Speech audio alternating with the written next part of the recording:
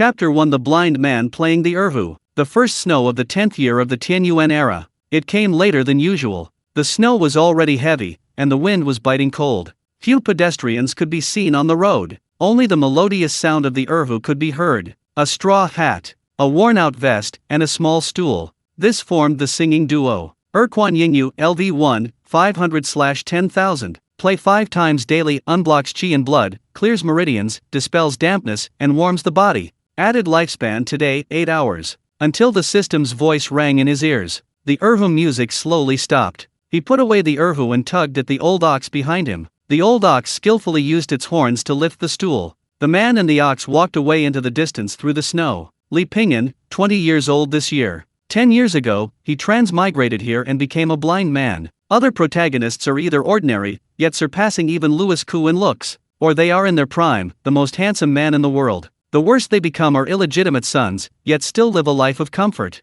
But here, his eyes can only vaguely discern outlines within half a meter. He's practically blind. His only possession is a cow he's raised from a calf. It used to be tiny, but now it looks like this. Not cute at all. Strangely enough, this cow has been stolen several times. Each time, it returns to Li Pingyan unharmed. Perhaps this is a gift from heaven. But besides this, he has nothing. Starting with just a bull, everything else must be snatched. Although he unlocked a system half a year ago, the Erhu system playing the Erhu makes him stronger. As for its specific effects, Li Pingyan doesn't quite understand. He only knew that he needed to follow the system's instructions. Playing the Erhu on the street would earn him corresponding rewards. Name: Li Pingyan, age 21, lifespan 55, constitution mortal, cultivation technique none, skill Erquan Yingyue, level LV1, 500/10,000. Current function: increases lifespan, improves blood circulation, clears meridians, dispels dampness, and warms the body. He hoped the system would allow him to live a normal life. Li Pingyan didn't really expect to defeat the great demon king or marry a princess. Entering the court as an official? Defending the borders? Protecting the world? These were all too far removed from his life. He just wanted to be safe and healthy. Li Pingyan held a cane, with the old ox slowly following behind. "Hey, blind man!" A voice suddenly rang out. 3 blurry silhouettes appeared in Li Pingyan's vision. 3 men, led by Tofu, stood before Li Pingyan. The 3, young and unmarried, mingled in the streets. With nothing better to do, they enjoyed causing trouble and having fun. A blind man with no family or friends, playing the Erhu, naturally became their target. Li Pingyan ignored them and turned to leave. But Tofu tripped him, knocking him to the ground. Ha ha ha! The 3 men laughed unrestrainedly. The street vendors acted as if they hadn't seen anything. It was commonplace. Few dared to mess with these 3 little tyrants. Li Pingyan calmly stood up and brushed the snow off his clothes. Tofu snatched Li Pingyan's cane again, taunting, "Come and chase me, you blind man." Li Pingyan ignored him and continued walking. "Hey, you coward!" Tofu's massive body blocked Li Pingyan's path, like a small mountain. Li Pingyan sighed inwardly. "If you lot don't move soon, the street patrol will be here." The one who shouted was Miss Wang, the tofu seller. She was a famous beauty on the street, young, pretty, and with a great figure. It was said that in her youth, the men who pursued her were constantly fighting. However, she married early. But the admiring gazes remained, which made her tofu business extremely popular. After all, who wouldn't want some big, white tofu? Tofu grinned lewdly. "Boss lady, don't scare me, I was just teasing him." Miss Wang said, "Teasing people when you have nothing better to do? Go away, go away." Tofu and his 2 companions teased Miss Wang for a while before leisurely leaving. Li Pingyan brushed the snow off his clothes, preparing to leave. "Have some tofu." Miss Wang handed him a bag of fresh, hot tofu and 5 coins. "Thank you." Li Pingyan nodded in thanks. Miss Wang smiled and patted the old ox's head. "Walk slowly, the road is slippery." Li Pingyan squinted, the silhouette of Miss Wang appearing in his eyes. Her features were smooth, her face naturally contoured. Although he couldn't see her face clearly, her features reflected her heart. Li Pingyan led the old ox, step by step, through the snow. Today's earnings: 10 coins earned from performing, 5 coins from Miss Wang, an extra piece of free hot tofu. Spent 9 coins on a bowl of hot noodle soup from a street vendor. Served with free pickled vegetables and tofu. After eating and drinking his fill, Li Pingyan wasn't in a hurry to leave. Going back would only mean freezing, and the owner wouldn't kick him out here. When there were many customers, Li Pingyan would leave discreetly. He would never cause trouble for the owner. Occasionally, he would even play a little tune to liven things up. "Boss, a bowl of noodles." The one who walked in was Miss Wang's husband, Niu Er. A few years ago, he was a reliable and honest man. These past few years, for some reason, he had gotten involved in gambling. Gambling is gambling, regardless of the stakes. When the urge to gamble takes hold, nothing else matters. Once at the gambling table, it doesn't matter if you're a pro or not, rich or poor. He wouldn't stop until he was bankrupt. This has brought unrest to Miss Wang's family. My luck is terrible, Niu Er complained. The noodle shop owner advised, Niu Er, what are you after? You have property, and such a beautiful wife. Niu Er snorted, just for the thrill. The owner sighed and shook his head. Moo! 2 moos from the cow. This was a reminder to Li Pingyan that it was getting late and he should go home. Hey, blind man, what are you doing leading this cow all day? You don't even own any land. Niu Er said casually. Why not sell this cow and get some money to spend? Li Pingyan said calmly, I won't sell the cow, it's a family heirloom. He opened the door and left into the wind and snow. Everyone in town knew that the blind man owned a cow. The blind man treasured this cow. Legend has it that a malicious person tried to steal the cow and was about to succeed. But the blind man, driven mad, chased him for 2 miles on his cow, wielding a cleaver. After this incident, no one in town dared to touch the blind man's cow again. Even Big Tiger, who bullied the blind man every day, wouldn't touch the cow. Back in the dilapidated temple, wrapped in a tattered blanket, Li Pingyan closed his eyes, circulated his internal energy, and dispelled the distracting thoughts in his mind. Soon, his lower abdomen gradually warmed.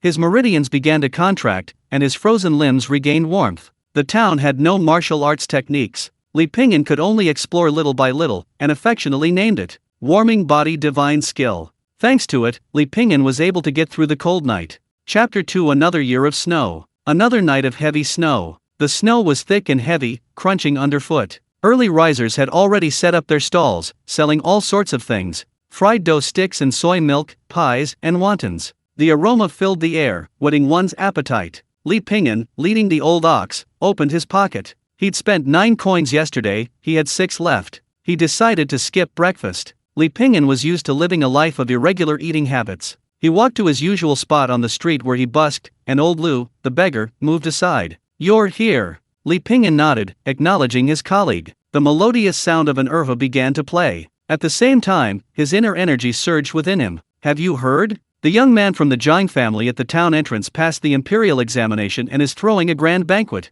Beggar Lu said. If you learn a cheerful tune, you might get a table full of good food and wine. A cheerful tune? Li Pingyan thought for a moment. The tune galloping across the 1,000-mile grassland came to mind. Before transmigrating, he was a professional erhu player. These pieces were naturally second nature to him. On the day of the Jiang family's grand banquet, almost everyone in town attended. The Jiang family generously set up a long tent outside, with every table laden with fine food and wine. The sound of firecrackers crackled incessantly. Li Pingyan moved a stool and sat in the courtyard. The cheerful melody made everyone applaud. Because of this tune, Li Pingyan got the opportunity to sit at the table. Sweet and sour fish, red sausage, roast goose, roast chicken. The unusual dishes greatly whetted Li Pingyan's appetite. Before the banquet even ended, a group of people eagerly pulled out pre-prepared takeout bags and began stuffing them with leftovers. Li Pingyan didn't try to grab them, not because he disdained such things, but because he didn't have a bag. And being blind, he couldn't compete with the crowd.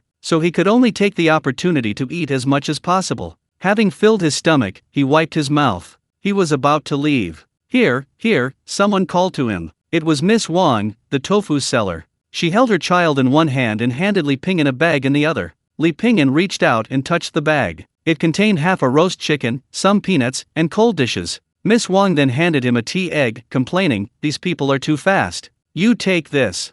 With that, she squeezed back into the crowd to continue her meal. The noise of the crowd prevented her from hearing Li Pingyan's quiet words. "Thank you." It was the winter solstice again. Li Pingyan counted on his fingers. Skill Moon reflected in the second spring. Level LV2, 5000/10,000. LV1 effect increases lifespan, improves blood circulation, clears meridians, dispels dampness, and warms the body. LV2 effect listening to the wind blade technique, 40%, turtle breathing technique, 60%. Li Pingyan had no sword, his cane was his sword. He could clearly feel that with the deepening of his cultivation, his body had undergone tremendous changes. Especially his 5 senses, which had become more refined. He could even clearly sense the trajectory of falling snowflakes. Over the past year, Li Pingyan's life had improved considerably. As the old saying goes, a skill in hand is a treasure.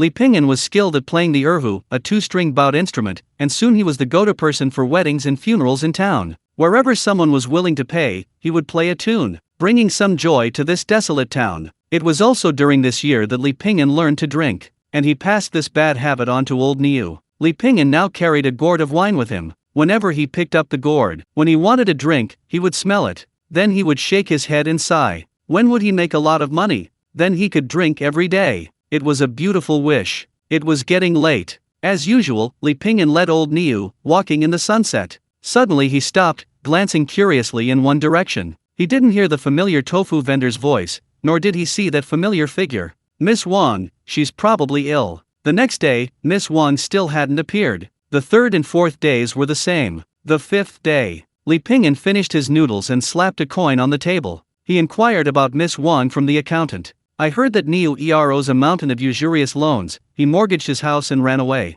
Usurious loans equals loan sharking, Li Pingyan said in a deep voice. When did we start having usurious loans in our town? Doesn't the government care? The accountant smiled contemptuously. It's run by the county magistrate's nephew. It's no different from the magistrate running it. Who dares to interfere? Li Pingyan leaned on his cane and went out. Outside, heavy snow began to fall, turning everything white again. Miss Wang's house was in the east of town, a nice house with white walls and blue tiles. It's just a pity the feng shui is bad. She raised such a scoundrel as Niu.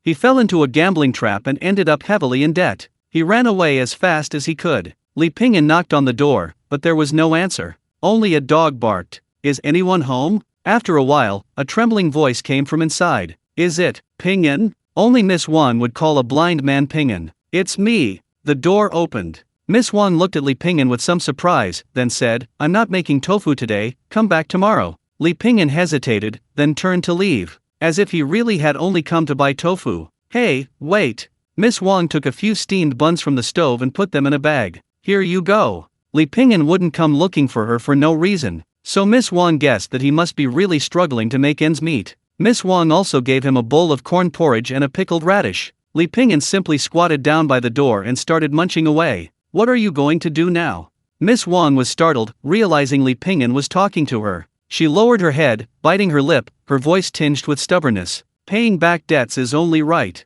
I'll just pay them back. Li Pingyan didn't speak. If only it were really just about paying back the money. With compound interest, they've got you cornered. Even if you had a mountain of gold, it wouldn't help. He finished the bowl of cornmeal porridge completely. Footsteps suddenly sounded, and 5 or 6 thugs, led by Tofu, entered the courtyard. Oh, you blind man, you know how to pick your timing. Her husband just left, and you're already here to offer help in her time of need? Tofu laughed and cursed. Get lost. Don't get in my way. I don't have time for you. Tofu had latched onto the magistrate's nephew 6 months ago, and this time he was there specifically to collect debts. Chapter 3 Trouble. Tofu shoved Li Pingyan aside and stood by the door. He leered at Miss Wang, grinning. So, have you finally raised the money? The higher UPS are really pushing me. Miss Wang hesitated. Wait a little longer. I can't come up with that much money right now, but I promise I'll pay you back. Promise to pay you back? Tofu scoffed. That'd be a long shot. You only sell a few pieces of tofu a day? Dream on, but I really can't come up with that much money. Miss Wang's lips trembled uncontrollably. She was terrified, but she forced herself to remain calm. Tofu raised an eyebrow, a playful smile playing on his lips. Either you give me the money, or you give me the person. I really don't have any money right now. That's easy. You still have people, don't you? Tofu said casually. Tofu's henchmen laughed, some even whistling teasingly. Miss Wang clenched her fists, her face flushed crimson. She wanted to do something to stop these men from acting so brazenly. However, as a widow and orphan, she was powerless to retaliate. Tofu continued, a beauty like you, I wonder how many men in the brothel would like you, especially those who have given birth. You don't know, there are some people nowadays who only like other men's wives. In their eyes, they simply don't like virgins. As he spoke, Tofu glanced at his men. Do any of you like this type? Yes. Me. Get lost, you think your thing is good enough? Ha ha ha. Another burst of laughter. Miss Wang bit her lip, tears welling in her eyes, wishing she could just smash her head against the wall and die. If she were really sold to that kind of place, she'd rather be dead. But what about her child? Tofu was very experienced. He knew he'd already used the stick, now it was time for a sweet treat. So he casually grabbed a stool and sat down. His tone changed, becoming tinged with pity. I know you're in a difficult situation, a widow and her son, and I don't want to make things difficult for you, but the pressure from above is intense. What can I do? Young Master Guo said if you don't repay the money by the end of the year, it won't be me anymore. Think about your son then. He didn't finish his sentence. Miss Wang was already terrified. Then, what should I do? Dahu rubbed his hands together, chuckling, with my relationship with young Master Guo, putting in a good word for you. Giving you an extension of a year or two is a piece of cake. Miss Wang looked at him suspiciously. You can help me. Of course, as long as. Dahu reached out and patted Miss Wang's clenched hand. The meaning couldn't be clearer. Puffed, puffed. Dahu reached out to touch Miss Wang's face again, but suddenly an unpleasant sound came from the doorway. It sounded like that pig was eating. Dahu frowned. You can talk to young Master Guo? That's strange. I've never seen a dog talk to its master. Dahu was shocked, and it took him a while to react. This was what the blind man had said to him. This guy, has he lost his mind? But Dahu didn't care whether he'd lost his mind or not. He was going to chop his tongue off today. Dahu's henchman had already dragged Li Pingyan over. Dahu, hands on his hips, his fat face twitching with anger. Are you fucking asking for death? This has nothing to do with him. Pingyan, you go first, Miss Wang said urgently. Dahu drew a gleaming machete from his waist. Originally, his weapon was a short, thick wooden stick, but since joining the Fire Bear gang with young Master Guo, he upgraded his weapon, replacing the wooden stick with a machete. The cold machete pressed against Li Pingyan's cheek. Blind man, instead of begging on the streets, you come here to play the hero and save a damsel in distress. Don't you even take a piss and look at yourself in the mirror? The words had barely left his lips when the blade flashed past. Dahu felt the knife in his hand flutter up and down, rising and falling. The next instant, the blade was pressed against his own neck. The blind manly, whom he had bullied countless times. Now, however, he stood before him, knife in hand. A chill ran down his spine. Dahu's eyelids twitched. A bead of cold sweat slid down Dahu's back. I'm young Master Guo's man. Go ahead and kill me if you dare. Dahu didn't believe this blind man would dare to lay a hand on him. Li Pingyan jabbed the hilt of his knife into Dahu's chest, a sharp pain shooting through him. With a whoosh, Dahu spat out a mouthful of blood. It splattered on the ground, staining it red. Turtle breathing technique, 60%. The practitioner breathes deeply and holds their breath for extended periods. It's an internal energy cultivation method. Li Pingyan had already mastered most of it, possessing profound internal strength. If he used even a little more force, Dahu's internal organs would be shattered on the spot. Dahu's eyes widened, gasping for breath. Dahu's underlings were all terrified. These people, used to nothing more than petty fights and brawls, had never witnessed anything like this. Looking at the blind man they usually bullied, they felt a strange sense of estrangement. Get lost. Dahu, supported by his underlings, fled in a panic. Li Pingyan handed the bowl to Miss Wang, wiping his mouth. Thank you. You should go out and lay low for a while. These people will come after you. Miss Wang was full of worry. Although she was grateful to Li Pingyan for standing up for her, Dahu was now under young Master Guo's command. He was someone they, ordinary people, couldn't afford to offend. Li Pingyan adjusted his straw hat and turned to leave. However, he didn't go far, but hid in a nearby alley. Leaning against the wall, he pulled the old ox to sit down. Li Pingyan took out 2 sesame cakes from his pocket, giving one to the old ox and feeding the other to himself. Dark clouds gathered on the horizon, and night gradually fell. The sound of cotton shoes crunching on the snow echoed in the darkness. A large group of more than 20 men, armed with various weapons, marched down the street. Some of them looked menacing, even in the cold weather. Their chests were bare, revealing their grotesque muscles. Dahu had never suffered such a loss before, and at the hands of a blind man no less. If he didn't regain his dignity today, he'd be finished. Get lost. Many ordinary people on the street, seeing this, quickly retreated to the side, not daring to breathe.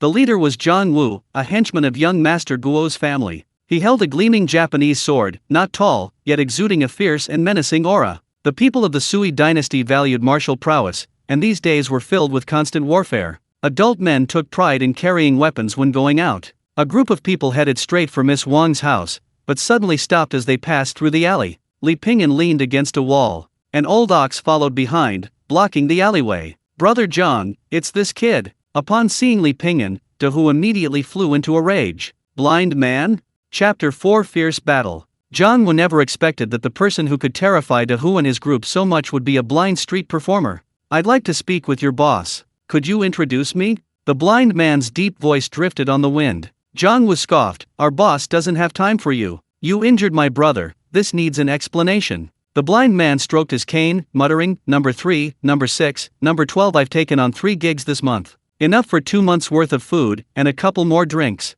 Zhang Wu sneered, that's the price of meddling. I don't want to meddle, but she keeps giving me tofu every day. You know who can refuse a piece of tofu? Whoosh, whoosh, whoosh. The wind and snow made it hard to open one's eyes. Suddenly, a cracking sound came from beside him. A dark figure abruptly crashed through the snow, accompanied by a howling wind. The faint sound of a drawn sword could be heard mixed in. The blind man was incredibly fast. Those at a distance could only see a blur. Those closer could only see a faint rainbow of light. Several muffled thuds followed. Several thugs collapsed to the ground, howling in pain. Don't panic, Zhang Wu shouted. At the same time, he twirled his sword on his wrist, drawing an arc before slashing forward. However, his opponent easily dodged. Suddenly, a hand grabbed him and pulled him forcefully. Zhang Wu immediately fell face-first to the ground. This guy's blind? The clang of metal on metal rang out continuously. Some people's weapons were knocked away. Some were sent flying several meters away, unconscious. Some barely withstood a blow, but their arms could no longer grip their weapons. In the chaos, the blind man's knife moved as still as a snowflake dancing in the air. To be precise, it wasn't a knife. It was a cane. Listening to the wind knife technique, 40%. Zhang Wu held his breath, knowing his opponent was blind. Taking advantage of the blind man's unpreparedness, his broadsword whistled through the air, leaving a trail of afterimages. The blind man swung his blade back, using the speed of the strike. A pale blue blade aura, like a halo, arced through the air. Zhang Wu rolled several times on the ground, crashing to the ground with a thud. A foot-long gash appeared on his chest, blood gushing out. His face was contorted, his arms twitching. Dahu was already terrified, his hair standing on end. He slumped in a corner, staring at Li Pingyan in horror. He never imagined that the blind man he usually bullied would actually be a top-tier martial arts master. This is fucking unbelievable. Mercy, sir. Mercy, sir. We were blind and offended you, sir. The usually imposing Zhang Wu was now prostrate on the ground, completely devoid of his former swagger. The blind man said in a deep voice, "Take me to see your boss." Yuan Yang Tower. The largest entertainment venue in Anqing County, a combination of restaurant, brothel, and gambling den. A curtain separated the gambling tables, behind which was only a small table. The gamblers sat in a circle, each with a pile of chips in front of them. This kind of place wasn't something an ordinary person could afford to run. The owner was named Guo Yu, Guo as in Magistrate Guo, none other than Magistrate Guo's nephew. Of course, simply running brothels and casinos wasn't enough for Guo Yu's ambitions. Secretly, he was involved in the human trafficking business. He sold local women to distant lands, the western regions, the Turks, all over the country. In a corner of the casino stood several guards and servants. They were all dressed in tight-fitting clothes, carrying weapons, looking like members of a martial arts section. A middle-aged man with a ferocious face was embracing a seductive woman. They were drinking and chatting amiably. This was the owner of the place, Guo Yu. Bang! A discordant sound shattered the false liveliness. The thug Zhang Wu was thrown in, followed by a blind man. "I'm looking for the boss." Guo Yu raised an eyebrow, giving off an air of disdain. This brothel hadn't been bothered in a long time. He waved his hand, signaling his men to drive away the numerous gamblers. Soon, only Guo Yu and his guards remained in the vast gambling den. Also present was the blind man wearing a bamboo hat. "I'd like to discuss a business deal with you, sir." Guo Yu stood on the second floor, looking down at him. "I remember your name is Li something? Li Pingyan. Li Pingyan." Guo Yu nodded in sudden realization. "I didn't realize you were so capable and so bold." "You flatter me, sir. I'm just trying to make a living." "What? Coming to my territory to steal my livelihood?" Guo Yu sneered. His men had silently surrounded the blind man, awaiting Guo Yu's command. Judging from their measured movements, although their attire suggested they were Jiangye figures, people from the martial arts world, it was clear to anyone with discerning eyes that they were not. They were all highly trained, having served in the army for a long time. Especially the leader, Yi Xian, who didn't look like a Central Plains person. He wore a pair of glittering gold earrings. "You misunderstand, sir. I have no grudge against you, and I'm not here to steal your business. Does Niu Er from the east street of town owe you a large sum of money? I'll pay it back. I hope you'll give me face and not make things difficult for that mother and child anymore." Guo Yu recalled for a moment, remembering. "No, that woman has caught my eye. If you like her, after I've had my fill, you can spend some money to come to this brothel, and maybe you can get your hands on her." Guo Yu's lips curled slightly. A barely audible sigh escaped his lips. Why bother? Guo Yu's tone was cold. "Kill him." A burly man behind him swung a boning knife at the blind man's head. Asterisk thud. Asterisk. Blood splattered. Ah! A piercing scream rang out. Then came the sound of a steel knife hitting the ground, followed by a loud thud as someone fell. The blind man's cane had plunged straight into the man's right eye. Two more men screamed, their massive bodies flying through the air. They landed with a thud, about 2 jong away. Another man also screamed, a knife wound to his shoulder, blood gushing out instantly. The blind man snatched a halberd. The blade was sharp, the back thin, the hilt curved. Yi Xian took a step forward, bringing the halberd down in a downward slash. The two figures clashed, each strike generating a sharp gust of wind. Sword after sword, so fast it was breathtaking. In a few breaths, Yi Xian was already wounded, uttering, "Excellent swordsmanship." Having been away from the military for many years, such a master was truly rare. The blind man opened his palm and used his turtle breathing technique to shoot out all the chips in his hand. Whoosh, whoosh, whoosh. The chips flew straight towards the surrounding flames, plunging the gambling den into darkness. Figures moved erratically, blades flashed. In the light and in the shadows, a chaotic melee ensued, the scene utterly chaotic. Yi Xian shouted, "Don't panic." Several bodyguards landed around Yi Xian, blades pointed outwards. They seemed to be trying to stop the blind man in this way. Screams of agony echoed from the crowd. From the moment they committed these heinous acts, their fate was sealed. Yi Xian and his group's formation was temporarily unaffected. However, the screams around them were like sharp knives piercing their hearts. A blade flashed through the air, slashing diagonally at a burly man. The man screamed and rolled on the ground. Yi Xian's gaze sharpened, and he gripped his sword with both hands. He drew a curtain of blades in the air, and in a flash, he was where the burly man had fallen. The blind man dodged to the left, avoiding the blow. His reaction was incredibly fast, but he was still slashed. Taking advantage of this opportunity, someone leaped out from behind. The blade flashed like snow, swift as lightning.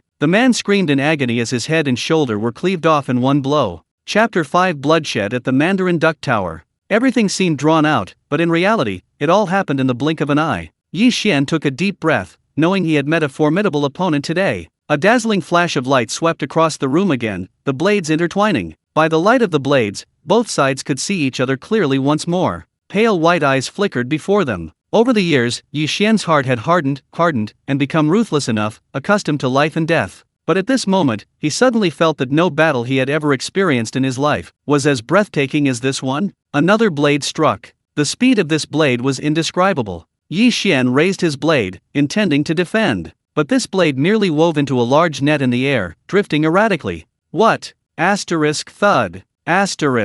The blind man retreated, sheathing his blade. In one fluid motion. This strike was like a simple, unadorned blade of light, slowly descending. What kind of sword technique is this? Yi Xian coughed up blood, his voice filled with despair. Listening to the wind. Listening to the wind sword technique? A fine name.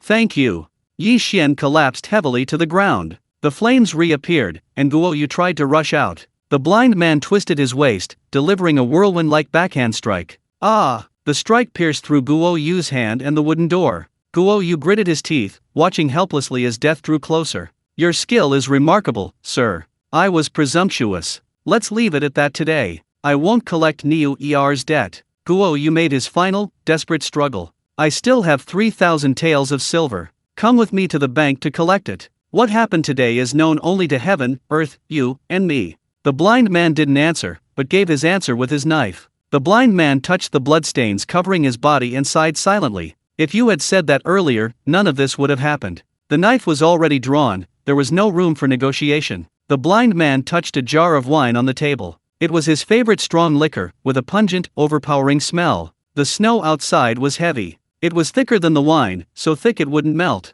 The 12th year of Tianyuan, the new year had just passed. The New Year's bells had just rung, but there was no festive atmosphere in the town. More than 10 days ago, blood was spilled at the Mandarin Duck Tower. Including Guo Yu, the nephew of Magistrate Guo, 25 people died tragically. The Mandarin Duck Tower was engulfed in flames. A note was left behind, bearing only 4 large characters. Act on behalf of heaven. The perpetrator was Li Ping'an, a blind street performer. Li Ping'an's portrait spread throughout the streets and alleys, and the surrounding villages. The government offered a hefty reward. Instantly, constables and bodyguards/escorts flocked to the scene. A few days later, people discovered that Tofu, who frequented the streets, had gone mad. This rogue had finally met his retribution. Tofu for sale. A familiar voice, a familiar stall, and the familiar aroma of tofu. Miss Wang, dressed in a cotton coat, her face red with cold. She had survived the disaster. Everyone who knew the truth perished in the fire that night, and no one ever came to collect their debts from her again. She gazed in that direction, as always. She would never see the person who used to lead the ox again. She knew why Li Pingyan had killed Guoyu, but she couldn't understand. Was it worth it for her? So she wanted to find him face to face and ask him clearly, and how could she repay such a great debt of gratitude? But now she received no answer, only quiet waiting. Waiting for that person. One day, he would appear before her again. On a rugged mountain path, Li Pingyan led the old ox, trudging through the deep snow. He held a piece of frozen tofu in his hand, some ice crystals clinging to it. Delicious.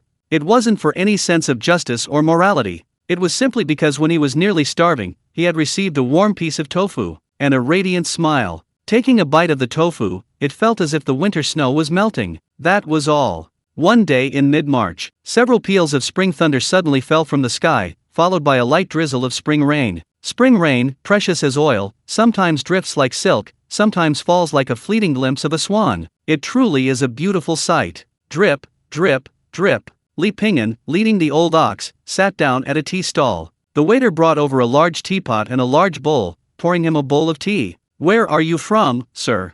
"From somewhere far away." The waiter smiled. Li Pingyan drank half a bowl of tea, then handed it to the old ox behind him. The old ox slurped down the remaining half bowl. Li Pingyan pulled out 15 coins from his pocket. He had only 15 left. He ate a little, then sighed almost imperceptibly. In the past, in TV dramas and novels, no great hero was ever troubled by such trivial matters as material possessions. A person's life is spent striving for money, and it is precisely because of this money that so many people are filled with anxiety. But with money, all these worries vanished. In short, it's good to be rich. Li Pingyan took out his eating utensils and started playing a tune. The melody flowed smoothly from his fingertips, elegant and powerful. Skill: Erquan Yingyue, level LV2, 5500/10,000. LV1 effect: increases lifespan, improves blood circulation, clears meridians, dispels dampness, and warms the body. LV2 effect: listening to the wind knife technique, 40%, turtle breathing technique, 60%.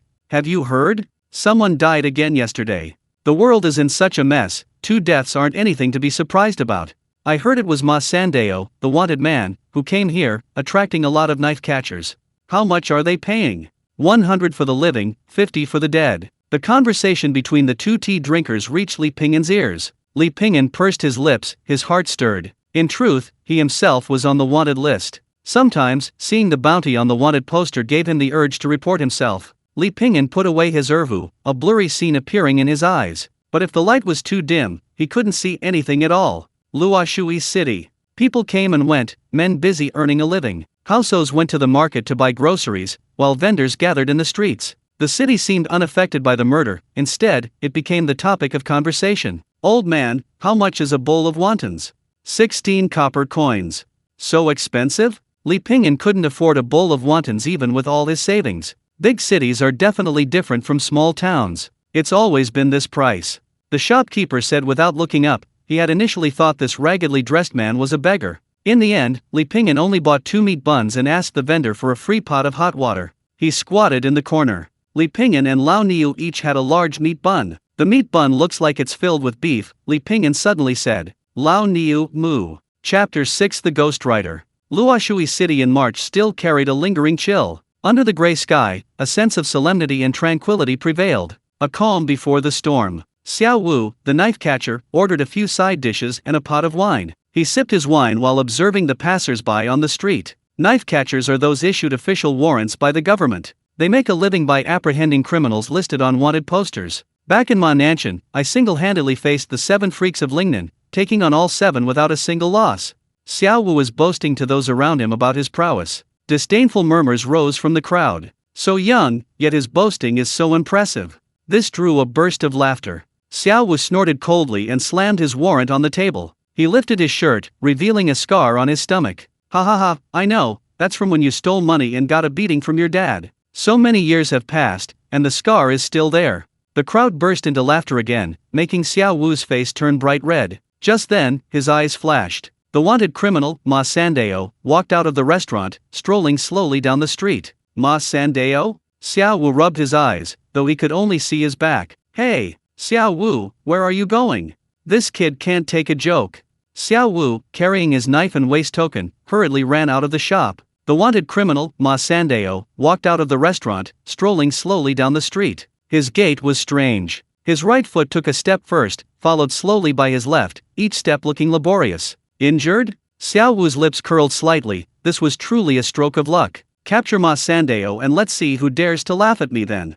Ma Sandeo circled around, his feet crunching on the pebbly dirt. Finally, he walked down a street and turned into an alley. Xiao Wu climbed onto a nearby rooftop, secretly observing Ma Sandeo. Hey, come out. The cold wind carried Ma Sandeo's hoarse voice. Xiao Wu couldn't help but shiver, fear showing on his childish face. No one answered, only a rat scurried out of a nearby ditch, its large, black eyes darting around. Whoosh! Several figures flashed, like ghosts emerging from the darkness, heading straight for Ma Sandeo. They burst through the darkness, accompanied by the clang of a drawn sword. A scream, and a long sword fell to the ground. A figure flew several feet away, crashing to the ground with a thud. He died instantly. The attacker was incredibly fast, but Ma Sandeo's knife was even faster. It was too fast, so fast that his movements were invisible, as if he had vanished into thin air. Xiao Wu held his breath. In less than 3 breaths, 4 corpses appeared in the alley. Xiao Wu's legs trembled uncontrollably. Ma Sandeo twirled his throwing knife, his face expressionless.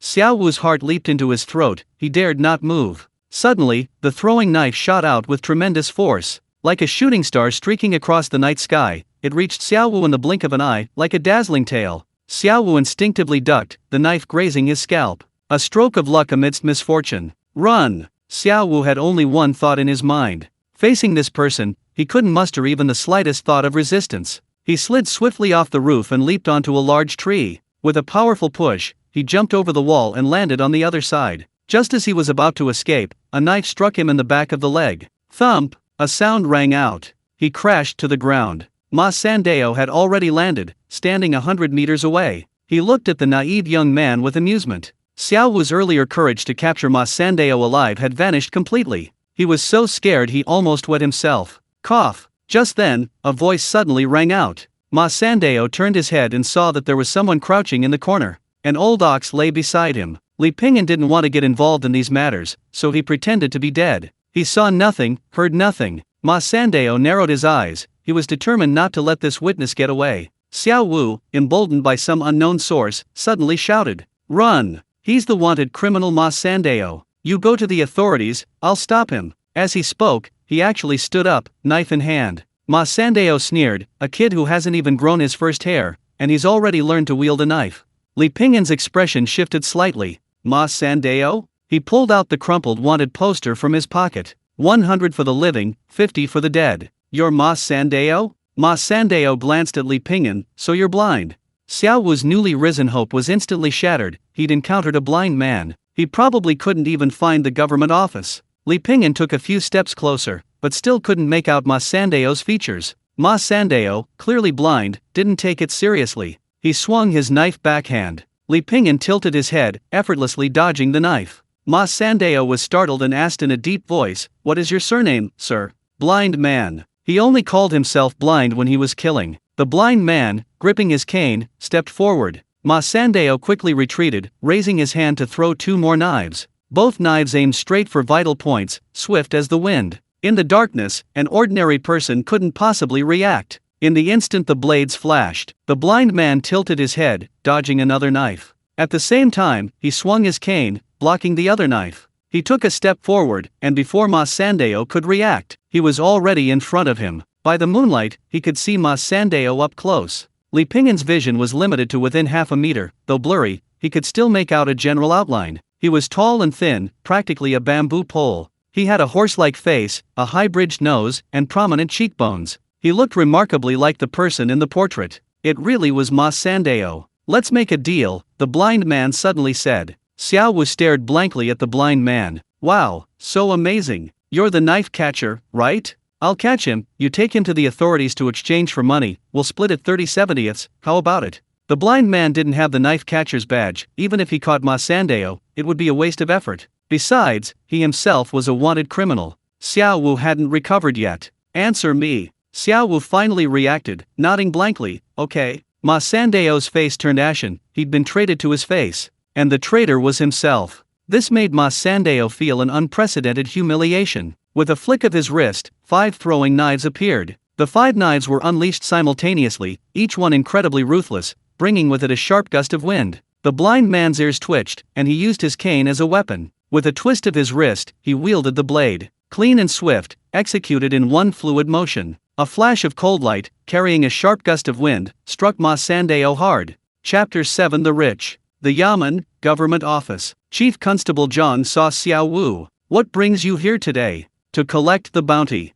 Chief Constable John smiled, knowing this kid was about to brag again. But to his surprise, Xiao Wu brought in Ma Sandeo, bound hand and foot. Ma Sandeo, alive. Chief Constable Zhang's expression froze for 5 seconds, then became as colorful as sunlight. Within half a day, news of Ma Sandeo's arrest spread like wildfire throughout Luoshui City. The news immediately caused a huge uproar. Ma Sandeo, this notorious bandit, had been roaming this area for a long time. The Yamen and the bandits hated him to the core. However, Ma Sandeo was a master of throwing knives, unpredictable and elusive. Catching him was extremely difficult. But today, Xiao Wu had captured him. This was quite a sensation. Xiao Wu, limping, found Li Pingyan and gave him the entire 100 taels of silver the Yamen had awarded him. We agreed on a 30/70th split, Li Pingyan said, taking out 3 silver ingots. I won't take advantage of you. No need, no need. If it weren't for your help, sir, I'd be reporting to the King of Hell by now. Xiao Wu wasn't so concerned with the money, what mattered more to him was his reputation.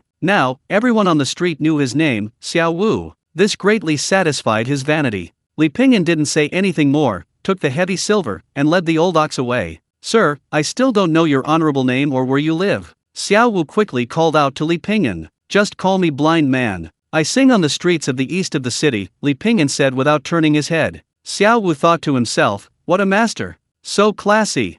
100 taels, according to the purchasing power of that era, was equivalent to between 200,000 and 400,000 in modern terms. This was a considerable sum, enough to buy a house in Luoshui City. However, Li Pingyan was now a wanted criminal, so buying a house was out of the question. Old Niu, we can finally eat well. Li Pingyan's tone rarely revealed joy. Moo. The old ox let out a cheerful moo. 2 roast chickens, 4 dishes and a soup, a pot of wine, and 2 large bowls of fragrant rice. This was the most sumptuous meal Li Pingyan had eaten in nearly a year. Having eaten and drunk his fill, Li Pingyan decided to take a day off. He drank until evening before leisurely leaving. He found a restaurant that stayed open all night and chose a table by the window. He started drinking again. He drank while admiring the night view of Luoshui City. Although he couldn't see clearly, he felt as if he were actually there. Li Pingyan didn't know when his eyes would recover. Drinking alone was somewhat boring. With nothing else to do, he picked up his erhu and began to play leisurely. Ding dong! Erquan Yingyue LV2, 6,000/10,000. Congratulations, host, you have obtained the prescription Shenmei-san. It has the effects of invigorating qi and promoting body fluids, nourishing vital energy, calming the mind and spirit. Erquan Yingyue level 1 increases Li Pingyan's lifespan and unblocks qi and blood. In other words, it lays the foundation. Level 2 provides various internal skills and techniques. The Tingfang saber technique and the turtle breathing technique were obtained in this way. Internal energy cultivation is a gradual process, requiring step-by-step practice and relying on consistent accumulation. The initial stages of internal energy cultivation are largely similar, focusing on how to cultivate internal energy, qi. This involves choosing the right techniques and meridians, and understanding how to defeat enemies. Taking supplementary elixirs to aid internal energy cultivation can significantly enhance its effectiveness. Take, for example, the turtle breathing technique that Li Pingyan cultivates. It involves firmly locking away one's essence, qi, spirit, and blood energy to conserve one's power and strength. The stronger the explosive power, the greater the energy consumption. Generally, 3 consecutive full-force attacks would leave him exhausted. This means Li Pingyan cannot maintain this state for long. Once the time is up, he will fall into a state of weakness. However, with the life-generating powder, he can recover quickly. His turtle breathing technique will also see significant improvement. The prescription for the life-generating powder appeared in Li Pingyan's mind. Costus root 9 grams, white peony root and ginseng root 12 grams each, raw dragon bone 30 grams. These herbs work in a balanced way, one ascending and the other descending. Working together, they will promote the smooth circulation of qi within the body. The medicine is decocted and taken orally, 1 dose per day. Decoct twice and take in 2 divided doses. Early the next morning, Li Pingyan led the old ox to the pharmacy to buy the herbs needed for Shenmei powder. 1 dose of Shenmei powder costs around 20 taels. The price is exorbitant. What's even more troublesome is that these herbs cannot be found in ordinary pharmacies. He searched 4 or 5 pharmacies in succession, all to no avail. Li Pingyan shook his head and had to temporarily abandon the idea. He rented a room in an inn. 6 months' rent was only 10 taels, but Li Pingyan added 2 taels of silver. He found a spot for the old ox at the inn. It was on its own, and the conditions weren't great, but it was much better than sleeping under a bridge. "Old buddy, we have a place to stay." Li Pingyan poured hay into the trough. The old ox, moo. Li Pingyan smiled and patted its head. There were many things that could bring Li Pingyan joy. For example, a good meal, a good night's sleep, or simply living well. When a person's wishes are easily fulfilled, happiness is also easily obtained. In the blink of an eye, more than 2 months had passed. During these 2 months, although Li Pingyan hadn't found the raw materials for the life-generating powder, he had finally evolved Erquan Yingyue's level to 9,000/10,000 through hard work. At the same time, Li Pingyan also gained a new skill, Aura Lock. Somewhat similar to thermal imaging, he could now see people in the distance,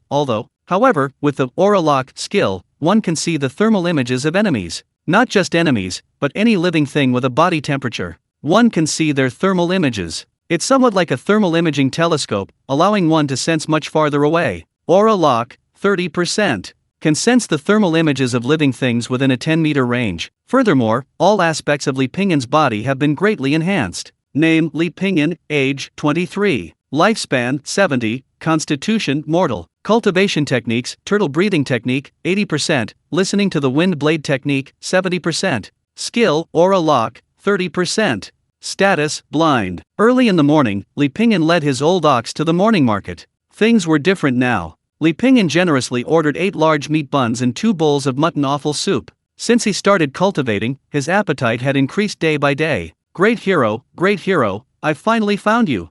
Chapter 8: Shocking Change. Hero, I've finally found you. Li Pingyan quickly recognized the familiar voice. It was Xiao Wu, the ghostwriter. Hero. Li Pingyan took a bite of a large, thin-skinned, meaty bun. "I'm not called a hero." Xiao Wu wiped the sweat from his brow. "Hero, I've finally found you." "Find me?" Li Pingyan stopped eating. 15 coins for a funeral, 20 coins for a wedding, plus food, and my ox. Xiao Wu said, "I'm not asking you to sing for weddings or funerals, it's something else." It turned out that ever since everyone thought Xiao Wu had captured Ma Sandeo, Xiao Wu's reputation as a ghostwriter had soared. Both the government and civilian organizations now considered him highly sought after. The number of commissions kept increasing. At first, Xiao Wu was overwhelmed with vanity and felt incredibly happy. But when he saw the tasks being commissioned, he immediately deflated. It was always the same old story: apprehending notorious bandits, capturing cult members, or investigating monster attacks. These kinds of jobs would take 50 lives to complete.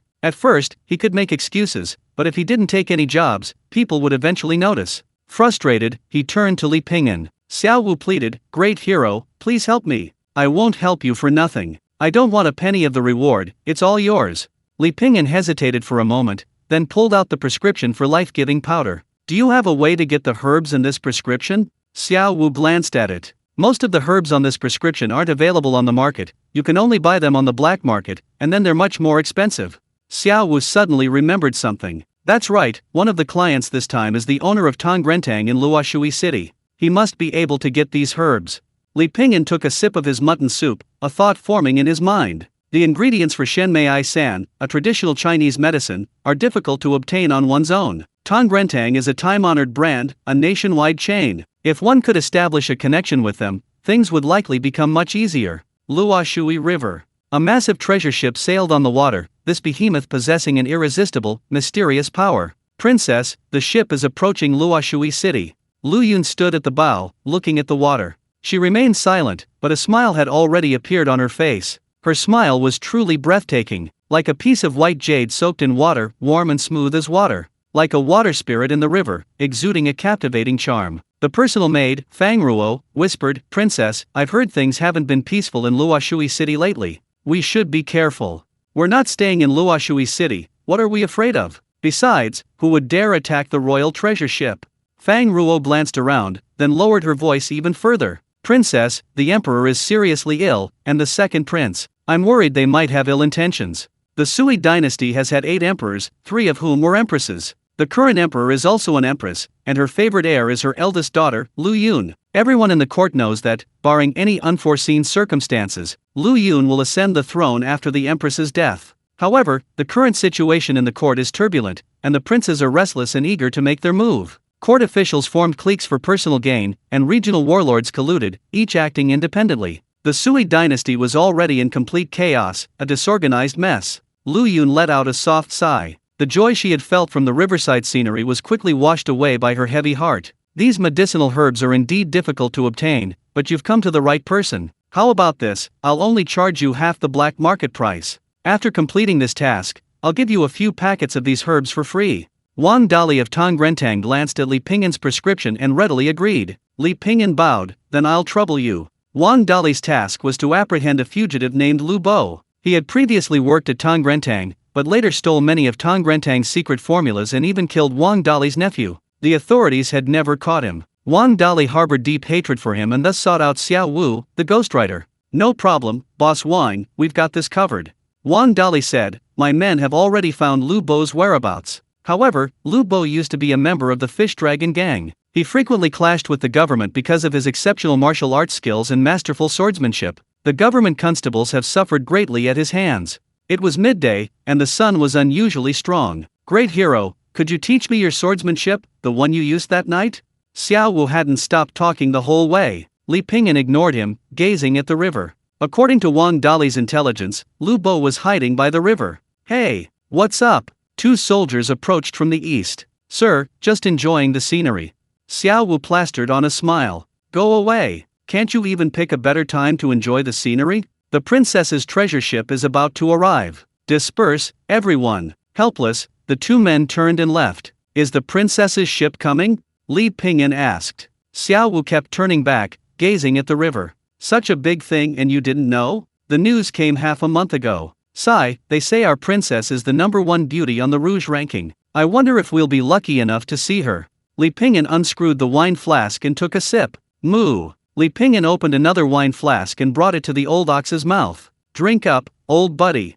The old ox wagged its tail, very happy. Suddenly, the sound of bells and drums rang out on the silent river. A huge ship cut through the water in the distance, leaving a white wave. Wow, how magnificent! Xiao Wu exclaimed. Li Pingyan didn't turn around, he couldn't see it anyway. Moo. The old ox let out an uneasy moan. Li Pingyan frowned. The old ox wasn't an ordinary ox, Li Pingyan had known this for a long time. The old ox possessed a certain precognitive ability, he could discern many things from its bellies. Li Pingyan turned his head, his aura lock wasn't yet able to lock onto such a distance. Boom! Xiao Wu's expression froze instantly. The enormous treasure ship was engulfed in flames in an instant. A tense and sharp air pressure spread through the water in an indescribable way, forming a blood-red ocean, as if to slice the treasure ship inch by inch into pieces. What a magnificent scene! The princess's treasure ship exploded? The entire river trembled violently, and one prow of the treasure ship was blown to pieces. The ship was destroyed, and everyone was dead. Let's go! Li Pingyan pulled the still-dazed Xiao Wu and turned to leave. With the princess's treasure ship attacked, the officials would definitely rather arrest 1,000 innocent people than let one guilty person go free. They had just been on the riverbank and would certainly be treated as suspects. At the Yamen, they wouldn't care about evidence, they'd be subjected to a beating first. If they were lucky, they might be released in the end. If they were unlucky, they would at least spend their lives in jail, and at worst, lose their lives. There are people in the water. Xiao Wu suddenly said. Chapter 9 The Cruel Reality. There's something in the water. It seemed someone was swimming towards the shore in the distance. Let's go see, Xiao Wu said. Xiao Wu wasn't like Li Pingyan. Li Pingyan had lived 2 lives, blind for over 20 years. Growing up in the streets, he deeply understood the principle of better safe than sorry. Xiao Wu, on the other hand, grew up reading martial arts novels and listening to legendary tales of the martial world, growing up carefree. How could he understand the risks involved? A slight misstep could lead to utter destruction. Li Pingyan released his grip, pulled the old ox along, and prepared to leave alone. He always adhered to one principle: never do anything that shouldn't be done. Stop! The 2 soldiers from before blocked Li Pingyan's path. The 2 men had icy expressions, their faces revealing a sinister smile. In their eyes, these 2 were like lambs to the slaughter, ready to be cut down. The assassin who blew up the ship? A blind man? The soldier on the left raised an eyebrow, glancing at his companion. His companion whispered, "We can't let the blind man go either." Before he finished speaking, Li Pingyan's arm flashed, and the blade slashed across the necks of both men with lightning speed. Instantly, blood gushed out like a fountain. Both men died instantly. On the other side, Xiao Wu had already jumped into the water and rescued the drowning victim. It was a woman, or rather, a very beautiful woman. Xiao Wu grinned, a hero saving a damsel in distress. This kind of plot was all too familiar to him, someone who frequently read novels. The woman lay on the ground, spitting out some water. She looked extremely disheveled. "Miss, are you all right?" The woman's ample chest heaved heavily, unable to utter a single word. After she calmed down a little, Xiao Wu finally asked her identity. Lu Yun quickly regained her composure and glanced at Xiao Wu. Take me to your prefect." "Prefect?" Xiao Wu was slightly startled. Although he wasn't very intelligent, he wasn't stupid either. This woman immediately asked to see the prefect. Upon closer inspection, he realized she was breathtakingly beautiful. She couldn't possibly be just an ordinary palace maid. A bold thought surfaced in Xiao Wu's mind. This person, could she be the legendary princess? Xiao Wu was startled by his own thought, followed by excitement. He had actually saved the princess. Leaving aside wealth and luxury, he would be set for life. It was entirely possible that the princess had taken a liking to him and fallen in love at first sight. Wasn't this a common plot in novels? Hero! Xiao Wu turned to look for her. But Li Pingyan was nowhere to be seen, only the dead heads of 2 soldiers remained. Xiao Wu and Lu Yun had just left the riverbank when they encountered a group of burly men in black uniforms. The leader was a burly man with a dark face, tall and imposing like a black iron tower, carrying a long, broadsword on his back. The embroidered uniform guard. Perfect timing, we've run into them. Xiao Wu quickly approached. Gentlemen, the princess's treasure ship has been attacked. This is someone from the princess's ship.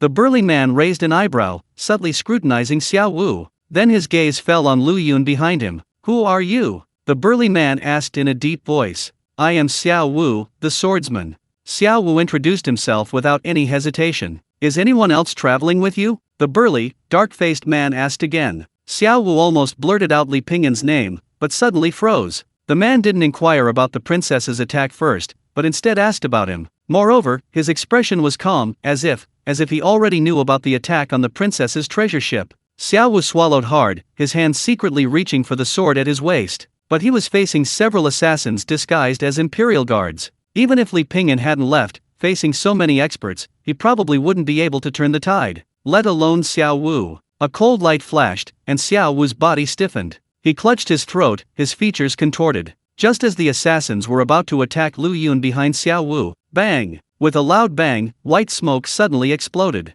Oh no! The smoke is poisoned. The assassins hurriedly retreated several feet away. Xiao Wu collapsed to the ground, his eyes fixed blankly on the direction Lu Yun had disappeared in. He probably died without understanding why he had died so hastily. He still had so many dreams. To marry the princess, to rise to the top in one step, to carve out his own empire in this chaotic world. However, the world is so cruel. Li Pingyan returned to the inn, took off his shoes, and sat on the bed. He leaned against the wall, sitting cross-legged. He circulated his inner energy, calmed his mind, and replenished his spirit. He closed his eyes, then opened them again. Dawn had broken. Looking up, he saw only a gloomy sky. Li Pingyan walked out of the inn and saw many soldiers on the streets. Every now and then, a few fast horses galloped by. News of the princess's treasure ship being bombed had reached the capital. Such a major event had occurred in the small city of Luoshui. It said that many people were arrested last night. The Luoshui city governor's office, military command, imperial guard, and embroidered uniform guard were all mobilized.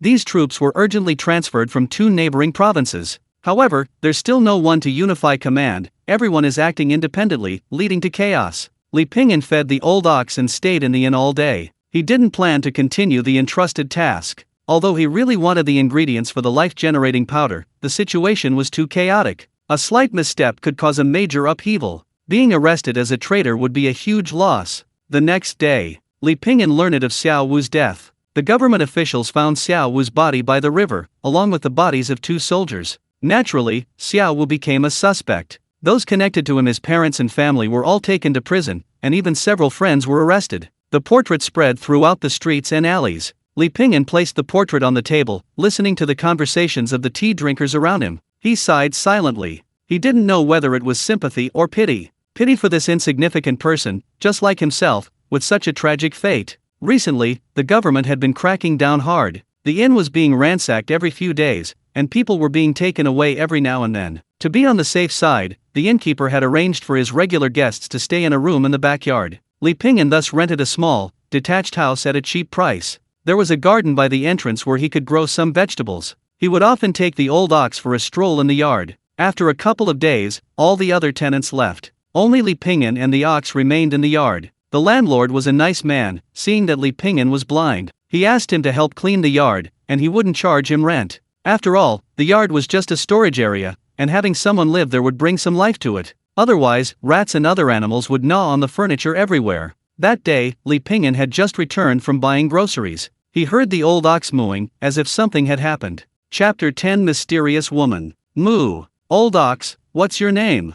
The old ox was mooing, but there was no wariness in its voice. This proved there wasn't an enemy. Li Pingyan approached and saw a person. To be precise, an unconscious person. There were drag marks at the doorway, indicating that the old ox had dragged the person back. Old ox, why did you bring someone back? It was a woman. Li Pingyan frowned slightly. Oralok allowed a thermal image of this person to appear in Li Pingyan's vision. So big. That was Li Pingyan's first thought. Thermal imaging could only show the outline of a person, but this woman's outline was clearly the most prominent one Li Pingyan had ever seen. Old ox, why did you bring someone back like this? Moo. I know she's injured, but it's a knife wound. She looks like a troublemaker. Didn't I tell you not to cause trouble? Moo moo moo. The old ox nudged Li Pingyan. Li Pingyan asked, puzzled, why do you insist I save her? Moo moo. The old ox mooed enthusiastically, its little tail wagging incessantly. Although Li Pingyan didn't understand why the old ox insisted he meddle, the old ox's prophecy couldn't be a trap. He had escaped the pursuit of the government and the local thieves thanks to the old ox. So, Li Pingyan hesitated only slightly before closing the backyard door again. He lifted the woman from the ground. She was very light, not as heavy as he had imagined. This was the first time in over 20 years since he transmigrated here that he had been in close contact with a woman. It was quite interesting to think about. Li Pingyan carried the woman in his arms to the bed, though he didn't know what she looked like. But judging from his intuition, she shouldn't be unremarkable. Li Pingyan unbuttoned her shirt, and without even looking, he could feel the wounds on her body. The skin was torn open, revealing a patch of blood, like a blooming peach blossom. It looked gruesome, but thankfully, they were all superficial wounds. Suddenly, Li Pingyan felt a strong gaze. You're awake. After a long pause, he received a response. Don't move, I'll heal your wounds. Okay. The exchange was very concise. There were no dramatic misunderstandings. No slapping in the face, no shouting of pervert. And no emotional fluctuations. Li Pingyan took out some spare medicine for treating injuries and casually picked up a stick. Bite down, or you'll bite your tongue. I don't need it. Li Pingyan didn't insist and began cleaning the woman's wounds. The woman bit her lip. This was the first time in her life she had acted this way in front of a strange man. A princess of a nation, reduced to the streets. Without even a guard by her side. If it weren't for this kind man saving her, she would probably have died on the street. It's just a pity about the boy who rescued her from the water. I'll repay him later. If I have a future. Lu Yun took a deep breath, her cheeks burning. Her gaze swept over Li Pingyan's face, and she suddenly paused. So, he's blind? Lu Yun felt a great sense of relief. At the same time, a feeling of gratitude welled up inside her. After cleaning the wound, Li Pingyan began to pour some white powder onto it. Lu Yun's delicate body trembled slightly, and she gritted her teeth. Fine beads of sweat appeared on her forehead. Have you heard a story? Li Pingyan suddenly asked. What story? Lu Yun was taken aback. Once upon a time, there was a banana. It was walking along when it suddenly felt hot. So it took off its clothes, and then it slipped and fell. It took Lu Yun a while to realize what Li Pingyan meant. It seemed like a joke. He had just tried to distract himself and alleviate the pain by telling a joke. However, the straightforward tone, coupled with such a joke, puffed. Lu Yun couldn't help but laugh, and suddenly felt that the wound didn't hurt so much anymore. Soon, the final bandaging process began. Your injury will require at least 3 months of rest. Try not to move around too much these next few days. Let me know if anything happens.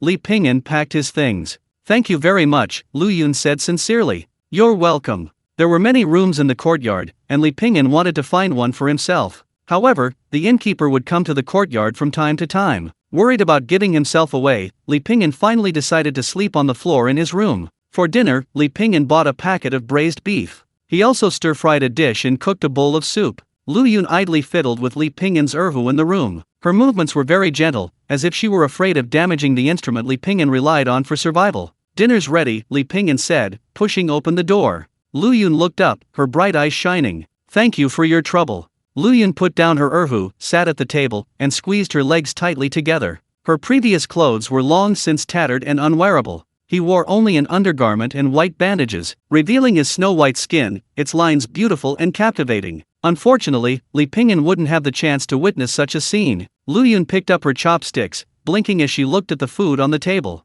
She took a bite, the taste was quite good. The two remained silent. Lu Yun seemed unable to bear the silence and tried to find a topic of conversation, but they had already started eating. In the end, she could only eat while observing this taciturn man. Judging from his appearance, Lu Yun judged that he was no more than 25 years old. However, his face carried a weathered look, his physique wasn't burly, but he exuded a resolute aura. Exposed to wind and sun, a wanderer on the streets. Originally, Li Pingyan looked much older, but since obtaining the system and beginning his cultivation, his internal energy and blood were abundant, even his skin had improved, making him appear much younger. After finishing his meal, Li Pingyan continued as usual. Sitting outside, basking in the sun, she leisurely began to play a little tune. It was still moon reflected in the second spring. Lu Yun listened intently, involuntarily drawn into the melody. There was no resentment, no lingering sentimentality, only a calm infusion of a lifetime of wandering into the end of time. Looking back on the past, 1,000 twists and turns. But no longer was there loneliness, but a long-awaited sense of belonging. It was filled with an indescribable tranquility and peace. When the peace ended, Lu Yun remained lost in thought for a long time. What peace was that? She couldn't help but ask. Moon reflected in the second spring. How come I've never heard of it before? It's just a niche piece, not well known, Li Pingyan said casually. The sunlight was warm, and a gentle breeze swirled around. Lu Yun watched Li Pingyan's retreating figure, the melody echoing in her ears. She gracefully crossed her legs, her fair arms supporting her body. Relaxing herself in this most relaxed state added a touch of allure to her. Chapter 11 Ordinary Days. The next 3 days passed without any dramatic upheaval. Instead, they were unusually peaceful as an ordinary couple living their lives. Lu Yun, without the airs of someone accustomed to her high position, waited until her injuries healed somewhat. She did what she could, such as washing dishes and doing odd jobs. Luoshui City returned to a surface calm, but beneath the surface, turmoil was brewing. When Li Pingyan went to a tea house for a meal, he heard that the princess had been blown up on the treasure ship. Her body was gone, but they found the princess's personal jade pendant and other items that could prove her identity. It seemed that the Sui dynasty was about to change. However, being in the high halls of power, such matters were not Li Pingyan's concern. He had no interest in such trivial matters. Just as Li Pingyan was about to pay the bill, he suddenly caught a familiar voice. It was Wang Dali, the manager of Tongrentang. Li Pingyan's heart stirred, and he went over. Manager Wang. Wang Dali was drinking with some friends when he looked up and was startled to see Li Pingyan. He had previously entrusted Xiao Wu and Li Pingyan with a task, but due to a series of unforeseen events, they were caught up in the bombing of the princess's treasure ship. Xiao Wu was killed, and her family was implicated. This had terrified Wang Dali, who feared being implicated. Fortunately, Xiao Wu was dead. Unexpectedly, he had run into Li Pingyan again. Wang Dali quickly pulled Li Pingyan aside. Li Pingyan said, "Manager Wang, something unexpected happened these past few days. I don't know if our commission still stands." Seeing that the storm had passed, Li Pingyan remembered the task Wang Dali had entrusted to him and Xiao Wu. Wang Dali looked at Li Pingyan with surprise, wondering what he was up to. "It does." Wang Dali hesitated for a moment, then nodded. Li Pingyan smiled faintly, "That's good. I'll trouble Manager Wang to keep an eye on that person's whereabouts for me." "No problem." Wang Dali hadn't expected Li Pingyan to be so loyal to his contract. However, he didn't take it too seriously. After all, Li Pingyan was just a blind man. He had initially entrusted this task mainly because of Xiao Wu's reputation. Xiao Wu was able to capture Ma Sandeo alive. He should also have a way to deal with his enemy, Lu Bo. But who would have thought that Xiao Wu would run into this mess? It was just bad luck. Then I'll take my leave. Li Pingyan cupped his hands and left. Wang Dali watched Li Pingyan's departing figure, leaning on his cane, and shook his head. Li Pingyan had just returned home when his expression suddenly changed slightly, because he sensed the presence of another person. The innkeeper. "Manager, what brings you here today?" The innkeeper, with a protruding belly, was pacing around the courtyard. Seeing Li Pingyan return, the innkeeper smiled and said, "Nothing much, just wandering around." Li Pingyan said, "Why don't you stay for dinner tonight?" "No, dinner's already prepared at home. Let's go inside and have some tea." After a few cups of tea, the two chatted about all sorts of things. The innkeeper quite enjoyed chatting with Li Pingyan. Li Pingyan was knowledgeable and eloquent. The two chatted and drank for a full half-hour before the innkeeper leisurely left. After the innkeeper left, Li Pingyan breathed a sigh of relief. "Come out, he's gone." Phew. Lu Yun, who had been hiding in the shadows, finally emerged. She was only wearing a loose outer garment, her hair was wet, and the buttons on her chest couldn't be fastened. She had clearly been taking a bath when she suddenly heard the noise. Then she hid. Lu Yun's face seemed to be bathed in a halo, her eyes curving into crescents, exuding a strange charm. "You scared me to death." Li Pingyan frowned slightly. "You took a bath." "Yes." Sometimes Lu Yun really wondered if Li Pingyan was blind. "The wounds can't get wet." "They're almost healed," Lu Yun said. The wounds were healed, but she dared not leave the city. Let alone leaving the city, even leaving this small courtyard was extremely dangerous. Li Pingyan could indeed sense that Lu Yun's vital energy had recovered quickly, reaching the level of a normal person. He went over and checked Lu Yun's wounds with concern. He was surprised to find that most of Lu Yun's wounds had healed again, and new skin had even grown. In just a few days, she had almost fully recovered. This was almost impossible for Lu Yun, a frail woman. However, Li Pingyan didn't ask further. Everyone has their little secrets. He didn't want to pry. Lu Yun's exquisite face was now like a ripe, red peach. White with a rosy glow, it had a luminous sheen. Although she knew Li Pingyan couldn't see, she had just showered and was practically naked, so she still felt a little uneasy. "I might be back a little late tomorrow. Eat dinner first," Li Pingyan said. "Okay," Lu Yun nodded obediently. The night passed without incident. The next morning, Lu Yun woke up to find Li Pingyan gone. On the table were steamed buns and porridge that had been prepared beforehand. Night fell. The city's hustle and bustle was gradually replaced by the night. In the rows of houses, some rooms were lit, while others were completely dark. Since the princess's treasure ship sank, a curfew had been imposed on Luoshui City. Merchant ships were also prohibited from passing. Almost all ships heading south had been impounded. Lu Bo sat in a small boat, watching the surging river, and couldn't help but sigh.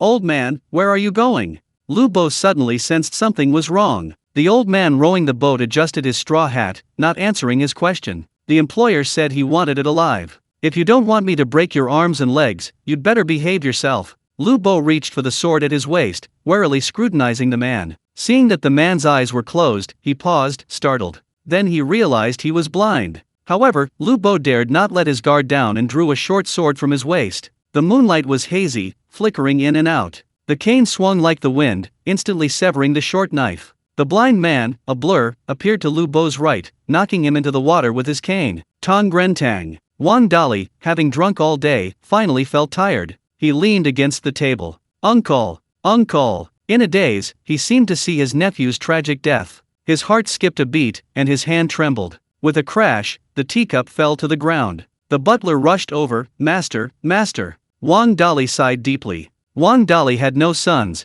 and his only nephew became his support. This nephew was also naturally intelligent, possessing a special talent for medicine. However, one night while inspecting medicines, he accidentally discovered Lu Bo stealing the prescription. Fearing exposure, Lu Bo killed him to silence him. Afterwards, Wang Dali spared no expense in hiring skilled martial artists to capture Lu Bo. Unfortunately, Lu Bo was highly skilled in martial arts and extremely cunning. Many experienced fighters fell victim to him. The steward comforted him. "Master, don't be sad anymore. The people from Wang family village will arrive tomorrow. With them, they will surely capture that brat Lu Bo alive." Wang Dali sighed deeply. "I hope so."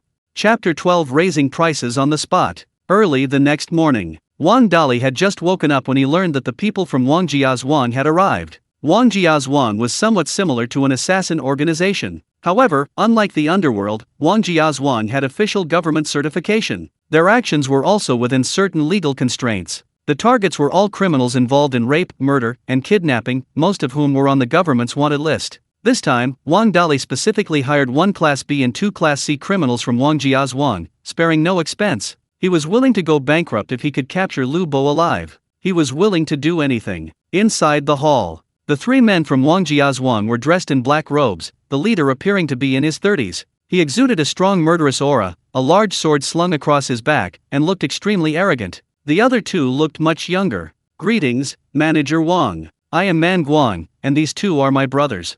Man Guang didn't stand up, but merely clasped his hands in a fist salute. The remaining 2 adopted an even more condescending attitude. He snorted in response. Wang Dali's expression became somewhat awkward. "The 3 of you have come from afar, you must be tired. I'll have a feast prepared to welcome you. No need, we didn't come here to eat. Man Guang directly refused. Thank you for your trouble, Wang Dali said politely. Man Guang said, Lu Bo, the former vice leader of the Fish Dragon Gang, is famous in the martial arts world for his whirlwind blade technique. While we brothers are confident we can handle him, it will still take considerable effort.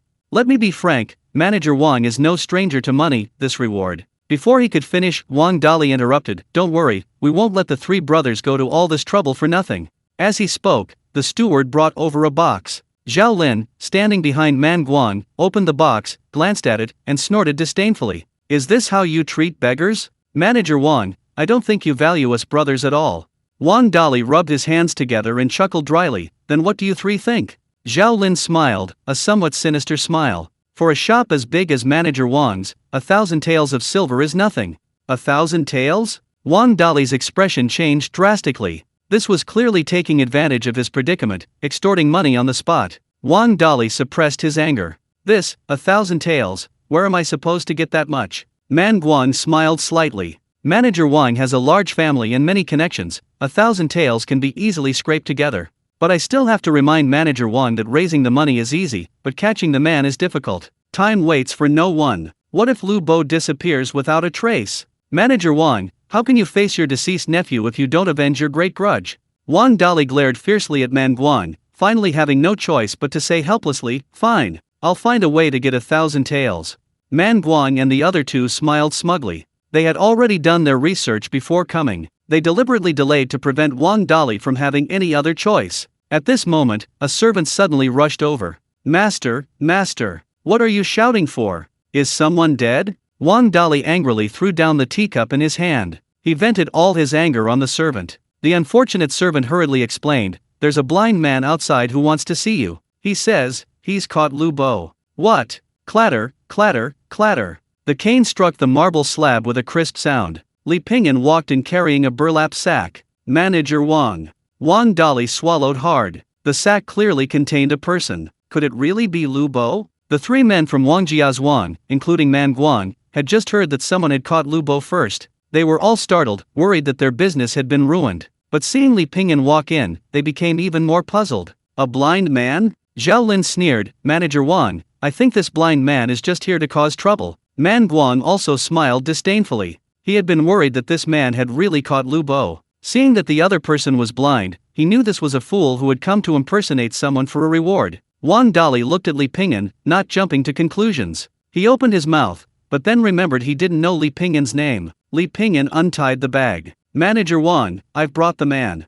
Lu Bo poked his head out of the sack, panting heavily. Wang Dali stared wide-eyed in disbelief. It really was Lu Bo. Wang Dali suppressed his excitement. Good, good, good. Suddenly, Lu Bo sprang to his feet, spitting out a sharp blade and lunging at Li Pingyan's throat. The change was too fast, giving everyone no time to react. Li Pingyan, without even turning his head, slammed his cane hard into the sack. Lu Bo screamed, sent flying. Li Pingyan calmly said, Manager Wang, the price we agreed on last time, and those medicinal herbs. No problem, no problem. Wang Dali nodded frantically. I'll come to collect them tomorrow at noon. I won't bother you any longer, farewell. Li Pingyan finished speaking and turned to leave. From the time he entered until he left, it took less than half a cup of tea's time. The three men from Wang family village, Man Guang and his companions, hadn't even recovered from their shock when he was gone. Brother, that kid. A murderous glint flashed in Zhao Lin's eyes. 1,000 taels of silver. That's a huge sum of money.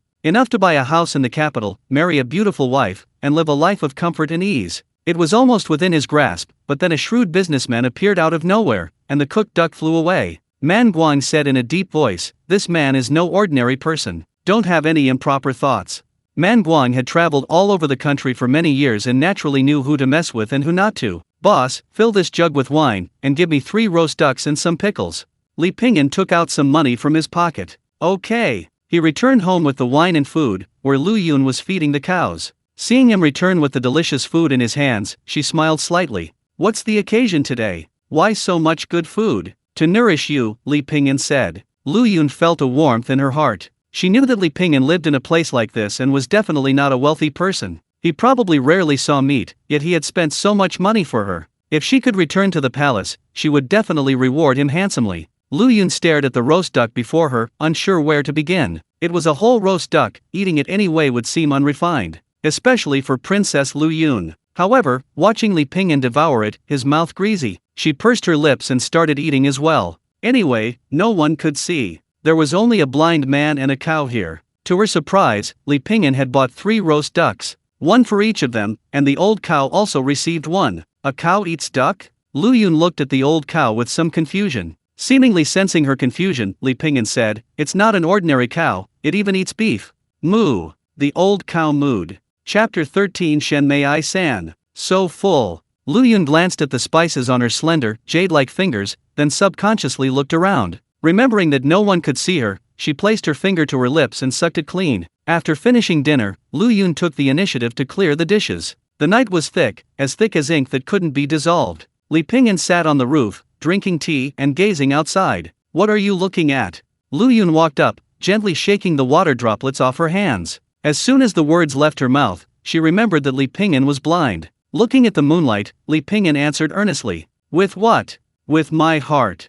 Lu Yun smoothed her hair. Even this unintentional gesture was breathtakingly beautiful. "Your eyes, what did the doctor say?" "Incurable," Li Pingyan said. "There are always skilled doctors in the world who can cure your eyes," Lu Yun said. "The world is too big, it would probably take a long time to find one. Anyway, I'm used to it."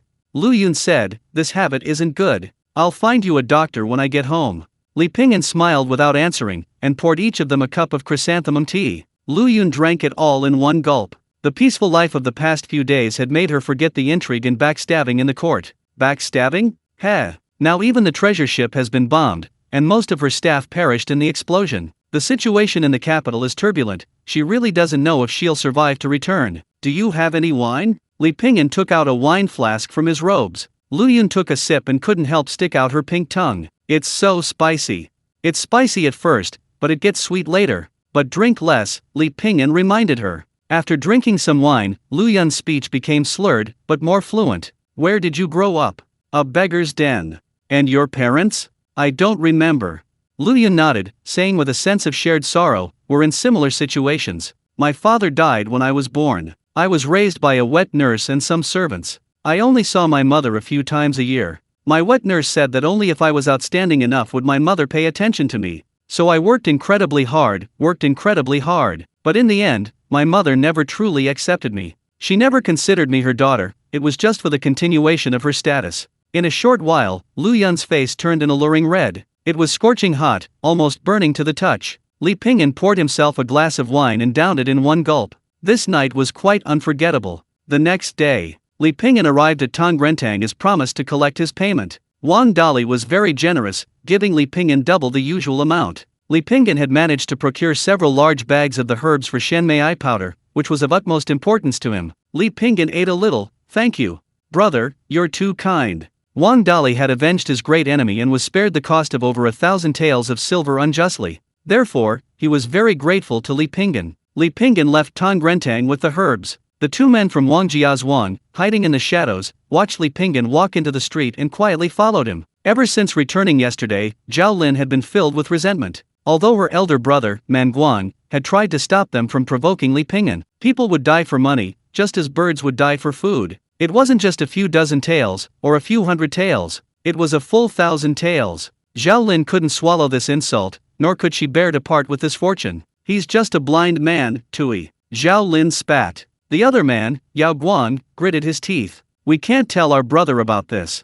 "Nonsense." The 2 of them quietly followed Li Pingyan. Although he was blind, the fact that he had captured Lu Bo meant he was no ordinary person. Zhao Lin and Yao Guang, though greedy for money, weren't stupid. They devised a plan. Yao Guang would first bang a gong to disrupt the blind man's hearing. Then Zhao Lin would catch him off guard and kill him with a single blow. The 2 had a well-thought-out plan. Li Pingyan gave them the opportunity, turning into a secluded alley. Yao Guang struck the gong. Asterisk dong dong dong. Asterisk. The sound exploded in his ears. Even if this blind man was skilled, he was still missing a pair of eyes. He could only rely on his hearing, and with the sound of the gong, his ears were useless. Zhao Lin seized the opportunity to draw her knife and rushed forward. Aura locked on. In Li Pingyan's vision, a figure swaggered towards him. These 2 really thought he was blind. Their method was quite reliable, but they had provoked the wrong person. Li Pingyan had no intention of holding back. He had already sensed that these two were the people from Wang family village from yesterday.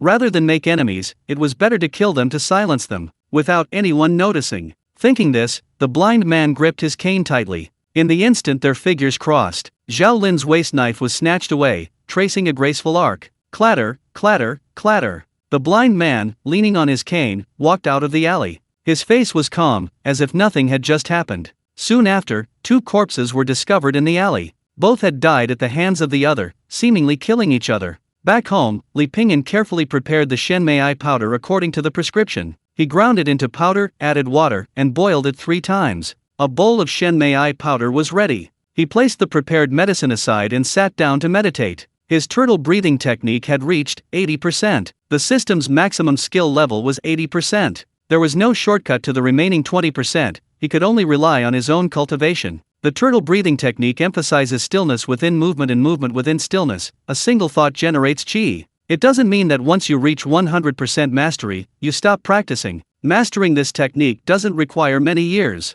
However, the deeper you practice, the deeper your internal energy becomes, and the stronger your qi becomes. Internal strength can recover over a long period, and even severe internal injuries can be healed in a very short time. 2 hours later, Li Pingyan exhaled a breath of stale air. A layer of sweat had formed on his body. His limbs were completely weak, as if he had just recovered from a serious illness, utterly powerless. This was the weakened state he entered after finishing his practice. At this point, Li Pingyan had to stop practicing. He had to wait at least 3 days before resuming. But now he had the life-generating powder. Li Pingyan swallowed the life-generating powder in one gulp. In a short while, the energy flowed from his chest and abdomen to his dantian, then to his limbs and meridians, and finally to his Niwen point. This was a feeling of exhilaration he had never experienced before. He felt a surge of true energy slowly rising from his dantian, flowing towards his dantian, and growing stronger with each passing moment. Soon, Li Pingyan regained his composure. He sat down to meditate and continue his cultivation. Chapter 14 Accepting a Job. Lu Yun returned from washing clothes, letting out a silent sigh. She used to think she could do anything. Governing the country, fighting on the battlefield, mastering music, chess, calligraphy, painting, poetry, and prose. She was proficient in everything. She could use her pen to bring peace to the world, and her sword to conquer it. But after living like this for a while, she realized she couldn't even learn the most basic tasks like washing clothes and cooking. Lu Yun saw Li Pingyan meditating and cultivating beside her, and her bright eyes swept over him. "Soak the clothes first, I'll wash them later," Li Pingyan said without looking up. Lu Yun felt a little embarrassed. "No need, I can wash them myself." They were all personal clothes, and Lu Yun was too embarrassed to let Li Pingyan help her. She sat on the bed, watching Li Pingyan cultivate with a bored expression. Actually, upon closer inspection, Li Pingyan was quite handsome. His features were well-defined and clean-cut. His skin was somewhat tan from sun exposure. Unlike the sons of officials he knew, they all had skin whiter than women's, and smelled of rouge. Applying makeup was a basic skill for them. After a long while, Li Pingyan stood up, feeling refreshed. His stamina seemed better than before. With each breath, a current of energy rose and fell with his breath. The effects of the life-generating powder gave him a feeling he had never experienced before. His cultivation of the turtle breathing technique was twice as effective. However, the price of the life-generating powder's ingredients was simply too high, even with Wang Dali's help. If he didn't find a way to earn some money, he would eventually run out of money. "What do you want to eat tonight?" Li Pingyan asked. Lu Yun didn't answer, her hands folded and her head resting on the table. She had fallen asleep some time earlier. Li Pingyan draped a coat over her and went to prepare dinner. Lu Yun stretched and glanced at the sky outside. Looking at the clothes she was wearing, a warmth filled her heart. Going outside, she saw Li Pingyan squatting under the stove, adding firewood to start a fire. "What are we making today?" Lu Yun asked softly. "Corn cakes and mutton soup." Lu Yun's lips tightened into a thin line, as if she could already taste the deliciousness. Half an hour later, Li Pingyan brought the corn cakes and mutton soup to the table. Lu Yun took a bite. They were fragrant and soft. She then took a sip of the mutton soup. "Add some chili to the mutton soup," Li Pingyan said, pushing the chili jar towards her. Flaming red chili oil dripped into the soup. 2 or 3 more days passed uneventfully. The weather grew hotter each day. This summer in Luoshui City was exceptionally hot. Not a single rain had fallen. The scorching sun made people dizzy. Luoshui City seemed to have returned to calm. The sensational bombing of the princess's treasure ship seemed to exist only in the streets and alleys. The crowds who had come from all directions to watch the spectacle strolled lazily. The weather was unbearably hot and humid, without a breath of wind. The thick air seemed to have solidified. Li Pingyan returned to his old ways, sitting in a corner. he began to play a little tune. The beggar beside him was already covered in sweat, but Li Pingyan exuded a cool aura. The turtle breath true qi flowing within him gave him a refreshing feeling. Another one fainted. People frequently fainted from the heat on the streets, a sight no one had long since become accustomed to. Beggars squatted in corners, some lying down asleep, others sitting on the ground shaking their heads incessantly. Some stood staring blankly at the sky. A bustling, diverse scene. It formed a vibrant tapestry of life. Moo! The old ox bellowed, reminding Li Pingyan that it was getting late. Li Pingyan collected the money from his bowl. Luoshui city was indeed different from the small town. In the small town, he wouldn't earn more than a few coins a day. In Luoshui city, his minimum daily income was at least 20 coins. Li Pingyan passed a fruit shop. The shop assistant carried a large basin of icy well water and poured it into a box. The box contained watermelons. Shop assistant, how much are the watermelons per pound? Li Pingyan asked. The shopkeeper glanced at Li Pingyan's eyes and said, 7 yen of silver per jin. The old ox, moo. Li Pingyan understood the old ox's meaning. Shopkeeper, don't bully this blind man. My ox told me it clearly says 5 yen of silver per jin.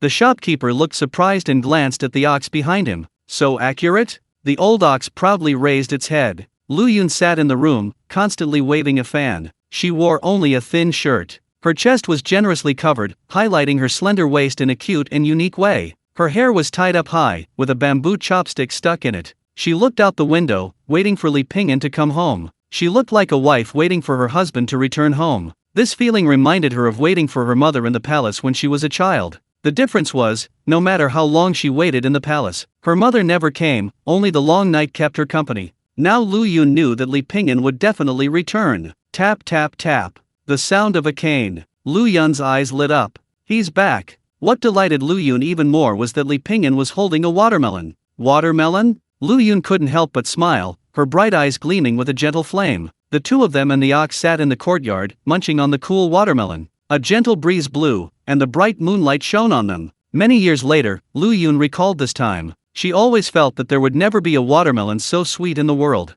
Bang bang. Suddenly, there was a knock at the door. Guests rarely came to the courtyard. Lu Yun, holding the watermelon and a stool, slipped inside. Li Pingyan opened the door. The visitors were Wang Dali from Tongrentang and a middle-aged man she didn't recognize. The middle-aged man, named Qian Sheng, was the owner of the Yuntong Grand Restaurant. The princess's treasure ship was bombed, and all the surrounding canals were blocked. This meant that all goods transported by canal to the Yuntong Grand Restaurant could no longer travel and had to be transported by land. But the land routes were treacherous, teeming with bandits and robbers. There were also deserters who had fled from beyond the Great Wall. These deserters were skilled in martial arts and posed the greatest threat. They established themselves as mountain kings, robbing merchants and harassing the local people. The government had organized campaigns to suppress them, but collusion between officials and bandits was an unchanging rule. When government troops went into the mountains to fight the bandits, they would flee into the deep mountains. The government troops were exhausted from their efforts, but to no avail. The bandits came and went. The bandits came and went.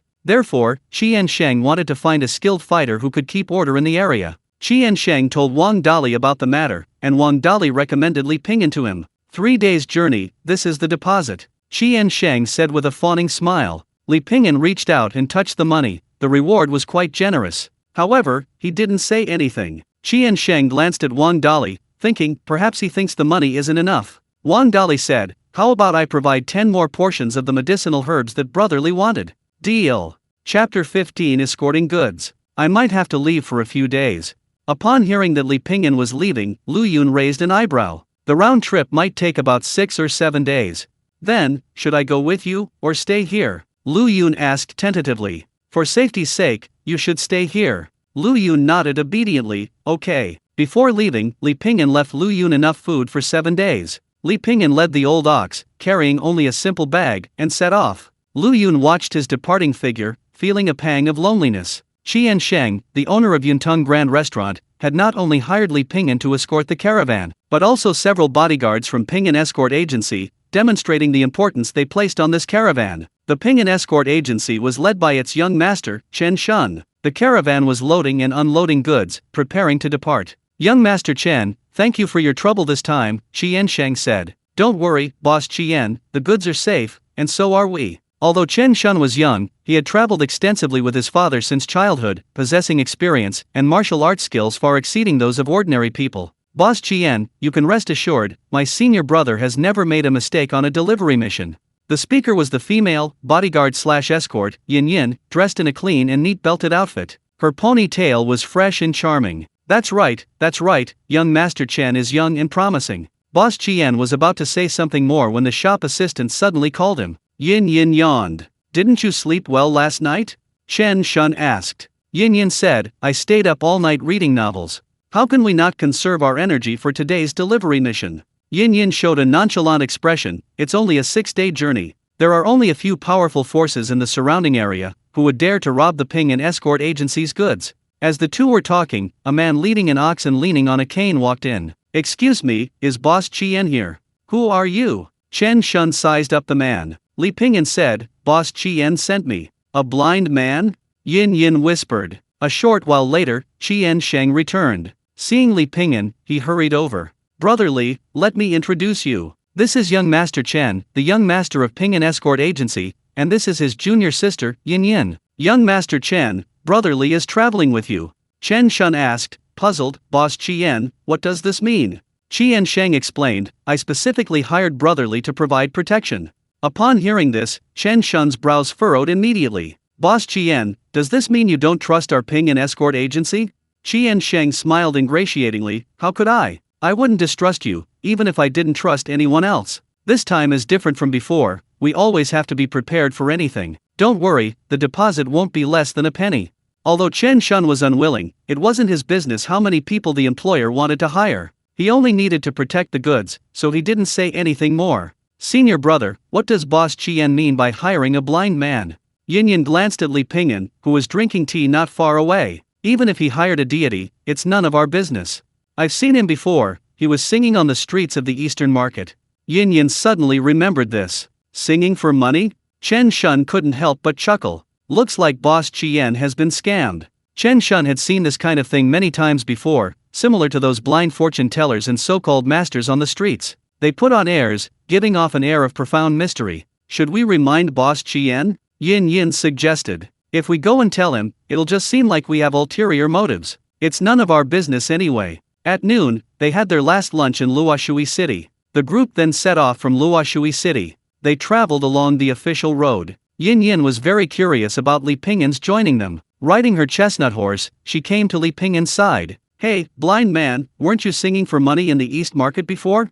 Yes. Li Pingyan didn't hide anything. Why aren't you busking on the streets? What are you doing here? Boss Qian sent me. Yingyue asked curiously, how did you manage to fool Boss Qian?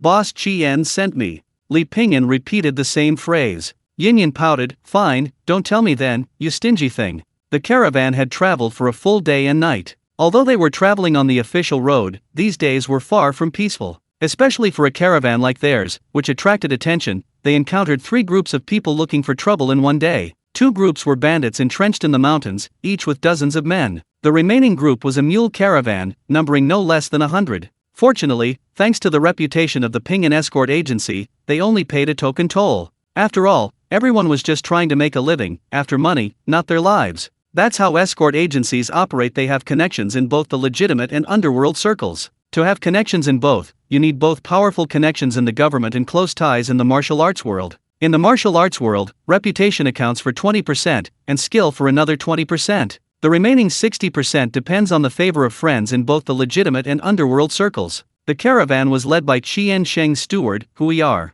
Hu Er noticed that Chen Shun, despite his young age, already had a reputation. The bandits along the way all gave him face, showering him with flattery. Chen Shun enjoyed this feeling, speaking modestly but inwardly extremely pleased. The first half of the journey went smoothly until the 3rd day. The group unexpectedly learned that the official road they were originally scheduled to take was closed. They had 2 options for detouring: either go through the mangrove forest or detour through Dawan Town. Chen Shun of the Ping and Escort Agency suggested the mangrove forest, as detouring through Dawan Town would add 2 or 3 days to the journey. Butler Hu Er remembered his master Qian Sheng's instructions before he left, to consult Li Pingyan on everything along the way. A person chosen by his master must possess some ability. Hu Er then went to ask Li Pingyan for his opinion. Li Pingyan seemed indifferent, casually asking about the old ox. Moo the old ox bellowed. Li Pingyan then told Hu Er that the mangrove forest might be dangerous. For safety's sake, it would be best to detour through Dawan Town. Hearing Li Pingyan's words, Yingyue immediately became somewhat dissatisfied and asked, "Why would the mangrove forest be dangerous?" Li Pingyan didn't explain much, only saying, "Just a guess." "Just a guess." Yingyue snorted. Chen Shun was also somewhat displeased. Escort agents hated people who pretended to know everything. With the reputation of the Pingyan Escort Agency, what danger could there be in the surrounding area? If they detoured through Dawan Town, they wouldn't encounter any danger. This blind man would then claim all the credit, making it easier to continue swindling manager Qian. Chen Shun didn't want to get involved in these matters. However, detouring through Dawan Town would take 2 extra days. Who would willingly work overtime for no reason? Therefore, his tone became somewhat impolite. "If you don't understand escort work, don't spout nonsense. What danger is there in the mangrove forest?" Li Pingyan wasn't annoyed, calmly replying, "I was just saying it casually, believe it or not is up to you." Chapter 16 Fierce Tiger. "Easy for you to say, standing there like an idiot." Yingyue rolled her eyes. Everyone, it's all for the safe delivery of the goods. We can't afford to lose our composure, can we? We should prioritize harmony." Hu Er stepped in to smooth things over. Chen Shun went straight to the point. "Steward Hu, which do you choose, the mangrove forest or Peach Blossom Town?" Hu Er looked somewhat embarrassed, glancing at Chen Shun, then at Li Pingyan. Not wanting to offend either, he gave a vague answer. "Well, how about we discuss it some more?" Chen Shun was young and impetuous after all. In all his years, few people had acted against his ideas. Especially now, Hu Er had actually believed a street performer's charlatan, which he couldn't tolerate. His expression immediately darkened. "Fine, then I'll take my leave." With that, he turned to leave. "Hey, young Master Chen, we were having such a nice conversation, why are you leaving?" Hearing Chen Shun was about to leave, Hu Er quickly grabbed him. "The Pingyan Escort Agency was leaving, that would be terrible. I didn't say we were going to detour around Dawan Town. I just said we should discuss it," Hu Er said with a forced smile. "Discuss? Discuss what?" Chen Shun retorted coldly. "This." Hu Er looked awkwardly at Li Pingyan. "Young Master Li, what do you think?" Li Pingyan said calmly, "I said I was just saying it casually. Believe it or not, it's up to you." "Then let's go through the mangrove forest." "The mangrove forest," Hu Er quickly said. Chen Shun glanced at Li Pingyan and walked away irritably. Next, the caravan began to head towards the mangrove forest. After traveling for about 4 hours, a dense forest finally appeared ahead. Dozens of large trees had been felled, clearing a space. This was the mangrove forest. "Let's rest here," Hu Er called out. The group found a place to rest, taking out their provisions and water bottles to replenish their energy. Li Pingyan took out 2 naan breads from his pocket. Each person and the cow had one, a bite of naan, a sip of water. Hu Er walked up to Chen Shun and said, "Young Master Chen, I see it's getting late. The nearest inn is 30 li away. Why don't we set up camp here for the night?" Chen Shun was still a little angry. He glanced at the sky and said, "I have no objection. Why don't you go ask that blind old man what he says?" Hu Er laughed, "Young Master Chen, you're too kind." Then, Hu Er repeated the suggestion to Li Pingyan. Li Pingyan had no objections. He slept simply. He just spread a cloth on the ground, lay down on it, and fell asleep. However, Li Pingyan unusually didn't sleep today. Old Ox had previously warned him that there might be danger in the mangrove forest. Although Old Ox seemed to think it posed no real threat, it was still better to be cautious. After all, caution is always wise. Li Pingyan leaned against a tree, trying to calm his mind. But he had only rested for a short while when dark clouds gathered. Soon afterward, it started to rain. The rain grew heavier and heavier, followed by a flash of lightning and a torrential downpour. It was impossible to rest in the forest. He had no choice but to continue his journey in the pouring rain. The mountain path was narrow, muddy, and difficult to traverse. Li Pingyan led Old Ox at the very back. Roar! Roar! A sudden, thunderous roar echoed through the woods. The sound came so suddenly that the leaders hadn't even had time to be startled. They saw a dark shadow dart out of the bushes and land at their feet. By the firelight, they could see bodyguards/escorts from the Pingyan Escort Agency at the front were nearly scared to death. It was a ferocious tiger, almost the size of the Old Ox that Li Pingyan was leading. Had traveled far and wide, seen much of the world, but they had never seen a tiger as large as an ox. The tiger pressed its 2 front paws slightly on the ground, then leaped upwards, plunging down from mid-air. One was instantly killed in the tiger's jaws. The tiger then attacked another man. That man was already paralyzed with fear, his stomach trembling. His grip on his weapon faltered, and after only a half-second's hesitation, he turned and ran. But the tiger was too fast. In a few leaps, it plunged into the crowd. With a single slap, it sent bodyguard/escort sprawling into the bushes, his fate unknown. The surrounding people were stunned, completely unable to react. Just then, a gleaming broadsword came slashing down. It was the young master, Chen Shun. The tiger didn't even look, its tail sweeping out. The autumn wind whipped up fallen leaves, making the air buzz. Bang! Chen Shun reacted in time, blocking the attack with the blade. But the terrifying force sent him reeling, and he fell to the ground with a thud. His sword fell to the ground. Senior brother. Yingyue charged forward, longsword in hand, its blade flashing like lightning. She attacked quickly, and flew away just as fast. It landed on a tree branch 3 meters away, spitting out a mouthful of blood. Attack! The other, bodyguard/escorts, reacted, wanting to swarm forward. Roar! A tiger's roar, like a thunderclap, resounded. The were immediately terrified and dared not move. They dared not fight, nor dared to flee, simply standing there trembling. The tiger, in both its size and its aura, was simply too intimidating. Chen Shun felt a chill in his heart, knowing that death was imminent. Just a moment ago they were laughing and talking, but who could have imagined that life would turn out so drastically? This wasn't a tiger, it was clearly a tiger demon. Otherwise, how could it have such a size? But he had never heard of tiger demons roaming around this mangrove forest before.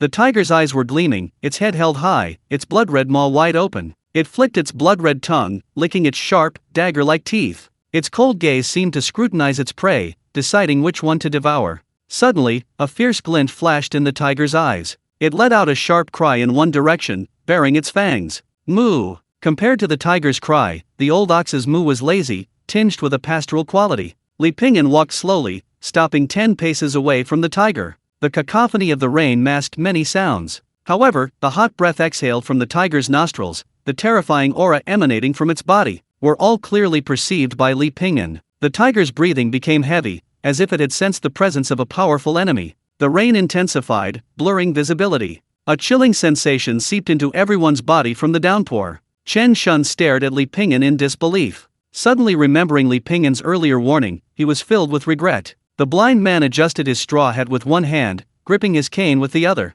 He took a deep breath. Young Master Chen, may I borrow your knife?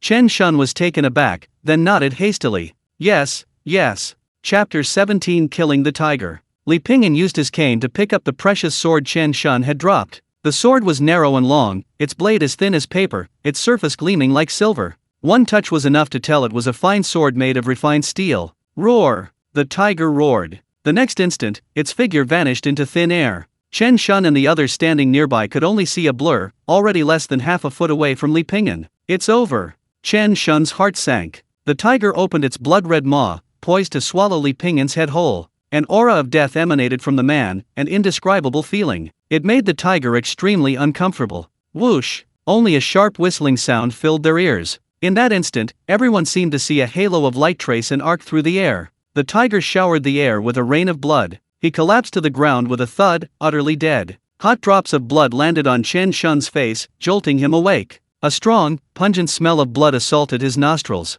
Chen Shun was shocked by the sight before him and involuntarily took a step back. Li Pingyan produced a tattered cloth from somewhere, sheathed his sword with his right hand, and wrapped the cloth around his hand with his left. He wiped the blood off his hand wrapped in cloth with the blade. He turned and walked back, placing the sword back into its sheath at Chen Shun's waist. This sudden tiger attack had cost Pingyan Escort Agency 3, bodyguards/escorts. Chen Shun's junior sister, Yingyue, was seriously injured. Fortunately, she had practiced martial arts since childhood, otherwise, she would have been killed instantly by the tiger's paw. However, without timely treatment, her life was in danger. So the caravan only rested briefly before packing up the bodies and taking them away. They hurriedly left the mangrove forest. After all, no one knew if another identical tiger might suddenly appear from nowhere. Fortunately, they arrived at the nearest post station by noon the next day. Yingyue received treatment and was temporarily out of danger. Only then did everyone recover from the events of the previous night. Mr. Li, we really owe you a lot this time. Oh dear, it's all my fault for not listening to your advice.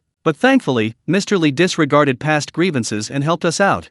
Rambled on. His address changed from young Master Li to Mr. Li. He seemed more respectful. Li Pingyan was feeding the cattle and said calmly, "It's nothing." At this moment, Chen Shun helped the injured Yingyue over. "Thank you so much, Mr. Li, for your help. We were young and impetuous, and didn't heed your advice. We regret it now. We hope you won't hold it against us, we will repay your great kindness." After last night's life-or-death experience, Chen Shun had matured considerably. Most importantly, Li Pingyan's demonstrated strength taught him a new lesson. There are always people more capable than you, and the world is vast beyond your understanding. In the future, he must never judge a book by its cover. Yingyue also said, "This young lady was ignorant. I hope you won't blame me, sir." The little girl was shy, and remembering her previous behavior, she wished she could disappear into the ground. At this moment, her face was flushed, and she hung her head. "It's all right." Li Pingyan's tone remained calm. He was neither arrogant nor impatient, nor did he lose his temper. It was as if nothing had happened. Chen Shun looked at Li Pingyan with even more admiration, just like a revered master from a folktale. Although Yingyue was out of immediate danger, she was seriously injured. She definitely couldn't continue the caravan's journey. Chen Shun had no choice but to leave a few men to look after Yingyue, planning to take her back to Luoshui City to recuperate upon their return. The caravan set off again at noon the next day. After a day's journey, they finally arrived at their destination. Li Pingyan was temporarily placed in a fairly luxurious inn. The environment was pleasant, and the chef's skills were excellent. The only drawback was the wine. To be precise, it was a strong, pungent liquor with a distinctive flavor. Li Pingyan preferred strong liquor. Upon receiving this information, Chen Shun brought 2 jugs of wine to Li Pingyan that evening. Li Pingyan took a sniff, and the strong aroma of the wine wafted towards him. Good wine. Seeing Li Pingyan's satisfaction, Chen Shun was pleased. "This is wine my father brought back from the grasslands when he was a bodyguard/escort agent. It's called 100 Fragrance, also known locally as Knockout Donkey." Li Pingyan took a small sip. The initial taste was sweet and spicy, but after swallowing, it felt like a fire was burning in his abdomen, making him feel hot all over. "Indeed, good wine." Chen Shun poured Li Pingyan another cup. "I'll drink with you today as an apology." After several rounds of drinks and several dishes, Chen Shun was already quite drunk, his speech incoherent. His face was red and his neck thickened, as if he would collapse onto the table and pass out at any moment. Li Pingyan's face was also somewhat red. This feeling was very comfortable, and he was reluctant to use his internal energy to dispel the effects of the alcohol. He drank it all in one gulp and then poured himself another cup. "Moo!" The old ox bellowed, signaling to Li Pingyan that it wanted another cup. Li Pingyan patted the ox's head. "The wine is delicious, but don't overindulge." The old ox gazed at Li Pingyan wistfully. He clearly wanted to save the last cup for himself, yet he lied and said not to overindulge. Li Pingyan smiled and sighed, "You greedy old ox." He had no choice but to share the last cup with the ox. The ox and the man drank the last cup together. Li Pingyan skillfully picked up the erhu and began to play a tune. He had played this piece countless times, and it came naturally to him. One piece ended, and another immediately followed. He didn't know how much time had passed, nor how many times he had played it. Accompanied by the gentle music, Li Pingyan fell asleep.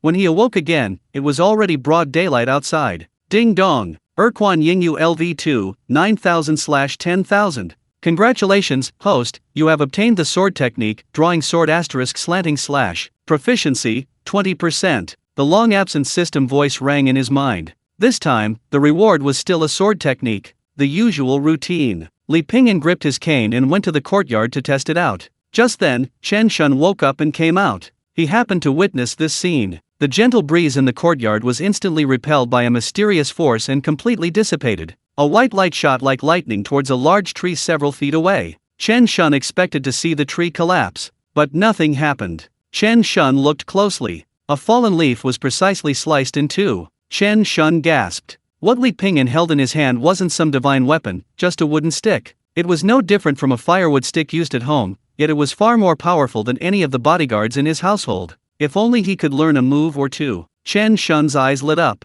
The next day, the caravan set off back to Luoshui City. The return journey was much smoother, and the journey was uneventful. 4 days later, the group finally arrived back in Luoshui City. Chapter 18 Going Home. Luoshui City remained unchanged. As the turmoil surrounding the princess's treasure ship explosion gradually subsided, Luoshui City seemed to have returned to its former tranquility. Li Pingyan bid farewell to the caravan and left, leading his old ox. Before leaving, Chen Shun installed the last jug of knockout donkey liquor for Li Pingyan. He also mentioned that he would pay a visit another day. Li Pingyan readily agreed, considering the fine wine. He slowly turned into a familiar alley and pushed open the door. Hearing the sound, Lu Yun peeked out from inside. Her large eyes blinked, and she recognized Li Pingyan. She was immediately delighted, confirming that no one was behind him. Then she happily came out, "You're back." Hearing the familiar voice, Li Pingyan smiled faintly. "Yes, I'm back. Having not seen him for several days, Lu Yun felt an even greater sense of warmth towards him. What does it taste like? Li Pingyan suddenly asked. Oh, it's the food I made. Let's eat together. A hint of embarrassment flashed across Lu Yun's face. Okay, Lu Yun said, then go wash your hands first, I'll get the dishes. Soon, Lu Yun brought the food to the table. Although he couldn't see what the food looked like, Li Pingyan's senses were extremely sharp, and he could clearly detect the taste. Li Pingyan took a deep breath.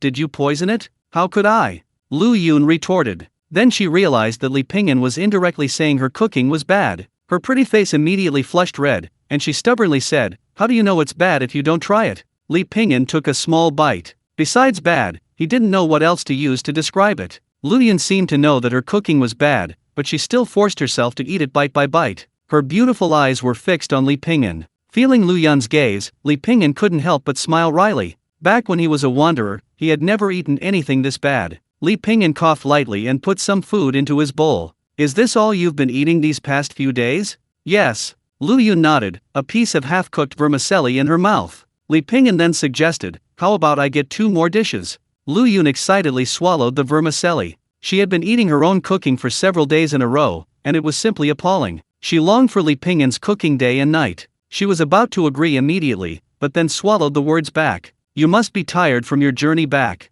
Why don't I make a few more? Li Pingyan smiled. It's alright, I already took a nap on the way. Wait a moment, let me see what we have left.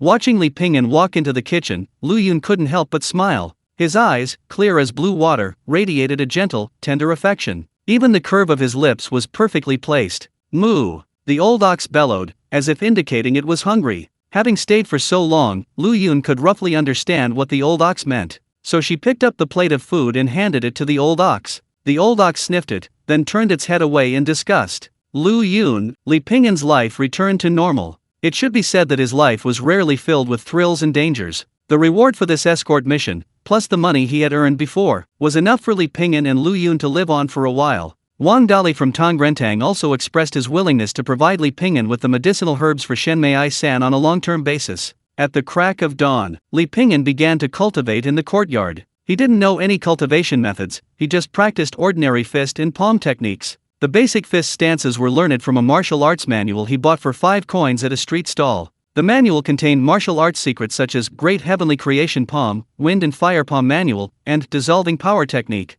Because the names were too outrageous, Li Pingyan rejected them. After finishing his morning fist practice, he prepared breakfast. Then, he took his eating utensils and went to the streets to sing. Occasionally, he could even take on a few gigs from the dead, playing a little tune behind them. This allowed him to earn some extra money. Returning home that evening, he ate dinner with Lu Yun. Then he resumed his cultivation. Feeling exhausted during cultivation, he took a qi-boosting powder. He exhaled true qi into his danchan and inhaled true qi into his brain. Breathing in the essence of qi, he focused his mind independently. Unlike the usual seated cultivation, Li Pingyan preferred walking cultivation. He focused his gaze 3 to 5 steps ahead, concentrating on the tip of his nose, keeping his mind focused. Depending on his walking speed, he generally inhaled once every 3 steps and exhaled once every 1 step. True qi surged through several points along the Du meridian in his back, leaping vigorously to the top of his body. Like a blocked torrent, it sometimes surged high peaks, and sometimes plunged into deep troughs, churning and surging.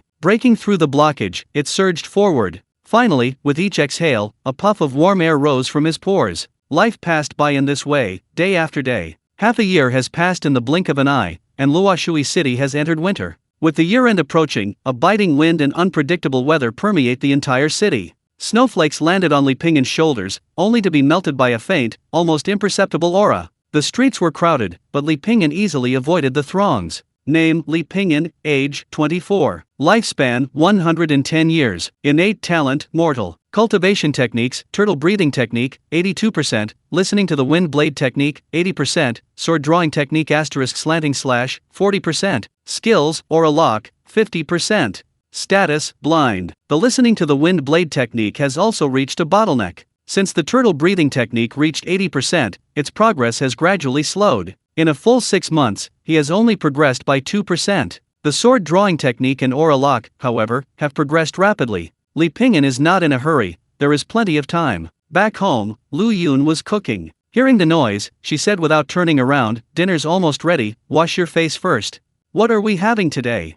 steamed buns and radish soup. Actually, Li Pingyan had already smelled the steamed buns and radish soup, but he asked out of habit, just like asking if someone has eaten. In the past 6 months, Lu Yun had learned to cook, and her culinary skills had improved significantly. The two of them were getting along better and better, less reserved at the beginning, and more naturally developing feelings for each other. Li Pingyan washed his face and went to help Lu Yun carry a large pot of soup. "The new year is in 2 weeks, is there anything you want?"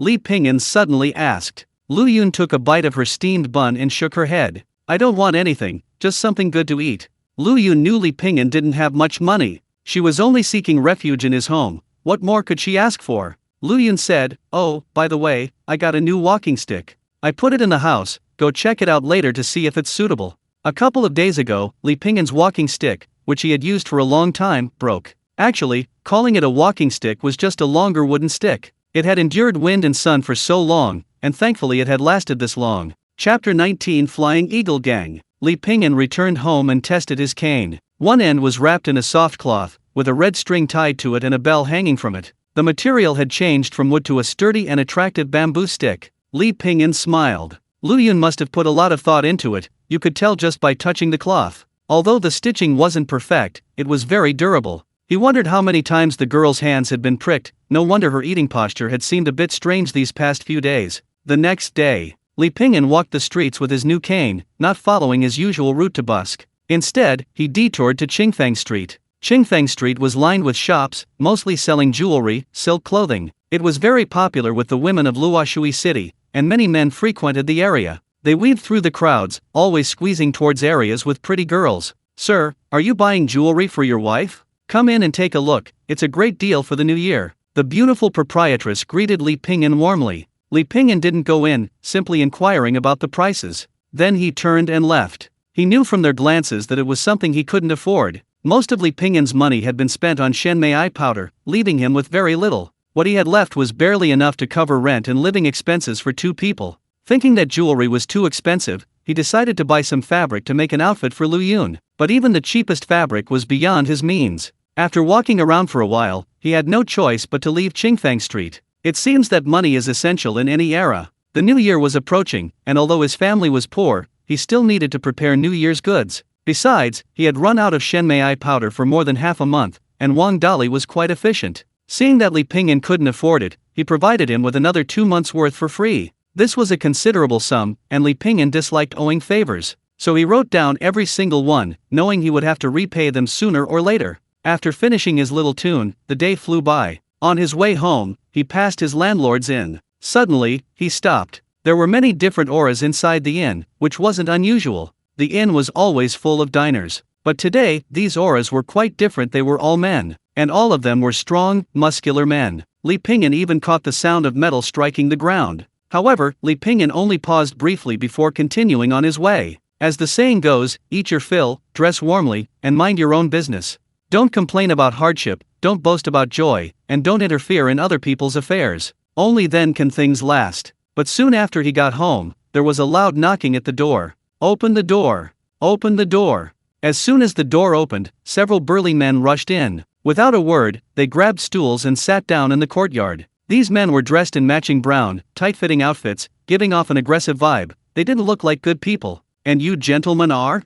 the leader asked. "Is this Chang Si's house?" Chang Si was Li Pingyan's landlord. "If you're looking for Boss Chang, just go to the Jixiang Inn," Li Pingyan said. "I don't need your help. I'm not renting this place anymore. Pack your things and get out of here." The burly man was completely unceremonious. Li Pingyan's tone remained calm. "Are you all Boss Chang's men? We are his creditors." Another man drew a short knife from his waist and placed it on the table. "Stop talking nonsense and get the hell out of here." The threat was obvious. Li Pingyan said, "Paying back debts is a matter of course, but I haven't had time to pack up in the rush. I wonder if you could give me a day. Let me pack my things and find another place to stay." The burly man at the head of the group stood up. "You're smart, kid. Hurry up." "Okay." After the men left, Lu Yun peeked out from the room. "Are we moving?" "No, I'll go talk to Chang Si first." Li Pingyan found Chang Si at the inn. "Oh, it's Pingyan. What's wrong?" Chang Si looked worried, and his voice carried a hint of weariness. "Ah Fu, bring a pot of tea." "Boss Chang, I didn't come here for tea." Li Pingyan got straight to the point, recounting what had just happened. Chang Si sighed, "Those bastards, they all came looking for you. Boss Chang, what exactly happened? Chang Si, full of grievances, told Li Pingyan the whole story. Recently, a new gang had risen in Luoshui City called the Flying Eagle Gang. It had fewer than 50 members, but every single one was incredibly skilled. They had engaged in several large-scale battles with local gangs, but none of them had managed to take down the Flying Eagle Gang. Instead, it had become a force to be reckoned with. They had even seized territory, and now, having just acquired it, they were going door-to-door demanding protection money. In his youth, Chang Si had traveled all over the country and held a considerable position in Luoshui City. When other gangs were in charge, they had never demanded protection money from Chang Si. A new gang has arrived, young and fearless, acting recklessly. Chang Si, wanting to avoid trouble, paid some protection money. But the Flying Eagle Gang wasn't satisfied. They seemed determined to establish their authority by targeting Chang Si. They specifically targeted him for exploitation. If he didn't pay, they'd have people sit in Chang Si's Inn all day, ordering tea. This scared away all the other customers. Li Pingyan took a sip of tea. So, what does Boss Chang plan to do? Chang Si snorted. Fine, we'll fight to the death. Damn it. I'm not a pushover. Though his words were harsh, Li Pingyan understood. Chang Si didn't want to escalate the situation. After all, he was getting on in years, with a family to support. He wasn't young anymore, carefree and only concerned with his own needs. But if he kept giving in, these guys would definitely take advantage. Now, not only Chang Si is threatened, but Li Pingyan, who rented Chang Si's house, is also implicated. Li Pingyan could simply leave, but where in Luoshui City can you find such cheap housing? Moreover, he can't find suitable accommodation in the short term. Chang Si noticed Li Pingyan's predicament and said apologetically, I've dragged you into this. I'll have the housekeeper get some money, you can find somewhere else to go. Once I'm settled here, you can come back anytime. Before Li Pingyan could say anything, the housekeeper brought over some money. Li Pingyan reached in and touched the money. The money he had given Chang Si was only enough for 2 months' rent. But this money was enough for a year's rent. To be honest, Chang Si had always been very kind to him. Li Pingyan hesitated for a moment. Boss Chang, where is the Flying Eagle Gang's stronghold? Why are you asking? Chang Si asked, puzzled. Go talk to them. It's no use. If it were possible, we would have done it already, Chang Si said. I appreciate your concern, but those people aren't easy to talk to. Be careful not to get yourself into trouble. At this point, Chang Si sighed. He considered himself to have many friends and to be loyal to the country. Who knew that when trouble came, all those cronies would scatter like flies, avoiding him at all costs? In the end, it was just a tenant who wanted to stand up for him. Chapter 20 Settling the matter. I just wanted to talk to them, maybe we'll reach an agreement. Chang Si waved his hand. Forget it.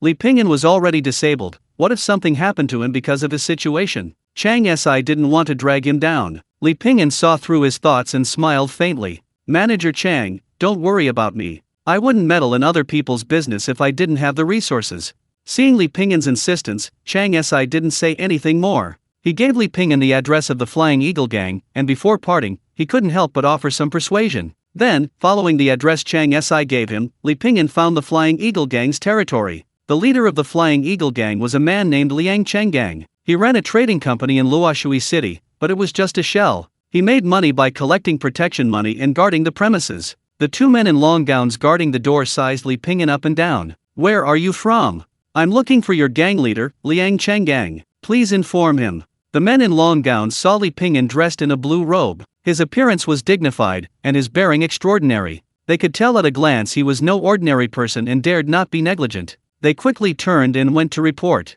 After a while, the men in long gowns came out. Our gang leader isn't here. Would you like to wait inside for a while? Did he say when he would be back? I don't know.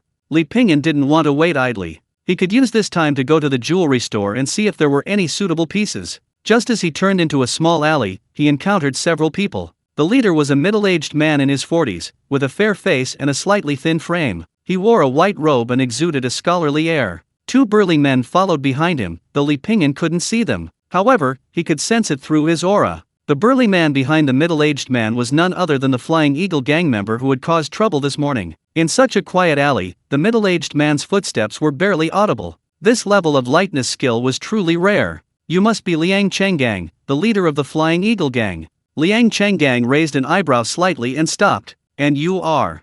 Hey, aren't you a resident of Chang Si's place?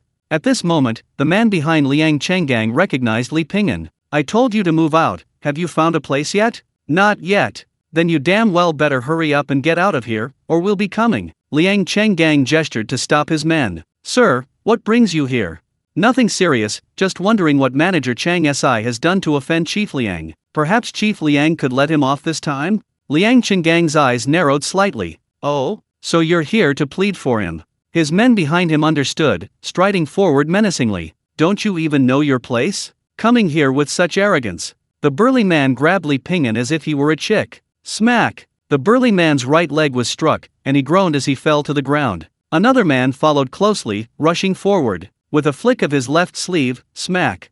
A fierce wind howled, its hidden force as imposing as a mountain. No wonder the underworld figures of Luoshui City couldn't do anything to the Flying Eagle gang. With even one of their henchmen possessing such skill, ordinary thugs were no match for them. Bang! The burly man's punch missed, but Li Ping'an kicked him in the shin. Caught off guard, the man staggered to the right, letting out a cry. He received a palm strike to his right temple. His vision blurred, and he immediately lost consciousness. Liang Chenggang reached for the sword at his waist, his gaze sharp. With a clang, he drew his sword, creating a curtain of swordlight in the air. In a flash, he was in front of Li Ping'an. This move came without warning. Seemingly ordinary, it was a decisive blow. Li Ping'an bent over, preparing to draw his sword. His entire aura suddenly shifted, filled with murderous intent. Sensing this terrifying aura, Liang Chenggang's eyes changed, and he abandoned his attack without hesitation. His back bent, his heart clenching. With a spring in his leg, he traced a graceful arc through the air. He floated more than 10 feet away like a ball. But the moment his feet touched the ground, he dared not move again. A bamboo pole was already pressed against his throat. Impressive skill. A bead of cold sweat trickled down Liang Chenggang's forehead. From the moment Li Ping'an made his move until now, only a brief instant had passed. He hadn't even had time to react. If Li Ping'an had used a sword, or some other weapon, or if the bamboo pole had been extended any further, he would probably be decapitated by now. You flatter me, Chief Liang. Li Ping'an withdrew the bamboo pole. I hope Chief Liang will grant me the honor of not causing any more trouble for Manager Chang. Liang Chenggang nodded stiffly, as you wish. At a time like this, even a fool could discern the pros and cons. Just because someone is talking to you calmly now doesn't mean they'll give you a chance to speak again after you refuse. Thank you. Li Ping'an walked away unhurriedly, leaning on his bamboo cane. Boss, are you just letting this kid go like that? Liang Chenggang said coldly, he could have killed us all here just now. 2 fists can't fight 4 hands. Boss, just say the word, and I'll go back and gather the brothers to wipe him out. His men were indignant, they had never suffered such a loss in silence. Fool! This man is no ordinary person. Remember, avoid him from now on. That evening, the landlord, Chang Si, came to the door. Mr. Li, thank you so much this time. That afternoon, the Flying Eagle gang came to see Chang Si. Not only were they polite, but they also returned the huge protection fee they had previously paid. They even gave Chang Si some money as compensation. Gang leader Liang Chenggang even said he would personally invite him to dinner to apologize, which left Chang Si completely bewildered. If Liang Chenggang hadn't suddenly changed his mind, then something must have happened. Chang Si quickly remembered Li Ping'an telling him earlier that day that he wanted to talk to the Flying Eagle gang, but he still couldn't believe it. After some inquiries, he finally learned the truth. So he hurriedly had gifts prepared and personally visited Li Ping'an. Manager Chang, you're too kind, Li Ping'an said. Thanks to Mr. Li, these are just a few small gifts. Chang Si had prepared a whole cartload of things, which Li Ping'an accepted without hesitation. Chang Si even offered to give Li Ping'an the courtyard house, but Li Ping'an declined. The two chatted for a while longer before Chang Si took his leave, expressing his deepest gratitude. After Chang Si left, Lu Yun came out of the room. Looking at the pile of things to the side, she looked around happily. This time we can have a good new year, Li Ping'an said. Yes, Lu Yun replied, a smile also spreading across her face. It snowed again in Luoshui City. Lu Yun looked up and smiled. She reached out and grabbed a snowflake, as if grasping it. Yet, it seemed as if she grasped nothing at all. Meanwhile, a secret letter from Luoshui City was delivered by fast horse to the capital of the Great Sui dynasty. Chapter 21 One general's success is built on the bones of 10,000. 3 days later, the underworld of Luoshui City gathered at Huikai. The one who sent the invitation was none other than Liang Chenggang, the recently powerful leader of the Flying Eagle gang. Hundreds of underworld henchmen were gathered around Huikai. To prevent the Flying Eagle gang from doing anything underhanded, each gang brought as many men as possible. Huikai was filled with powerful underworld figures who had come to join them. After a short while, Liang Chenggang, the leader of the Flying Eagle gang, appeared. He wore a long blue robe, a long sword at his waist, and exuded elegance. Gentlemen, I thank you for giving me this face. Speak quickly, what do you want us to do here? Old Huo from Liukan spoke in an unfriendly tone. Because of the Flying Eagle gang, Old Huo had lost much territory. I know many of you have grievances against me, and I have offended you in the past. However, I was only doing this for someone else, so please forgive me, sirs. Liang Qinggang's words today were unusually polite. This made everyone tense. What was this guy up to? Chief Liang, we're all straightforward people, so let's get straight to the point. Liang Qinggang smiled. To be honest, I want to give you all an opportunity for promotion and wealth. Luoshui City, Yingyue, Imperial Guard. Deputy Commander Lu Cheng looked at the letter, took a deep breath, and his hands trembled. The Yingyue were a department of the Imperial Court, the Emperor's eyes and ears. They were responsible not only for investigations in the capital but also for monitoring local officials. Even princes and ministers had to be wary of them. Lu Cheng had made one right bet in his life during the power struggle between the two emperors in his early years. He firmly sided with the current emperor, rising from an unknown nobody to a deputy commander. But the situation Lu Cheng faces now is not entirely similar to what happened decades ago. It's exactly the same. The princess and the second prince's struggle has reached a life-or-death point. It was thought that the princess's treasure ship explosion had settled the matter of the succession battle. Who knew the princess would miraculously escape? She's even hiding in Luoshui City now. Lu Cheng burned the letter, turning it to ashes. His eyes held an unease, yet also a greedy glint.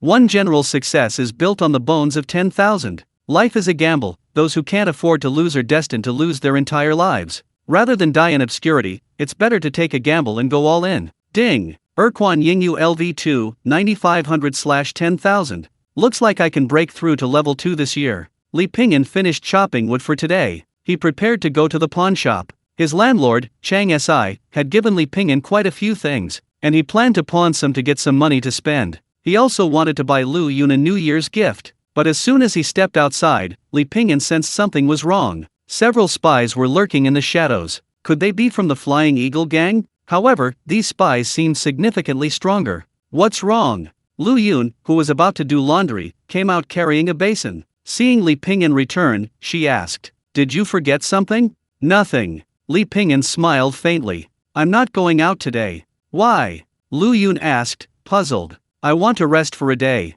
Lu Yun blinked her bright eyes and reached out to touch Li Pingyan's forehead. "Are you sick?" Her hand was cool and had a faint fragrance. "I'm really fine. It's too cold to go out. I'll play chess with you for a while later."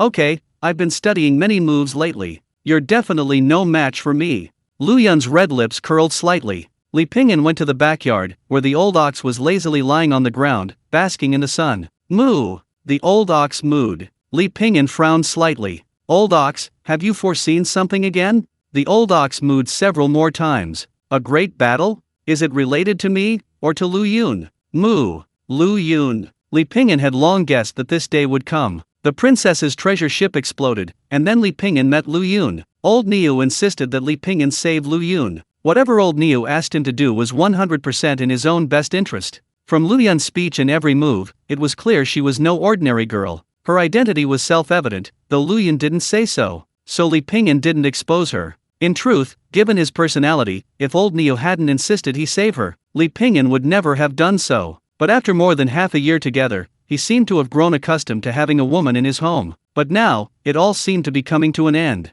Li Pingyan patted old Niu's head. A storm was brewing, the wind whistled through the building. "Ping and escort agency. Weapons? Mr. Li, could you be more specific? What type of weapon do you want?"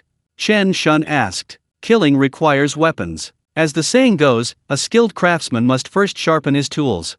Li Pingyan's weapon had always been a walking stick. It was sufficient for small-scale situations, but if it were an encirclement by skilled opponents, he would need a more presentable weapon. So Li Pingyan thought of Chen Shun, the young master of the Ping and Escort Agency. 6 months ago, during a delivery mission, Li Pingyan had saved Chen Shun's life. The two had crossed paths since then. "I'm used to using a knife," Li Pingyan said. "A knife? We have one." Chen Shun nodded eagerly. Chen Shun was incredibly excited that Li Pingyan had finally asked him to do something for him. Ever since returning from that escort mission, he had wanted to become Li Pingyan's apprentice. However, Li Pingyan had never agreed. This was undoubtedly his best opportunity. Chen Shun led Li Pingyan to the escort agency's armory. As the armory door opened, a strong smell of metal wafted out. "This is our escort agency's armory."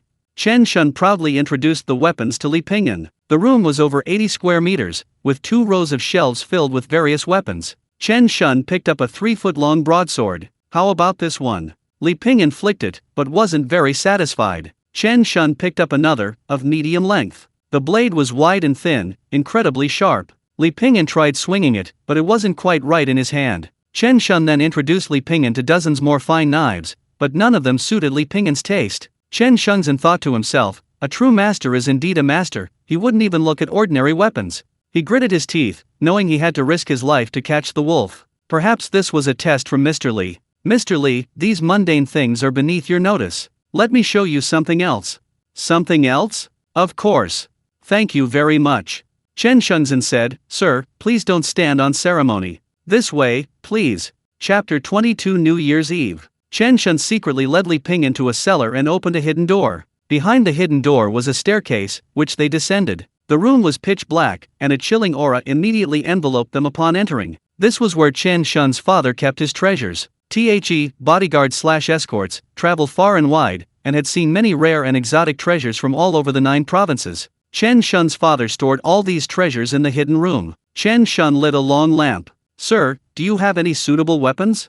Li Pingyan bypassed the treasures and went straight to a weapon rack. Upon closer inspection, his eyes could still catch some details. Li Pingyan grasped the second knife on his left. The blade was long and narrow, slightly curved, and gleamed with a bluish light. The sharpness of the blade contrasted perfectly with the bluntness of the back. It was smooth and lustrous, with a beautiful, gentle curve. The surface was covered with intricate patterns, resembling a fine work of art. What's the name of this knife? Li Pingyan asked. I remember this one. This knife was brought back from the western regions by my father. It's called Azure Sky. He found it beside a martial artist who died in the desert. My father buried him, and seeing how nice the knife was, he brought it back. This knife is excellent. Li Pingyan sincerely praised it. I'm glad you like it, sir. This knife is a gift to you. Li Pingyan smiled. I'm just borrowing it for a moment. If young Master Chen doesn't mind, I'll return it after I've resolved this matter. Chen Shun quickly replied, Sir, you're underestimating me. I truly consider you a friend. Even if it were all the gold and jewels inside, what would I care? After saying that, Chen Shun asked curiously, What matter do you speak of, sir? Please don't hesitate to ask if I can help you. Then I thank you very much, young Master Chen. By the way, I also have some soft armor and other weapons here. Would you like to take a look? Soft armor was unnecessary. Li Pingyan didn't like wearing such things. Do you have a bow and crossbow? Chen Shun was taken aback. A bow. But after realizing what he meant, he wasn't too surprised. In his opinion, although Li Pingyan's eyesight was failing, a master like him shouldn't need eyesight to shoot arrows. How's this bow? Chen Shun laboriously took a bow from the weapon rack. This bow is called the Heaven-Shaking Bow. It's incredibly powerful, forged from black iron, and weighs over 100 pounds. The bowstring is said to be made from the back sinew of a bull demon, making it incredibly tough. Chen Shun tried to pull it, but it only twitched once and then stopped. He couldn't help but laugh awkwardly. Li Pingyan took the bow. It seemed tailor-made for his size. He easily drew the bowstring taut. Li Pingyan and Chen Shun went outside and aimed at a tree in the distance. Whoosh! The bowstring made a loud sound, and the arrow shot towards the large tree opposite with lightning speed. With a loud crack, the bark was shaken off, and the branches and leaves shook. The arrow flew from one end of the thick trunk to the other. Excellent archery. Until now, Chen Shun had only ever seen his father draw this bow. When Li Pingyan returned home, he carried a longbow and a longsword named Azure. After dinner, Li Pingyan sat on the roof, polishing the longsword. Lu Yun tiptoed up from behind. Why did you suddenly decide to buy a sword? Nothing. By the way, why did you eat so little today? Don't you have an appetite? Li Pingyan asked. Lu Yun had just finished washing the dishes, her sleeves rolled up, revealing half of them. Leaning back, she supported herself with her arms, pretending to be casual as she said, Nothing, I just didn't have much of an appetite today. The two fell silent, gazing at the stars and the sky. I might not be able to spend the new year with you. I received word that I'm leaving tomorrow. Lu Yun suddenly said softly. Okay, I'll see you off out of the city tomorrow. Li Pingyan said calmly. Lu Yun shook her head. No need. Someone will pick me up outside the city tomorrow. It's dangerous inside the city. Will your friend be able to enter? Lu Yun bit her lip, her expression complicated. Li Pingyan saw her predicament and spoke before she could answer. I'll see you out of the city. Lu Yun clenched her fingers and lowered her head. After a long while, she said, It's very dangerous. You should stay here. It's all right. Lu Yun, I'm sorry, I've dragged you into this. Li Pingyan was taken aback, then smiled. It's all right, it's just a pity I won't be able to celebrate the new year.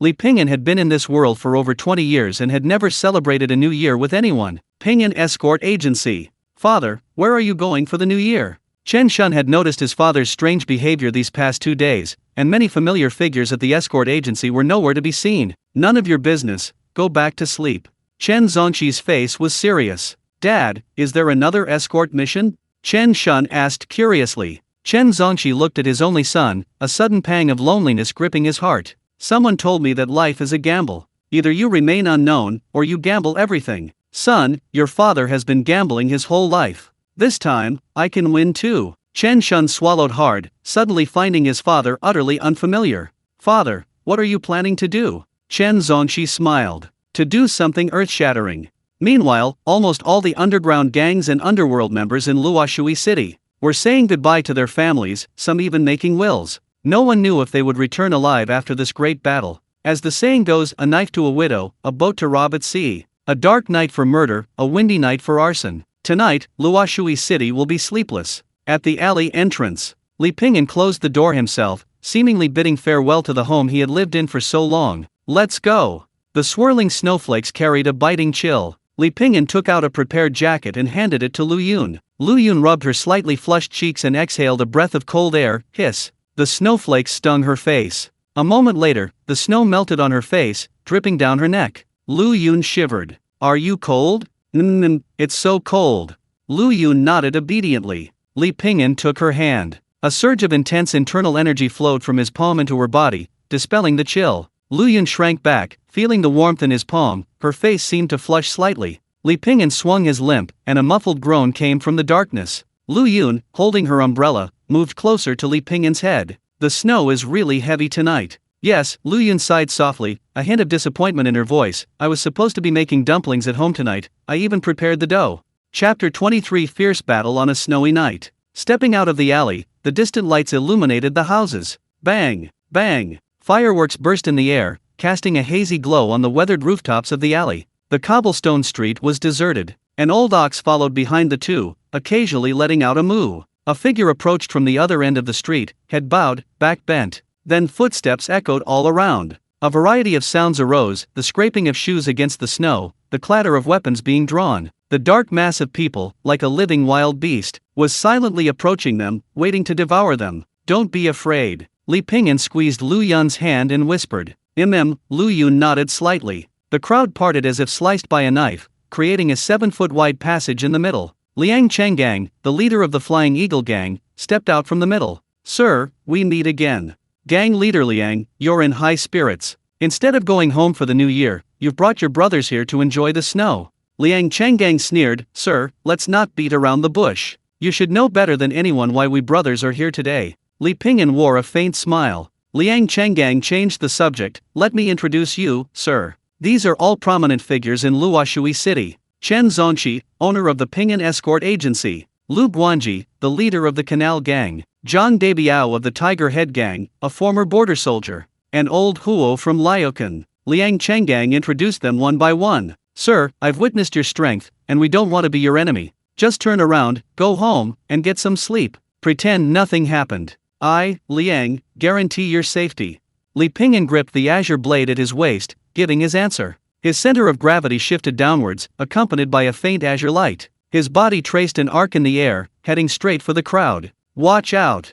However, mid-air, his body suddenly twisted. A sharp turn, and he landed abruptly on the ground. The blade's edge was aimed at Liang Chengang's head. This sudden change caught everyone off guard, followed by a sharp whistling sound. Like a sharp knife, it pierced everyone's hearts. With a muffled thud, his head was severed in two. Liang Chenggang was dead. A hush fell over the scene, the air thick with the stench of blood. Kill him! A shout rang out, and hundreds surged forward like a tidal wave under the cover of night. A sword was drawn diagonally from its sheath. A shower of light exploded in the air, as if all the air and wind had been absorbed by the blade, creating an overwhelming, crushing force. No one could see how the blade had been unleashed. Those who witnessed it were struck by a powerful visual shock. Blood shot into the sky. This scene unfolded in the blink of an eye. No one uttered a scream, figures fell instantly. A massive, terrifying chasm appeared in the ground, like a giant block of ice cleaved in two by a massive axe. In an instant, the world returned to calm. This scene left everyone breathless.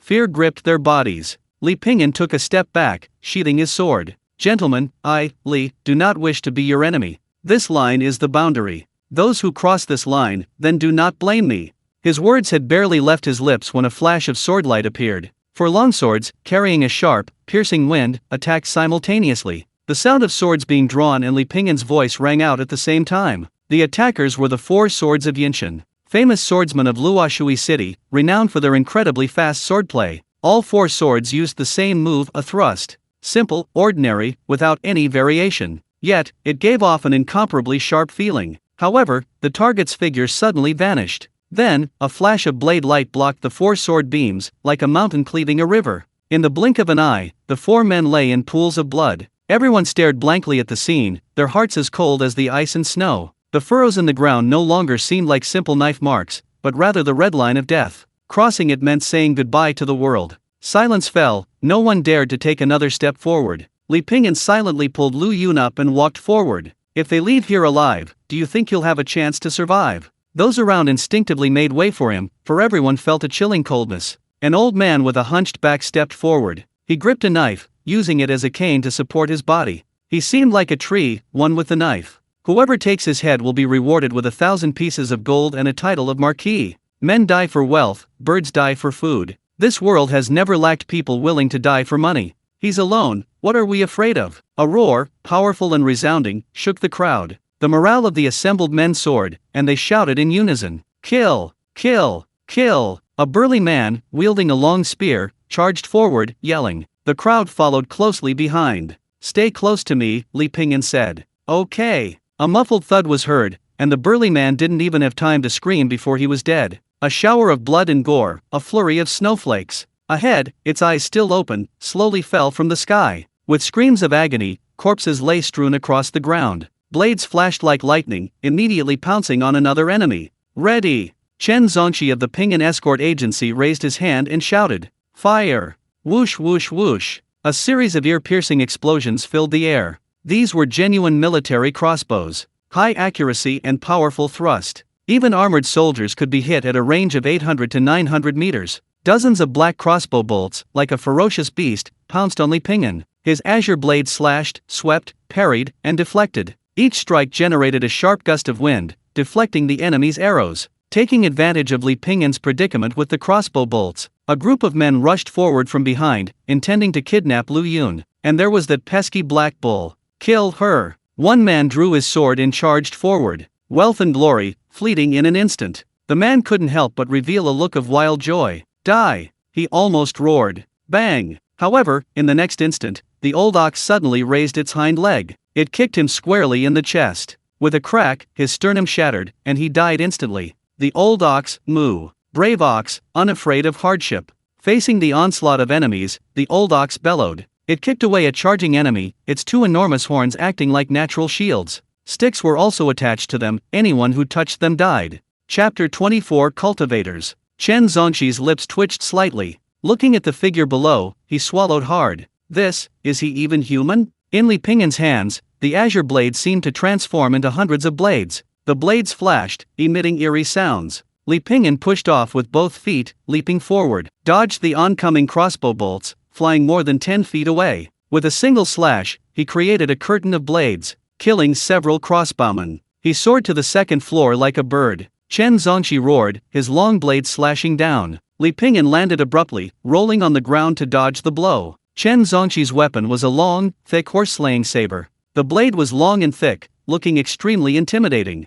Using the twisting force of his arm and waist, Chen Zongqi's strike was so powerful it inspired fear. Li Pingyan didn't retreat, but charged forward. With a twist of his waist, he unleashed a whirlwind-like backhand strike. The blade flashed and disappeared, yet the sharp wind it sent ripped through the air. Chen Zongqi's expression changed drastically, and he quickly withdrew his hand, retreating hastily. With a whoosh, his robe ripped open. A 7-inch long gash appeared on his abdomen. "Attack! Attack!" Those around him dropped their crossbows, drew their weapons, and rushed towards Li Pingyan. A gleaming blade flashed, instantly splattering blood. Chen Zongqi only saw a faint rainbow of light. He couldn't see how his opponent had struck. He could only watch helplessly as the blade coiled around him. Life is a gamble, go all in. Win, and you'll laugh at the heavens. To lose means utter destruction. On his deathbed, these words echoed in Chen Zongxi's mind. The difference in strength was simply too great. The azure sky blade? In his dying moments, Chen Zongxi murmured inexplicably,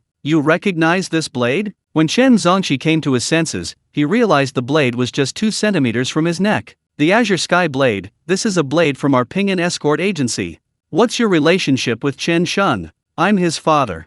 The other man was silent for a moment. Let's go. Okay. Chen Zongxi collapsed to the ground, his expression blank. Why did he suddenly stop killing him? Chen Zongxi came to his senses, feeling his legs trembling uncontrollably. Master, are you all right? His men rushed over. Go. Chen Zongxi's voice trembled slightly. The night wind howled, the moonlight flickering. A suffocating gloom hung in the air. A thick, pungent smell of blood, accompanied by a chilling aura. A few drops of blood stained Lu Yun's face. Whoosh! An arrow flew towards her, aimed straight for her chest. Lu Yun instinctively dodged. But it was as if she had suddenly crashed into a wall. Looking up, she saw she had struck Li Ping'an in the chest. The oncoming arrow had been severed. Are you all right? Yeah. Li Ping'an patted old Niu. Good job, brother. Moo. Old Niu bellowed happily. The henchmen were all cleared out. Now came the main event. Li Ping'an sensed the powerful auras of the two figures ahead. It's him? Lu Yun frowned slightly. You know him? Yes. Lu Yun nodded. Lu Cheng of the embroidered uniform guard. My mother promoted him back then. Humph. People's hearts are truly fickle. Speaking of this, Lu Yun glanced at Li Ping'an worriedly. Be careful, this guy is really skilled. Li Ping'an meticulously wiped the bloodstains from his knife. He's a cultivator.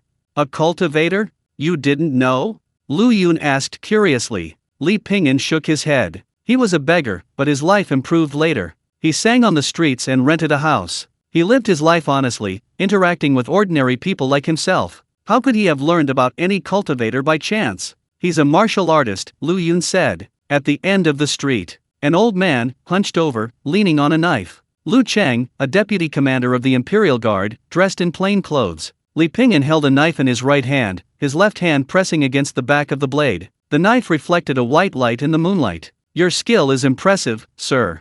I've been in Luoshui City for so long, and I've never heard of you before. The first to speak was an old man with a hunched back. Just a street singer, Li Ping'an said calmly. Do you know the identity of the girl behind you? I know. The old man said, you mustn't choose the wrong side, sir. A slight misstep could lead to utter ruin. The air seemed to be shrouded in an indescribable heaviness and oppression. No one spoke, no one moved. The silence was so profound that you could hear a pin drop. The old man slowly stepped forward, his steps, though slow, possessed a rhythm, each step carrying an invisible pressure. A sharp, piercing sound, like a tiger's roar, swept through the air. The old man's palms trembled, unleashing a gust of wind. Li Ping'an's blade, though swift, was like a small boat in a raging storm before those withered, sea-like hands. It was precarious, like a small boat on a stormy sea, threatening to capsize at any moment. His inner energy surged, allowing Li Ping'an to steady himself. The blade light swirled like a whirlpool, or ripples on a lake, continuous and relentless. Swift as lightning, it aimed directly for the old man's vital point. A cold smile appeared on the old man's withered face. He raised his withered hand, blocking the attack. He even managed to grip the azure blade. Lu Cheng's figure flashed to Li Ping'an's side, his blade falling. Li Ping'an spun like a top, easily dodging the attack.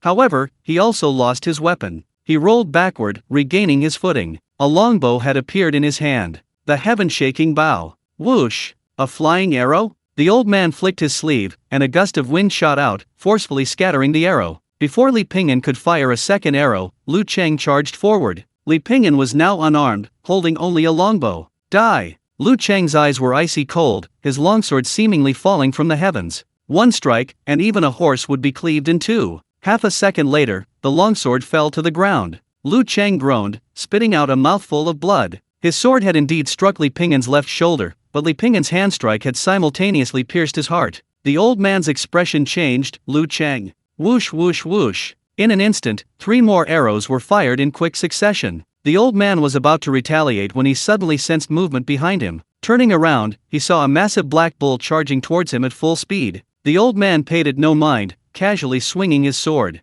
He intended to crush the bull. The ground shattered, dust billowed. But he couldn't stop the bull's momentum, it charged at him with even greater speed. The old man hurriedly waved his sleeve, forcing out bursts of internal energy. This created a barrier of energy in front of him, attempting to stop the bull. Boom! The energy barrier nearly exploded under the impact. Puff! A muffled sound. The old man groaned, spitting out a stream of blood. A long sword emerged from his chest. Li Pingyan, gripping Lu Cheng's black sword, exhaled heavily. Chapter 25: A Matter of Life and Death. A long blade emerged from his chest. Li Pingyan, gripping Lu Cheng's black blade, exhaled heavily. The old man's eyes widened, feeling utterly powerless to muster any more internal energy. The long blade had shattered his heart, tearing his flesh apart. The old man let out a muffled groan of pain. He had never imagined that a bull could possess such strength. At the city gate of Luoshui City, an elderly man with white hair was eating peanuts, his head bowed. Beside him lay a wine basket, he ate and drank as he went. Tap tap tap. Footsteps echoed through the empty street. Snowflakes fell heavily, and the north wind howled. It lashed against the city walls, creating a thunderous roar. Wu Shishun had originally received an appointment from the Ministry of Personnel, ordering him to go beyond the Great Wall. However, while passing through Luoshui City, he suddenly received a special order. Li Pingyan stopped, the bleeding on his shoulder had stopped. However, the bone was broken, and it wouldn't heal for a while. Li Pingyan frowned slightly. The other party hadn't made a move yet, but he had already vaguely sensed fluctuations in the surrounding air. A dangerous aura permeated the air. It was an intuition, like the instinctive feeling a wild beast has when facing danger. Do you know him? Li Pingyan asked softly. Lu Yun, who was frowning at Li Pingyan's wound, reacted. She looked up at Wu Shishun in the distance. I think I've seen him before, but I can't remember. Lu Yun was a princess of a kingdom, the future successor of the empire. She met countless people and handled countless tasks every day. She couldn't remember everyone, but judging from his appearance, he should be a Qi refiner. A Qi refiner? He must be very powerful. Yes, Lu Yun said, he's probably not a sword cultivator among Qi refiners, just an ordinary Qi refiner. Li Pingyan clenched his injured hand. He suddenly drew back the heaven-shaking bow, blood spurting from the wound. A sharp whistling sound filled the air. 3 flying arrows pierced through layers of snow, heading straight for Wu Shishun. At the same time, the azure blade in his hand drew arc after arc in the air. Wu Shishun looked at the falling snowflakes. With a casual flick of his wrist, the incoming arrow instantly transformed into a long rainbow. With a thud, it struck a large tree several feet away. Facing Li Pingyan's follow-up blade, Wu Shishun didn't move his body, but instead flicked his sleeve. The blade struck, producing a muffled thud. Li Pingyan felt as if his internal organs had shifted out of place. A terrifying gust of wind blew him backward, and he crashed with a thud against the roots of a tree several feet away. A buzzing sound emanated from behind Wu Shishun. It was countless snowflakes, one of which flew towards him. Li Pingyan twisted his upper body. A sharp, piercing pain shot through his shoulder with a thud. Under Wu Shishun's control, the countless snowflakes transformed into deadly weapons. The long sword fell to the ground, and Li Pingyan was once again sent flying several feet away. He crashed onto the snow with a thud. Before he could get up, his clothes tore open at the chest. Blood trickled down from the ripped opening. The blood stained his body, making him tremble even more. A snowflake pierced his right abdomen, another pierced his heart. Blood gushed out, and then there was no more sound. Pingyan! Lu Yun exclaimed. Wu Shishun smiled faintly. Not bad, with a little guidance, his future was promising. What a pity! He strode forward, hands behind his back. Princess, do you still remember me? No. I passed the imperial examination in the 25th year of Tianlin, became a vice minister in the 30th year, and was later demoted to a county magistrate. I've spent my life in the officialdom, and to this day, I remain mediocre. Lu Yun sneered. Every sip and bite should be a reminder of the emperor's kindness. You are an incompetent official, not thinking of serving the people. Instead, you come here to murder the emperor and kill your sovereign. What kind of logic is that? Wu Shishun burst into laughter. Ha ha ha, princess, your scolding is well done. But the Sui dynasty's officialdom, politics, and military are now severely corrupt. The incompetent rise to power, while the talented are overshadowed. You in power only know how to fight for power and profit. How can such a muddle-headed ruler be fit to be a ruler? Lu Yun's gaze fell on Li Pingyan lying in the snow. She said urgently, then what can you do? The world is like this. Do you think killing me will change anything? Do you really think the promises made to you by those above will be kept? They are nothing but a bunch of mediocre people. After doing such a thing, do you think they will spare you? If I were to rise to power, I would definitely reform and eliminate the abuses. You still have a chance to turn back. That man absolutely cannot be harmed. Go and save him quickly. Wu Shishun sighed almost imperceptibly. Princess, your naivete means you are destined to lose to your brother. As soon as he finished speaking, a flash of silver light disappeared, accompanied by the sound of wind and thunder. Wherever it passed, it carved a path through the snow. Lu Yun's expression changed drastically. He was alive. Wu Shishun frowned, never expecting his opponent to come back to life. At the critical moment of life and death, Li Pingyan's turtle breathing technique finally broke through its limit. Turtle breathing technique, 90%. The true energy within his body transformed into a torrent, surging through his limbs and bones. Like a wild horse unleashed in that instant, Wu Shishun's powerful energy was like a bottomless abyss, or a dormant volcano. But at this moment, Li Pingyan felt an incomparably powerful aura within his body. Like an endless surge of life force expanding, Li Pingyan's body was like a burning furnace, blazing fiercely. The heat grew stronger, and the attack became more ferocious. Wu Shishun's expression changed repeatedly, his facial muscles trembling. He roared, seemingly unleashing his full power. A frenzied wave of energy emanated from his body, rippling through the surrounding space. It spread in all directions, launching a final counterattack. Bang! The azure blade, struck by immense force, shattered into several pieces with a deafening crash. Li Pingyan used his body as the blade, ramming into it fiercely. Wu Shishun was forced into disarray, his movements chaotic, facing imminent danger. Staggering, he tried to fight his way out. But a flash of light, and a gash appeared on his chest, blood gushing out. Wu Shishun gritted his teeth and pointed a finger at Li Pingyan's left shoulder. His entire left arm was reduced to a bloody pulp by the opponent's full-force attack. Moo! The old ox charged from the side. Wu Shishun slammed down with his palm, knocking the black ox to the ground. A flash of light streaked past, and Li Pingyan pounced. Before Wu Shishun could gather his energy, he twisted his body to the right, his left hand grabbing Li Pingyan's neck. Just as he was about to deliver a full-force blow to crush his neck. Chapter 26. The snow stopped. With a sharp snap, a cold light suddenly shot from Li Pingyan's mouth, piercing Wu Shishun's brow with lightning speed. It was a broken blade from the azure sky blade. Wu Shishun's body stiffened, his eyes momentarily blank. The old ox seized the opportunity to get up and butt him over. Then its massive body slammed down on him, pressing him beneath its weight until he was unrecognizable. Li Pingyan clutched his empty left arm, quickly stopping the bleeding. Lu Yun looked around, then tore open her clothes with her teeth. She took out some medicinal powder from her pocket, applied it, and skillfully bandaged Li Pingyan's arm. "It's all right, don't cry," Li Pingyan said with a faint smile. Lu Yun bit her lip, her voice hoarse. "Don't worry, once we get back, I'll find the best cultivators to heal you. Limb regeneration isn't impossible." Li Pingyan took a deep breath and stood up. "Let's keep going."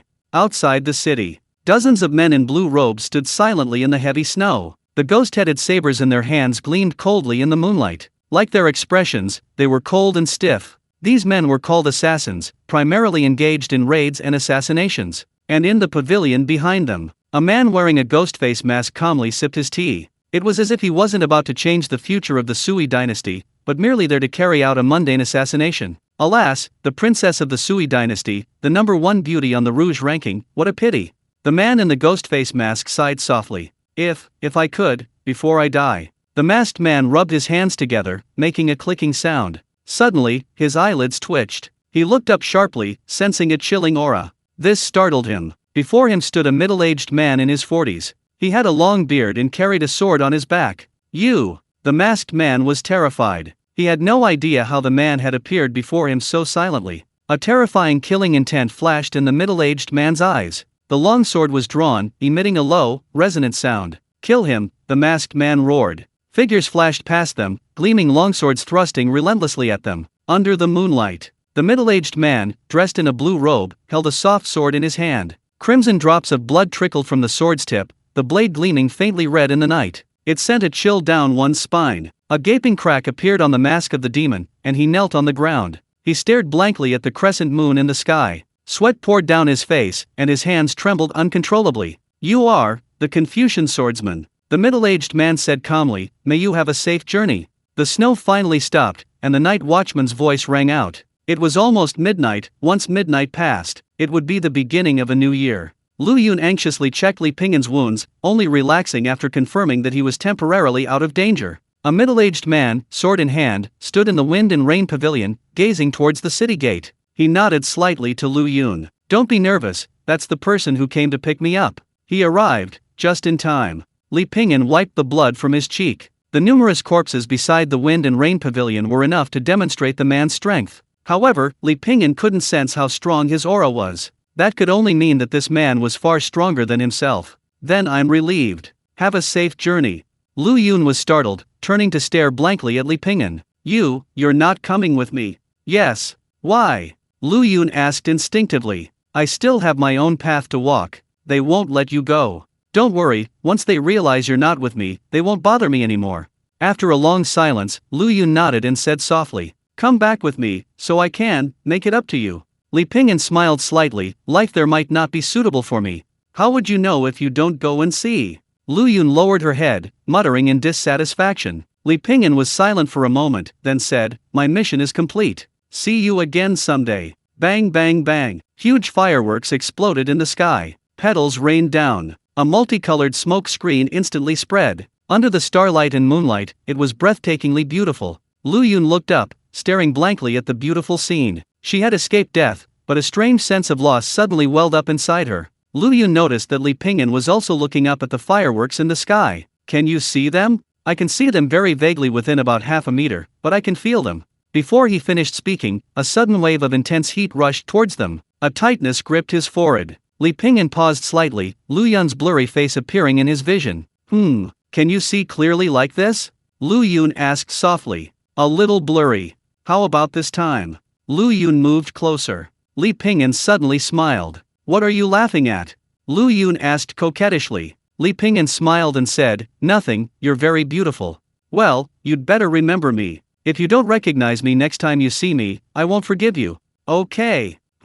What's this? Lu Yun raised an eyebrow. Li Pingyan placed the hairpin in his hand into Lu Yun's hair. I originally wanted to give you a New Year's gift, but I couldn't afford anything too expensive, so I made one myself out of wood. Happy New Year! An unprecedented tenderness appeared in Lu Yun's eyes, radiating a gentle, loving affection. Happy New Year! The fireworks in the sky lingered, releasing their last rays of light and warmth. A familiar voice suddenly rang out. The melody of Erquan Yingyue echoed in the warm night. Lu Yun suddenly turned around and smiled gently. Her smile carried a hint of sadness. Li Pingyan held his ervu, his surging inner energy plucking the strings. Ding dong! Erquan Yingyue LV2, 10,000/10,000. Congratulations, host, Erquan Yingyue has successfully leveled up.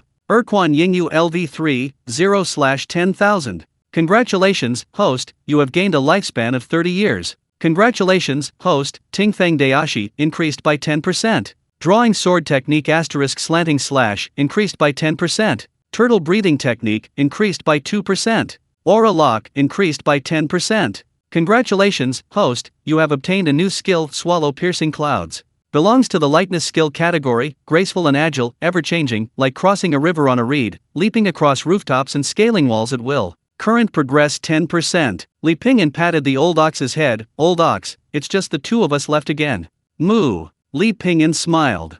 Chapter 27 Desert Poplar. The 15th year of the Tianyuan era. The desert poplars, rooted in the vast sea of sand. The west wind rises, and yellow sand dances wildly. The setting sun in the desert, like a fiery wheel, drifts across the boundless yellow sky. Then it gradually disappears into the twilight, carrying a breathtaking beauty. The yellow sand gradually subsides, and the inn stands quietly in the sunset. From beyond the sand dunes of the desert come the cries of eagles, adding a touch of desolation to the twilight. Inside the small inn, however, sits more than a dozen burly men, and in the center of these men is a young man in his 20s. He is leisurely reclining on a cool chair, with a servant fanning him with a large palm leaf fan. Creak! The door is pushed open, and a gust of wind rushes in. Sir, would you like to rest or stay overnight? The waiter approaches. A bowl of vegetarian noodles, a meat dish, and 2 jugs of wine. The man finished speaking and patted the ox behind him. Give this ox the same dish, and a jug of wine for it too. An ox? The waiter was taken aback. Riding an ox in the desert? This is truly bizarre. And drinking wine too? The waiter sized up the customer, suspecting he was being mocked. The man wore a straw hat, the veil pulled low, revealing only half his face. His left sleeve was empty, and he held a bamboo pole in his hand. The small red rope attached to it was extremely conspicuous. The waiter pursed his lips, hesitating for a moment. Sir, please come in. The young man surrounded by burly men glanced sideways at the newcomer, paying him no attention. The burly men around him, however, were wary, but noticed the man was missing an arm. His eyes were closed, and he held a bamboo pole. The blind man, and with a missing arm at that. The crowd's guard relaxed considerably. Soon, everything the blind man had ordered was on the table. The blind man drank heartily, eating with relish, oblivious to everyone else. Then he began to devour the bowl of steaming hot noodle soup. Having eaten and drunk his fill, he slumped in his seat and let out a satisfied burp. The young man, a toothpick dangling from his mouth, watched the blind man with amusement. Although blind, he looked almost perfectly normal. "Hey, are you really blind?" the young man couldn't help but ask. The blind man nodded. "Judging from your voice, sir, you must be a handsome and talented young man, from a wealthy family. You blind men certainly know how to talk." The young man smiled. As the old saying goes, one doesn't hit a smiling face. Whether true or false, kind words are always pleasing to the ear. "Young master, you are a local. I wish to ask you something." "Please speak freely," the young man replied. "Do you know a man named Qi Yingyue, young master? He is the son of a local merchant from the Hu region. Relying on his family's influence, he acts recklessly. He has caused many outrageous incidents, and this time he even raped and murdered a married woman, dumping her body in the wilderness. The matter has blown up, and he is wanted by the authorities. His father bribed the officials to let him go into hiding for a while." As the blind man's voice slowly rose, the young man's face grew increasingly dark. "Heh, what do you want with him?" the young man said coldly. The surrounding burly men gripped their weapons, their eyes fixed sharply on the blind man. The blind man, seemingly oblivious to the change in atmosphere, continued speaking. "To my shame, I'm an unregistered hitman, without an official permit, so I can only take private jobs. This time, someone asked me to take his life." Before he finished speaking, more than 10 burly men in the shop slammed their fists on the table and stood up. They all brandished their weapons. The young man crossed his legs, extremely arrogant. "Coincidentally, I am the Haytake you're looking for, but whether you can take my life depends on your skills."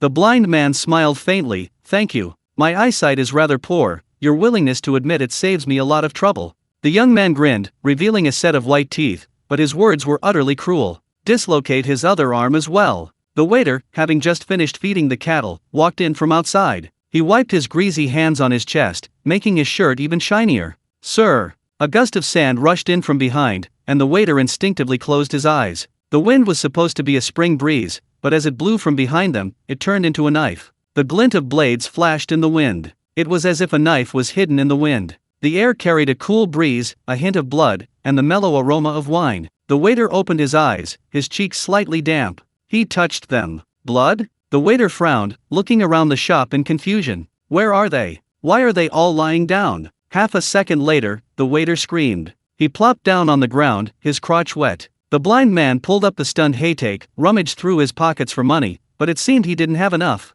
So he reached into Haytake's pocket and rummaged around, placing the money on the table. "Check, please." To control the western regions, the Sui dynasty established the 4 garrisons of Anbei. Opening up passes along the routes and continuously developing new trade routes attracted a constant influx of foreign merchants. This led to a period of prosperity for trade in the 4 garrisons of Anbei, simultaneously stimulating the development of cities along the routes. It played a positive role in the recovery and development of the economy in the northwest. However, it also somewhat affected the peace and stability of the 4 garrisons of Anbei. Foreign merchants, Central Plains merchants, caravans, and fugitives mingled together, making social order increasingly unstable. Moo! Li Pingyan led the old ox, walking slowly. A burlap sack hung on the ox's back, occasionally swaying. It seemed to contain a living creature. Li Pingyan untied the wine sack and took a swig of strong liquor. He had arrived in the 4 garrisons of Anbei 5 months ago. After the snow battle in Luoshui City, Li Pingyan was relentlessly pursued.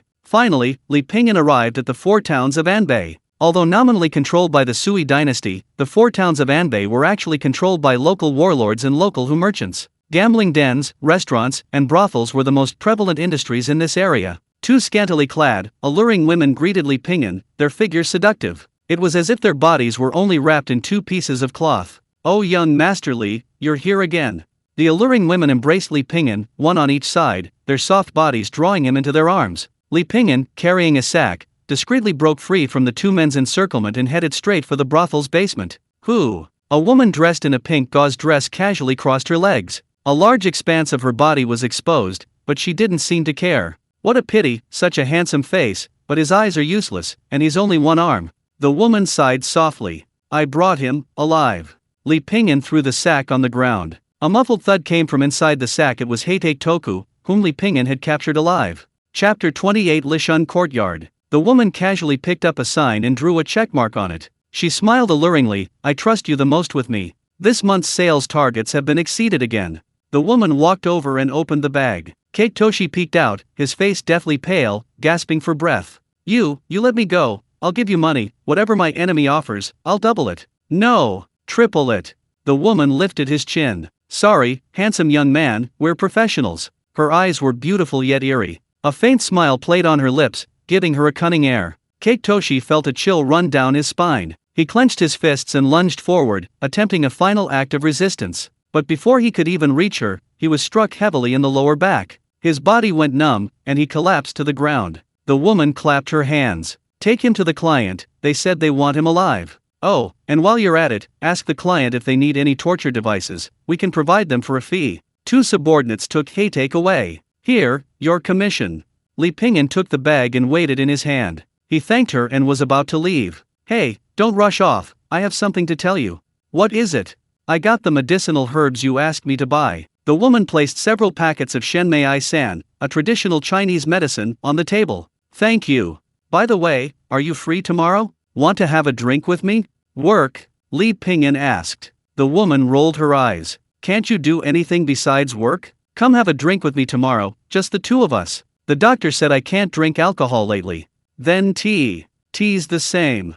Get lost. Li Pingyan caught the teacup thrown at him and smiled. I'm leaving now. The woman was the proprietress of the brothel, known as Ma San Niang. She was the third child in her family. Her husband had died young, and she later opened the brothel. In this area, simple business people rarely survive. Ma San Niang secretly kept a group of retainers, some were down on their luck, Jianghu figures, some were border soldiers who had committed crimes. They specialized in doing favors for money. Because of her disciplined methods, she was quite well known locally. Li Pingyan had met Ma San Niang by chance and was able to earn commissions from her. In this prime location of Anbei Four Towns, where land was incredibly valuable, he bought a small, detached house. As Li Pingyan stepped out of Ma San Niang's house, he heard heart-wrenching screams coming from the next room. It was the voice of Qi Muda. He had tortured and murdered the married woman and 3 other women. Now, his targets were the families of those 4 women. Back home, Li Pingyan began preparing dinner. Leftovers from breakfast potato and rice noodles and 2 naan breads, which could be heated up.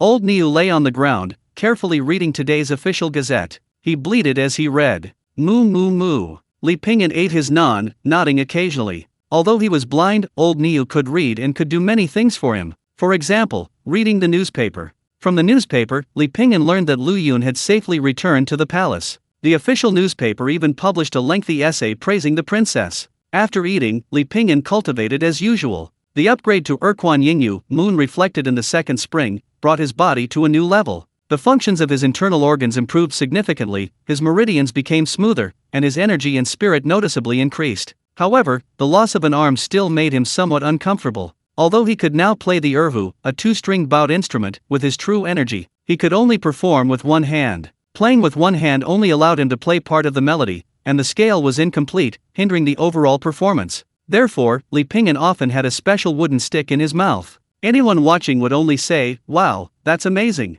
In reality, Li Pingyan was imbued with a trace of true energy, which ordinary people couldn't see, assuming it was the stick that was working. Bang! Bang! A knock sounded at the door. Old Niu got up from the ground and opened the door. A little girl in a pink dress stood outside the door, holding a jar. The girl had large, bright eyes, very pretty. "Uncle, this is soup my older sister asked Aaliyah to give you." Li Pingyan smiled. "Thank your older sister for me." The little girl pouted, staring at Li Pingyan. Li Pingyan patted her head. "Thank you, Aaliyah too." Aaliyah grinned, opened her little arms, and jumped onto the old ox. Aaliyah and Doha were next-door neighbors. Doha, the older sister, ran a general store, selling local handicrafts like flowers and bracelets. It was said that their father had gone to the depths of the desert 5 years ago with a caravan in search of treasure, and never returned. The 2 sisters had been waiting for their father to return ever since. When Li Pingyan first moved in, he happened to find Aaliyah crying, stuck in a tree. He rescued the little girl he didn't know.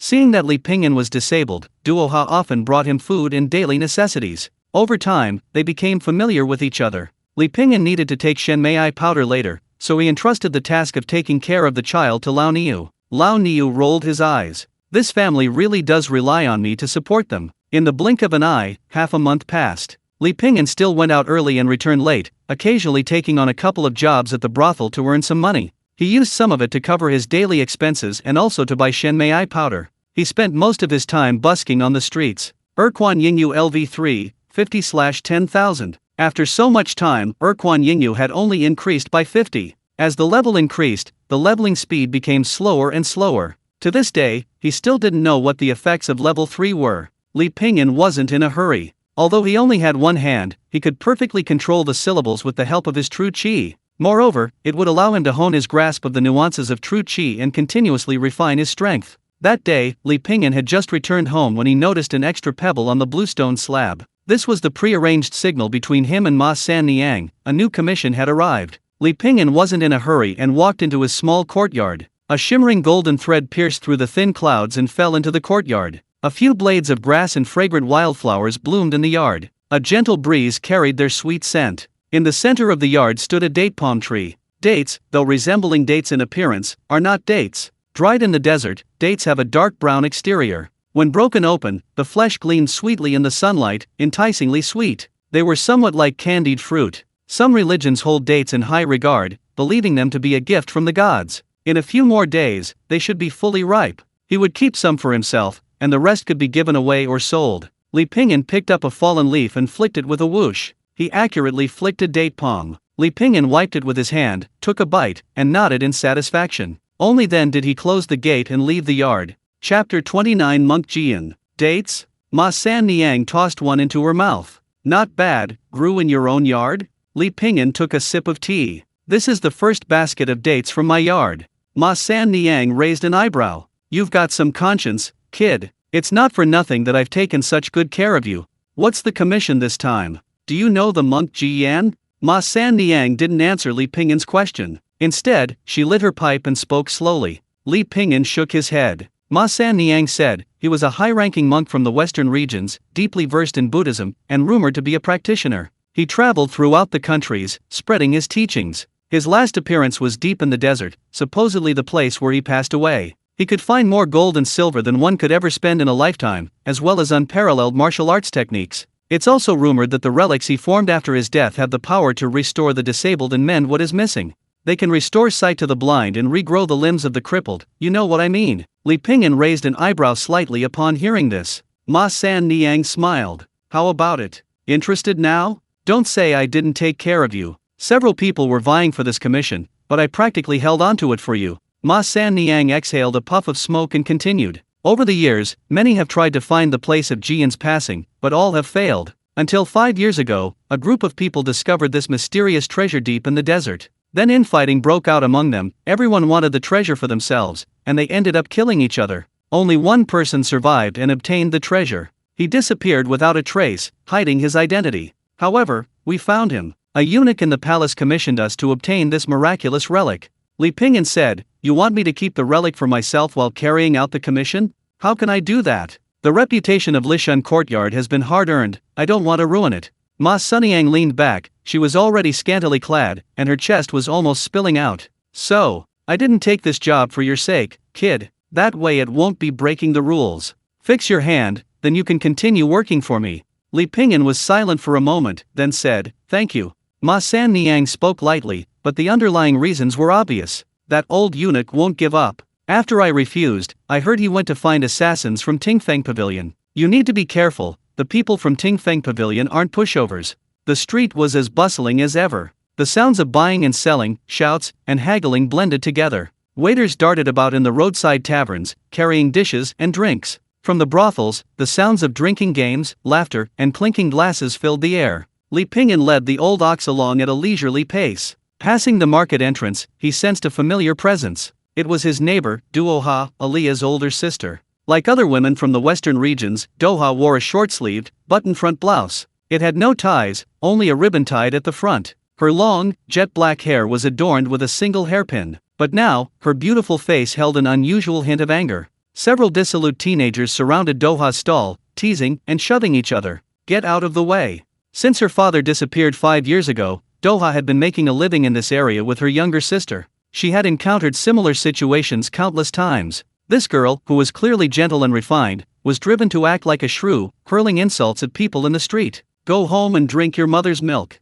Doha slammed her curved knife heavily on the table. The teenagers, far from being afraid, laughed and joked. If you won't drink my milk, how about yours? Doha shielded her sister behind her with her body, but the teenagers wouldn't give up. They rudely pushed Doha, laughing unrestrainedly. "Hey, let me hug you." The leader of the teenagers suddenly froze, his arm being pressed down by a large hand. Looking at the muscles on the other person's arm, then at his own arm, which resembled a chick's, the boy froze, looked up, and met a slightly frightening face. "Our master said he doesn't want to see you in the 4 towns of Anbei anymore."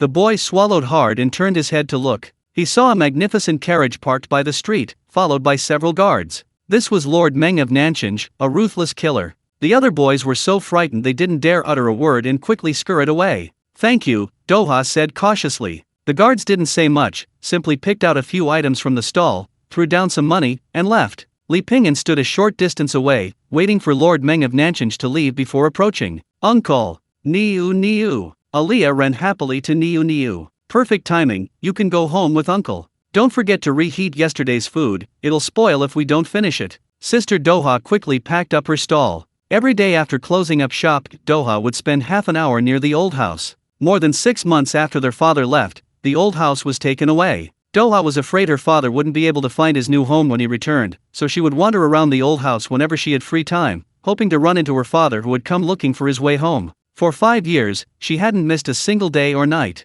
Uncle, you made so much money today." Aliyah walked along, her little hands protectively clutching the money hidden in her bosom, her face beaming with excitement. "Aliyah can buy lots of candied hawthorns." Li Pingyan laughed. "Can one person finish all those candied hawthorns? I still need to give some to my sister, and to Uncle and Niu, if father comes back." Aliyah hesitated for a moment. Don't give any to father."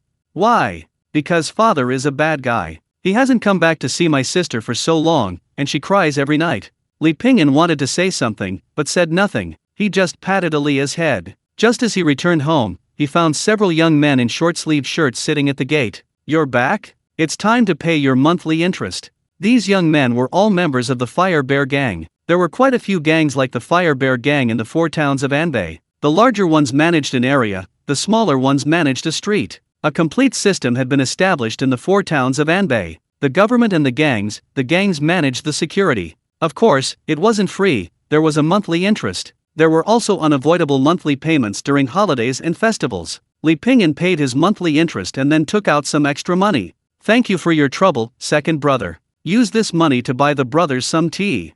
Lu Er nodded. "Of course. How's the harvest these days?" "Thanks to second brother, the harvest is pretty good." Lu Er patted Li Pingyan on the shoulder. "All right, if anyone causes trouble, mention second brother's name." Then he led his brothers away. They still had to go to the next house to collect their monthly interest. These kinds of things usually didn't cause any trouble. In the 4 towns of Anbei, compared to the government, the people were more willing to trust these gangs, because most of the time, the gangs were much more reliable than the government. Although they were seeking their own benefit, they also understood the principle of steady, long-term gains. Chapter 30. All the world's hustle and bustle is for profit. Ugh. After paying the monthly interest, Arya's smile vanished. No wonder Arya was unhappy. This month's interest was about 30% higher than before. The Fire Bear Gang had recently engaged in several large-scale battles with the Poisonous Snake Gang, resulting in casualties on both sides. Naturally, they needed money to appease the dead and motivate their men. Li Pingyan shook his head slightly, somewhat helplessly. He could naturally refuse to pay the monthly interest and wasn't afraid of the Fire Bear Gang, but it's easier to see the King of Hell than to deal with his underlings. If you don't pay the monthly interest today and kill someone, the Fire Bear Gang will be coming after you tomorrow. These gangs all have powerful backers. Destroying the Fire Bear Gang would create another layer of trouble. That's how trouble is. Once you start, you're trapped. Rather than a fight to the death, it's better to pay some money every month and seek peace. Back home, Li Pingyan took a quick shower. Taking a bath simply meant taking a large bucket and pouring water over him from head to toe. Just as they were about to start a fire to cook, Aliyah arrived at the door. It was Aliyah's birthday, and her older sister, Doha, had prepared a lavish feast. She had also invited Li Pingyan to Aliyah's birthday banquet. 3 people, 1 cow, 5 dishes, 3 meat and 2 vegetable, and a bowl of fragrant longevity noodles. Li Pingyan had cooked it himself. "Don't forget to make a wish on your birthday," Li Pingyan reminded her. "I've already prepared one." Aliyah took out a slip of paper she had written in her pocket. "My first wish is for my older sister to marry a good man." Doha blushed and playfully scolded, "You little devil." Aliyah continued reading, "My second wish is for father to come back. My third wish is for uncle's eyes to be healed quickly." Li Pingyan smiled faintly. The fourth one wants lots and lots of money, the fifth one. The night was deep. Aliyah, covered by a blanket, murmured in her sleep. It's getting late, I'll be going now. Li Pingyan stood up. Doha nodded slightly. Thank you for playing with her for so long. It's nothing. Doha smiled. Uncle, see you tomorrow. Yes, see you tomorrow. Li Pingyan left the courtyard, but didn't go home. Instead, he walked in another direction under the moonlight. The four towns of Anbei remained prosperous under the night sky. A patrol of city guards, carrying lanterns, strolled leisurely back and forth, not even glancing at their surroundings. Several dark figures flashed by, heading straight for a luxurious mansion in the southern city. The Meng family mansion in the southern city was located on an old street. It was said that this street existed even before the four towns of Anbei were established. It perfectly records the traces of the era, bearing the weight of time, washed away by the mists of time. The cheers and neighing of horses of yesteryear are still vivid in my mind. Under the cover of moonlight, dozens of dark figures descended upon the mansion of Lord Meng in the southern city. Leading them was a burly man with a dark face, dressed in a tight-fitting outfit. Tall and imposing, he carried a long, broad sword on his back. Gentlemen, you have come from afar, I have failed to greet you properly. An aged, powerful voice broke the silence. With a whoosh, four burly men drew their swords. They crouched low and rushed towards the source of the voice. However, the four men vanished without a trace, like clay oxen sinking into the sea. A moment later, a figure completely concealed beneath armor appeared before them. Only a pair of clear, black, and white eyes were visible. The burly, dark-faced man sneered, a full set of armor forged from black gold. Master Meng of Nanshan certainly has a grand style. Or perhaps I should call you Stab Liman He Mud. 5 years ago, you followed a group of martial artists disguised as merchants into the depths of the desert, searching for the treasure left behind by the monk Jian. Although they found the treasure, infighting broke out, and they killed each other. In the end, only one person obtained the treasure of the monk Jian, and for a time, all sorts of martial arts factions searched for this person's whereabouts. Unfortunately, this person seemed to have vanished into thin air, disappearing for 5 years. But who could have imagined that the person who ultimately obtained the treasure was neither the leader of that group, nor the most skilled swordsman, but rather, it was a stableman who led them and led their horses. Truly, fate is cruel. Hilmud looked up at the sky and sighed silently, tired of running. The burly, dark-faced man slowly drew his sword. Yes, it's all time to end this. Tonight, in the southern city, there were no soldiers, no night watchmen maintaining order. Even the night watchmen were gone. Only the sound of flying axes and the clang of metal. Several gangs attacked Meng Ye's territory in the southern city simultaneously. Meng Ye of the southern city, a mysterious figure rumored to hold the power of life and death in the city. It was said that no one had ever seen his true face. It was said that he had been disfigured, and those who had seen his face were dead. In just a few years, Meng Ye had transformed the southern city into one of the most prosperous areas among the four towns of Anbei. But today, his painstakingly built shops were ruins beneath the feet of countless men. The once bustling restaurants had become bloody slaughterhouses. Two tall, imposing vermilion gates of Lord Meng's mansion in the South City were adorned with two headlights. Illuminated by these lights, dozens of burly men in tight-fitting clothes, long swords at their waists, could be seen. The short street was completely surrounded, their eyes fixed intently on the vermilion gates. Creak! With a piercing sound, the gates were pushed open. Lord Meng of the South City, clad in black armor, stood before the crowd. To be precise, it should be called He Mud. Kill! A deafening shout rang out. Dozens of burly men, brandishing weapons, charged forward like a pack of mad tigers. The entire South City was plunged into chaos. The sounds of fierce fighting were incessant, and corpses lay scattered on the ground. The gangs swarming in from all directions seemed intent on razing the South City to the ground. A group of burly men stormed into a brothel, brandishing machetes and iron bars. They began hacking and slashing wildly at the people inside, screams filling the air. The owner of a tavern across the street heard the commotion and tried to close the door. But it was too late, the group rushed in. The owner was terrified and collapsed to the ground. Money! Money! Several men rushed to the counter, while the rest robbed the tavern's customers. Two thugs spotted a beautiful woman and surrounded her. What are you doing? Stop! Stop! Do you know who I am? The woman's husband had barely managed to shout when he was kicked to the ground. I don't care who you are, let me have some fun. He started tearing at the woman's clothes. Bring out all your valuables. A man noticed someone leisurely drinking in a corner and immediately drew his knife and went over. The tavern lights went out with a whoosh. Several muffled thuds came from the darkness. A few seconds later, everything returned to silence. Li Pingyan, carrying a jug of wine, strolled out of the tavern. Muttering to himself, "This wine is really good, but it's too expensive." The tavern owner, clutching his head, lay trembling on the ground. He waited for a while, but there was no movement around him. After a while, by the moonlight, the owner saw several men lying haphazardly on the ground. What's going on? Chapter 31 The Lost Treasure. Corpses lay scattered across the ground, a gruesome sight. The short street was littered with horribly mutilated bodies. Some were twisted, some had faces a bloody mess, some were severed limbs. Hilmud dragged his heavy black armor, walking slowly. It was as if each step would cost him his life. Another group of people rushed in from the other end of the street. However, when they saw Hilmud, they froze. Faced with the onslaught of numerous experts, most of his black armor had fallen away, revealing his true face. What a terrifying face it was. No, it couldn't even be called a face. At first glance, it looked like a skeleton. Only the outline of a face remained, as if it had been forcibly peeled away. Except for a pair of eyes and a rotting nose, no other human features could be found. Even more terrifying was his exposed body, riddled with dark, gaping holes. Each hole was the size of a horse's eye, as if hollowed out by insects. Like a demon straight from hell, ferocious and insane. Those who witnessed this scene held their breath in unison.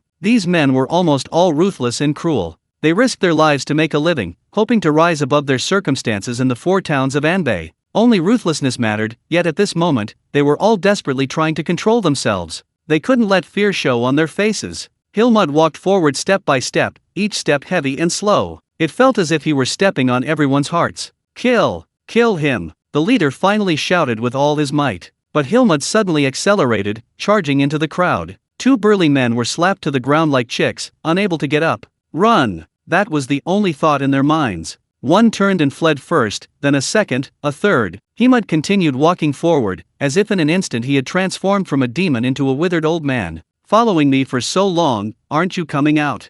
A hoarse voice came from his throat. After a while, a figure holding a cane appeared in the darkness ahead. How about a deal? I'll escort you out alive, and you give me the relic. Li Pingyan said calmly. Hilmud grinned, a grin more hideous than a grimace, utterly terrifying. I recognize you. You live next door to my daughter. Li Pingyan didn't deny it. You knew I was there all along, and deliberately approached my daughter, didn't you? Hilmud shouted sharply. It was just a coincidence. Li Pingyan recalled how old Neo had insisted he choose that particular courtyard when they were choosing a house. That's why he became neighbors with the Doha and Aliyah sisters. Hilmud let out a terrifying, extremely grating laugh. Then he burst into tears, his sobs growing louder and louder until he was completely sobbing uncontrollably. Li Pingyan silently watched him as several men in black rushed towards him from behind. Then everything went black and they collapsed to the ground. If only I could go back to the beginning. I shouldn't have taken them to the depths of the desert for their reward. I shouldn't have coveted that treasure. This is all retribution. Hilmud murmured, not caring whether Li Pingyan was listening. He had suppressed his emotions for too long. It was as if he was about to reveal his entire life before he died. Why don't you take your daughters and leave? Li Pingyan asked softly. I can't leave. I can't leave here. That wasn't a treasure at all, it was a curse. Because of it, I've become a monster, neither human nor ghost. Because of it, I can't go home. I can only hide under thick clothes every day, waiting for my life to end. My fate shouldn't be like this, it shouldn't be like this. Do you know how lovely my two daughters are? I should be by their side, watching them grow up little by little. Then get married and have children. I drink a little wine every day, listen to some music, and I can still see my grandson and granddaughter. As he spoke, he burst into tears again. Why was he crying? He was crying for his tragic fate, crying for his own choices. There are 1,000 paths in this world, but there is no turning back. I hid the treasure inside the city god statue in the East Market. Go find it yourself. I burned all the evil techniques the devil left behind. I have only one request, please take good care of my daughter.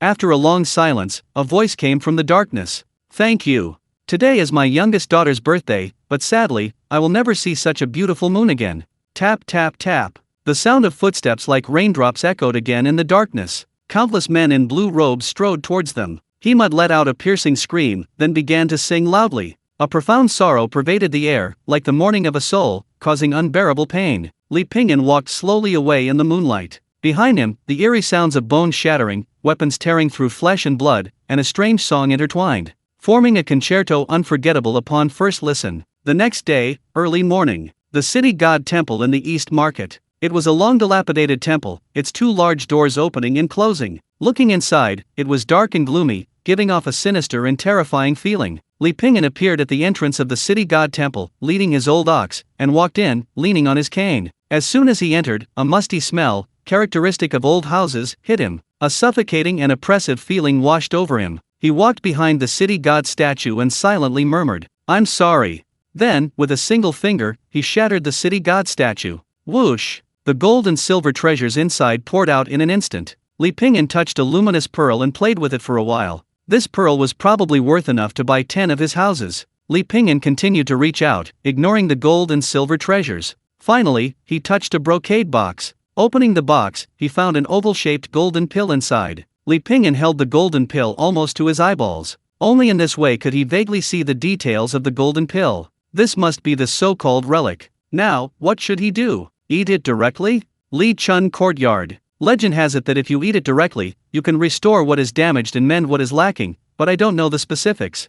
Ma San Niang shook her head, indicating that she wasn't entirely sure either. Didn't you have any instructions or anything like that when you found it? Li Pingyan shook his head. He Mud was the one who discovered the treasure. It's estimated that he obtained some fragmentary information left behind by the monk Jian. However, Li Pingyan only received a second-hand treasure. He only had the items, but didn't know their specific uses. What a disaster. I finally found this thing, but I don't even know how to use it. Ma San Niang complained. Chapter 32 Ordinary Life. Ma Sunyang crossed her legs. If you're worried, I can inquire for you. It's always best to be cautious with these things. Thank you very much. Li Pingyan was about to leave. Ma Sunyang called after him, "Hey, are you sure you don't want those gold and silver treasures you brought back? I don't take ill-gotten gains. Keep them as compensation for not taking this commission. Don't forget to give some money to those sisters." Ma Sunyang snorted, "You're really cunning, kid. What, I don't take ill-gotten gains? You're clearly just afraid of getting into trouble." Li Pingyan smiled, not arguing further. In reality, those treasures were truly useless to him. Those items were practically antiques on the market. To exchange them for currency, let alone the 4 garrisons of Anbei, even in the entire Sui dynasty, probably very few people had the financial means to do so. It was like a chicken rib tasteless to eat, but a pity to throw away. Moreover, once these things circulate in the market, they'll definitely attract the attention of both the legitimate and criminal worlds. At that time, he'll be the target of everyone's wrath, hunted down by the entire martial arts world. I guess I'll only be able to take those treasures to my grave. Ma San Niang suddenly changed her tone, but being able to cuddle with them every day is enough for me. Be careful, don't let anyone with ulterior motives notice. Li Pingyan reminded her. Don't worry, I've been in the martial arts world for so many years, I know the principle of not flaunting wealth. Li Pingyan left the brothel, encountering several listeners along the way, nodding as a greeting. It was getting late, and some stalls were already packing up. Unconsciously, he arrived at the city gate. Duoha sat atop a stone lion, propping his head up and gazing towards the city gate. Seeing Li Pingyan, she called out crisply, "Uncle, what brings you here?" "Nothing much, just taking a stroll." "Are you still waiting for your father?" Duoha nodded. Li Pingyan paused for a moment, then said, "Have you ever thought that your father might never come back?" "No," Duoha said firmly, "because my father promised me he would come back. We made a pinky promise. He also said that when he comes back, we'll have money, and our family can live in a big house. Aliyah can go to school." "Uncle, do you know the private school? The one with the old man with the white beard. Aliyah can make many friends and learn many things at the private school. Then I can buy Aliyah a pair of nice shoes, and my father can remarry. My father is very lonely." Duoha chattered on, telling Li Pingyan about her beautiful wishes. Li Pingyan listened patiently. "Then we can find a really skilled doctor for Uncle, he'll definitely be able to cure his eyes." The little girl was kind-hearted, she thought of her father, her sister, even Li Pingyan and old Niu, but not herself. Li Pingyan smiled. "I believe all of this will definitely come true." Duoha looked at the fiery red sunset and nodded emphatically. Time flew by, and November arrived in the blink of an eye. Overall, it was a relatively normal month, everything became much calmer. After reaching level 3, the progress of Erquan Yingyue slowed down considerably. It's estimated that there won't be any breakthroughs for a long time. In terms of progress, Li Pingyan did improve somewhat. However, there weren't any significant changes in progress. Name: Li Pingyan, age 26. Erquan Yingyue LV3, 52/10,000. Lifespan 130. Listening to the wind blade technique 90%. Drawing sword technique *slanting / 60%. Turtle breathing skill 92%. Swallow piercing clouds leap 30%. Skills, Aura Lock 60%. The biggest breakthroughs were in Swallow piercing clouds leap and Aura Lock. Swallow piercing clouds leap belongs to the lightness skill category. Li Pingyan's movements became increasingly swift, and he executed them more smoothly. If he encountered a situation like Luoshui City again, he wouldn't dare say anything else, but at least escaping wouldn't be a problem. His aura lock-on had broken through 50%, resulting in a qualitative change. Even without engaging in combat, he could judge the opponent's energy distribution, strength, and target from their eyes, demeanor, and the invisible aura emanating from them. However, he had run out of the ingredients for the life-giving powder. Due to geographical reasons, the price of these ingredients in the 4 towns of Anbei was several times higher than usual. Even with the generous rewards from the commissions, Li Pingyan could hardly afford it. He'd take it if he could, but he wouldn't force it if he couldn't. Li Pingyan's life was peaceful, but things outside were far from tranquil. With the disappearance of Master Meng's power in Nanchang, the city was divided among various gangs. Friction escalated as they vie for a larger share of the spoils. The Fire Bear Gang and the Poisonous Snake Gang, which controlled the street where Li Pingyan lived, also began fierce competition. Lu Er's visits became increasingly frequent, always demanding money. The frequency of his demands grew, and his appetite increased. Each time, he asked for 1 to 2 coins, which pained Li Pingyan greatly. He was forced to reduce his drinking sessions. "Why are you asking for money again? Didn't we just pay yesterday?" An old woman on the street couldn't help but complain. However, seeing Lu Er's menacing expression, she immediately stopped talking. Although Lu Er was a member of the underworld, he wasn't a bad person. She said with a hint of helplessness, "Grandma, we're fighting fiercely with the Viper Gang right now. We need money for resettlement, medical expenses, and so on. But don't worry, once we wipe out the Viper Gang, everyone will be able to live a good life. I hope the world will be more peaceful." Li Pingyan silently murmured to himself. Some were happy, some were sad. Aliyah went to private school, and after school every day, she happily carried firewood home. Li Pingyan asked Ma San Niang to give Dorha and Aliyah a sum of money. It was an astronomical figure for them. Ma San Niang had someone pretend to be a friend of their father deliver the money to them, and made up a very plausible reason. Their father was working in a very far place and couldn't leave for the time being, but he earned a lot of money, and this money was what he had asked a friend to bring to his daughters. Because of this money, Aliyah was able to attend private school. Doha had also expanded his stall considerably. Li Pingyan enjoyed this peaceful life. As the year drew to a close, a minor incident occurred. The Fire Bear Gang was absorbed by the Poisonous Snake Gang. It was said that someone from above had given the order. The Fire Bear Gang leader had done something outrageous and was forced out. The new gang took control of Li Pingyan Street. The first thing they did was to appease the people. The Poisonous Snake Gang leader, carrying gifts, went door to door to win over the community. Chapter 33: Superficial Compliance. The leader of the Viper Gang was a tall, thin man in his 30s with a scar above his left eye. He looked quite intimidating. He was led the way by Lu Er, a former member of the Fire Bear Gang, now a member of the Viper Gang. Lu Er went from house to house introducing his new boss. "Boss, this house belongs to a blind man who's missing an arm. He's had a tough life. He sings under the overpass every day. He plays a pretty good tune. Sometimes they call him for weddings and funerals, and he's very good at networking." Gang leader Li Zhongchang nodded slightly. A large crowd had already gathered on the street, less there to watch the spectacle, and more there to witness how Viper Gang leader Li Zhongchang was behaving like a commoner and winning people over. Members of the Viper Gang stood all around, glaring fiercely at the crowd. Lu Er knocked on the door, and it opened shortly after. "Blind man, this is our gang leader. He brought you some fruit today," Lu Er said. Li Pingyan smiled. "I really can't accept that." Li Zhongchang smiled amiably and patted Li Pingyan on the shoulder. "From now on, we're all on the same side. Don't say such formalities. Here, take this fruit." Li Pingyan handed over something wrapped in red cloth. "Thank you very much, gang leader. This is just a small token of my appreciation. It's nothing much, I hope you don't mind." "Don't mention it." Li Zhongchang nodded in satisfaction. This man was indeed very sensible. Li Er took the red cloth. Li Zhongchang asked again, what happened to his eyes? "He went blind a few years ago after an illness."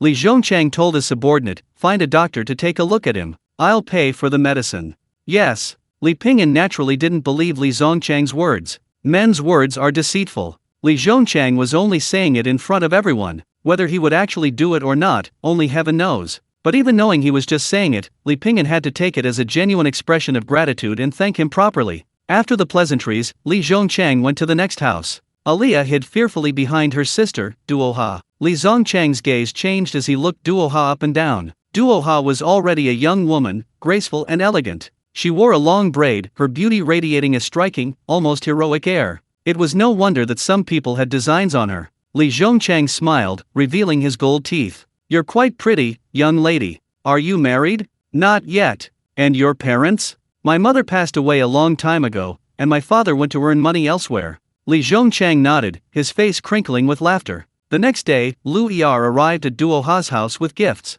These are all from the gang leader's heartfelt wishes. Duo Ha bit her lip. Take them back to him. I don't want them. Lu Er gave her a wink, pulled Duo Ha aside, and whispered, Grandma, you can't refuse these. Do you know who that person is? Do you want to die?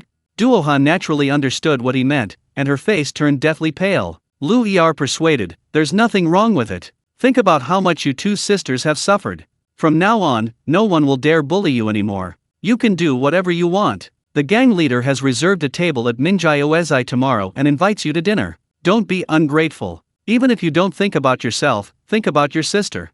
At the mention of Aliyah, Doha's expression changed immediately. After a long silence, she nodded, I understand. Lu Er sighed helplessly. Actually, he quite liked Doha. He usually took good care of the two sisters, but what could he do? Liang was one thing, but Lu Er wasn't foolish enough to risk his life for so-called affection. Li Ping'an's small courtyard had 2 plots of land. He planted some rice seeds on one plot. He planted some potatoes on the other plot. Growing rice was somewhat difficult in the climate of the 4 towns of Anbei. So every day, Li Ping'an would infuse his rice seeds with some true energy to ensure they weren't affected by the weather. Old Ox's task was to plow the fields. Li Ping'an wandered the streets, wanting to buy a fish. He wanted to stew a knife fish with pork belly, paired with liquor. However, Anbei's 4 towns were located in the northwestern border region, and anything from the water was incredibly expensive. Li Ping'an hadn't eaten fish in a long time. This time, he finally made up his mind to buy one. He wandered around the streets, waiting for the fishmonger to close up shop,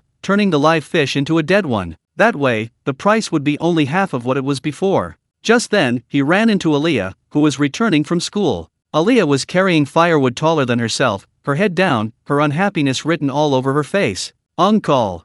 Upon seeing Li Ping'an, Aliyah forced a smile. Then she pulled a piece of candy from her pocket and handed it to Li Ping'an. What's wrong? Did your teacher scold you? Aliyah shook her head. Were you bullied by your classmates? Aliyah nodded this time. They said Aliyah is a wild child without parents.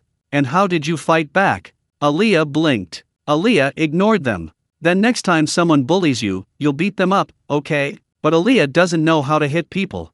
Uncle will teach you when we get back. Aliyah smiled happily. Then Aliyah will make some delicious food for Uncle today. My sister isn't here, Aliyah said, wanting to cook herself. Where did your sister go? Li Ping'an asked casually. She said someone invited her to dinner. Li Ping'an raised an eyebrow slightly and asked a few more questions. Aliyah only said she wasn't quite sure. Lu Er had brought her sister many gifts yesterday and mentioned someone wanted to have dinner with her. Li Ping'an understood. After taking Aliyah home, he went to the casino Lu Er frequented and found him. Hey, what are you doing here? Lu Er glanced at Li Ping'an with surprise. Place your bets. Someone was already shouting. Lu Er quickly turned around and joined the others in shouting, big big big big. Li Ping'an stood aside, waiting for things to quiet down a bit before speaking. Second brother, I have a question for you. Did Chief Li of the Poisonous Snake Gang invite Doha to dinner today? Lu Er's expression changed, his tone becoming somewhat unfriendly. Why are you asking about this?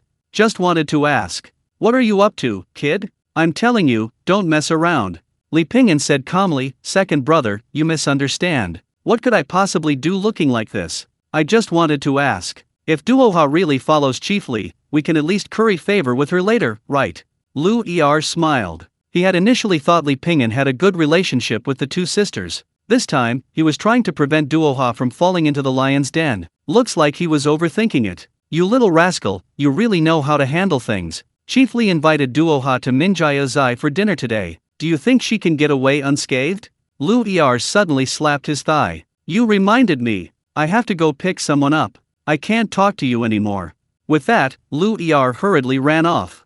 Chapter 34 is a guess. The streets were bustling with activity, a constant flow of traffic. Watching the pedestrians and merchants come and go, they all tried to find their place in this city. Duoha sat in the carriage, gazing at the sky outside, filled with worry. Lu Er, the driver, told Duoha jokes to cheer him up, but they weren't very effective. Minjioezai. Unlike its usual lively atmosphere, Minjioezai was deserted today. The carriage stopped at the entrance. We've arrived.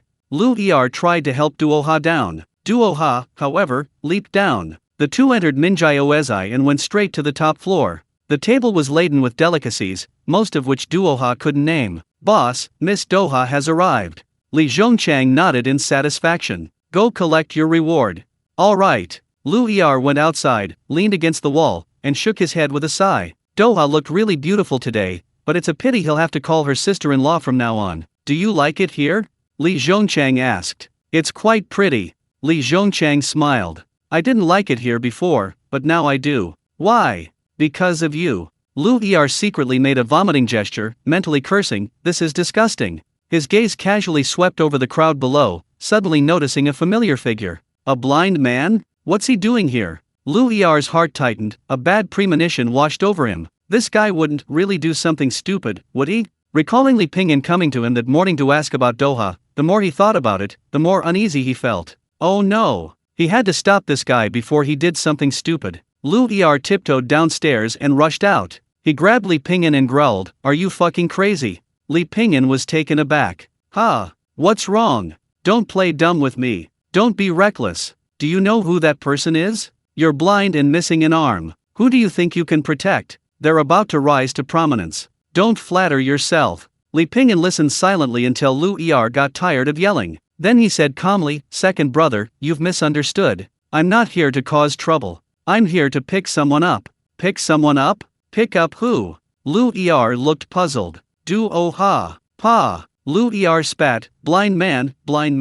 I always thought you were a smart man. Who knew you were as stupid as a pig? This isn't how you flatter. Duoha isn't going home tonight." Li Pingyan smiled, not arguing with him. "I have a feeling Duoha will go home tonight." Lu Er shook his head with a cold laugh.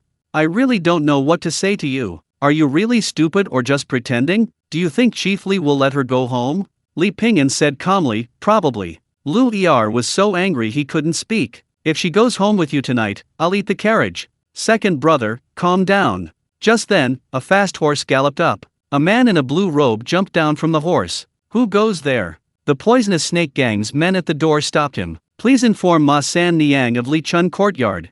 Upon hearing the name Ma San Niang of Lichun Courtyard, the subordinate dared not delay and hurriedly went upstairs. He returned quickly. "Please come in." Lu Er frowned in confusion. Ma San Niang of Lichun Courtyard? Why did she send someone? The man in the blue robe reached the top floor and gave a slight bow. "Chiefly." Li Zhongchang smiled and said, "What are your orders, San Niang?" Compared to Lichun Courtyard, small gangs like the Fire Bear Gang and the Poisonous Snake Gang were nothing. Throughout the 4 towns of Anbei, the Lichun Courtyard's reputation was renowned. Li Zhongchang naturally dared not be presumptuous. The man in the blue robe said loudly, "San Niang said she thanks Chief Li for inviting her sister to dinner, and she will definitely return the favor another day. My message has been delivered. Chief Li, farewell." With that, the man in the blue robe strode away. Li Zhongchang stood frozen, his body as if paralyzed. A heavy weight pressed against his chest, making it hard to breathe. His back was drenched in cold sweat. His sister? Li Zhongchang slowly turned his head to look at Duoha. That delicate face, at that moment, felt like a sharp knife piercing his heart. Thank goodness. Thank goodness. Thankfully, the attack wasn't too quick. Otherwise, he'd be buried in a mass grave by now. "Blind man, I know you care about Duoha, but you have to consider the situation." Lu Er earnestly advised Li Pingyan. "Don't think Chief Li is easy to talk to. Everyone in the underworld is ruthless. Killing you is as easy as killing a stray dog." Li Pingyan listened quietly. A short while later, Duoha walked out of Minjiuezai. "Uncle, what are you doing here?" Duoha exclaimed in surprise. Finally seeing familiar faces eased her tension considerably. "I came to take you home." "Uncle, how did you know I could come out at this time?" Li Pingyan smiled faintly, "Just a guess." Watching Li Pingyan and Duoha's disappearing figures, Lu Er stood there, stunned. Sigma, degree. The gang leader has become a vegetarian? Lu Er awkwardly touched his mouth. The blind man had really guessed right. Looking up, he saw Li Zhongchang storming downstairs. Lu Er hurriedly went over, "Gang leader." Before he could finish speaking, he received a slap across the face. Li Zhongchang was burly and strong. The slap left Lu Er dazed and confused, unable to recover for a long time. "Damn it! That girl has a relationship with the third sister of the Lishun brothel. Why didn't you say so sooner?" Lu Er covered his cheek, slumped to the ground, and stared blankly at Li Zhongchang. "What Lishun brothel? What third sister? Boss, I didn't know." Li Zhongchang calmed himself down. He knew this kid wouldn't dare lie to him. Most likely, it was because Ma Sunyang had deliberately concealed this relationship. Damn it, what bad luck! Li Zhongchang cursed fiercely. Sometimes, the martial world isn't about fighting and killing, but about human relationships and social graces. If you can avoid fighting, do it. Although Li Pingyan sometimes had to resort to violence, he preferred to resolve disputes non-violently. Once he resorted to violence, it was likely to be a fight to the death. Rather than creating enmity, it was better to find an easier way to resolve conflicts. After this incident, Li Zhongchang indeed dared not harass Duohai anymore. He also dared not collect the monthly interest anymore. Life returned to normal, but this peace was ultimately only temporary. Chapter 35: A New Commission. 2 months later. The vast desert stretched endlessly, an endless expanse of yellow sand. The sandstorm raged like a tornado, rising higher and higher. It resembled a stampede of horses, waves crashing against the shore. Damn! Everyone else races horses, and you're riding a bull. The voice, carried by the sandstorm, rang in his ears. Li Pingyan ignored it, gripping the bull's horns tightly. The old bull galloped wildly, its charge growing stronger and stronger, like a raging beast. Behind Li Pingyan was a woman. A devilishly alluring figure, her light golden hair radiating a dazzling light. A shawl embroidered with flowers draped over her legs, accentuating her flawless figure. She wore dark leather boots, and a blue cloth was wrapped around her head. Her face was covered in dust, yet it couldn't conceal her stunning beauty. But this ox is pretty fast. I've never seen an ox run so fast before. The woman shouted. Half an hour later, the old ox stopped its frenzied run and moved slowly across the desert. The desert returned to calm, and the setting sun, like a fiery wheel, gradually disappeared into the twilight. The woman let out a long breath and patted her ample chest. Thank goodness. Hey, where did you buy this ox? It can run so fast in the desert. The woman asked curiously. Moo. The old ox bellowed in dissatisfaction. I said, just let me go. How much did that bastard offer? I'll offer 3 times that amount. The woman's mouth hadn't stopped chattering the whole way. The woman's name was Pei Zuxuan, and she was Li Pingyan's mission partner. 3 months ago, Pei Zuxuan married into a merchant family from the Hu region. On their wedding night, a night of blissful union, Pei Zuxuan murdered her husband and burned down their house. She then disappeared from the 4 towns of Anbei. The family found the brothel, Lishun, and Ma Sunyang entrusted the task to Li Pingyan. Just release me, and I'll do anything you ask. I'm yours for life. Pei Zuxuan, her hands bound, pressed tightly against Li Pingyan from behind. Li Pingyan remained unmoved, forming a thin layer of energy behind him to block Pei Zuxuan's advances. I say, have you ever even touched a woman? You've never seen my methods. Li Pingyan remained unmoved and walked for another half hour. Finally, an inn appeared ahead. One of the inn's doors was closed, and the other was also closed. Waiter, some food, and a pot of wine, please. Okay. Li Pingyan chose a seat in a corner. He held onto a rope with one hand, leading Pei Zuxuan by the back. Perhaps because the sandstorm was unusually strong today, the inn was unusually crowded. Several waiters were running around serving tea and dishes. The moment Li Pingyan and Pei Zuxuan appeared, they immediately attracted everyone's attention. A woman like Pei Zuxuan was hard to ignore, especially her gait. Her hips swayed, and with her graceful movements, her skirt revealed a glimpse of skin. Pei Zuxuan's lips curled slightly as she subtly glanced at the people around her. Even sitting in the chair, she wasn't still, raising her bound hands. She pouted pitifully, tears welling in her eyes. It was as if she had been bullied by Li Pingyan and was waiting for someone to rescue her. Time ticked by, and finally someone stepped forward. 4 burly men sat near the door, all dressed in short shirts with knives hanging from their belts. They strode towards Li Pingyan. The man in the lead had 2 knife scars on his face, a half-smile playing on his lips. Pei Zuxuan smiled slyly, knowing his scheme had succeeded. The leader bowed slightly. I am Jin Dao Wu Sheng. These 3 are my brothers. How should I address this gentleman? Just a passerby. What are your orders, Brother Wu? Orders are too much to ask, but this young lady is so beautiful. Why is she tied up with ropes? Wu Sheng glanced at Pei Zuxuan, his throat bobbing. I am the executioner, and this is the prisoner I'm taking back. Brother, don't listen to his nonsense. What executioner? He's clearly a bastard who killed my husband and tried to rape me. Pei Zuxuan's acting was astonishing, his pitiful expression, coupled with those glistening tears, was captivating. Any man who saw her would feel a strong urge to protect her. Wu Sheng's eyes sharpened. The surrounding air seemed to freeze as everyone cast curious glances. Li Pingyan smiled faintly. This female thief is very cunning. Brother Wu, don't fall for her tricks. Whether it's true or false, I can tell. Now release this young lady. The others surrounded Li Pingyan. These burly men were all big and strong, standing there like a wall. In contrast, Li Pingyan looked like an ordinary person. Wu Sheng placed his hand on the hilt of his sword, preparing to draw it. However, the moment his hand touched the hilt, the back of his hand went numb. Wu Sheng gasped. Li Pingyan tapped his hand with his bamboo cane. "Brother, don't get agitated. You're courting death." Wu Sheng roared in fury, drawing his sword with his other hand. With a clang, he swung the sword in a backhand strike. Li Pingyan flicked his finger lightly on the blade, producing a soft hum. True energy surged, and the sword shattered like a mirror. Wu Sheng was forced back several steps by the powerful internal force, his heart pounding. Whoosh whoosh whoosh. "Kill him!" Several of Wu Sheng's companions behind him roared, about to rush forward. "Stop!" Wu Sheng stopped his companions in time, gasping for breath. He then cupped his hands, trembling, and said, "I was blind to your greatness, please forgive me."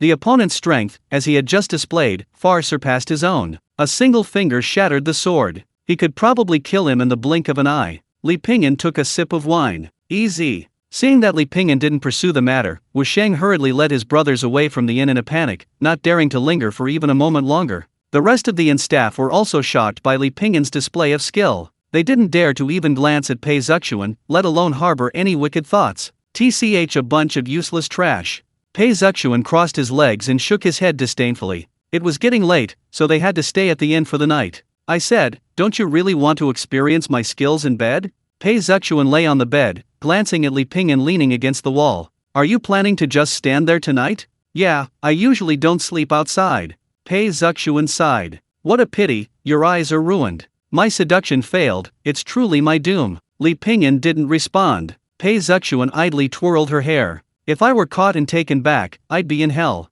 Those people are complete psychopaths. I'd rather end it all myself." "Then I'll have to consider breaking your arms and legs," Li Pingyan suddenly said. Pei Zuxuan chuckled, then suddenly asked, "Do you know why I killed my husband?"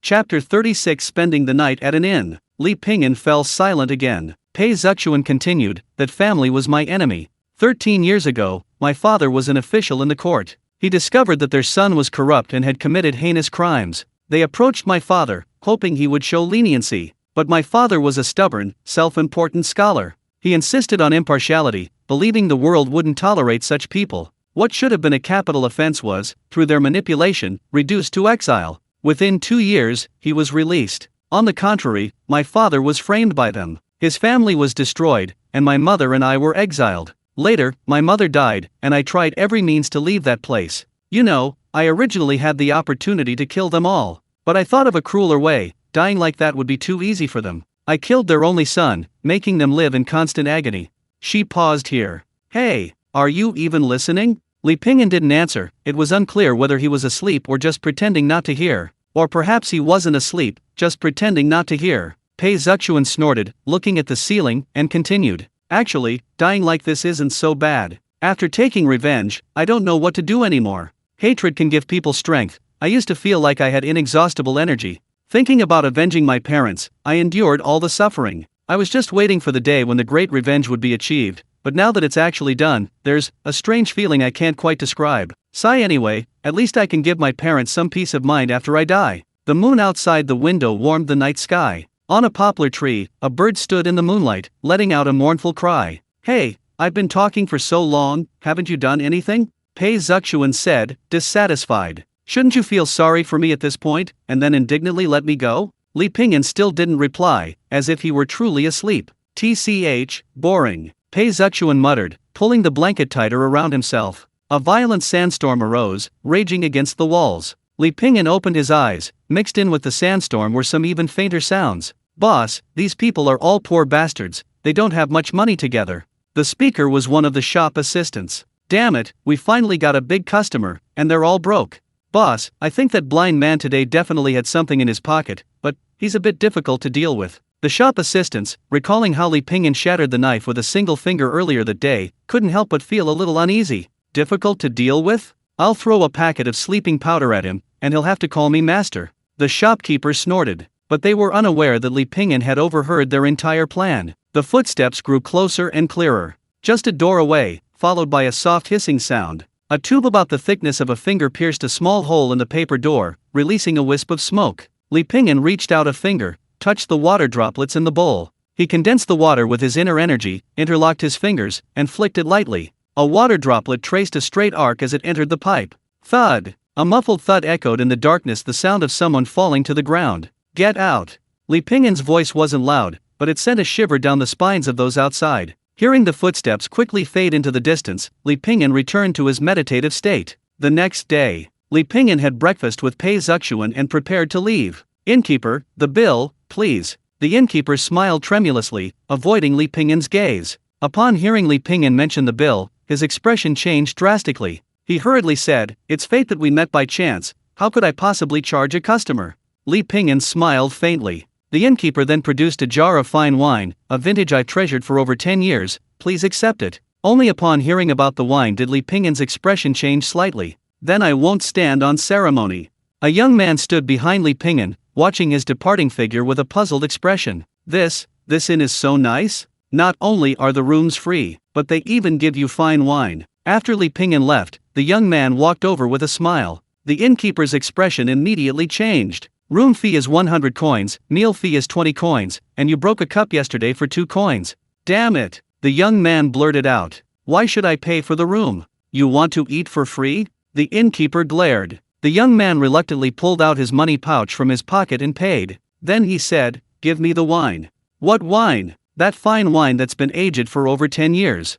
The innkeeper's eyelids twitched. You're here to cause trouble, aren't you? The young man keenly sensed the strange atmosphere around him and the hilt of the knife in the waiter's pocket. He took a deep breath, turned, and ran. Farewell. Leaving the inn, Li Pingyan hadn't gone far. The young man watched Li Pingyan's departing figure, his curiosity growing. Riding an ox? What the hell? The young man's surname was Su, and his given name was Yun. He had just turned 18 and loved the world of martial arts novels. He loved the chivalrous spirit and vengeance of the martial world. So he left a letter, mounted a fast horse, and left home. He planned to roam the martial world alone, fantasizing about the unbridled encounters and romantic getaways found in novels, going wherever his heart desired. Su-Yun immediately became interested in the blind man and followed on his horse. Su-Yun rode a black dragon steed. Its coat was spotless, majestic, and imposing. It was clearly a rare and exceptional horse. Traveling 1,000 miles a day was no problem for it. Su-Yun had initially intended to slow down, but he quickly realized he could no longer see Li Pingyan. Clear footprints remained on the ground,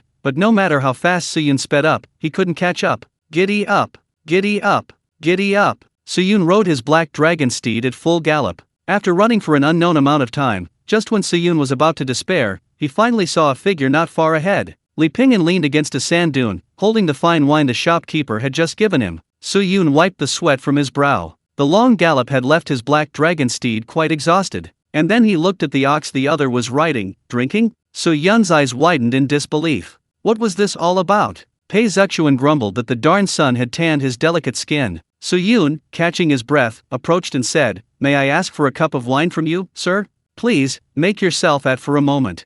Su-Yun was also a martial artist, and he quickly recovered. The wine, aged for over 10 years, was indeed quite delicious. Su-Yun tilted his head back and gulped it down. Easier than drinking water, he downed half a non-sized portion of wine in one go. Whoosh! Just as he was about to say something, a sharp whooshing sound pierced the air. Chapter 37 The Turks. Whoosh! Su-Yun instinctively bent over, and the non-bread in his hand was flung away. Li Pingyan easily caught the arrow. He took the non-bread off and hung it back on his waist. The arrow was a short wooden arrow, crudely made. It looked like a bandit roaming the desert. Su-Yun lay sprawled on the ground, his rear end in the air, looking around. More than 10 fast horses were rapidly approaching from afar. Bandits! Su-Yun was slightly startled. Soon, the group surrounded them. Besides a steel knife, each person carried a bow and arrows. Su-Yun gripped his sword tightly, his expression tense, as if facing a formidable enemy. "Where are you two gentlemen from? We're a bit short on cash lately, maybe we could lend you some money to tide us over." The leader was a burly man with a thick beard. Despite being bandits, he had an air of righteousness about him, seemingly a soldier. "Boss, there's a woman." A henchman beside him stared intently at the alluring Pei Zuxuan, but a single glance from the burly man frightened him, and he dared not look again. Su-Yun touched the money in his pocket, hesitating whether to give it to them or fight them. According to the plot of martial arts novels, Su-Yun shouldn't be afraid of them, but in reality, they outnumbered him and didn't seem like they could be easily dealt with. Su-Yun secretly glanced at Li Pingyan behind him, waiting for his reaction. Seeing that Li Pingyan was unmoved, seemingly not taking these bandits seriously at all, Su-Yun felt a surge of confidence, based on his experience reading over 500 novels. This blind man is definitely a hidden master. Whether it was yesterday's flick of the finger shattering the knife, or today's inexplicable fawning from the innkeeper, both confirmed Su-yun's suspicions. Humph, a mere petty thief, what do I, Su-yun, have to fear? Su-yun declared loudly. At times like this, he needed to show this blind man his courage. Though 1,000 men stand against me, I will go. The bearded man's gaze fell on Li Pingyan again. And you? Like him? No, I'll pay. Li Pingyan pulled out some money. I didn't bring much with me, please forgive me, heroes and valiant men, consider this a treat for your tea. His words were impeccable, and the bandit's expression softened slightly. Li Pingyan gave a slight bow. Farewell, everyone. Su-yun, standing to the side, was completely dumbfounded. His mind felt like 1,000 horses were galloping through his veins. This plot isn't right? According to his plan, shouldn't the two of them have worked together to deal with the bandits? Then this peerless master took a liking to his character and accepted him as a disciple. The bearded man waved his hand, and the crowd parted to make way. Li Pingyan easily walked through the encirclement. Su-yun stood there, stunned. When he came to his senses, he was faced with the fierce gazes of more than 10 burly men. Su-yun swallowed hard and chuckled dryly. Just now, I was just joking. Hey, I have to say, you're a really strange person. Pei Zuxuan rode on the old ox, while Li Pingyan led it from the front. At first glance, it looked like Li Pingyan was a servant. Those guys shouldn't be a match for you, right? Why did you pay up and give in? Pei Zuxuan asked curiously. Why fight when money can solve everything? Li Pingyan said. Then I'll give you the money now, and you can let me go, okay? That's two different things. Pei Zuxuan rolled her eyes dramatically. Brother, this kid's pretty rich. That jade pendant he's wearing looks priceless. Why not take it? The bearded man said, even thieves have their code of honor. We became outlaws out of necessity. Besides, stealing money is inherently unjust. The bearded man, Lu Yong, was originally a border soldier. Because of his agility, he led a scout squad. He was devoted to protecting his country, but the world was too dark. In the end, he was forced by villains to flee the border and become a wandering soldier. Unable to return home, he drifted from place to place. Forced into banditry to survive, Lu Yong was forced to become one. Even so, he didn't succumb to depravity. He only robbed money, never taking lives. He ignored the poor, targeting only the wealthy. He took half and kept the other half, never harming the women. Compared to other bandits, he was practically a walking saint. 2 days passed in the rolling yellow sands. Lu Yong, leading a dozen or so brothers, passed through a village, intending to rest. But in the distance, he saw thick smoke billowing from the village, and a group of foreign soldiers were galloping through it, slaughtering everyone. Damn it! These bastards! One of them couldn't help but curse. The Sui dynasty was weak, and the court was in chaos. The people who suffer the most are always the ordinary folks. Especially for the people living in the border areas, they are exploited by the government on the one hand. On the one hand, they also had to guard against attacks from foreign tribes. Murder, looting, and enslavement were all standard operating procedures. The Sui dynasty wouldn't actually wage war against an entire nation over 1 or 2 villages. Brothers, kill! Lu Yong roared, raising his saber. More than 10 fast horses charged forward. These were border soldiers who had fled with Lu Yong.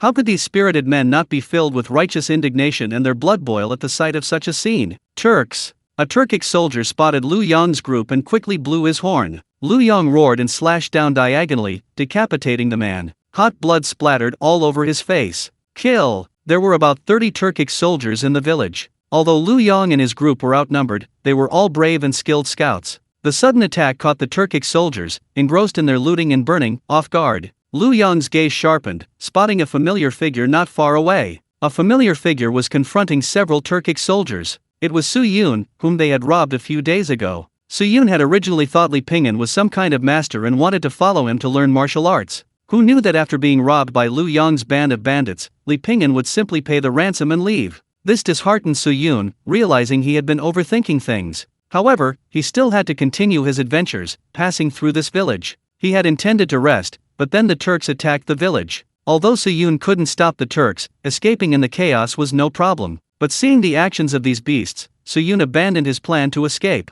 However, he had underestimated these seasoned Turkic soldiers. Under the combined attack of the 4, Su-yun quickly found himself at a disadvantage. He was about to die. Su-yong suddenly appeared, slashing horizontally with his sword. The thick-backed military saber drew a black arc in the air, whistling as it struck the man's head. Su-yun seized the opportunity to break through the encirclement, looked up, and exclaimed in surprise, "It's you." Lu Yong laughed heartily, "Good job, kid." Chapter 38 Victory Celebration Banquet. Watch out!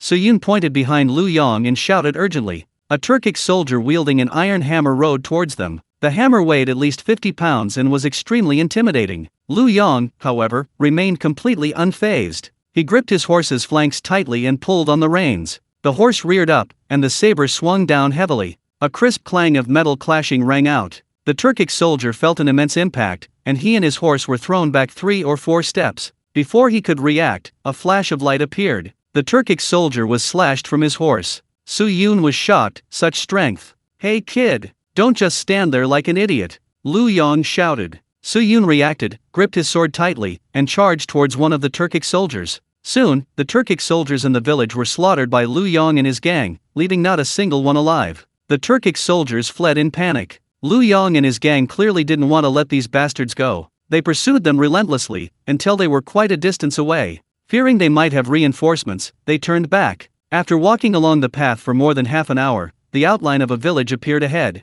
It's so hot. Pei Zuxuan kept tugging at her clothes, her breasts heaving. My body is all sticky, it's so uncomfortable, can you scratch it for me? Li Pingyan was used to Pei Zuxuan's casual remarks and ignored her. Entering the village, they found it bustling with activity. It was like a New Year's celebration. They didn't know what day it was. Upon inquiring, he learned that the village had been raided by Turks, but fortunately, a chivalrous hero had intervened and driven the Turks away. Although the village was poor, they had brought out all their valuables. They held a grand feast to entertain the brave warriors. With meat and wine to eat and drink, Li Pingyan naturally wouldn't miss out. He took out some money from his pocket and gave it to the village chief. Consider it a gift, he asked the chief to add 2 more seats. He also asked him to find some food for his ox. The village chief happily agreed. The food in this remote village wasn't particularly delicious, but it had its own unique flavor. Li Pingyan took out his fine wine and shared it with the others at his table, a way of building rapport. Pei Zuxuan chatted idly with the old woman next to him while eating melon seeds. Surprisingly, it all felt perfectly natural. Soon, several heroes appeared and took their seats at the head of the table. The others took turns offering toasts. Su Yun, not a strong drinker, quickly flushed red. The feeling of being treated like a hero made the young man feel somewhat lightheaded. The group drank and chatted, the atmosphere very harmonious.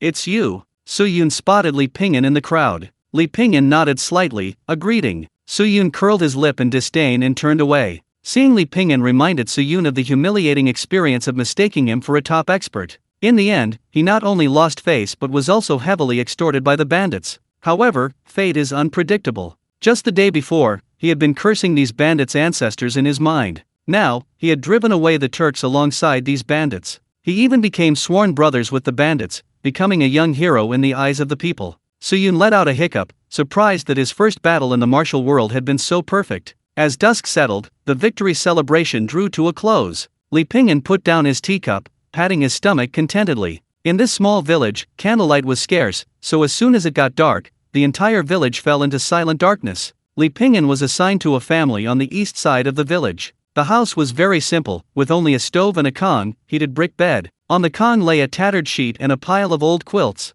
A little boy, Chen Chusheng, ran over. Uncle, it's cold outside, come inside. The desert climate has a huge temperature difference between day and night. Wear a fur coat in the morning and a light dress in the afternoon, eat watermelon around the stove. Only those who have experienced it firsthand truly understand how true this saying is. It's alright, I'll just enjoy the breeze.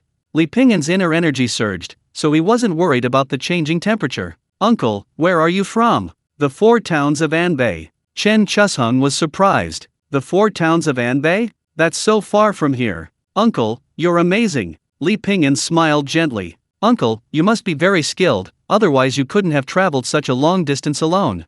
I only know a little bit. Uncle, wait for me a moment. Chen Chusheng ran excitedly into the house. After a while, he ran back out, holding a small box in his hands. Upon opening the box, it was filled with copper coins. Uncle, this is all my savings. Will you teach me martial arts? Li Pingyan smiled. Why do you want to learn martial arts? Of course, it's to join the army, to wipe out those despicable Turks, and avenge my grandfather and father. Your grandfather and father were soldiers too? Yes. Chen Chusheng's expression darkened. They were all killed by the Turks. I want revenge. Li Pingyan didn't say anything more. No wonder Chen Chusheng was the only child in the large house. The battlefield is very dangerous. Chen Chusheng raised his head again. What's there to be afraid of? My family is all dead. I have nothing left to lose.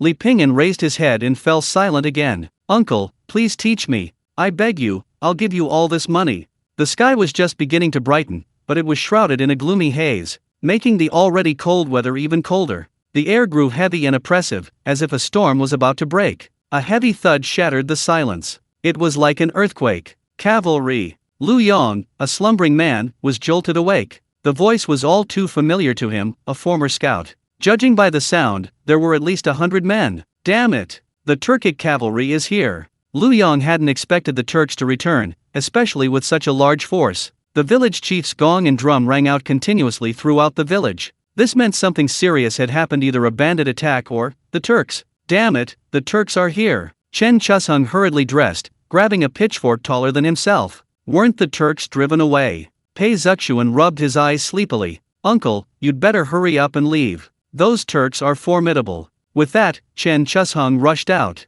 Outside the village, Lu Yong stared at the dark mass in the distance, completely stunned. Over 300 fully armed Turkic cavalry. This was enough to launch a small-scale raid. What should they do now? The best option was to run, but the village was already completely surrounded. This village wasn't impregnable. How could it possibly stop an elite Turkic cavalry force? Chapter 39: A Fair Battle. Suyun had drunk quite a bit last night and was still somewhat tipsy when he woke up. Hearing that the Turks were coming again, he hurriedly grabbed his sword and rushed out. But as soon as he reached the edge of the village, he was dumbfounded. A cool breeze blew by, instantly clearing his head. "Run, run!" Lu Yong's expression was icy. "Where can we run? A cavalry force of this size will surround the village before sweeping through. Their crossbows could be aimed anywhere. Then what do we do?" Suyun felt his legs trembling uncontrollably. "We can fight them to the death," someone said. An eagle flapped its wings, drawing a graceful arc in the air, soaring over their heads. It then landed on the arm of a tall man. The Turkic cavalry slowed down, like a huge wild beast, suddenly appearing before them, their massive bodies emanating a suffocating aura, making it hard to breathe. The chieftain halted his ranks, his fierce eyes fixed on Lu Yong, the closest to him. Lu Yong, sword in hand, stood outside the crowd. He spoke in Turkic. "I think we can talk." "Talk about what?" The chieftain's voice was hoarse. "Give us a fair chance to fight. To die on a real battlefield, not having your men swarm in, is not the mark of a true warrior." The chieftain removed his helmet, his eyes like those of a rattlesnake, and spoke slowly. "Well said, but I regret for you. In the face of force, you are utterly inadequate. A warrior of the desert fears no one." The chieftain's Turkic suddenly switched to a Central Plains language that the villagers could understand. "I will give you a fair chance." His gaze fell on Lu Yong. "If you can defeat him, I will spare half the people in this village." From among the Turks, a burly man in heavy armor dismounted. He carried 2 small iron hammers, commonly known as little golden gourds. They had garlic clove-shaped heads and were oval in shape. The villagers' hearts leaped into their throats, silent, their eyes fixed intently on Lu Yong. "Fair my ass," a man muttered. The Turkic strongman was clad in heavy armor, not easily harmed by ordinary swords or blades, unless struck by a heavy weapon like a hammer or mace, capable of breaking bones through the armor. Lu Yong, however, was completely unarmored, and the strongman was clearly a powerhouse. A single blow from one of the small golden gourds would likely break Lu Yong's bones, rendering him incapacitated. "I hope you won't go back on your word." With that, Lu Yong gripped the scabbard with one hand and the hilt with the other. His palms were sweaty, yet his grip was steady. His hand holding the sword made no unnecessary movements. Like an arrow poised to be released, it shot out suddenly. Clang! A crisp, deafening metallic clang rang out. Lu Yong's arm went numb, and his heart skipped a beat. This Turkic man's strength was truly terrifying. The Turkic man swung his right hammer, creating a whistling wind. Lu Yong leaped backward. The Turkic man charged forward, like a moving wall. Lu Yong took a step back and slashed down with his sword. The Turkic Khan raised his golden mace to block, and with a crack, he blocked the sword. Lu Yong then kicked at his opponent's shin, but it felt like kicking a stone wall. The two exchanged blows for over 20 moves. Lu Yong, with his agile movements, managed to land several blows on the Turkic man. However, most of the blows were blocked by the man's heavy armor, leaving only a few joints wounded. But these were also covered by soft armor underneath, so they didn't cause much damage. Gradually, Lu Yong began to tire. The Turkic man seized the opportunity, deflecting his saber, dropping his small golden gourd, crouching down, and grabbing Lu Yong's waist, slamming him violently into a thick poplar tree. With a loud bang, the immense force caused Lu Yong's vision to blur, nearly knocking him unconscious. The onlookers watched in terror, as if their hearts were about to leap out of their chests. The Turkic Khan rose and threw a punch. Lu Yong had no time to dodge, and thud. A mouthful of blood spurted out. The blood sprayed precisely where it would obscure the Turkic man's vision. Lu Yong seized the opportunity and hooked his arm around the man's neck. Facing the heavily armored Turkic Khan, the only way to break through was his head. Lu Yong twisted his head, his fingertips gripping the man's pulse point, and with a twist and a throw, he employed a superior wrestling technique. The burly man's body twisted in the air, letting out a piercing scream. He crashed to the ground with a thud. The Turkic Khan continued to pound Lu Yong's abdomen with his fists. Lu Yong's face turned ashen, and mouthfuls of blood gushed from his mouth. He abandoned the man's neck and instead aimed for his eyes. The heart-wrenching screams were chilling. The scene made Su-Yun, who had regained some composure, feel her stomach go weak again. Shortly after, the Turkic man collapsed to the ground, lifeless. Lu Yong struggled to his feet, wiping the blood from his mouth. Catching his breath, he slowly said, "I won. You kept your word." The chieftain's lips curled slightly. "Of course, I'll spare half the villagers here, but the other half." Before he could finish, Lu Yong interrupted, "Again. If I win again, this time I'll bet on the other half."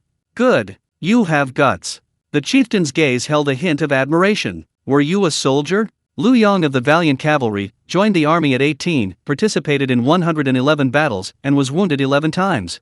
"I admire outstanding soldiers. I'll give you a chance to submit to me. We'll talk after you can defeat the blade in my hand." Lu Yong picked up his fallen saber. "Next." "So cool." Standing in the crowd, Chen Chusheng was thrilled, staring at Lu Yong's retreating figure. At that moment, all the chivalrous heroes in martial arts novels who fought for their country and people found their template. This was the true hero. A man wielding a long sword stepped forward. He had a sinister appearance, his eyes flashing with cold light, exuding a chilling aura. Lu Yong roared and attacked again. The sinister man seemed to know that Lu Yong's attack was merely a last gasp, and dodged Lu Yong's frenzied assault. Sure enough, after only a few moves, Lu Yong's stamina waned. The sinister man flicked his left hand, and a gust of wind arose. Countless sparks flew from his sleeve, churning black mist. A deafening boom followed, and dust billowed everywhere. Lu Yong hadn't expected the sinister man to use such a move against him. Although his reaction was relatively quick, he was still affected. His body was sent flying as if struck head-on by a hammer.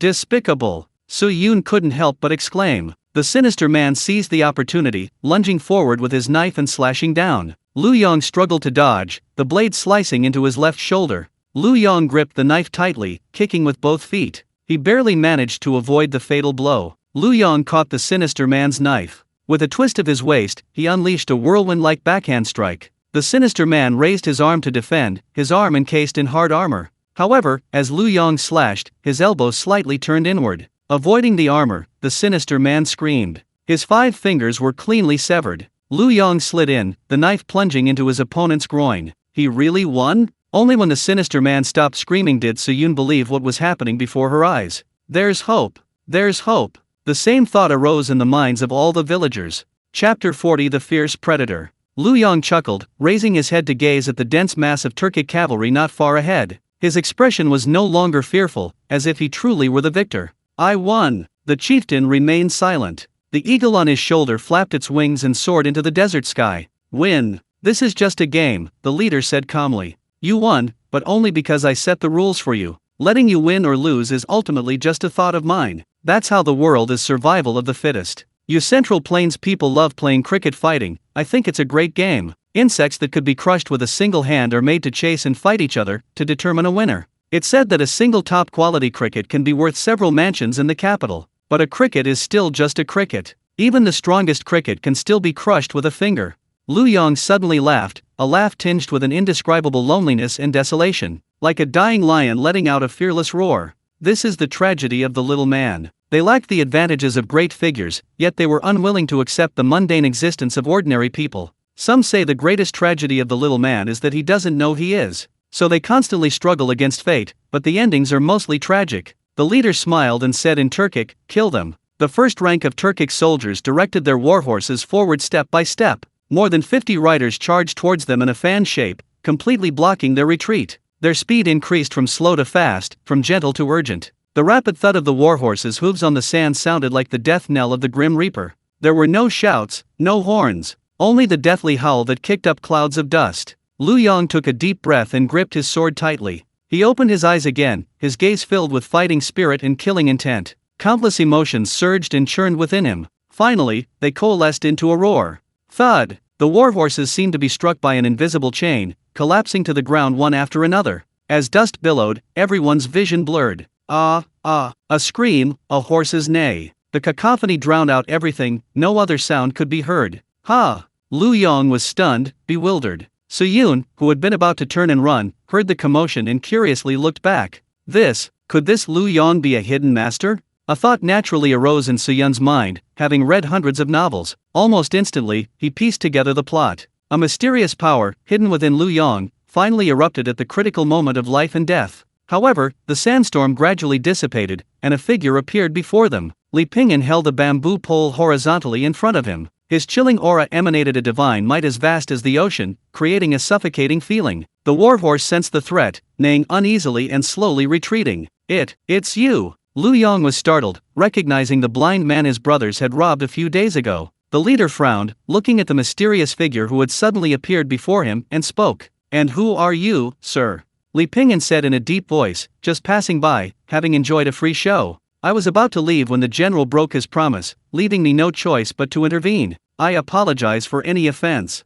The leader sneered, "Oh, so you've come to right a wrong?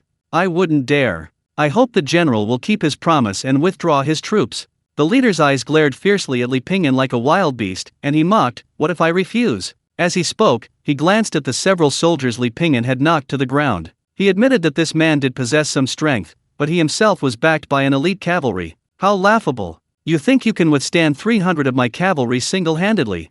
Lu Yong used his sword to support himself, his spirit not lifted by Li Pingyan's appearance. Although Li Pingyan's display of strength had indeed shocked Lu Yong, 300 elite cavalrymen, especially in desert terrain, even a legendary cultivator would likely be powerless to turn the tide, unless he was a god. Li Pingyan pondered for a moment. "My strength is insufficient, 300 cavalrymen are naturally unable to handle this, but..." Before he could finish speaking, a gust of wind arose. His figure flashed, a scene indescribable in its strangeness. Like a bolt of lightning piercing the dark clouds, the leader's throat tightened as a bamboo pole pressed against it. "Taking the enemy general's head from among 100 men is still a piece of cake." His voice rang out again, unhurried and measured. The surrounding Turkic soldiers reacted, instinctively preparing to rush forward. "Stop!" The leader glared fiercely at the other soldiers who were about to pounce. The men felt a chill run down their spines, as if a bucket of cold water had been poured over them, and dared not cross the line again. The leader knew perfectly well that at this distance, Li Pingyan could kill him at any moment.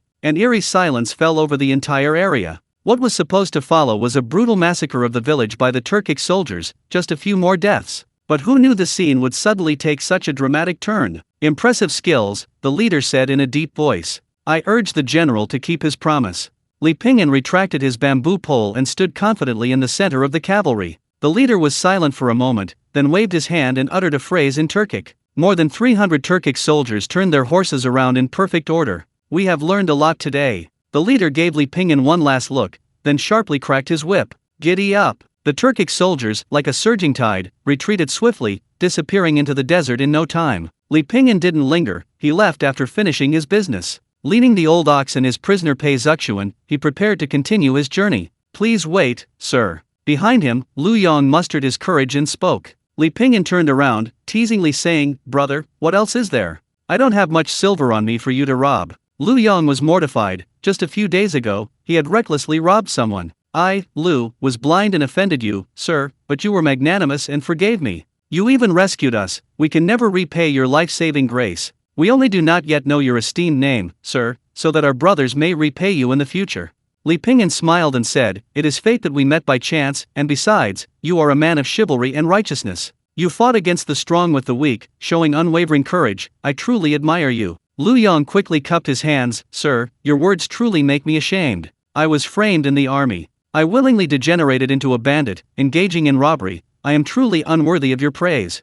Chapter 41 The Capital. General Lu possesses a sincere heart. What fear is there of life's hardships? A hidden dragon lies dormant in the abyss, it will surely soar to the heavens. Having said this, Li Pingyan prepared to leave. If General Lu truly wishes to return to the army, I have an idea. Li Pingyan suddenly remembered something. Lu Yong's eyes lit up, and he quickly said, "I hope you can enlighten me, sir. I have an ordinary friend at the princess's residence. You could ask her for help, perhaps she can assist you." The princess's residence? Lu Yong stammered. Lu Yong wanted to ask more, but Li Pingyan had already left. "If you really have the opportunity to go, you can go to the princess's residence and mention a blind man, perhaps she can help you. Li Ping'an didn't know if Lu Yong could go to the princess's residence, nor did he know the specifics of the princess's residence. The reason he said this was largely because he genuinely didn't want to see someone like Lu Yong buried in obscurity. As for whether he could truly help him, that was entirely up to fate. Holding his sword, Suyun stood there, speechless for a long time. What was going on? What happened?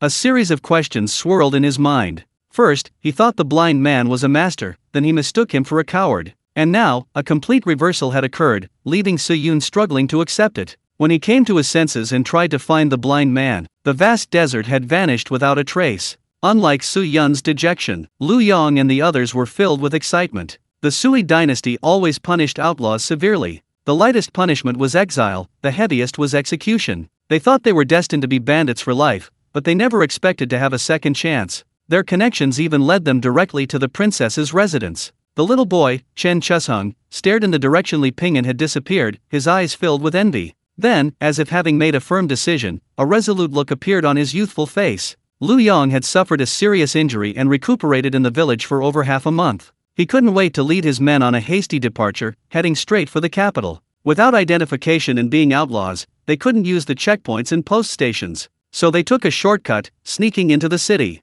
The journey was relatively smooth, and 2 months passed in the blink of an eye. The capital. It was the first time for everyone in the capital, and they were immediately captivated by its bustling scene. Tourists thronged, carriages and horses clamored. The comings and goings were endless, a vibrant and lively atmosphere. Everywhere were tall, magnificent buildings they had never seen before. The markets displayed a dazzling array of jewels and treasures, and shouts of excitement rose and fell. A bustling crowd came and went, some in sedan chairs, some on foot, some carrying loads, and others in horse-drawn carriages carrying goods, especially the women passing by, all dressed provocatively. Some with bare breasts, some with exposed cleavage, some with silk scarves or shawls, displaying their alluring charm. Lu Yong and his men found out the location of the princess's residence, but upon arriving at the gate, they encountered a problem. The heavily guarded entrance was undoubtedly a warning to anyone with ill intentions. Lu Yong and his companions had no one to introduce them, nor any identification. They only had the blind man Li Ping'an had mentioned, and they didn't know who to turn to. Their travel expenses were almost exhausted, so they spent several nights under a bridge in the capital.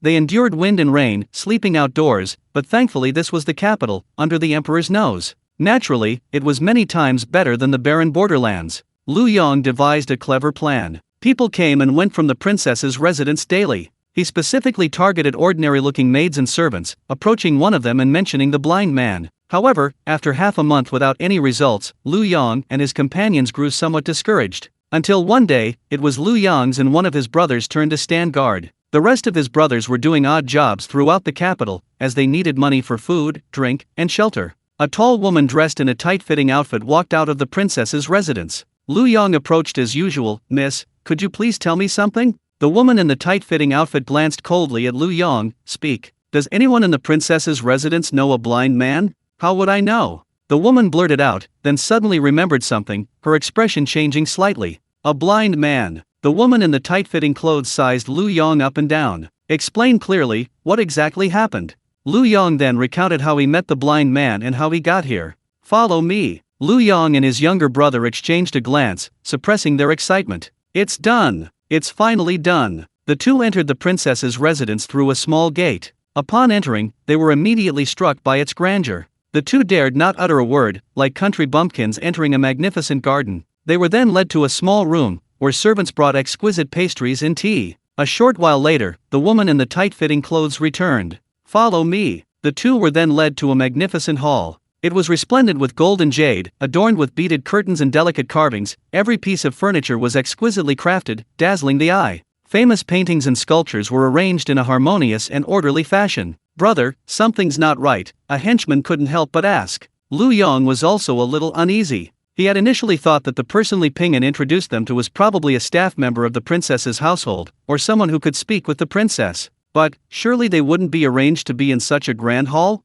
Glancing again at the guards outside the door wielding golden swords, Lu Yong felt a chill run down his spine. Just as Lu Yong was wondering, a tall woman entered, escorted by two maids. The woman wore a long blue dress, her chest prominent. Her waist was slender, and her features exquisite. An air of dignified elegance emanated from her, and although she wore only a simple dress, her noble bearing was undeniable. Her gaze was cold, revealing a hint of ambition. The woman sat down, her demeanor as composed as an emperor. Her gaze held a domineering air, though her face wore a gentle smile. Yet, no one dared approach her, not even speak to her. "How dare you kneel before the princess?" A maidservant beside her spoke coldly. Lu Yang's mind went blank, his ears seemed to have gone deaf. His eyes widened, unable to find the words to describe his current feelings. Princess. However, being a seasoned warrior, Lu Yang quickly recovered. He pulled his henchman and hastily knelt down. "This humble servant pays respects to your highness." "Long live your highness." "Rise and be seated," Lu Yun said softly.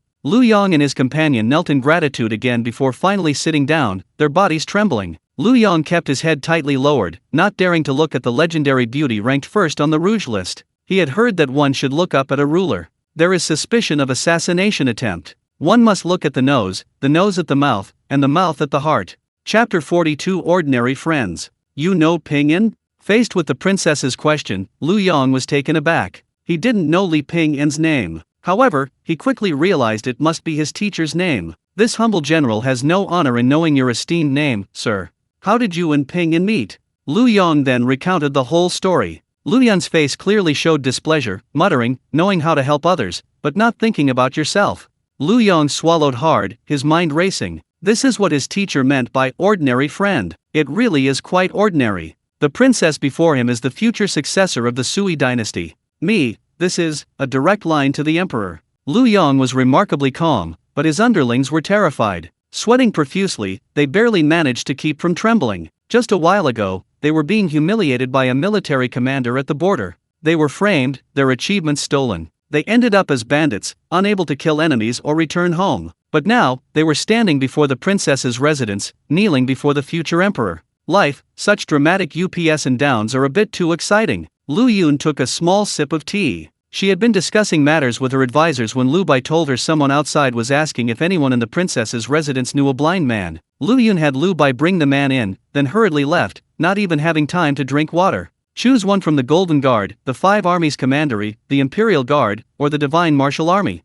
Lu Yun immediately mentioned several of the best-treated Central Imperial Guards. Lu Yang hesitated for a moment, then knelt on the ground. This humble general only wishes to serve his country by fighting on the border. "I beg the princess to grant my request." Lu Yun raised an eyebrow slightly, her gaze towards Lu Yang changing. "That's quite ambitious, far better than those who hold positions without contributing anything. Since you want to go to the border, then go to Xiahe Shang's side."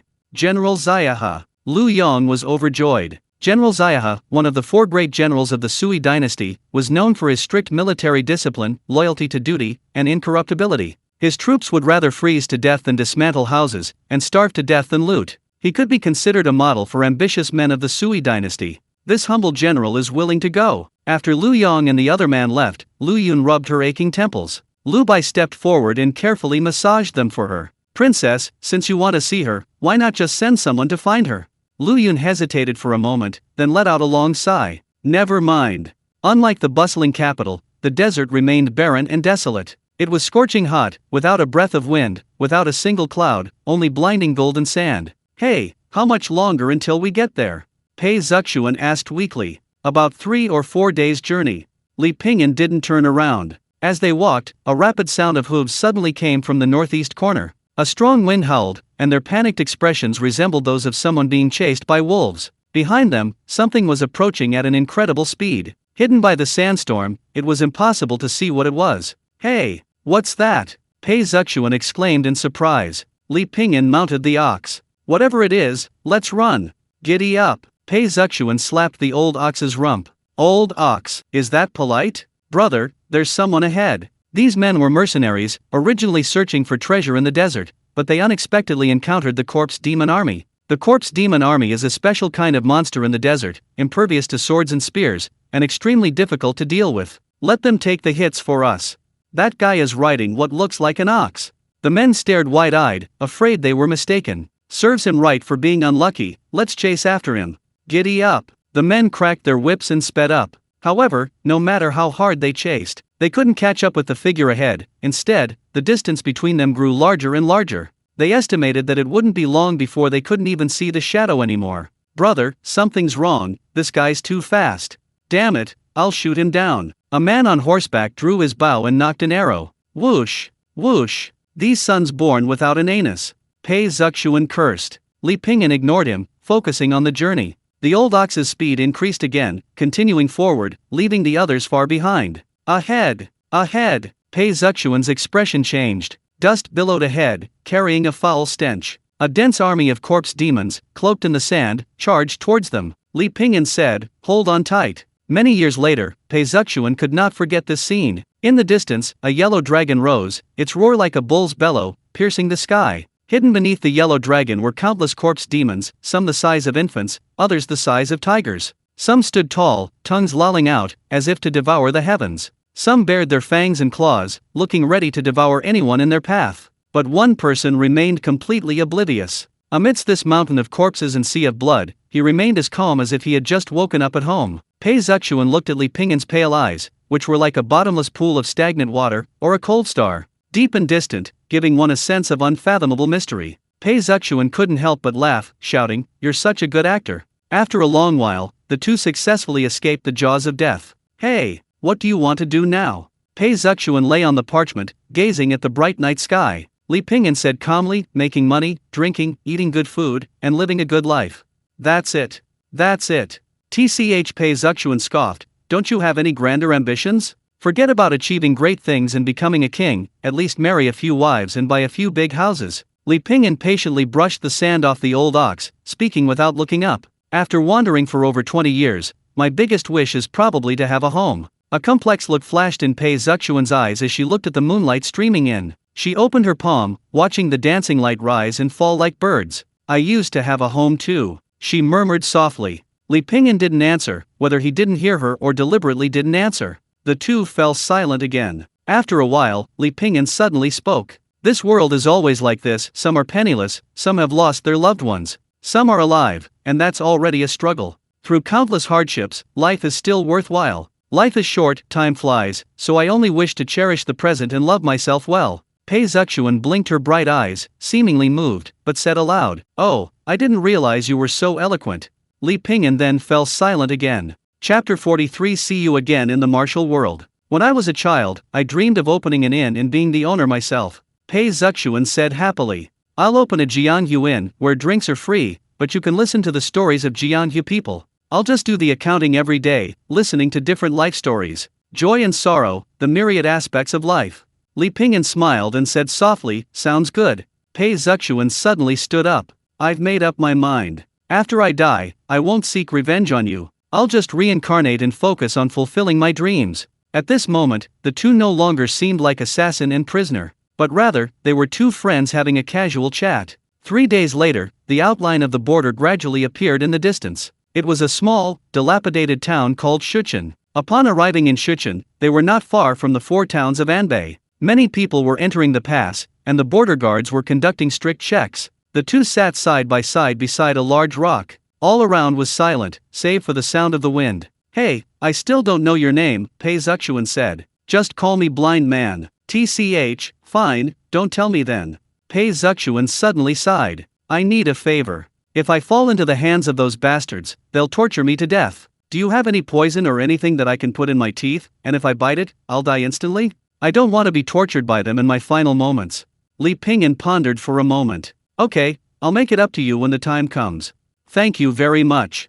Pei Zuxuan suddenly hooked his arm around Li Pingyan's neck. "One last question, are you sure you don't need me to help you relax?" At night, the two finally entered the pass. They found an inn and stayed there. Pei Zuxuan knew this was likely her last night. By this point, her earlier tension and helplessness had vanished, replaced by a calm. She took a bath, tricked Li Pingyan into eating a lavish meal, and watched his distressed expression. Pei Zuxuan was quite satisfied. Then she pulled Li Pingyan aside and chatted with him until late into the night. A sudden feeling of loss washed over her. Living, it's actually quite nice. But if she were given another chance to choose, she would still avenge her family without hesitation. Looking at the hazy moonlight outside, Pei Zuxuan finally closed her eyes. The midday sun streamed in, shining clearly on Pei Zuxuan's face. Looking at the sun, it must be midday. Pei Zuxuan murmured to herself. She got out of bed and took a deep breath. She looked around but didn't see the blind man. Was he out buying breakfast? Pei Zuxuan didn't think much of it and continued sleeping soundly.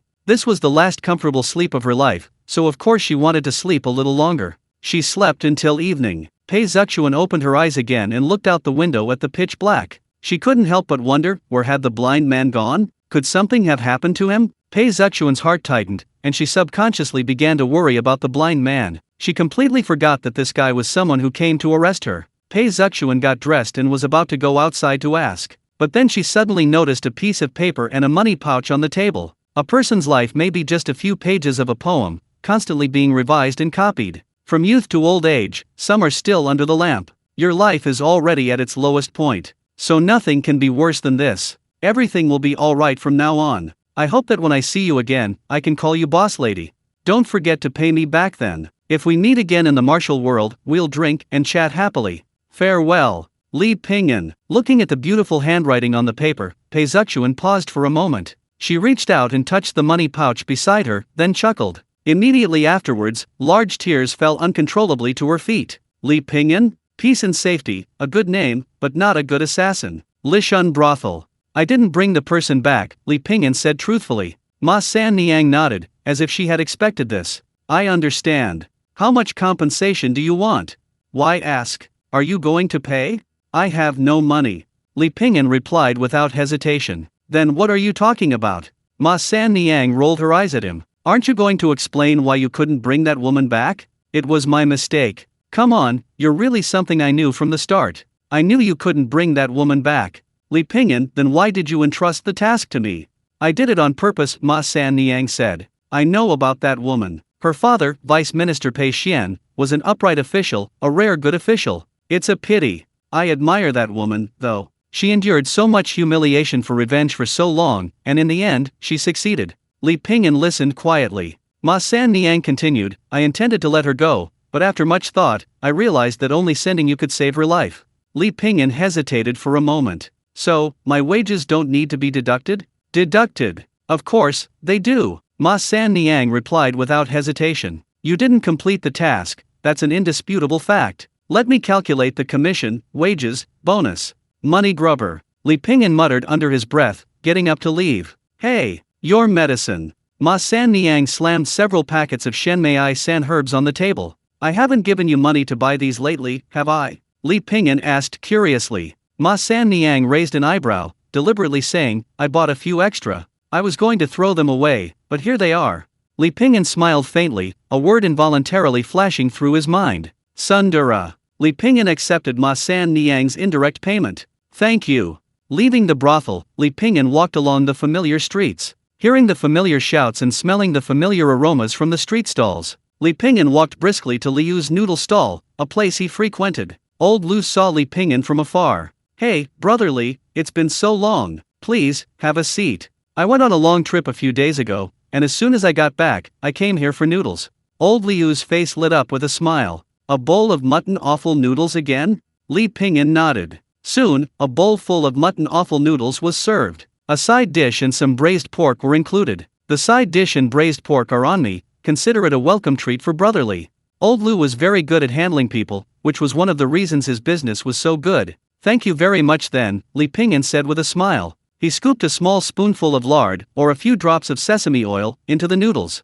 He added garlic and some aged delicacies he had brought. The city noise gradually subsided, and the sun set. The afterglow of the twilight fell on Li Pingyan, giving his face a touch of radiance. Li Pingyan ate his noodles in silence. This was Li Pingyan's life, the life of a blind man content with a peaceful existence. Chapter 44 The Boy Who Came to Find Him. The morning sun streamed into the courtyard, and a gentle breeze carried a sweet fragrance. The date palms rustled, their delicate scents wafting through the air. A series of sharp, piercing sounds echoed in the empty courtyard. They carried an eerie rhythm, seemingly possessing a chilling power. As usual, Li Pingyan cultivated, sensing the subtle changes in his body. Once, twice, 3 times, 4 times. A surge of true energy slowly rose from his danshan, flowing towards his danshan, growing stronger with each breath. Li Pingyan exhaled a long breath. His inner energy circulated, and his spirit invigorated. With each passing day of cultivation, his breathing naturally became finer, transforming into a thin thread. Deep and resilient, it extended all the way to his danshan. Transformation doesn't happen overnight, it requires gradual training. Li Pingyan continued his ordinary, simple life. He practices martial arts and internal skills every day, gradually perfecting his body and becoming stronger. Then he sings on the streets, occasionally taking on a few commissions to support himself. Name Li Pingyan, lifespan 132. Erquan Yingyue LV3, 100/10,000. Ability mortal. Listening to the wind blade technique 90%. Drawing sword technique slanting / 63%. Turtle breathing technique increased by 92%. Swallow piercing clouds leap 35%. Skill aura lock 62%. All attributes are slowly increasing. Time flies, seasons change. The sun shines brightly on every door and window, as new peachwood charms replace the old. With the new year approaching, Li Pingyan is shopping for New Year's goods on the street. The Doha sisters next door have invited Li Pingyan to spend the new year with them. This year shouldn't be too lonely. Winter herbs, brocade robes, a new calendar, and all sorts of door gods, large and small. Peachwood charms, spring couplets, gold decorations, thread flowers, 5-colored paper money, and a bowl of porridge. These are all indispensable. The Dongjing Manhwa records, on the first day of the first lunar month, the New Year's festival, even the poorest commoners must wear new and clean clothes. Just then, a familiar voice came from afar. Hey, are you blind, kid? I'm asking you a question, where did you come from? Lu Er of the poisonous snake gang sized up the child who had bumped into him. Unfamiliar face, never seen him before. The boy wore a large bamboo hat, sniffed, and stared warily at Lu Er. I'm asking you a question, who's your father? Lu Er patted his head. Li Pingyan sensed the familiar presence and couldn't help but smile. They really had come looking for him. So he walked over. Second brother. Lu Er heard Li Pingyan's voice and turned around. Just finished eating? Li Pingyan smiled and nodded. The boy was overjoyed to see Li Pingyan and rushed to greet him. Sir! It was none other than Chen Chusheng, the boy from the small village that day. You two know each other? Lu Er asked curiously. Li Pingyan said, he's a distant relative of mine. You brat, you bumped into your second uncle and didn't even apologize.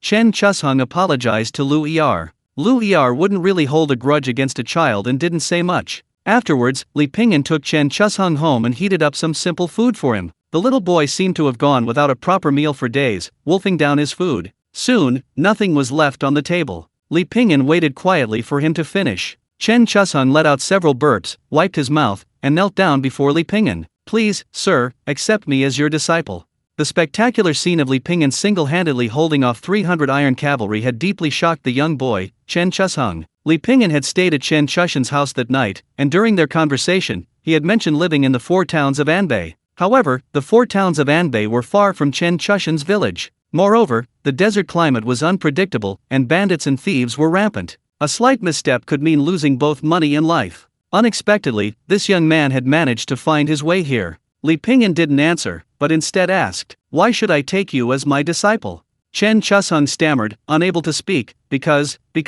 Li Pingyan smiled faintly, it's not easy coming all this way, so stay here for now. Then when will you teach me martial arts, sir? Whenever you meet me, I'll teach you martial arts. Chen Chusheng was stunned, not understanding what this meant. It means exactly what it says. Chen Chusheng blinked. Sir, I still don't understand. As soon as he finished speaking, he suddenly sprang up and pounced on Li Pingyan. Thud! A muffled sound. Chen Chusheng cried out in pain and fell sprawled on the ground. It was Li Pingyan's bamboo cane that had struck him. You still have a long way to go. After speaking, Li Pingyan left with his hands behind his back. Chen Chusheng watched Li Pingyan's retreating figure, rubbing his numb calf. A stubborn light shone in the boy's eyes. From then on, Li Pingyan's courtyard had an extra free laborer. Being naturally inclined, the boy secretly learned from Li Pingyan's cultivation whenever he saw him. He would break off branches to make swords and practice his fist and palm techniques in secluded spots. He longed to one day be like Li Pingyan. Of course, he hadn't forgotten his promise to Li Pingyan. Chen Chusheng tried various methods, such as ambushing Li Pingyan while he slept, but he failed. For example, they tried to ambush Li Pingyan while he was eating, but failed. Another example is their attempt to ambush him in the outhouse, but they never saw Li Pingyan. Instead, they were met with cow dung. The moment Chen Chusheng jumped out of the latrine, he terrified the old ox. This caused old Niu to avoid going to the outhouse for several days. The new year arrived as scheduled, with the constant sound of firecrackers. This made the new year atmosphere even more grand and lively. Chen Chusheng and Aliyah eagerly went to put up spring festival couplets. The two, being of similar age, quickly became very good friends. Li Pingyan and Duo Ha began preparing tonight's New Year's Eve dinner. After the dinner was ready, a large snowman appeared outside. Chen Chusheng and Aliyah's faces were red from the cold. 6 meat dishes and 3 vegetable dishes, the most sumptuous meal of the year. After the reunion dinner, the stove and utensils were washed thoroughly, and candles were lit in all the houses. The whole family gathered together, keeping the New Year's fire burning, waiting for the moment to bid farewell to the old year and welcome the new year. This is called lighting the lamps to illuminate the year. They would light candles under the bed, burning them everywhere, a practice called illuminating the void. It was said that after this illumination, the family's wealth would increase in the coming year. Chen Chusheng found a small square table, spread paper on it, and began to write crookedly. Duoha, seeing this, asked curiously, Chusheng, what are you doing? Writing a letter to my mother. Li Pingyan said, your mother? I didn't see her last time I went. My mother is in the capital, Chen Chusheng said. After my father died, my mother remarried and went to the capital. Aliyah asked, then why didn't you go to the capital with your mother? Chen Chusheng said somewhat sadly, if I went, my mother couldn't go. Aliyah immediately said, Chusheng's mother is a bad person. She abandoned her own child for wealth and prosperity. My mother isn't a bad person. Chen Chusheng raised his head, his tone becoming more forceful, his face showing a hint of anger. She abandoned you. This was the first time Aliyah had seen the usually gentle Chen Chusheng lose his temper. His voice was low. Grandpa and father were killed by the Turks. Mother is all alone. She could have a better life if she married into the capital. Aliyah puffed out her cheeks and said angrily, but she can't abandon you. I'm a man of the Chen family. I'm not afraid of hardship, and I want to avenge grandpa and father. The boy said this as firecrackers sounded. Chapter 45, The Road of a Young Man. The old year has passed, and the new year has begun. Early morning, just as dawn breaks. Young Chen Chusheng, carrying a woven basket on his back and dressed in a clean blue shirt. He runs briskly along the path, amidst the scent of grass and earth, in the warm breeze. Years have rushed by, mountains and hills have faded into the distance. 2 years have passed in the blink of an eye. That year, Chen Chusheng was 15 years old. He was old enough to join the army, but he hadn't yet successfully become Li Pingyan's apprentice. To this day, he hadn't even touched Li Pingyan. He feigned illness, feigned death, he tried every method he could think of. However, through day after day, year after year of training, the once restless and impetuous boy, with each attempt and each failure, his character was tempered into unwavering resilience. His skills, too, gradually improved during his struggles with Li Pingyan. Even he himself didn't realize it. Until one day, he got into a fight with a group of thugs who had started a fight on the street. Facing several burly men, the young man handled them with ease. Having grown accustomed to Li Pingyan's fighting prowess, facing these street thugs' attacks was like going back to easy mode in a video game after getting used to hell mode. So one day, the young man said goodbye to Li Pingyan. He was going to join the army. Life here was indeed wonderful, but he still hadn't forgotten his mission. The day of departure was in September. Li Pingyan couldn't quite remember the exact date. He only remembered that on that day, Li Pingyan, Duoha, Aliyah, and Lao Niu all came to see Chen Chusheng off. Here are some shoes I made for you, and some dry rations. Keep them for your journey. Aliyah handed Chen Chusheng a package, her eyes blurry with tears. Chen Chusheng smiled. Yes, thank you. Duoha said, remember to write to us.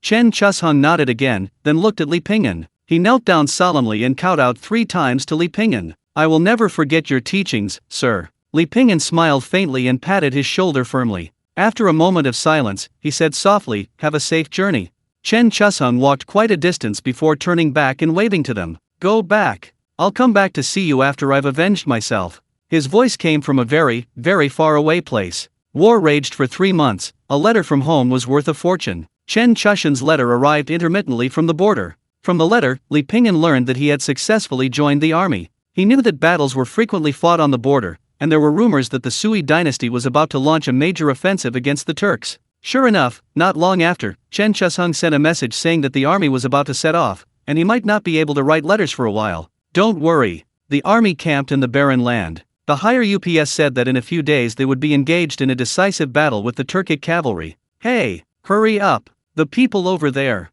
The noise continued. The freezing cold made everyone shiver, and Chen Chusheng, wearing a tattered military uniform, sniffled. Since arriving at the battlefield, because of his young age, Chen Chusheng had always been assigned to logistics. Until yesterday, when the fighting at the front became critical, he was transferred to the vanguard battalion. On his first battlefield experience, he saved the centurion and killed 3 Turkic soldiers. The centurion rewarded him with a thick cotton coat, so Chen Chusheng wouldn't wake up freezing in the middle of the night every night. Not only that, the centurion also gave him 2 sweet potatoes and a jug of liquor. Chen Chusheng didn't drink, but liquor could warm his stomach. When it was cold, a little bit would make him feel less cold. During a break, Chen Chusheng found a spot and started a fire. He carefully roasted the sweet potatoes. Grandpa, Dad, today I killed 3 Turkic soldiers. They weren't very old, only a few years older than me. Do they have families too? Will their families be sad when they die?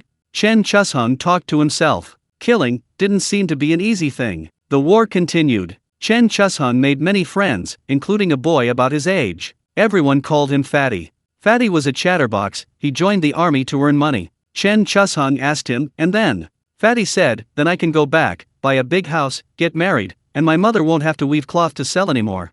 Fatty then asked Chen Chusheng what he wanted to do in the future. Chen Chusheng thought for a moment, then said firmly, I want to ensure that there will never be war on the border again, and that the Sui dynasty and the Turks can live in peace. Along the way, Chen Chusheng witnessed a lot. He witnessed the plunder and slaughter of the Turkic people by the Central Plains soldiers. Just like the Turkic soldiers had plundered their villages. He deeply understood the hatred between ethnic groups, the endless wars fought for survival. 2 years of learning from Li Pingyan. Chen Chusheng learned a lot. He no longer single-mindedly thought about killing all the Turks to avenge his grandfather and father. He wanted to ensure that neither the Sui dynasty nor the Turkic Khaganate would ever again suffer the loss of loved ones in war. Behind every general and the glory of their nation lay countless broken families and lonely, heartbroken women. Chen Chusheng had told others this dream many times, only to be met with ridicule. This time was different. The fat man swallowed hard and said, I believe you can achieve it. Don't forget to look after me then.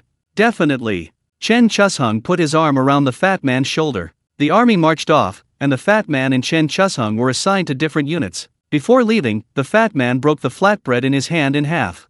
Until we meet again, brother. Until we meet again. Chen Chusheng saw the fat man again while cleaning up the battlefield. This fat man, who had always talked about making money to buy a house, get married, and support his mother, now lay coldly among the corpses. Chen Chusheng sat in silence all night, then buried the fat man. The war had reached its climax. Everyone knew this would be the final battle. The soldiers were secretly delighted. After this battle, they could go home. But it also meant that the battle would be exceptionally brutal. Because both sides knew that only by killing the enemy could they return home alive. Chen Chusheng, due to his bravery, was transferred to the vanguard battalion. The night before the battle, Chen Chusheng sharpened his sword. Have you heard? A cultivator has arrived in our camp. Really? Yes, he can fly on a sword. Wow, one person is worth 100 or so men, he's amazing. He'll be going to the battlefield with us tomorrow. Yeah, I heard he'll be joining us in a surprise attack on the enemy.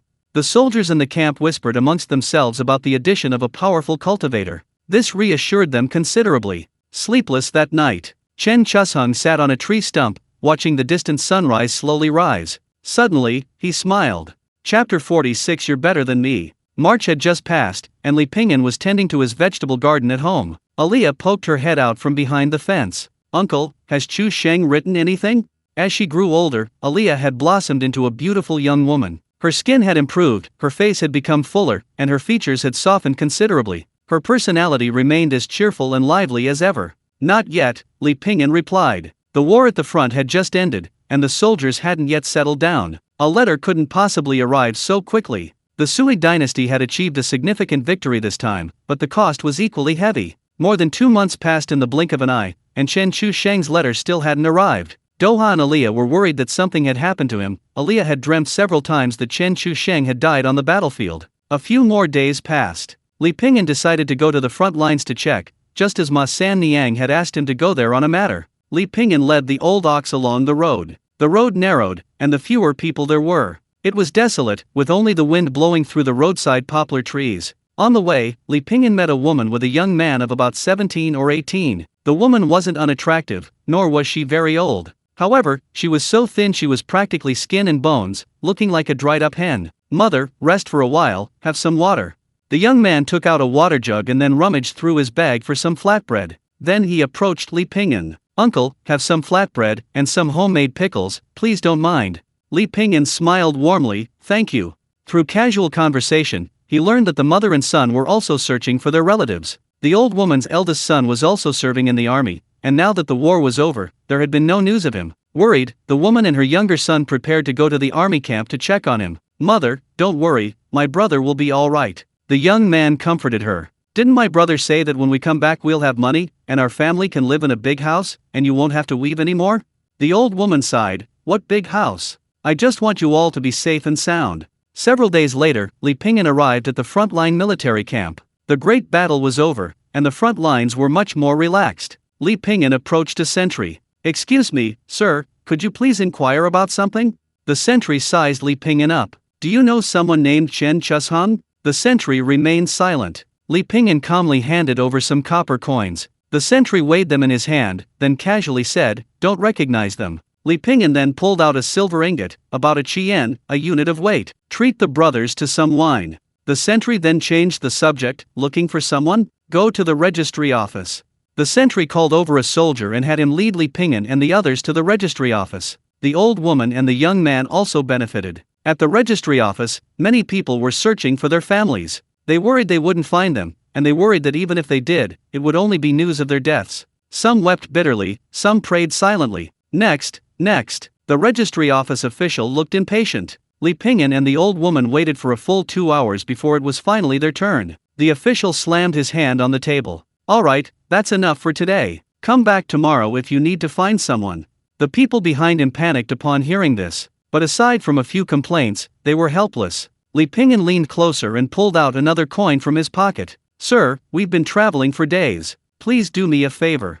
"It's the rule. I can't help it," the man said righteously. "I understand." Li Pingyan took out a handful of loose silver. "Please do me a favor, sir. My mother is old and worried about the child." The man nodded in a mocking manner, then changed his tune. "We're all loyal to the country. I understand. Tell me, what's their name? Where are they from?" Li Pingyan and the old woman gave him their child's information. The official pulled out a thick stack of books. "Find it yourself. Those marked with a red cross are dead." Upon opening it, they found it densely packed with names. Neither the old woman nor her youngest son could read. Li Pingyan could only approach closely, opening his pale eyes to painstakingly decipher the names. This was far too slow. Li Pingyan then wrote down the old woman's son's name, asking them to memorize his appearance, and then went to find him. A perfectly round setting sun clung to the desert's ridgeline, outlining contours. Li Pingyan rubbed his eyes and put down the book. He sat there, silent for a long time. At this moment, even he felt a fog before his eyes.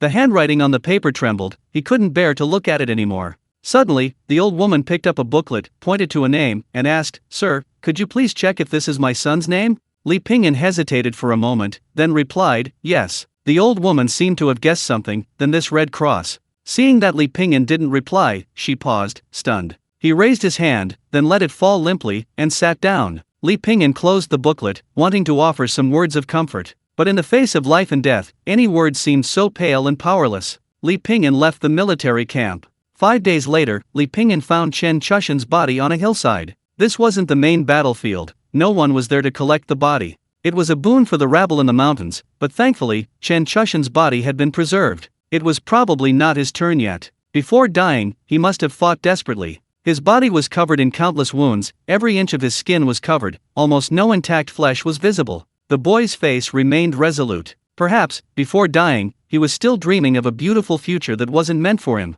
He was said to be a cultivator in the team. Their final battle was supposed to be a surprise attack. As a result, the cultivator betrayed the Sui dynasty, leading the group into an ambush set by the Turks. Li Pingyan dug a large pit and buried all the corpses. He had originally intended to dig a separate pit for Chen Chusheng, but then thought the boy wouldn't want to be too lonely. So he buried him with his companions. Li Pingyan sat beside the grave and said to himself, "When I was studying, I read a sentence that went something like this. You can choose everything in the world, except the day you live. Everything in this world is fragile and cannot withstand scrutiny. Upon closer examination, every single thing hides a grievance. I came into this world and suffered greatly. I used to live each day as it comes, without any lofty ambitions. Success and failure were all just fleeting moments. I thought I was some kind of wise old Zen master who had seen through the joys and sorrows of the world, but in reality, I was just unwilling to experience the pain of separation and death. I've always been soft-hearted. When I was little, I saw my playmates deliberately crushing ants. I stopped them, and as a result, no one wanted to play with me anymore.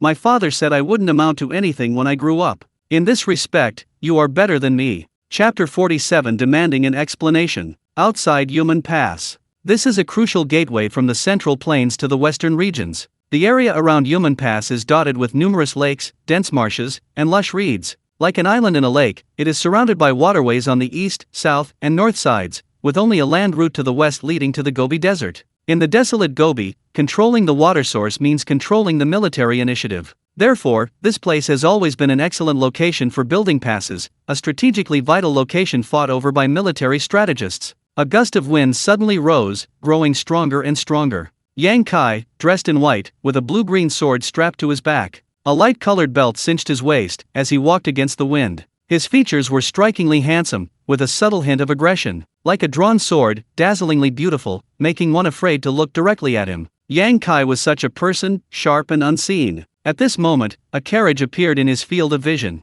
A kind-looking man rushed out, pleading urgently. "Brother, brother, my wife is dying, and this horse can't run anymore. Could you please lend me your horse?" Seeing that Yang Kai didn't answer, the man quickly took out some money. "I won't lend it to you for nothing, I won't lend it to you for nothing. Your kindness will be forever etched in my memory."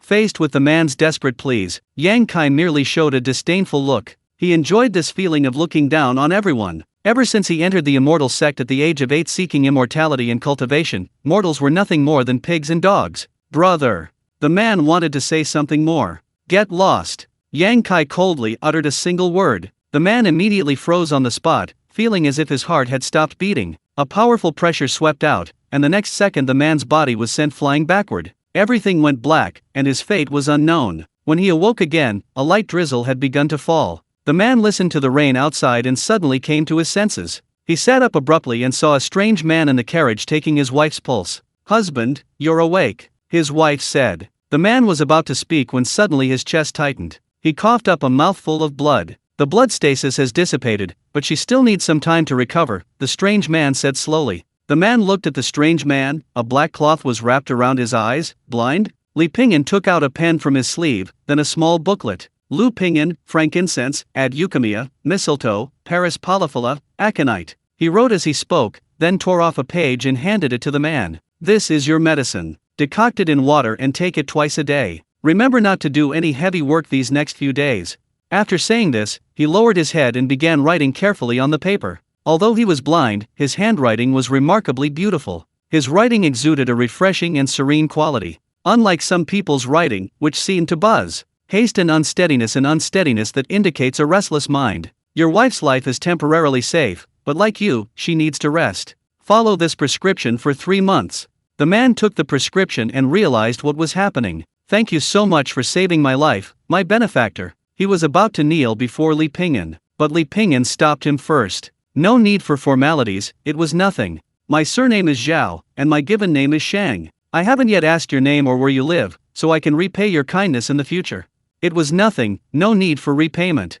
Zhao Shang continued, "My benefactor, are you also going into the city? Why don't we go together? My family isn't wealthy, but we still have a sizable business. We should treat our benefactor to a meal." "Yes, yes," Zhao Shang's wife chimed in. Previously, she had been weak and breathless, her body fluctuating between hot and cold, seemingly on the verge of death. But the other party had pulled her back. "No, I have other matters to attend to," Zhao Shang quickly said. "My benefactor, please speak freely, I will do my utmost." Li Pingyan smiled. "No need to trouble you, I've only come to seek justice for a young man." The drizzle outside the carriage continued incessantly, blurring everything into a hazy, indistinct mist. Li Pingyan put his straw hat back on, got up, and alighted from the carriage. "Farewell." The moment he stood up, the man clearly heard the crisp sound of metal clashing. It seemed to be the sound of swords clashing. Only then did they realize that Li Pingyan's mode of transportation was an ox. The man and the ox quickly disappeared into the misty rain. "Senior brother." Yang Kai had just caught sight of the outline of Jade Gate Pass when he saw 4 figures waiting for him ahead. 3 men and 1 woman. All were disciples of the same section. "Senior brother, how was your trip?" The woman's name was Yingyue. Though young, she was clever and adorable. Yang Kai was a very contradictory person. On one hand, he looked down on ordinary mortals, regarding them as pigs and dogs. Several times he had traveled down the mountain, he had caused the deaths of innocent people. He was often scolded by his master for this. Once, he even went too far and almost got expelled from the sect by the sect leader. However, Yang Kai possessed exceptional talent for cultivation, and his master, unwilling to bury such a talent, did his utmost to protect him, after which Yang Kai's behavior became somewhat more restrained. During his travels, Yang Kai served in the Sui army, earning a substantial reward. Secretly, he liaised with the Turks, obtaining another generous reward. Although he was a Sui citizen, he viewed this as nothing more than a struggle between pigs and dogs. Regardless of who won or lost, he would remain unscathed.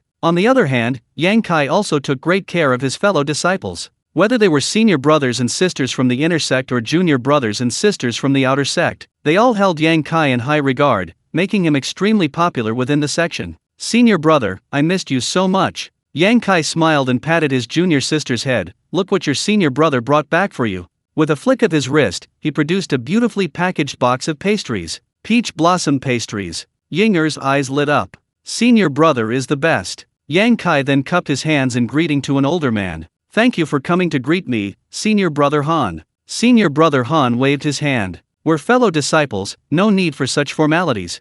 Yang Kai then greeted his two junior brothers with impeccable manners. He was completely different from before. The group chatted and laughed, discussing which restaurant to eat at in the city. In the light rain and breeze, a figure approached. He walked slowly, but when he appeared, he was like a drawn sword, carrying a natural killing intent. Yang Kai and his companions all turned their heads, watching the man warily. The man was dressed in a blue robe, his left sleeve empty, and he held a bamboo pole in his right hand. His eyes were covered with a black cloth. A black ox followed behind him, which was quite strange. He walked a short distance away and stopped. Yang Kai sensed that the man's aura was not that of an ordinary person and asked, "What business do you have, sir?" "I wish to demand an explanation from young Master Yang."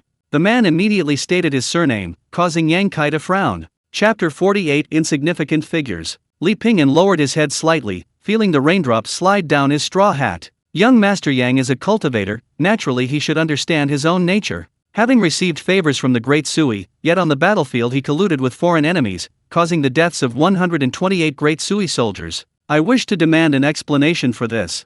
The rain soaked through the dust, and an eerily silent atmosphere descended. His fellow disciples looked at Yang Kai with surprise. This was very much in line with Yang Kai's style. His fellow disciples had long been accustomed to it. Even their master had become too lazy to scold him. But aiding foreign enemies and killing one's own soldiers, this was truly going too far. Although the Great Sui was weak and riddled with internal conflicts, no one would risk the condemnation of the world by cooperating with foreign tribes. Moreover, the current sect leader had once led his disciples against foreign armies on the frontier. Patriotism is a universal human trait. A ruthless glint flashed in Yang Kai's eyes. He didn't care about such things himself, but if his fellow disciples found out, it would still create a rift. If it got reported to the enforcement hall, even his master probably wouldn't be able to protect him this time. However, he disdained to refute it. He'd done it, or he hadn't. That was the conduct of a gentleman. Besides, his actions over the years were evident to all. Even if he refuted it, they probably wouldn't believe him. "Seeking justice? Which one of them are you seeking justice for?" Yang Kai countered, tacitly admitting his actions. "Even if I told you, young Master Yang, you probably wouldn't remember," Li Ping'an said calmly. He was just one of the most insignificant among the 128 soldiers. Li Ping'an untied the strap of his straw hat and took off his straw raincoat. The hat and raincoat fell to the ground. Only then did the others notice that his waist was adorned with numerous swords and knives. His weapon in his hand was a short, thick blade. The blade was sheathed, wrapped in a layer of white silk. Yang Kai's lips curled slightly. "Overestimating yourself. Stop!" A loud voice rang out. It was Yang Kai's senior brother, Lu Bin. Among these people, he was the most senior and had the deepest cultivation. Given this situation, Lu Bin naturally couldn't stand idly by. In the past, although Yang Kai had done some excessive things, he had fortunately handled them relatively cleanly, without disgracing the section. But this time, he had dared to defy the world and collude with outsiders. Moreover, his identity had been discovered. If this matter wasn't handled properly, it might endanger the entire section. Lu Bin, displaying his senior brother's authority, glared fiercely at Yang Kai. "We'll discuss everything back at the section." Then he bowed to Li Ping'an. "Brother, I am Lu Bin, the senior brother of these men. This matter is still unresolved. Why don't we return to the sect together and make a decision? If what you say is true, the sect leader will certainly not let my junior brother off the hook and will give justice to the unjustly killed soldiers. But if my junior brother was framed, then it's a different story." Li Ping'an was silent for a moment. "If what I say is true, how will your sect deal with this person?" Lu Bin pursed his lips, knowing the answer. With such a scandal, the sect would likely cover it up. They certainly wouldn't publicize it, and would confine Yang Kai to his quarters for reflection, or perhaps punish him with hard labor in the temple. However, they would never expel Yang Kai from the sect. After all, releasing someone like him might leave a stain on their reputation. As for the 128 soldiers who died unjustly, they're already dead. What can be done? Li Ping'an suddenly smiled and walked towards Yang Kai. "One last question. As far as I know, you shouldn't be short of money. Why did you help the Turks kill those soldiers?" The azure sword behind Yang Kai hummed. It drew from its sheath, trembling rapidly. Only a faint afterimage could be seen. Insignificant ants, they die, they die. Yang Kai said disdainfully. Li Pingyan drew his sword, his movements simple and unadorned. Yes, insignificant ants, but today you will die at the hands of ants. His movements slowed down almost instantaneously. There was no acceleration whatsoever. The broadsword in his hand tore through the rain, seemingly carrying the boy's tragic dream, unstoppable. The azure sword, radiating a scorching heat, shattered the raindrops falling upon its blade. A sharp sword cry rang out, and a wisp of sword shadow shot out. It traced an arc, like a broken rainbow, desolate yet beautiful. The broadsword and the flying sword clashed, the intense collision creating an absolute domain around them, blocking the falling rain. The broadsword, under immense force, broke into several pieces. But this also briefly slowed the flying sword's attack. Li Pingyan drew another slender sword from his waist. He seemed to know that with this crudely made weapon, he wouldn't be a match for Yang Kai's flying sword. But one sword wasn't enough, so he'd have 2, 3, 4. Even an ant can shake an elephant. Clang, clang, clang, clang, clang. Lightning flashed and thunder roared, a profound silence descending, as if brewing an unprecedented downpour. Li Pingyan maintained his sprinting speed, his grip never faltering, his sword never ceasing its strike. He pressed forward, expressionless. An invisible sword intent, flowing through his heart, transmitted into his mind a wondrous state. Li Pingyan carried 9 swords at his waist. Yang Kai's flying sword shattered 8 of them. A single strike, devoid of any intention, existing only in a fleeting moment of perfect timing, location, and circumstances. The flying sword tried to turn back to save its master, but it was too late. It trembled in midair before falling limply to the ground. Yang Kai's body crashed into the rain, his head flying more than 10 feet away, landing in a pool of blood. The rain poured down, causing the blood to spread even faster. Yang Kai's face was stained crimson with blood, but there was no pain of death on his face, only a blank expression. It was as if he hadn't even reacted until his death. He hadn't expected Li Pingyan to be so quick, much less that his opponent would end the battle so cleanly and decisively. He hadn't even had time to get his body into peak condition, hadn't even had time to use his sword techniques. He hadn't even had time to circulate his true energy. Li Pingyan's blade had severed his head. Li Pingyan frowned slightly, his right arm seemed to be useless as well. He withstood 8 attacks from the flying sword, the powerful sword energy severing every inch of his skin. Admittedly, if Yang Kai were given another chance, if Yang Kai were prepared, Li Pingyan would never have won so easily. But life never offers second chances. Li Pingyan let out a deep breath. This matter is settled, farewell. He ignored the others, turning and walking away step by step. These people were all Yang Kai's fellow disciples. Who could guarantee that one of them would be willing to avenge him? In a rematch, Li Pingyan had absolutely no chance of victory. Chapter 49 was actually a tragedy. Yang Kai is dead. Everyone, including Lu Bin, the senior brother with the highest cultivation level, was stunned. From start to finish, it only took 3 breaths. Lu Bin watched Li Pingyan's departing figure, his lips twitching involuntarily. If he had been the one dealing with this person, he was confident he could have circulated his true energy and brought his body to its optimal state within 3 breaths. But the crucial problem was that he was only reacting in hindsight. If he were truly in Yang Kai's position, he probably wouldn't have imagined that the other party could kill him with a single strike in just 3 breaths. This person's strength. Lu Bin and the others didn't even have the courage to utter a sound, let alone attack. Until Li Pingyan and the bull slowly disappeared from sight.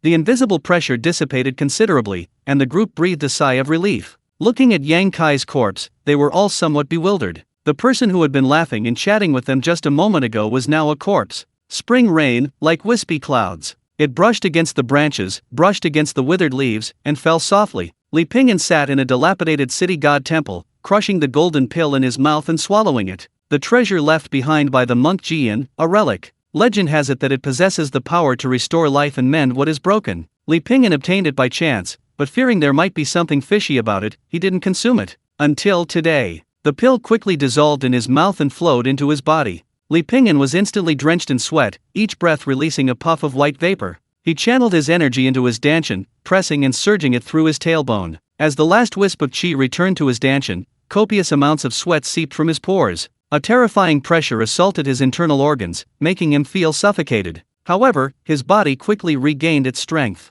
A surge of vitality erupted from his body, gradually repairing the meridians in his arm. Although it was only a series of connected wisps of qi, the effect was remarkable. His previously empty left arm was now unbearably itchy. He tried desperately to open his eyes, but they remained burning with a stinging pain. A warm liquid slid down his cheek, dripping slowly. His muscles twitched, every nerve trembled, and every bone endured immense agony. After an unknown amount of time, Li Pingyan finally lay down quietly, only a few muscles still slowly twitching. He tried to exhale, but his throat was blocked by a thick, sweet taste. He coughed forcefully, spitting out a mouthful of blood. Moo! The old ox bellowed excitedly a few times. Li Pingyan tried to move his arm and regained his strength. His previously empty left arm had grown back. However, he hadn't gotten used to using it yet. Dragging his left arm felt like a burden. But Li Pingyan's eyes remained a hazy gray, showing no sign of recovery. Perhaps this relic could only mend what was damaged, not restore sight. Or perhaps it was for some unknown reason.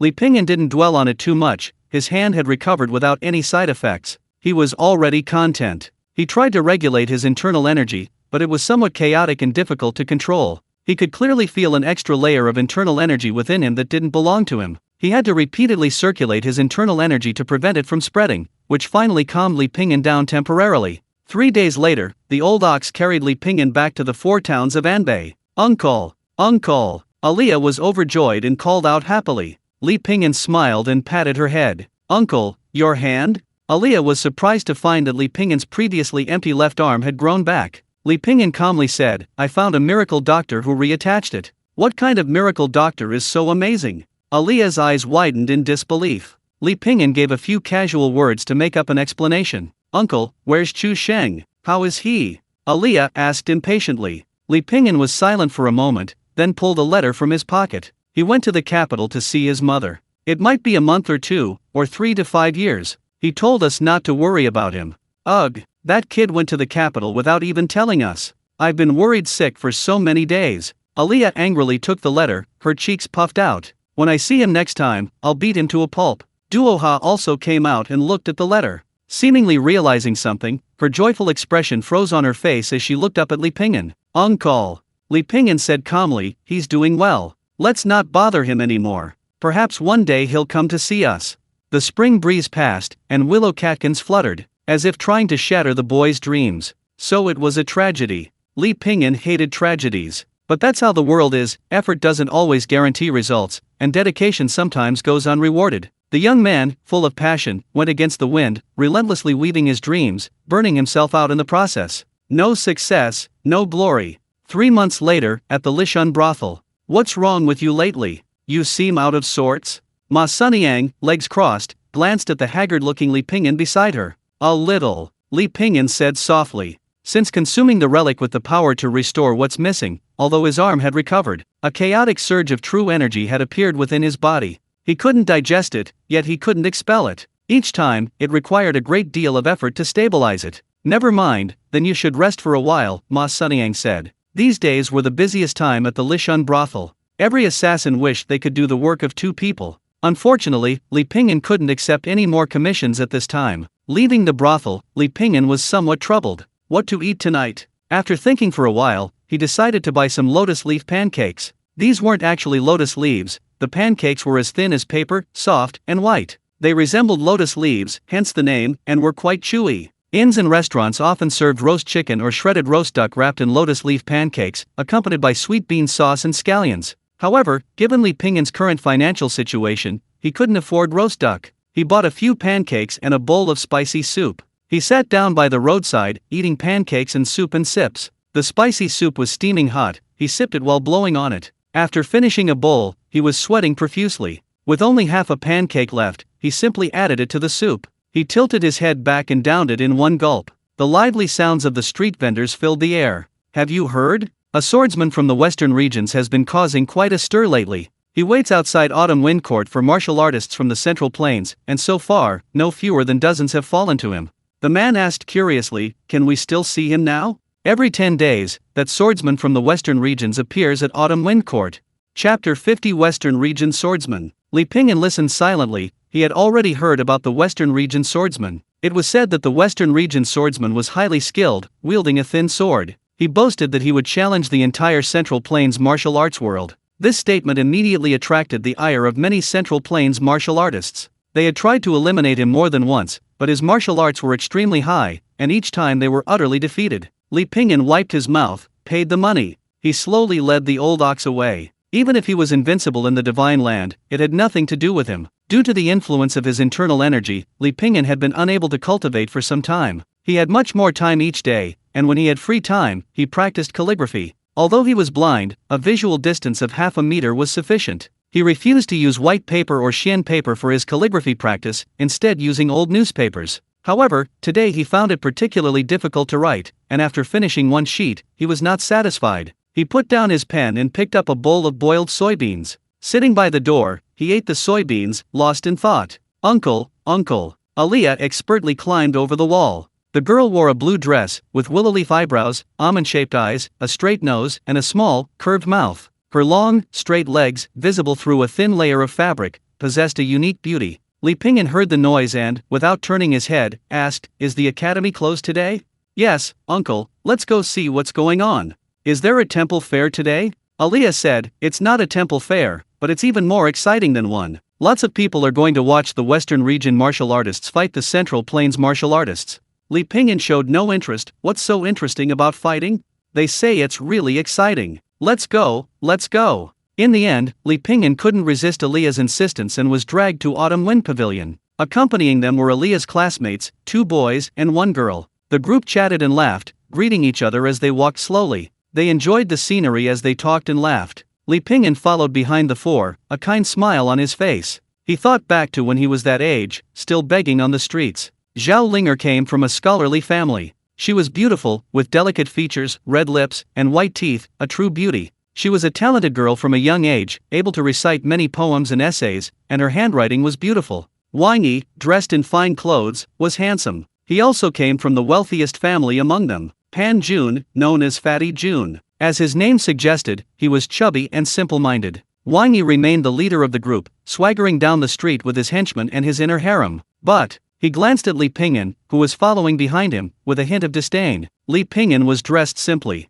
He was blind, and an old ox followed behind him. He looked as rustic as could be. Wang Yi wasn't a bad person. He was usually loyal and wouldn't treat you badly if you were his friend. However, he was young and a bit childish, always concerned with appearances and prestige. Li Pingyan sensed Wang Yi's mood and smiled faintly. He deliberately slowed his pace, keeping his distance from the others. But after walking for a short while, Aliyah, seeing that Li Pingyan was falling behind, turned back and pulled him along. Li Pingyan had no choice. The group soon arrived at Kaiyu Feng Pavilion. Meanwhile, a large crowd had already gathered at Kaiyu Feng Courtyard, mostly there to watch the spectacle. Inside Kaiyu Feng Courtyard stood a sedan chair. Several servants stood beside it, presumably indicating that the swordsman from the western regions was inside. He certainly seemed quite arrogant. Aura locked in 62%. Li Pingyan subtly sensed the aura of the person inside the sedan chair. It gave him a feeling of unease, a strong sense of power. However, Li Pingyan couldn't sense any true qi within him, or rather, his qi was extremely weak,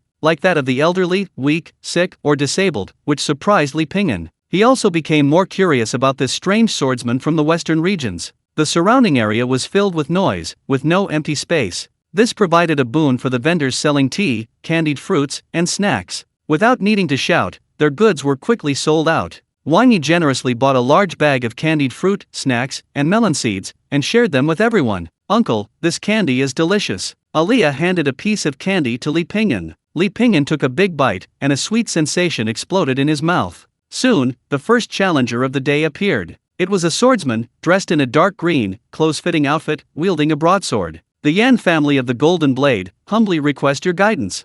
The head of the Yan family was nicknamed Invincible Golden Blade, a well-known figure in the martial arts world. The swordsman in the sedan chair neither showed himself nor uttered a word. The swordsman frowned in displeasure and raised his sword. A sword is not easily revealed. Once drawn, blood will surely be drawn. The sound of the sword being drawn rang out simultaneously with his voice. As soon as he finished speaking, a flash of white light appeared. Like a pool of autumn water, it flowed endlessly along the blade. The swordsman's blade clattered to the ground, his gaze somewhat dazed. It took a moment for everyone to react. It was over. "Farewell." The swordsman picked up his blade and quickly walked away. "Wow, that was amazing. Did you see that white light just now?" Wang Yi's eyes lit up, excitedly exclaiming. Fat Jun, Aliyah, and Zhao Linger all widened their eyes in unison. This scene was undoubtedly breathtaking for 15 or 16-year-old boys and girls. What sword technique did he use? Fat Jun looked at Wang Yi. Wang Yi came from a wealthy family and employed many martial arts practitioners for security. Many of them were highly skilled. Wang Yi often learned a few moves from them, something he was proud of in front of his friends. Now that Fat Jun had asked, he couldn't admit he didn't know. It should be the legendary wild geese descending on the sandbank, Wang Yi said thoughtfully. Just the name sounds impressive, Fatty Jun said. Wang Yi's lips curled into a slight smile, and he said proudly, this is nothing. If you want to see, come to my house and I'll have my masters perform for you. Zhao Linger blinked her eyes, looking very curious. Aliyah asked directly, can we go later? No problem. Wang Yi agreed immediately. Next, several more people went up. Without exception, they all failed. No one could even get close to the sedan chair, or even make the swordsman inside reveal himself, until the last monk appeared. The monk, dressed in simple clothes with a string of prayer beads around his neck, had a kind expression. He was handsome, with a fair complexion and sword-like black eyebrows. He didn't look like a monk at all, but rather like a peerless young master. His appearance immediately drew the gazes of the surrounding women. Changqing of Faxi Temple, please enlighten me. With that, the monk named Changqing stepped forward. Clang! A crisp sound of metal clashing echoed around. Do you want to hear chapter 51? A crisp clang rang out. Those unfamiliar with the martial arts stared blankly, unable to witness the exchange. Only a few martial artists clearly sensed the clash between the two. Although young, the monk was already able to protect himself with his inner energy. He effortlessly blocked the opponent's attack. The monk didn't stop, but continued forward. In Li Ping'an's perception, a faint golden light appeared around the monk,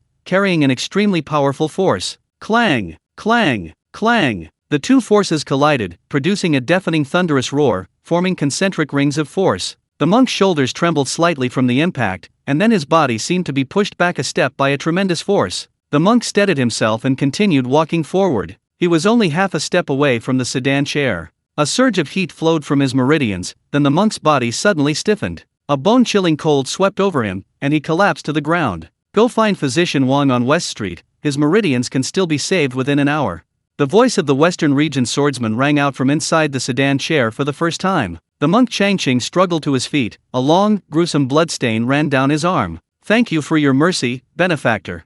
With that, he turned and slowly walked away. This time, no one dared to step forward to fight. A long while passed. For servants carried the sedan chair eastward. The onlookers also dispersed. The scene that unfolded today would soon be the talk of the town. Fat Jun and his companions, still eager for more, wanted to go to Wang Yi's house to see the even more powerful martial artist he had mentioned. Li Ping'an hadn't intended to join the fun, but seeing that he was about to leave, Aliyah also lost interest. Wang Yi, who had been trying to win over the lively and spirited Aliyah, quickly dissuaded him. Uncle Blind Man, come to my house for a visit. You like drinking, don't you? I guarantee you've never tasted wine like this before. Li Ping'an had no choice but to agree. Arriving at the Wang family mansion, it was indeed magnificent. The courtyard was vast, with several small buildings and several streams flowing gently over the artificial hill. It was clearly the residence of royalty. Having finally come all this way, Wang Yi naturally wanted to show off, leading the group on a tour of the mansion. Upon reaching the backyard, Wang Yi pulled over two strong young martial artists and whispered something to them. The two men exchanged knowing smiles, understanding their young master's thoughts.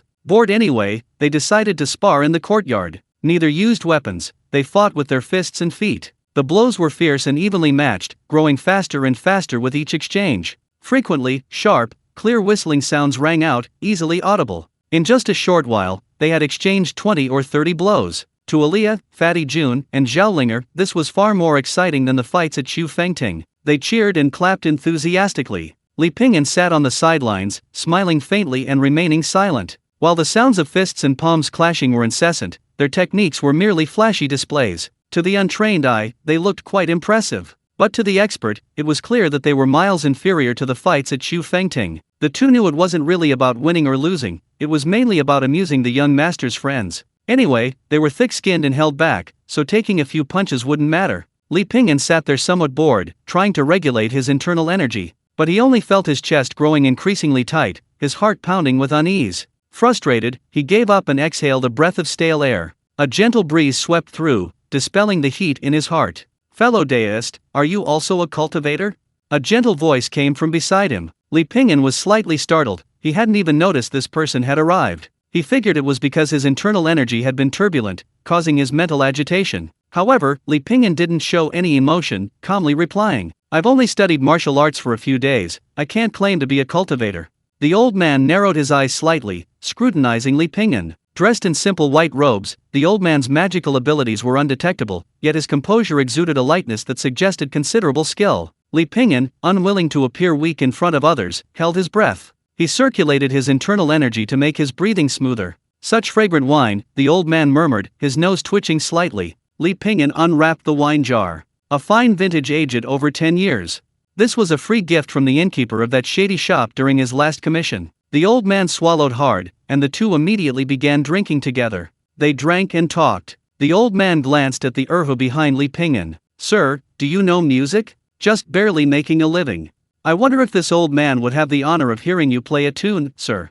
Li Pingyan smiled warmly. This man's conversation was refined. He must be either an elder of the Wang family or a distinguished guest. Since he had taken the liberty of being a guest, there was no reason to refuse. He immediately untied the rope from the erhu. Then I'll make a fool of myself, he said. The old man, initially on a whim, had his eyes half open. But the more he listened, the more interesting it became. It was as soothing as a light rain falling outside, raindrops pattering against the window pane. Inside, a fire burned, warming the wine. The two sat facing each other, casually chatting about their lives. Then the notes slowed, as if foreshadowing pain, instilling a sense of powerlessness. The melody was desolate, a carefree spirit tinged with melancholy, a poignant loneliness of life. Just as this emotion was about to reach its peak, light suddenly appeared in the darkness. The melody twisted and turned, rising from a low crescendo to a clear, soaring climax. It soared like a song from the heavens, a cuckoo's mournful cry. Finally, a defiant roar erupted. The music changed again, this time becoming low and somber.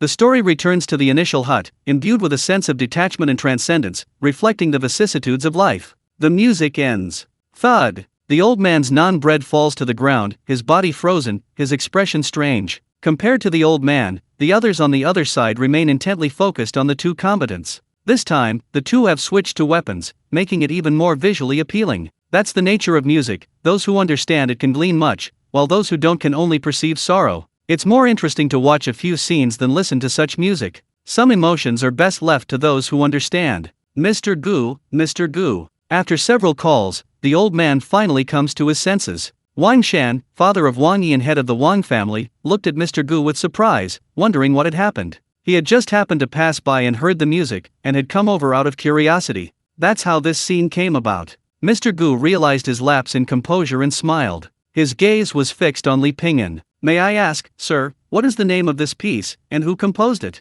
Li Pingyan replied, Erquan Yingyue, composed by a friend of mine. Mr. Gu's face lit up with excitement, and he exclaimed several times, if this piece doesn't become famous for generations, it would truly be a great regret. Chapter 52 Kimen Divination Chart. You flatter me, sir. Wang Shan, the head of the Wang family, observed Li Pingyan for a moment, then cupped his hands and said, May I ask your name, sir, and who your students are?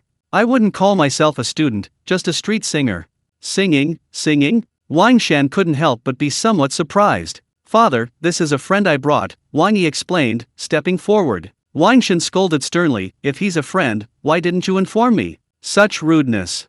A person like Wang Shan wouldn't discriminate based on social status. He wouldn't shout that a street singer wasn't worthy of entering his house and then kick him out. That kind of person would be a fool, and certainly couldn't have built this family fortune from scratch. Wang Shan was a shrewd man, speaking to people in their own language, adapting to different situations. Even a beggar in his presence, Wang Shan could treat him like an ordinary person. Only in this way could one go far. Wang Shan said somewhat apologetically, Sir, please don't take offense. The child is ignorant. Why don't we come into my humble abode for a drink? Yes, let's have a drink. Mr. Gu, standing nearby, quickly echoed. Li Pingyan gave a slight bow. It's already a presumptuous of me to disturb you. How could I possibly bother you further? I'll take my leave now.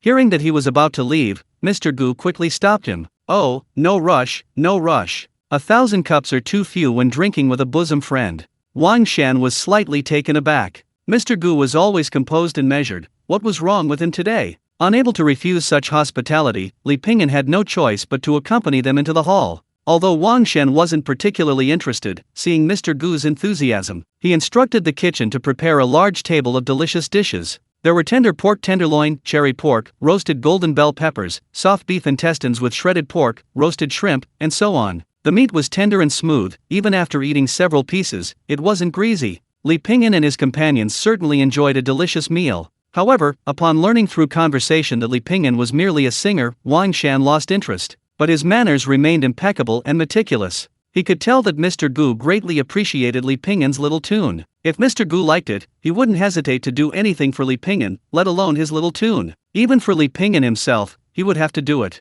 Li Ping'an, having drunk a pot of fine wine, understood Mr. Gu's intentions and said, "Mr. Gu, please speak frankly." Mr. Gu smiled, "Forgive my impertinence, but if you would be so kind as to teach me the tune you just played, sir, I certainly wouldn't let you teach me for nothing." Wang Shen clapped his hands, and immediately a servant brought over a box. The box was about a foot long and half a foot wide, with a gleaming brass lock hanging on it. The wooden box was also inlaid with brass strips, clearly indicating its considerable value. However, the real value lay in the large denomination banknotes inside. "This is just a small token of my appreciation. I hope you will accept it, sir." Li Ping'an smiled. "You two don't need to be so polite. I'm overjoyed that Mr. Gu likes this piece so much. There's no need for payment. If Mr. Gu wishes to learn, I will certainly teach you to the best of my ability." These words brought a touch of admiration to Wang Shan's eyes. The other party was not wealthy. He sang on the street, sometimes going hungry, sometimes not. Yet, he hadn't refused without the slightest hesitation. Mr. Gu said, "I have nothing of value, even this meal is thanks to Mr. Wang." Wang Shen quickly replied, "Sir, you mean you don't consider me a friend?" Mr. Gu laughed heartily, "How about this? I am quite knowledgeable in divination. If Mr. Li doesn't mind, I would like to perform a divination for you." Upon hearing this, Wang Shan's expression changed drastically. He looked at Mr. Gu in disbelief, only to see that the man was not joking at all. "Divination? I know very little about such things." Wang Shan said in a deep voice, "Mr. Li, Mr. Gu is an expert in Kimandungia, a renowned physiognomist. Many people spend a fortune to have a divination performed by Mr. Gu, yet still cannot obtain it." Wang Shan felt a mix of emotions. He had invited Mr. Gu to his home this time, so that Mr. Gu could perform a divination for the Wang family. But how could a master like Mr. Gu care about gold and silver? Wang Shan treated him as an honored guest, hoping to please Mr. Gu one day. His greatest wish was to have Mr. Gu perform divination for the Wang family. But who knew that today a street singer would come to the mansion, play a tune, and in doing so, obtain Mr. Gu's divination skills? Wang Shan felt like drowning himself. "You like songs? Just say so. I could find you a singer from all 4 towns of Anbei." Li Ping'an found this amusing and said, "Then I'll trouble you, Mr. Gu. But what does Mr. Gu need? I don't have your birth date and time." Li Ping'an had transmigrated to this world and ended up in a beggar's den. How could he know his own birth date and time? Mr. Gu smiled. "Sir, you underestimate me."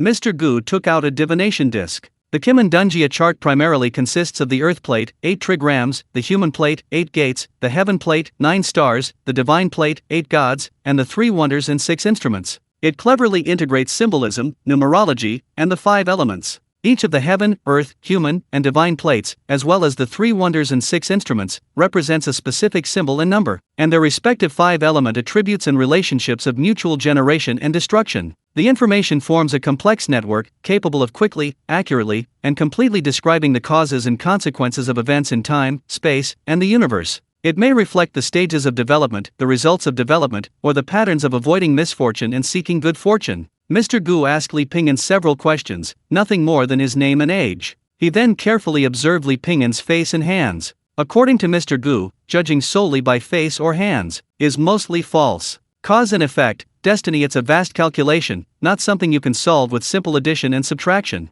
Wang Yi and his companions also got a glimpse, watching curiously from the sidelines. Fat Jun whispered, "Who is this Mr. Gu?" Wang Yi then embellished Mr. Gu's story for the others. "He knows everything, from astronomy to geography, he's omniscient. He's like a demigod. This is Mr. Li's lifespan." Mr. Gu pointed to a line on the divination board, the red groove steadily rising. Mr. Gu nodded in satisfaction. "Mr. Li is blessed. It would be somewhat embarrassing to have predicted someone's imminent death. Fortunately, the divination showed that the person's lifespan exceeded 60 years.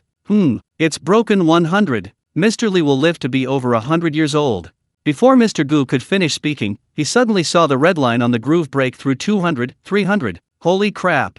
Mr. Gu's eyes widened in disbelief as the groove rose sharply at a visible speed. In the blink of an eye, it reached the limit of the divination disc. How is this possible? Is there something wrong with the divination disc? This was the first possibility that came to Mr. Gu's mind. Before he could finish speaking, he felt a tightness in his chest. His vision blurred, and a surge of heat rose to his head. Puffed! A mouthful of blood spurted out. With a cracking sound, the entire divination disc split in two. Mr. Gu. Chapter 53. The dragon appears in the field. Mr. Gu slowly opened his eyes from the bed, a soft call coming from beside him. Mr. Gu, Mr. Gu. Mr. Gu turned his head and saw Wang Shan and several doctors standing by the bed, along with Li Ping'an, whose face was full of guilt. After a moment's hesitation, he spoke. Manager Wang, have them all leave. Before he could finish, he added, Mr. Li, please wait. Li Ping'an, filled with apology, held the shattered divination plate in his hand and could only manage an awkward smile. Before he could speak, Mr. Gu said, It was my rudeness, sir. Your destiny is extraordinary. Mr. Gu hesitated for a moment, then swallowed the last part of his sentence. From now on, he should learn to be discreet and not easily offer fortune-telling services. Shopkeeper Wang, standing to the side, looked at Li Ping'an with a complex expression, unconsciously swallowing. Li Ping'an, unsure what to say, took out a prepared sheet of xian paper from his robes. This is the score for Erquan Yingyue, moon reflected in the second spring, a gift for Mr. Gu. I hope Mr. Gu recovers soon. After giving a few more instructions, Li Ping'an left with the curious Aliyah. He learned a lesson from this incident. He shouldn't easily consult fortune tellers in the future. After Li Ping'an left, Mr. Gu recuperated at the Wang family's residence for 3 days. Watching the flowers bloom and fade outside the window, he gained a unique perspective. Feeling somewhat recovered, he bid farewell to Wang Shan, preparing to leave. Having troubled you for many days, I, Gu, must take my leave and return to my mountain sect for secluded cultivation. Wang Shan advised, Mr. Gu's injuries and illness haven't fully healed. Perhaps you should stay at my humble abode a few more days.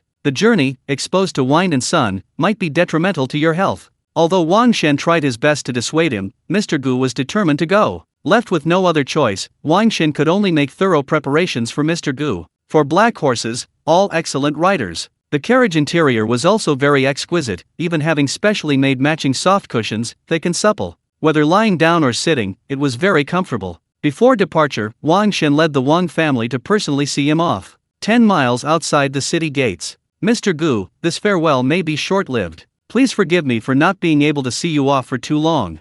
Wang Shan bowed in farewell. A moment later, a leisurely voice came from inside the carriage. He who cannot plan for the whole cannot plan for a part. He who cannot plan for the future cannot plan for the present. In chaotic times, to play this game well, one must plan strategically and purposefully. Although Manager Wang is a merchant, politics and commerce have always been intertwined. Strategy requires a degree of hesitation. One must seek both personal gain and merit. One must be both a villain and a gentleman, striving for perfection in everything. Your move has placed you on the opposite side of the Sui dynasty. The future of the Wang family likely rests on that young man. Wang Shan exclaimed excitedly, Thank you so much, Mr. Gu, for your guidance. Yer, quickly thanked Mr. Gu. Wang Yi stammered, Thank you, Mr. Gu, thank you so much. No need for thanks. Before parting, I have one more thing for you to remember. From the hexagram, we see a dragon in the field. It is advantageous to see a great man. The second line, a yang line in a yin position, is out of place, but it is in the middle of the lower trigram. The second character, representing the earth, signifies that the dragon has already begun to show its potential. If it encounters a powerful figure, it can receive further training and cultivation. Furthermore, receiving the patronage of a powerful figure will make things even smoother. This powerful figure is your own benefactor. Wang Yi looked puzzled, while his father thanked him profusely. On the 9th day of the 7th lunar month, the newly deceased ghost picks watermelons. This is a custom, said to be that newly deceased ghosts, those who have died within the last 3 years, will pick watermelons on the night of the 9th day of the 7th lunar month. Therefore, people try to stay home as much as possible at night. And they cannot bring watermelons home. Instead, they place willow branches at their doors and windows to ward off evil. However, this custom is now largely ignored by young people, except for some elderly people. But there are still people selling decorated willow branches on the street. Li Ping'an, adopting a better safe than sorry mentality, selected a few willow branches. The price wasn't expensive, 5 copper coins each. Just as Li Ping'an was about to go home, he saw a familiar figure emerge from the clinic. Aura lock. Li Ping'an's eyes displayed a clear thermal image of a person. Although he couldn't see the details, he could discern the person's identity from their aura. This person was the monk who challenged the Western Region swordsman at Kaiyufeng courtyard that day. His name seemed to be Chang Qing. Li Ping'an had some recollection of him. Chang Qing held a packet of medicine in his hand, his face somewhat pale. After taking a few steps, he suddenly staggered and fell to the ground. Li Ping'an quickly caught him and gave him a brief examination. His meridians were damaged, although treatment was timely. However, the other party didn't recover. Instead, it seemed he had fought again afterward, resulting in serious injuries. Just as Li Ping'an was pondering what to do, the old ox moved, gesturing for Li Ping'an to put the monk on its back. Li Pingyan hesitated slightly, then placed the man on the ox's back and took him home temporarily. Changqing awoke from his unconsciousness and looked around. Drink some medicine. Li Pingyan brought over a bowl of medicinal soup. Changqing quickly stood up. Thank you, benefactor. No need to be polite. The Zen master was seriously injured in the battle at Kai Yufeng courtyard and should rest well. The monk Changqing chanted Umatba, my skills are inferior, I've only made a fool of myself. Li Pingyan comforted him, heroes are not judged by success or failure, so why the ridicule? Changqing smiled and took the medicine from Li Pingyan. He took a small sip, then tilted his head back and drank it down. In a short while, he felt refreshed and his vision cleared. A warm current seemed to surge through his meridians. It flowed from his danshan to his limbs, and he no longer felt cold. Instead, he felt a burning sensation. With each breath, a surge of warmth filled his body. His limbs felt incredibly comfortable. The monk Changqing was taken aback. Li Pingyan said, this is a self-prepared medicine, nothing particularly remarkable. Does the Zen master feel any better? Changqing nodded vigorously, thank you so much, benefactor. Thank you so much. These herbs must be very expensive, but I have nothing to offer and don't know how to repay you. It's no trouble at all, just a small favor. Would the Zen master be so kind as to travel with his fellow monks from the temple? I could inform them. Changqing replied, I am traveling alone and have no companions. Then the Zen master may stay at my humble abode for a few days to recuperate. Changqing initially wanted to refuse, but considering his current health, he knew he couldn't make any other choice. Umatba, thank you very much, benefactor. This humble monk is deeply grateful. The monk Changqing then settled down at Li Pingyan's house for the time being. Chapter 54 Nirvana Sutra. Several days passed in the blink of an eye, and under Li Pingyan's care, the monk Changqing gradually recovered. The monk and the blind man got along quite well. Changqing had traveled to many places, and the local customs, folk tales, and travel experiences of each place all greatly interested Li Pingyan. Li Pingyan also possessed many qualities that attracted Changqing, and the two became increasingly congenial as they talked. Their relationship grew increasingly harmonious, and although it had only been a few days, a deep friendship had already been forged. That day, Li Pingyan was hoeing the ground at home. Suddenly, his energy dissipated. The chaotic true energy within his body surged wildly again, swirling and rushing into his danshan. It impacted his heart meridian, causing his blood to churn. A muffled thunderous sound came from his abdomen, and a jet of crimson blood spurted from his mouth. Benefactor Li. The monk Changqing took a step forward, his expression slightly changing. With a flick of his finger, Changqing struck several acupoints on Li Pingyan, unleashing a surge of powerful true energy from his body. A terrifying pressure assaulted Changqing's internal organs, forcing his protective true energy to partially dissipate, with some flowing back into his danshan. Changqing barely managed to sustain himself, dissipating most of the force and using his remaining true energy to protect Li Pingyan. Half an hour later, the danger was over. Changqing exhaled a long breath. When Li Pingyan awoke, it was already late. Changqing stayed by his bedside, regulating his breathing and recovering the true energy he had just depleted. Li Pingyan discovered that his heart meridian was almost severed, and his blood and qi were extremely weak. If it weren't for Changqing's timely appearance, he would probably be a corpse by now. Fate is truly wondrous. A few days ago, Li Pingyan saved Changqing's life. A few days later, Changqing repaid him with his life. Everything is predestined, everything has its cause and effect. Who would have thought that a small act of kindness would save his life at a crucial moment? How are you feeling, benefactor Li? Don't worry, I won't die. The worst that could happen is that my meridians are destroyed. It's good that I'm alive. Li Pingyan was very open-minded. He had survived the hardest days, why should he care about such things? Benefactor Li, there is an extremely difficult to resolve source of energy within you. You can't expel it, dissolve it, subdue it, or suppress it. It's truly strange. Moreover, this energy seems to resemble the aura of Buddhism. Have you cultivated any secret Buddhist techniques? Li Pingyan smiled helplessly. That's a long story. Changqing, sensing Li Pingyan's reluctance to elaborate, didn't press further. He said earnestly, your internal energy is extremely unstable right now. Not only is it difficult to mobilize, but it also backfires. A slight misstep could be fatal. The best solution now is to expel that internal energy from your body. However, it's probably impossible for just the two of us. There is another method. I wonder if you would be willing to try it. Please speak freely. Li Pingyan, with a nothing can get any worse mentality, thought, what could be worse? Buddhist cultivation is represented by meditation, Confucianism emphasizes the middle way, Taoism adheres to the middle way, and Buddhism adheres to emptiness. Therefore, the word emptiness embodies the characteristics of Buddhist cultivation. Emptiness refers to the fact that all things have no inherent existence, arising from conditions. The so-called form is emptiness, emptiness is form. Seeing that Changqing had gone off topic, Li Pingyan quickly steered the conversation back on track. Changqing coughed awkwardly, knowing this wasn't the time to try and convert Li Pingyan to Buddhist ideas. This humble monk entered the Buddhist order at a young age and has spent over 20 years studying the Nirvana Sutra. It uses the internal energy of the 5 internal organs to generate qi and blood, thereby circulating it through the meridians, muscles, bones, and acupoints, improving one's constitution. It harmonizes one's nature, revitalizing life, shaping the heart, strengthening the foundation, and regulating yin and yang. Since you possess Buddhist qi, perhaps this method can help you control it to some extent. Li Pingyan hesitated for a moment. The secret methods of Buddhism are beyond my comprehension as a mortal. Changqing smiled faintly. Benefactorly as compassionate and optimistic, Buddha will surely protect you. This humble monk is willing to entrust you with the secret methods of Buddhism, firstly to repay your life-saving grace, and secondly, because I do not wish for someone like you to face such a calamity without any means of salvation. Changqing then imparted the essence of the Nirvana Sutra to him, and instructed him on various breathing and qi circulation techniques. The subtleties of these techniques are beyond the comprehension of outsiders. Even with guidance, constant reminders are necessary, and the practitioner must ultimately grasp the meaning themselves. Without guidance or written explanations, how easy is it to comprehend its mysteries? Unconsciously, Li Pingyan immersed himself in it. Sure enough, he felt his meridians flowing smoothly, and his pulse gradually returned to normal. By morning, he felt refreshed and invigorated. Unconsciously, another day and night passed. After these 2 days and nights of contemplation, Li Pingyan found his practice increasingly enjoyable, having mastered several techniques from the scriptures and gained some understanding. Following the instructions, performing them was effortless. Gradually, he even felt his internal energy seem to have strengthened, and his skill had improved somewhat. Changqing looked at Li Pingyan, never expecting that the other party had already achieved some understanding and made some progress in just 2 days. He couldn't help but sigh deeply. Benefactorly has an affinity with Buddhism.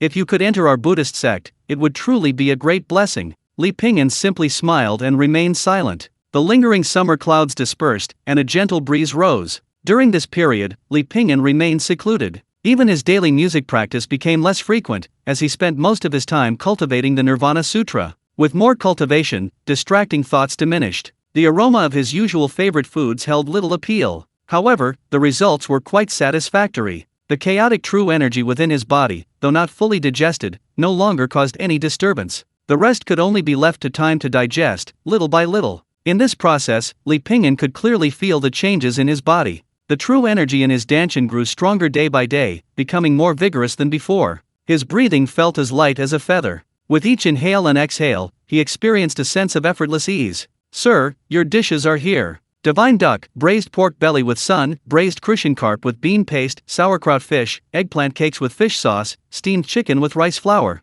Hearing the waiter's shouts from the restaurant across the street, not only the customers inside, but even those outside couldn't help but swallow hard. Li Pingyan rubbed his stomach. He certainly didn't want to become a monk devoid of desire. He strode into the restaurant and lavishly ordered a table full of food. Finally, he also ordered a pot of fine wine. Li Pingyan devoured the entire table of dishes with lightning speed. The sight left those around him somewhat astonished. Had he not eaten for days? Li Pingyan finished his last cup of wine to aid digestion. "Waiter, the bill." The waiter readily quoted the price and rounded it down for Li Pingyan. Li Pingyan frowned slightly upon hearing the price and pulled out some money from his pocket. Thinking to myself, "Oh no, I don't have enough money."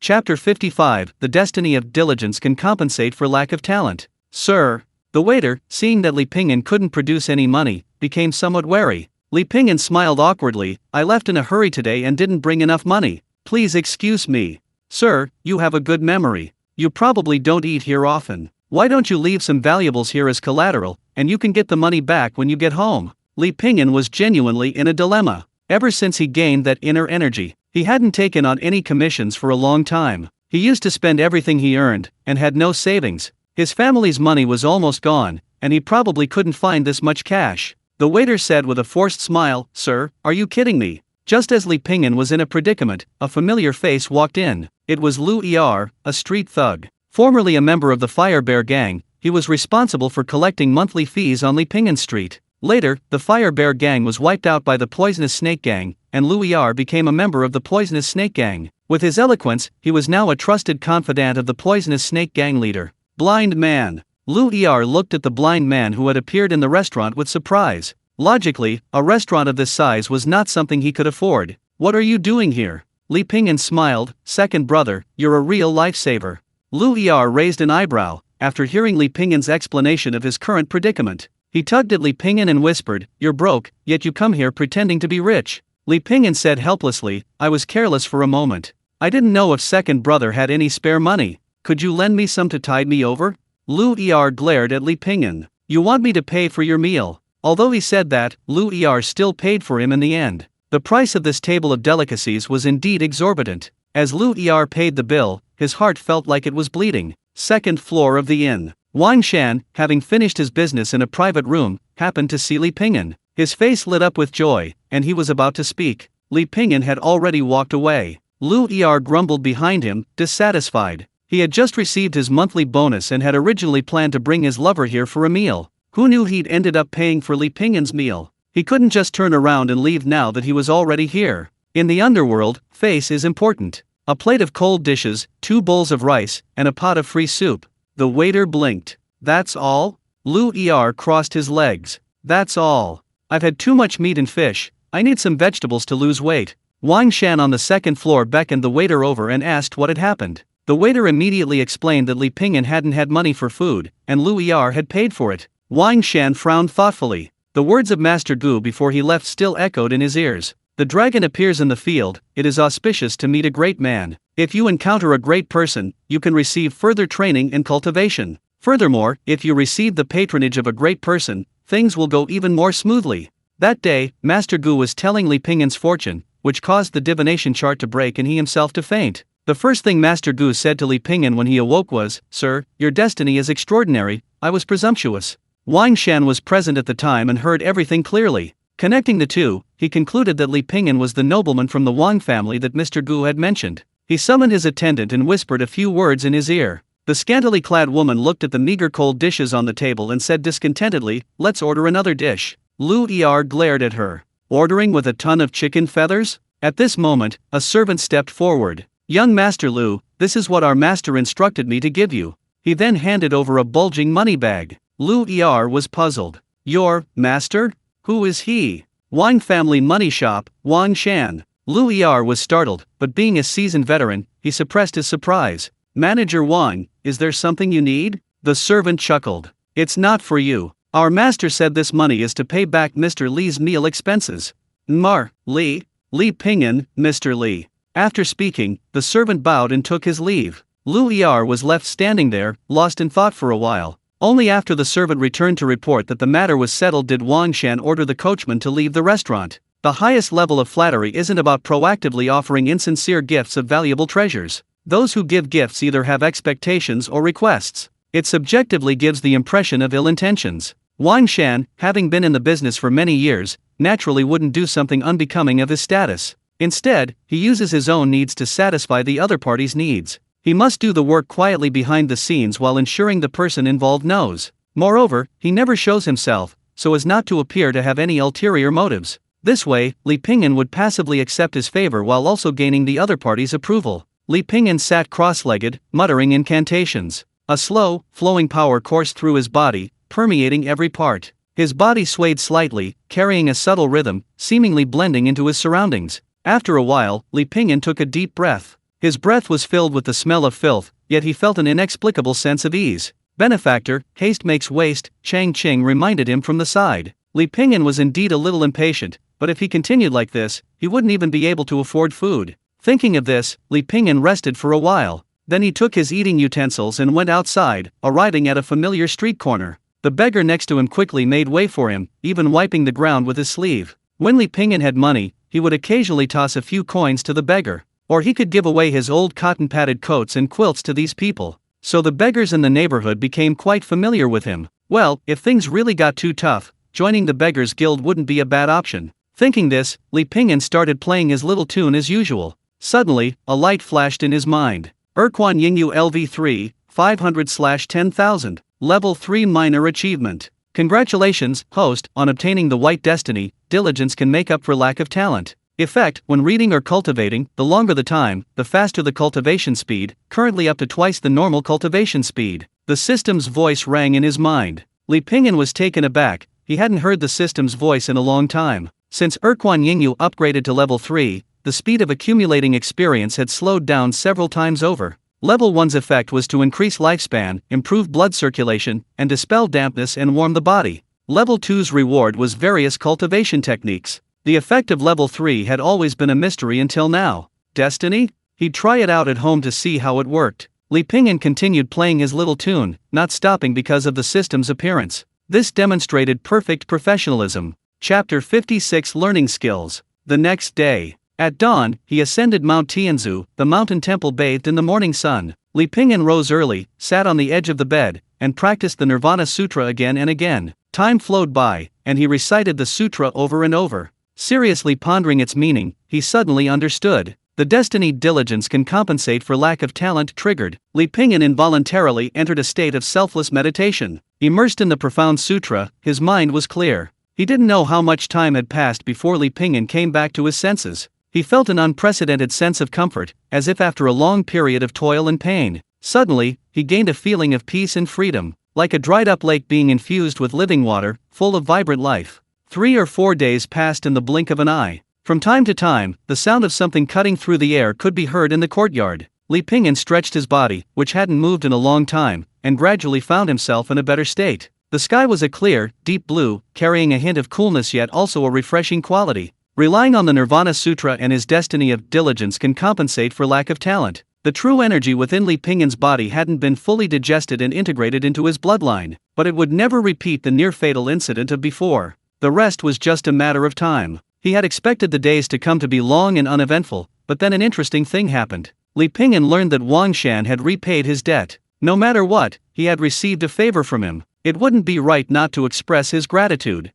Thinking that the Wang family mansion wouldn't lack anything, Li Pingyan picked a large bag of dates from the date palm tree in the courtyard as a small token of his appreciation. Wang Shen then took the opportunity to invite Li Pingyan to stay for a simple meal, and while eating and drinking. While praising Li Pingyan's erhu playing, Wang Shen summoned his son, Wang Yi. He subtly hinted that he wanted Wang Yi to learn the erhu from Li Pingyan. This wasn't a big deal, but Li Pingyan couldn't understand Wang Shan's true intentions. He suspected Wang Shan wasn't simply after his son, Wang Yi, the erhu, and Li Pingyan didn't press the matter. If Wang Shan didn't want to say, asking wouldn't help. Li Pingyan declined briefly, but Wang Shan persisted. Further refusal would be impolite, so he reluctantly agreed. On his first day of lessons, Wang Yi rode a chestnut horse. He was dressed in a smart outfit, carrying the apprenticeship gift his father had given Li Pingyan. Li Pingyan possessed nothing of value except the ability to play a short tune. Wang Yi truly didn't understand the purpose of learning to play. Wouldn't it be better to spend more time practicing boxing in the courtyard? However, although Wang Yi was extremely reluctant, he had no choice but to comply with his father's repeated instructions.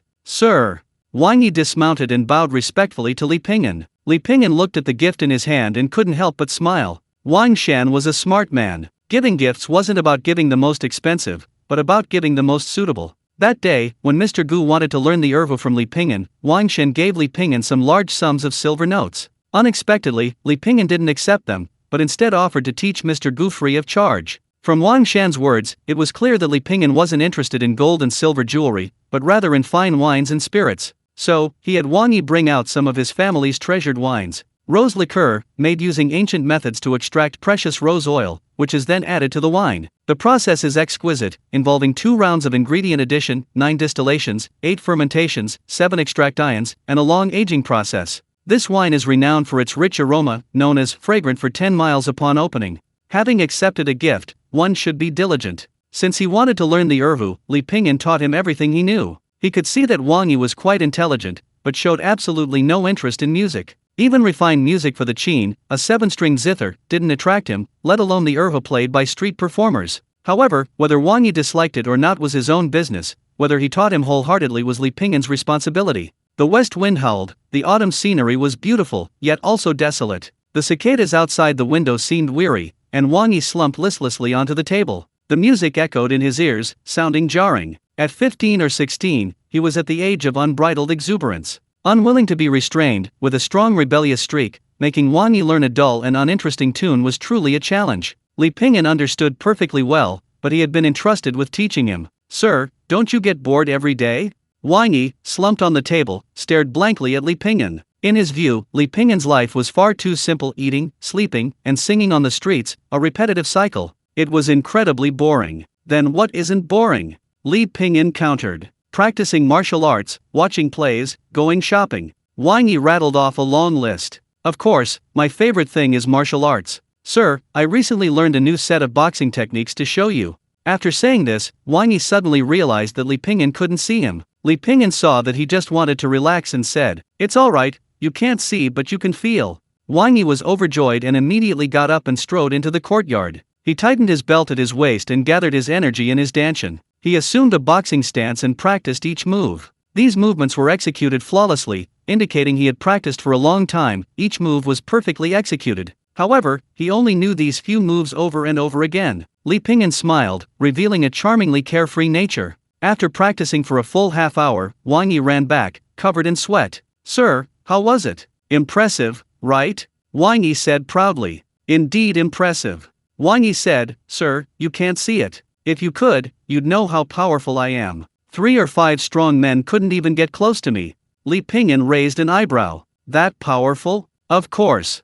Wang Yi glanced at Li Pingyan's physique, wanting to say, "Sir, with that build, I could take on 8 of you." But then he felt it would be impolite. "Sir, if anyone bullies you in the future, you can come to me." Li Pingyan smiled without saying a word. A melodious birdsong came from outside the window. Hearing the sound, Li Pingyan knew it was Ma San Niang looking for him. He said, "That's enough for today." "All right." Upon hearing the end of Get Out of Class, Wang Yi was overjoyed. After Wang Yi left, Li Pingyan left through the small back gate and went to the Lishun courtyard. "What did you want to see me about?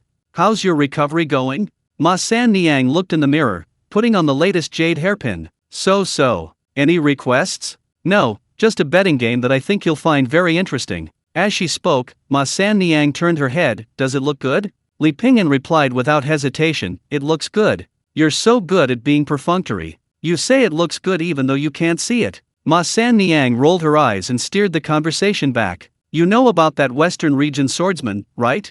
Chapter 57 The Gamble. That swordsman from the Western regions has been making headlines lately, and the underground betting pools are getting bigger and bigger. From betting on who could defeat him at the beginning, it's now broken down into how many moves the challenger will fall before the two even reach each other. We've received word that he'll be leaving the 4 towns of Anbei in a few days. How about it? Interested in beating him? We'll make a killing then. Li Pingyan was silent for a moment. Wouldn't that be too much of a show-off? You can just wear a mask, Ma Sunyang said nonchalantly. Li Pingyan, but my principles. 40/60th split. All right, hurry. There's only half an hour left before the betting closes. Those who want to place their bets, hurry up. A man in a blue robe shouted loudly. Just as he finished shouting, someone called for tea. The man hurriedly ran downstairs. Upstairs was a casino, downstairs a tea house, a perfect match. There were probably over 200 gambling dens in the 4 towns of Anbei, with restaurants, tea houses, brothels, and other establishments also serving as gambling venues.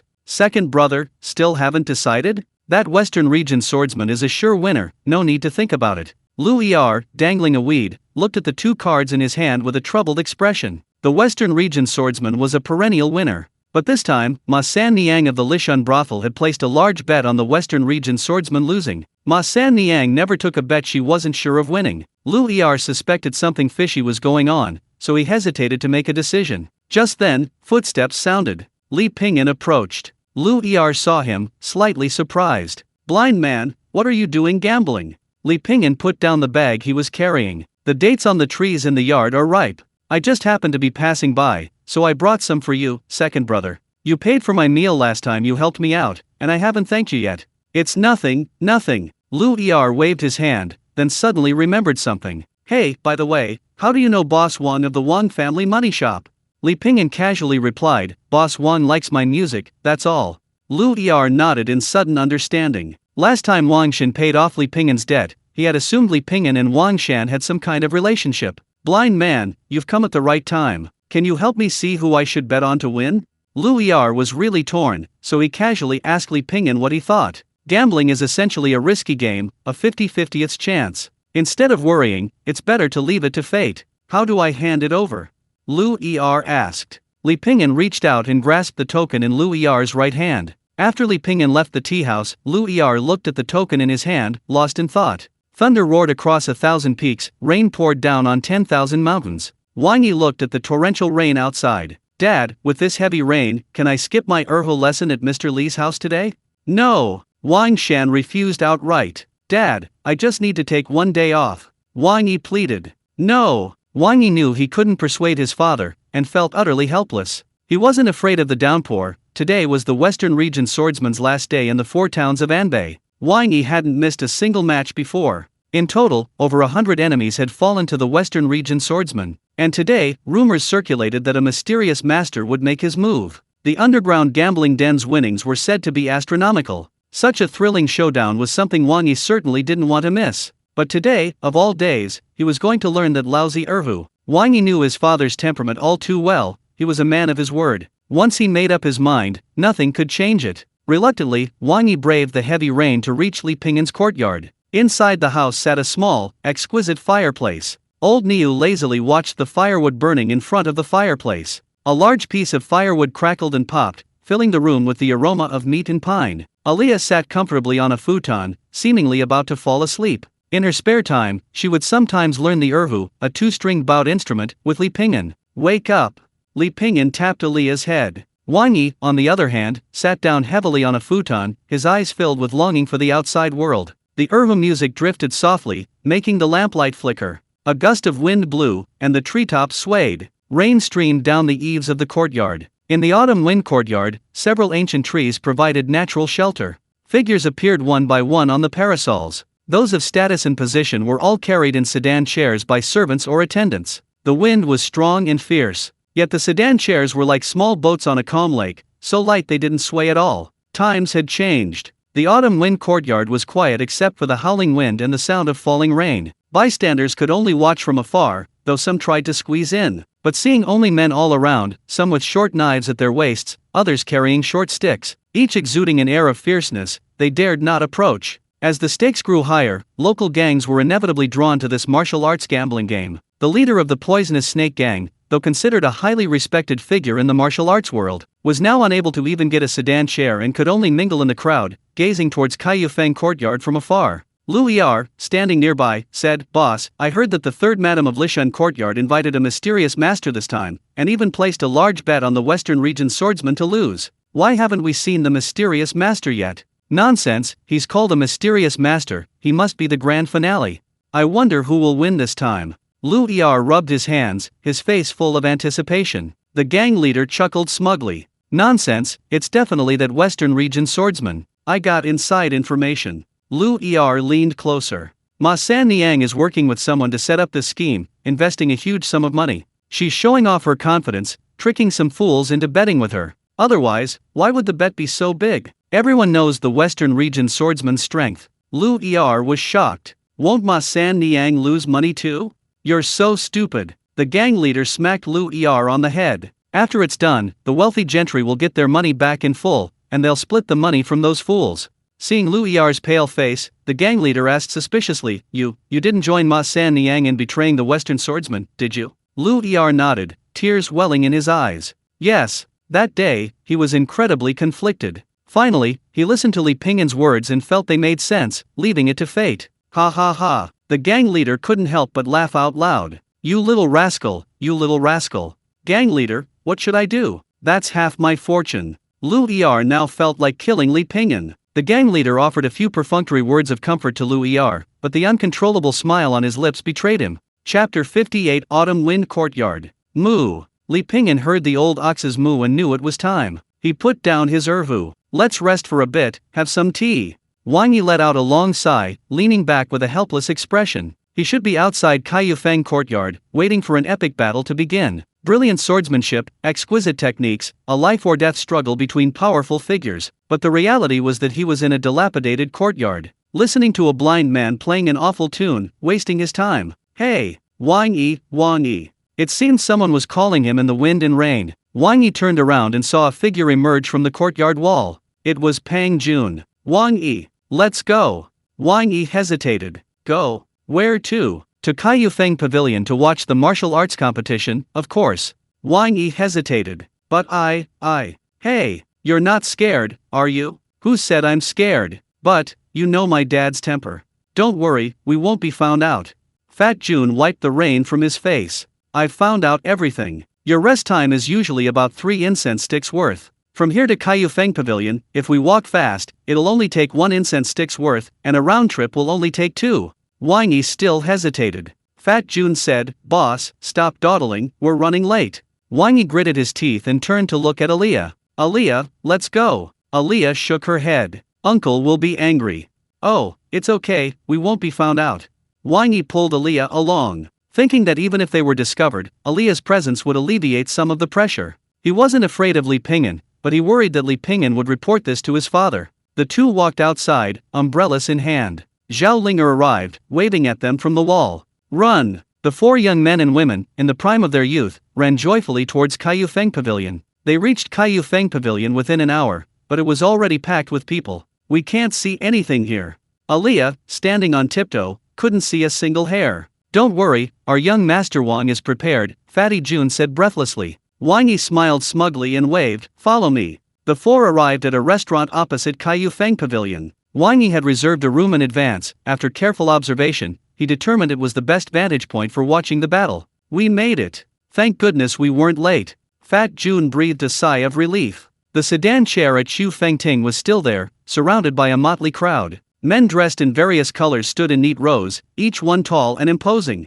They were truly impressive. "They're here! They're here!" Fat Jun shouted excitedly. The other three looked in the direction Fat Jun was pointing. They weren't the only ones. Everyone standing around Xu Fengting looked in the same direction at the same time. The torrential rain enveloped everyone, blurring their vision. A figure slowly approached from the southeast. He wore a straw raincoat and a bamboo hat. The hat hung down so low it almost completely obscured his face. Upon closer inspection, the man wore a cheap monkey face mask, its color fading slightly after being splashed with water. It was unclear which street stall he'd bought it from. In his left hand, he gripped a thin, sharp goosefeather saber. It wasn't a rare or valuable sword, on the contrary, it was quite inexpensive. The Sui dynasty valued martial prowess, so it was not uncommon to see people carrying weapons at their waists. Weapons varied, and were also categorized into different classes. This type of goosefeather saber was very common in the market, cheap and sturdy. However, those with even a little wealth or status disdained to wear this saber, because those who wore this saber were mostly impoverished people. Over time, this saber became known as the poor man's saber. He walked towards the sedan chair, his right hand gripping the hilt. Clang! Clang! Clang! The sword flashed like lightning, slicing his body with gash after gash. However, each strike was merely a shallow cut, without any blood splattering. It merely tore the raincoat. 6 steps from the sedan chair, everyone present knew how many so-called masters had fallen within those 6 steps. The sword's cry continued, each strike a snowflake-like blur. The rain was torn apart by the sword's edge, giving everyone who witnessed it an unbearable feeling. 1 step, 2 steps. Each step was incredibly heavy, every inch fraught with danger. Despite the freezing weather, the palms of the onlookers were sweating. 4 steps, 5 steps, only 1 step left. Everyone's heart was in their throat. A bright light appeared, its sudden brilliance dazzling everyone's eyes. A bone-chilling cold sent shivers down everyone's spine. The raindrops, whipped by the wind, scattered abruptly. Perhaps the crowd didn't understand the subtlety of this sword strike, but the blinding swordlight felt like a mountain pressing down on their chests, an unbearable pressure. The rain intensified, blurring visibility. A chilling sensation seeped into everyone's bodies from the downpour. Swordlight crisscrossed, densely packed, like a vast net, spreading in all directions. Yet, until now, the man hadn't drawn his sword. He seemed to be waiting for an opportunity to decide the outcome. The final step was taken. 6 steps. Everyone's hearts tightened. This was the only time since Xu Fengting's palanquin appeared that anyone had come this close. The sword was drawn, without a sound. The imagined sound of a sword whistling like a dragon's roar existed only in imagination. It was ultimately just an ordinary sword. Yet this strike seemed to cleave a path. No one could imagine the power of this strike, at least, none of those present could describe its essence. Boom! The blade was like a straight line, without any strange angles or variations. As steady as a mountain, it advanced with astonishing speed and in the simplest way. Then, it slowly descended. The sedan chair shattered into pieces, and the mysterious swordsman from the western regions appeared before everyone for the first time. Figures clashed. All fell silent again, the tense killing intent in the air dissipating. The swordsman from the western regions stood bathed in the rain. The first button on his chest fell silently to the ground. He lowered his head, staring blankly at the fallen button. To remove your button is to take your life. I lost. Excuse me. Sheathing his sword, he adjusted his straw hat and walked away. Back in the familiar alley, he entered through the backyard. He took off his raincoat and hat. Though wearing a raincoat, he was still wet. The thin fabric clung to his skin, damp and cold. Li Pingyan shivered, the water droplets on his damp clothes quickly dissipating with his inner energy. Smoke swirled around him, and heat billowed. A drop of water slid down his forehead, disappearing instantly. In no time, there was not a trace of rain on him. Chapter 59 Playing with toys leads to the loss of ambition. Li Pingyan went into the inner room. Old Niu was squinting beside the stove. Wang Yi and Aliyah were nowhere to be seen. Li Pingyan then went outside. A while later, hurried footsteps echoed in the courtyard. "We're doomed, Uncle's definitely going to be angry." Two figures rushed into the courtyard. "Keep your voice down." Wang Yi wiped the rain from his face, he was soaked through from running so fast. "We're in time, he definitely won't notice." "We're all wet, how could Uncle not notice?" Wang Yi said, "You forgot, he's blind, he can't see." The two quickly dried their wet hair and then went inside. The autumn wind was bleak and chilly. Combined with the relentless rain, the two unconsciously moved closer to the stove. A moment later, Li Pingyan entered. As if nothing had happened, he had merely gone inside for a short nap. "Continue with class." Aliyah shivered, trying to calm her breathing. But after running such a long distance, how could she possibly recover so quickly? Wang Yi also tried to control his breathing, but he couldn't help panting heavily. Afraid of giving Li Pingyan something to hide, he had no choice but to speak first, trying to mislead him. "The wind is really strong today." "Yes, and the rain is heavy too," Li Pingyan said without looking up. Wang Yi pursed his lips, trying to find a different topic, when Li Pingyan said, "I've made ginger soup for you, and there are blankets inside. Put one on each of you. Drink a few bowls of ginger soup later to avoid catching a cold. By the way, let your friends come in too, it's cold outside." Wang Yi and Aliyah exchanged an awkward glance, knowing that Li Pingyan had discovered they had run out. Wrapped in quilts and drinking ginger soup, the four felt much better. The rain outside had subsided considerably. Wang Yi leaned back, hands supporting him. A look of rapturous envy crossed his face, as if he hadn't yet recovered from the battle at Kaiyufeng Pavilion. He muttered something, his hand making random, sword-like gestures in the air. It was as if he were the mysterious swordsman in Kaiyufeng Pavilion. That battle was absolutely amazing. "When do you think I can become as skilled as that person?" Wang Yi exclaimed. Aliyah buried her face in her bowl, then looked up. "Why did that mysterious master wear a mask?" Wang Yi said, "Masters all do that, hiding their identities. Have you ever seen a master flaunt their abilities?" "That's true." Aliyah nodded thoughtfully. Fatty June said, "According to the settings in storybooks, this kind of mysterious master might just be a toothless stable boy or a beggar on the street, anything to avoid attracting attention." Wang Yi stood up abruptly. "Hey, do you think if I find him, he'll take me as his disciple?" Fat June shook his head. "Boss, you don't know anything. Where are you going to look? Where there's a will, there's a way. How will you know you can't find him if you don't try?" Wang Yi said firmly. Li Pingyan sat silently to the side, concentrating intently on meditating on the Nirvana Sutra. Although it was only a few thousand words, each time he read it, he felt a completely different sensation. With each recollection, he could feel his resolve becoming stronger and more focused. "Sir, you can write." Zhao Linger had approached him unnoticed. She cautiously examined the several neatly arranged sheets of Xian paper on the desk. "Just writing for fun." "May I see?" Zhao Linger whispered. Having received Li Pingyan's permission, Zhao Linger picked up the Xian paper. After examining it closely, her eyes widened. She had grown up in a secluded family, her father a renowned scholar. The family had a strong academic atmosphere, and she was naturally proficient in music, chess, calligraphy, and painting. Now, seeing Li Pingyan's calligraphy, the characters were powerful and unrestrained, like dragons leaping through the heavenly gates, tigers crouching in the Phoenix Palace. Each horizontal and vertical stroke gave a feeling of overwhelming power. As heaven maintains vigor through movement, a gentleman should constantly strive for self-improvement. Zhao Linger finished reading, then paused, stunned. She looked up into Li Pingyan's eyes. She seemed somewhat incredulous that Li Pingyan was truly blind. Zhao Linger's gaze returned to the ink and brush, and after a long while, she finally exhaled. "Sir, your calligraphy is truly excellent." Li Pingyan said, "I'm usually bored, so I write to pass the time." "Sir, you flatter me greatly. There are probably very few people in the 4 towns of Anbei who can write such fine calligraphy."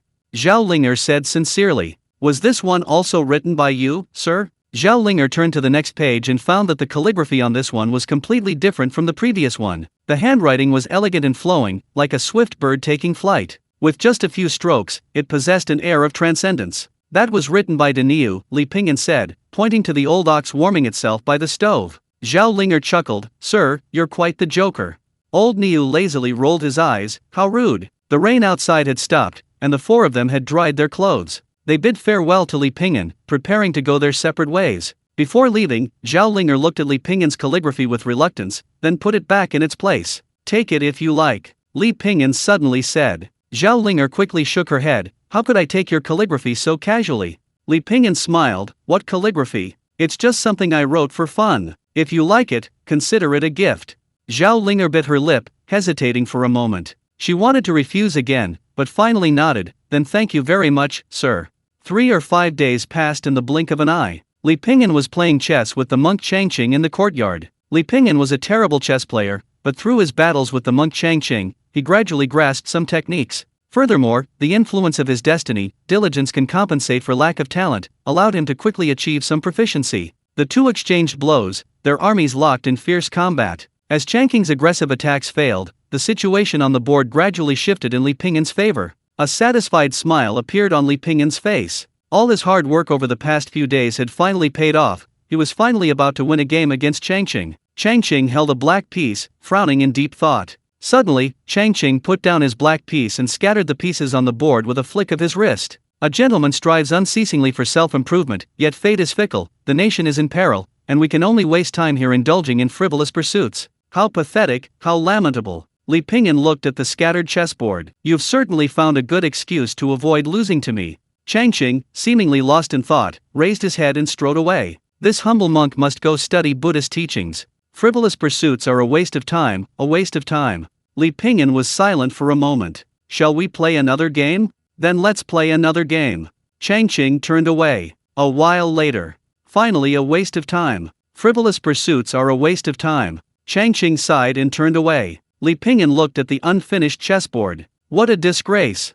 Chapter 60. You gave it to her? A biting wind howled, its chilling light sweeping across the land, a mournful sound, a long, desolate journey beyond the border. On a nighttime street, Li Pingyan and Changqing walked together. The street was deserted, save for the cold wind whistling through the trees on either side. This was the slums of the southern city, a place of haphazard construction and dilapidated buildings. Only a narrow path, barely wide enough for one person, led through. Abandoned buildings were everywhere. Suddenly, Changqing stopped and looked in one direction. "What's wrong?" Li Pingyan asked. Changqing said, "There's a wrong spirit there, I'll go and pray for its soul." With that, he left. A while later, Changqing returned, missing a piece of clothing and his shoes. "Amit Ba," Li Pingyan asked curiously, "what happened?" "The ritual wasn't going well. That female ghost insisted on having my clothes before she'd give up."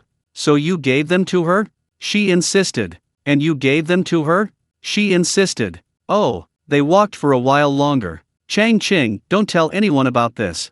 Li Pingyan hesitated for a moment. "Okay." Parting, but without the long pavilion, the ancient roadside, and the lush green grass stretching to the horizon. Changqing's injuries had long since healed, but he was worried about Li Pingyan. Seeing that Li Pingyan's condition had stabilized these past few days, he bid farewell to him. "Benefactor Li, the mountains are high and the rivers are long, may we meet again if fate allows." Li Pingyan smiled. "Next time, no cheating at chess." The two said to each other that there would be plenty of time in the future, and they would meet again. But they also knew that the world was vast, and meeting again was not so easy. Where there are people, there is a world of martial arts. As long as there are people, there will always be a world of martial arts. Today, we meet in part in this world of martial arts. Our paths diverge, destined to drift further apart, until finally, we must say goodbye. Gain and loss, gathering and scattering, sorrow and joy. It all lies in a single thought. There's no need to care too much, no need to force things. I hope that one day, we will both be well, and that fate will allow us to meet again and pour out our hearts once more.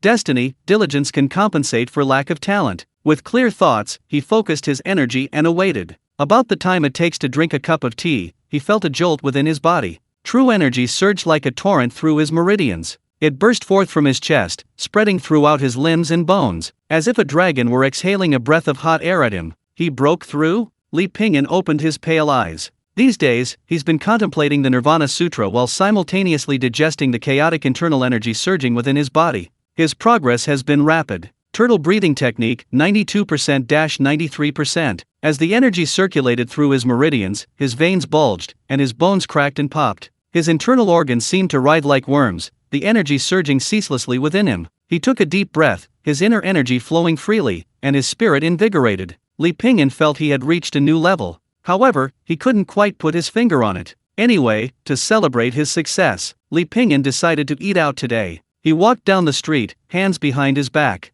Old Niu followed behind, walking very slowly. The noise of people created a leisurely atmosphere. The soft glow of the setting sun cast a gentle light on the red bricks and green tiles, a gentle breeze adding a touch of hazy beauty and poetry. Blind man! Blind man! They met Lu Er, who was beaming with joy. Lu Er was dressed in fine silk, with a sheepskin belt around his waist. He wore soft leather boots and carried a knife. His attire was certainly expensive. Second brother, where did you make your fortune? Li Pingyan asked with a smile. Lu Er laughed heartily, patting Li Pingyan on the shoulder affectionately. It's all thanks to you, kid. He immediately told Li Pingyan about the betting incident at Chu Fengting. If you hadn't told me to listen to fate, I wouldn't have bet right. Who knew that Western region swordsman would actually lose? I thought I was doomed. Lu Er couldn't help but laugh as he recalled the gang leader's stiff expression at the time. I really have to thank that mysterious swordsman, but of course, I should thank you the most. Any time? Second brother will treat you to a meal, you can choose any restaurant. Lu Er said generously. Li Pingyan didn't refuse, thinking that he had indeed contributed to Lu Er's win. He felt he should get a share, so he treated Lu Er to a good meal. Meanwhile, in the Wang family's villa. Father, I've learned the piece. I won't go anymore, okay? Wang Yi, determined to escape his misery, had diligently practiced for several days and finally mastered the piece. He even performed it for Wang Shan. However, Wang Shan seemed unconcerned about whether his son had actually learned the instrument, giving a perfunctory reply. Wang Yi's eyes lit up. Father, you agreed. Agreed to what? Not to learn the erhu anymore. Wang Shan pondered. You should have learned the erhu by now. Let's learn something else. I heard Mr. Li writes quite well. Starting tomorrow, you'll learn calligraphy from Mr. Li. Wang Yi stood up angrily. Father, what's the point of learning those things? A scholar is useless. What good is it? Nonsense. Wang Shan glared at him fiercely. Learning is fine, but why learn from a blind man? What kind of calligraphy can I learn from a blind man? Stop talking nonsense. Just learn what I'm told to learn.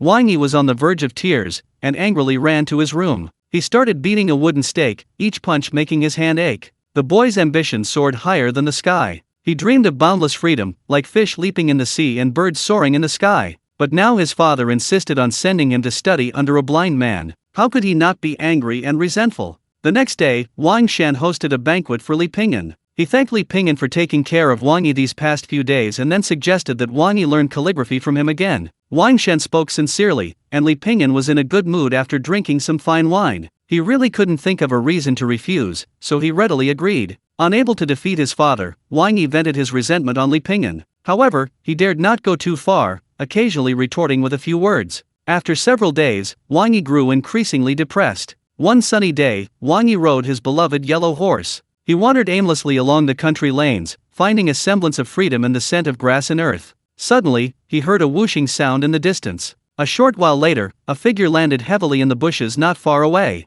The person was covered in blood, their eyes filled with murderous intent. Beside them lay a 3-inch-long short sword. They hovered in the air, humming. Feeling the icy air and the nauseating chill, Wang Yi swallowed hard, frozen in fear, too terrified to move. He could clearly feel the horse beneath him trembling violently. Chapter 61 Debate. The brush stroke should be deliberate and swift, steady and light, only then can you wield the brush freely.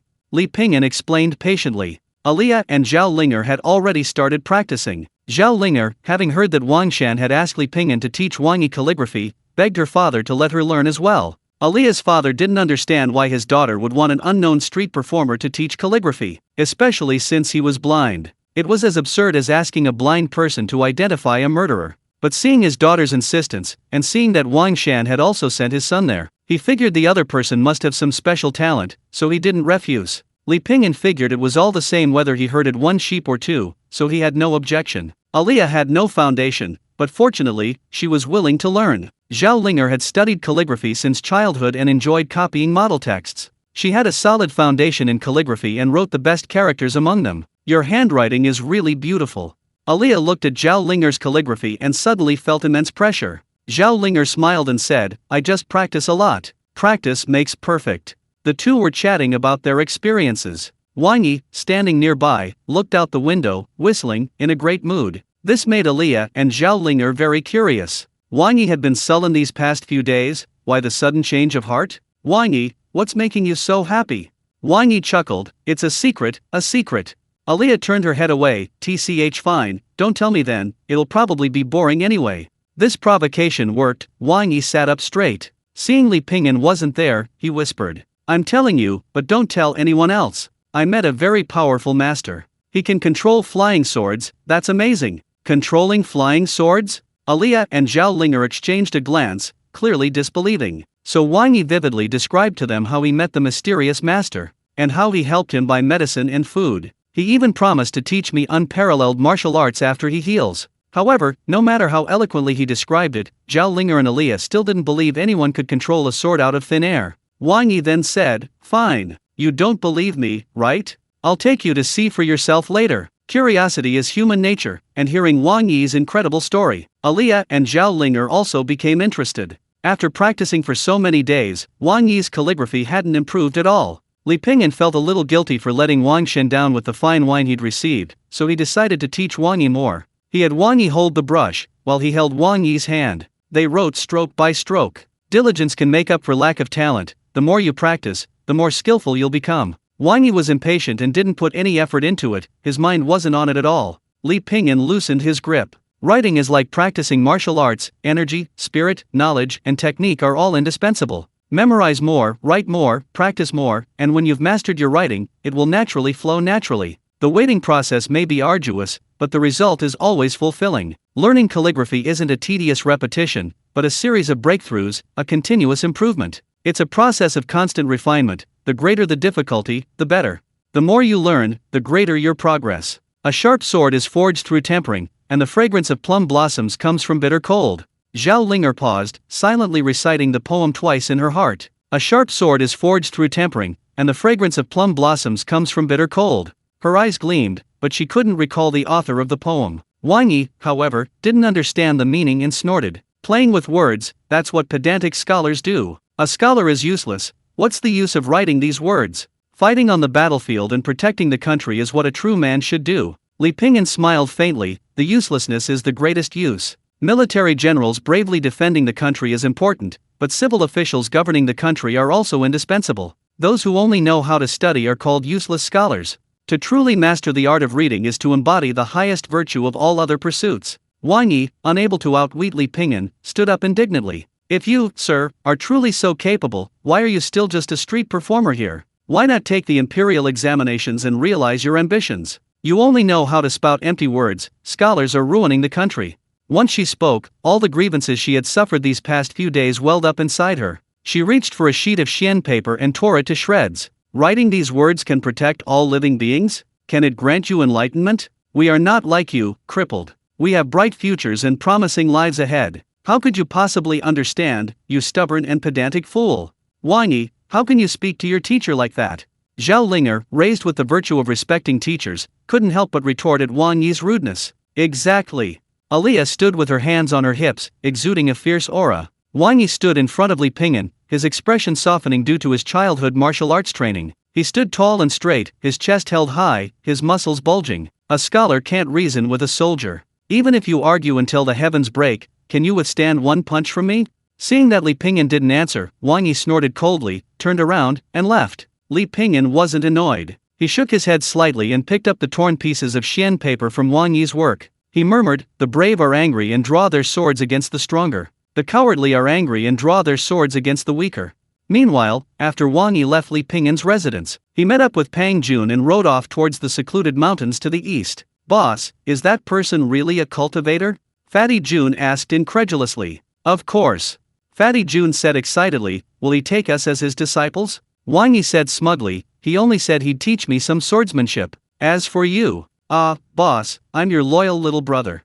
Wang Yi laughed heartily. "Don't worry, with my influence, it's hard to say. Besides, even if he doesn't teach you, I'll teach you what I've learned." Fatty Jun beamed. Half an hour later, the two crossed a small bridge and arrived at a cave. Sir!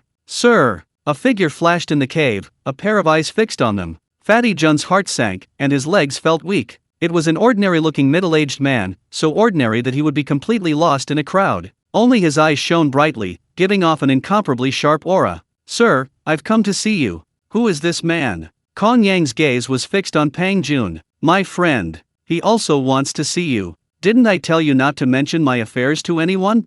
Kong Yang said in a deep voice. Chapter 62. This family depends entirely on me. Wang Yi chuckled awkwardly. Don't worry, sir, my friend is trustworthy.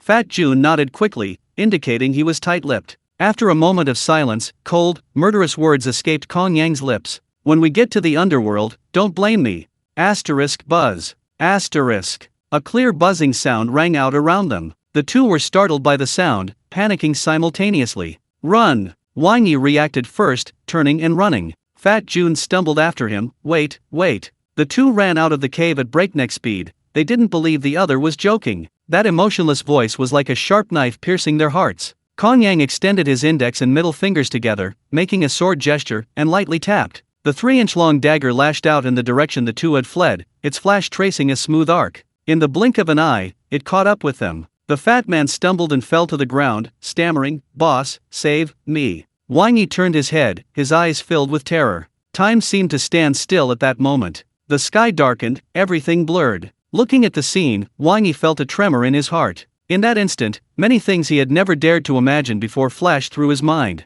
The brave are angry, drawing their blades against the stronger. The cowardly are angry, drawing their blades against the weaker. That soft murmur seemed to reach Wang Yi's ears again. A sudden realization, like a sharp steel needle, pierced deeply into his heart. Wang Yi roared. He took a step forward, throwing a punch. Fat Jun, run! Wang Yi ran towards the flying sword. The instant he took a step forward, a powerful aura, like a chilling current, swept over him. In that instant, all of Wang Yi's courage vanished. I'm going to die like this? Buzz! The flying sword buzzed and bounced back heavily. Wang Yi was startled. The expected pain didn't come. A figure blocked his way. Wang Yi froze for a moment, then looked up. His eyes widened, and he opened his mouth as if to say something, but no sound came out. Sir? Kong Yang frowned slightly, sensing that the other party was not a cultivator, and his expression softened. Though I am severely injured, sending only you seems like a gross underestimation. Li Pingyan replied, You misunderstand, sir. I merely wish to take these two children away. Kong Yang smiled. That depends on your ability. He raised a hand and pinched two fingers together. He flicked them twice rapidly on the blade of the sword before him. As if infused with some magical power, the 3-inch dagger emitted an even more intense hum. One strike to kill you. The 3-inch dagger exuded a sharp aura, like a burst dam. Clang! The sword's sharpness was enough to freeze one's blood. A gust of wind blew by, like a sandstorm. Cold and murderous, carrying an aura of destruction. The dagger vanished from sight. The next moment, it flew out from his side. This sword strike was silent and stealthy, like a venomous serpent leaping from hell, carrying a chilling aura of death. Li Pingyan used his crutch as a blade, relying on instinct to unleash a strike. A loud clang rang out, but the sword possessed no power. The moment they made contact, the blade transformed into a faint light. The real sword, thrusting diagonally, without any technique. It was like a casual swing, devoid of any sword energy or wind, dull and lifeless. Kong Yang's face remained expressionless. The short sword was only a foot away from Li Pingyan's vitals, and that foot was insignificant. However, the man who should have died took a strange step in the next instant. Swallow-piercing clouds leaped 40%. The 1-foot distance instantly stretched to 3 feet. Li Pingyan's strike, with an unbelievable beauty, perfected the movement of this strike. The speed was indescribable, and a cold smile appeared on Kong Yang's lips. The strike was indeed fast, but unfortunately, it required traversing a distance of 3 jang, approximately 13 meters, to reach him. Suddenly, Kong Yang's vision blurred, and an intense killing intent enveloped him. Like a raging beast, it sent chills down everyone's spine. Kong Yang dared not be careless any longer and let out a low shout. He mobilized all the surrounding energy, and his sword energy pierced the air. A shrill scream rang out, like a large sheet being torn apart. Everything within a 2 jang radius was struck by his sword. Close your eyes. 2 light words came from Li Pingyan's mouth. Wang Yi and Pang Jun watched the scene, unable to calm down for a long time. Because of what they had just witnessed, they were momentarily stunned. But the weight of those 2 words was extraordinary, compelling them to obey his command involuntarily. Kong Yang dodged quickly, but his severely injured legs wouldn't obey him, and his body couldn't keep up with his reaction speed. An arm flew into the air. Kong Yang gritted his teeth and pointed his sword finger at Li Pingyan's acupoints. He wanted to pour powerful sword energy into his opponent's body, bursting his meridians. This was a last resort. Even if it succeeded, it would likely worsen his own situation. However, the scene of his opponent exploding and dying, as he imagined, didn't occur. It was like a clay ox sinking into the sea, leaving no trace. Kong Yang stared wide-eyed in disbelief. Everything returned to silence. Sunlight shone on the 3-inch short sword, reflecting streaks of cold light. Li Pingyan exhaled a breath of stale air. Turtle breathing technique 93%. Kongyang's sword energy was indeed sharp. If Li Pingyan hadn't digested the true energy, if his turtle breathing technique hadn't increased to 93%, bringing about a qualitative change in his body, he would probably be the one collapsing right now. Cultivators are indeed powerful. Li Pingyan circulated his true energy, and after a moment, there were no more abnormalities within his body. Wang Yi and Pang Jun also came to their senses, looking at Kongyang lying on the ground, then at Li Pingyan. Wang Yi's lips trembled uncontrollably. Sir, don't mention this matter to anyone, understand? Understand. The two nodded hurriedly. Let's go. Wang Yi quickly followed, glancing back. Recalling everything that had happened before, her face flushed red, and she stammered. Sir, I didn't know you were so powerful. Why did you come to save me after how I treated you before? Li Pingyan said without turning his head. What adult would argue with a child? Wang Yi was taken aback. Usually, if someone called him a child, he would definitely retort angrily, but for now, after the three left, the old ox sighed deeply. It dug a hole with its hind hooves and buried Kongyang's body in the earth. Epsilon equals Omicron asterisk, sigh. This family can't hold on for even a day without me. Chapter 63 The 3-inch short sword. Dawn was just breaking. Li Pingyan got up on time and washed up. He first meditated on his cultivation technique in bed for a while, then practiced with a branch as a sword in the courtyard. He worked up a sweat, finally feeling refreshed. Then, while silently reciting the Nirvana Sutra's mental cultivation method, he recalled his gains and losses in his fight with Kongyang. The power of cultivators was truly beyond the reach of ordinary people. If Kongyang hadn't been injured, he probably only had a 30% chance of winning that battle. Li Pingyan flipped his hand, and a 3-inch long cyan short sword appeared in his palm. This was Kongyang's sword, which Li Pingyan had retrieved. He could sense that the sword still contained a trace of Kongyang's aura. Cultivators were truly wondrous. Before transmigrating, Li Pingyan enjoyed fantasy novels. Seeing how the protagonists could cultivate so easily, buying any book on cultivation from anywhere and then practicing behind closed doors. When it was his turn, he realized how cruel reality always is. The 3-inch short sword felt warm and smooth to the touch, like jade. Narrow and thin, like a willow leaf. No hilt, no other decorations. But a faint luster shimmered on the blade, like a pool of autumn water, almost transparent. Li Pingyan flicked it lightly, the blade producing a crisp sound. After a moment's thought, Li Pingyan channeled his true energy into his fingertips. Then he lightly tapped the blade, attempting to erase the lingering aura of Kongyang within. The sword tip trembled slightly, emitting a low hiss, as if in resistance. The sharp sword energy began to resist Li Pingyan's aura. The large amount of true energy he poured in was like a fallen leaf drifting into a bottomless swamp. Turtle breathing technique. With a thought, energy arises. It emphasizes continuous, unbroken breathing, causing true energy to surge like a tide. Li Pingyan, catching his breath slightly, attacked again. Like two armies clashing, completely defeating the enemy would likely require dozens, even hundreds, of battles. After the time it takes for 3 incense sticks to burn, Li Pingyan exhaled a long breath, fine beads of sweat appearing on his forehead. He felt a tightness in his chest. His true energy was about to be exhausted as the sharp blade pierced his skin. Li Pingyan looked at the blood on his fingers, his brow furrowing slightly. It was much more difficult than he had imagined. However, he wasn't in a hurry, slowly wiping the blood from the sword. His true energy could recover, but the sword energy within this 3-inch short sword wouldn't regenerate. He could eventually dispel the sword energy, it would just take more time. Thinking this, Li Pingyan sheathed the short sword and stepped out of his house. The sun was setting, casting a blood-red glow on the horizon, as if foreshadowing an impending, terrifying storm. However, the southwest street remained bustling with activity. This area was a famous food street, teeming with people. An enticing aroma filled the air. A stall every 10 steps, a small shop every 100.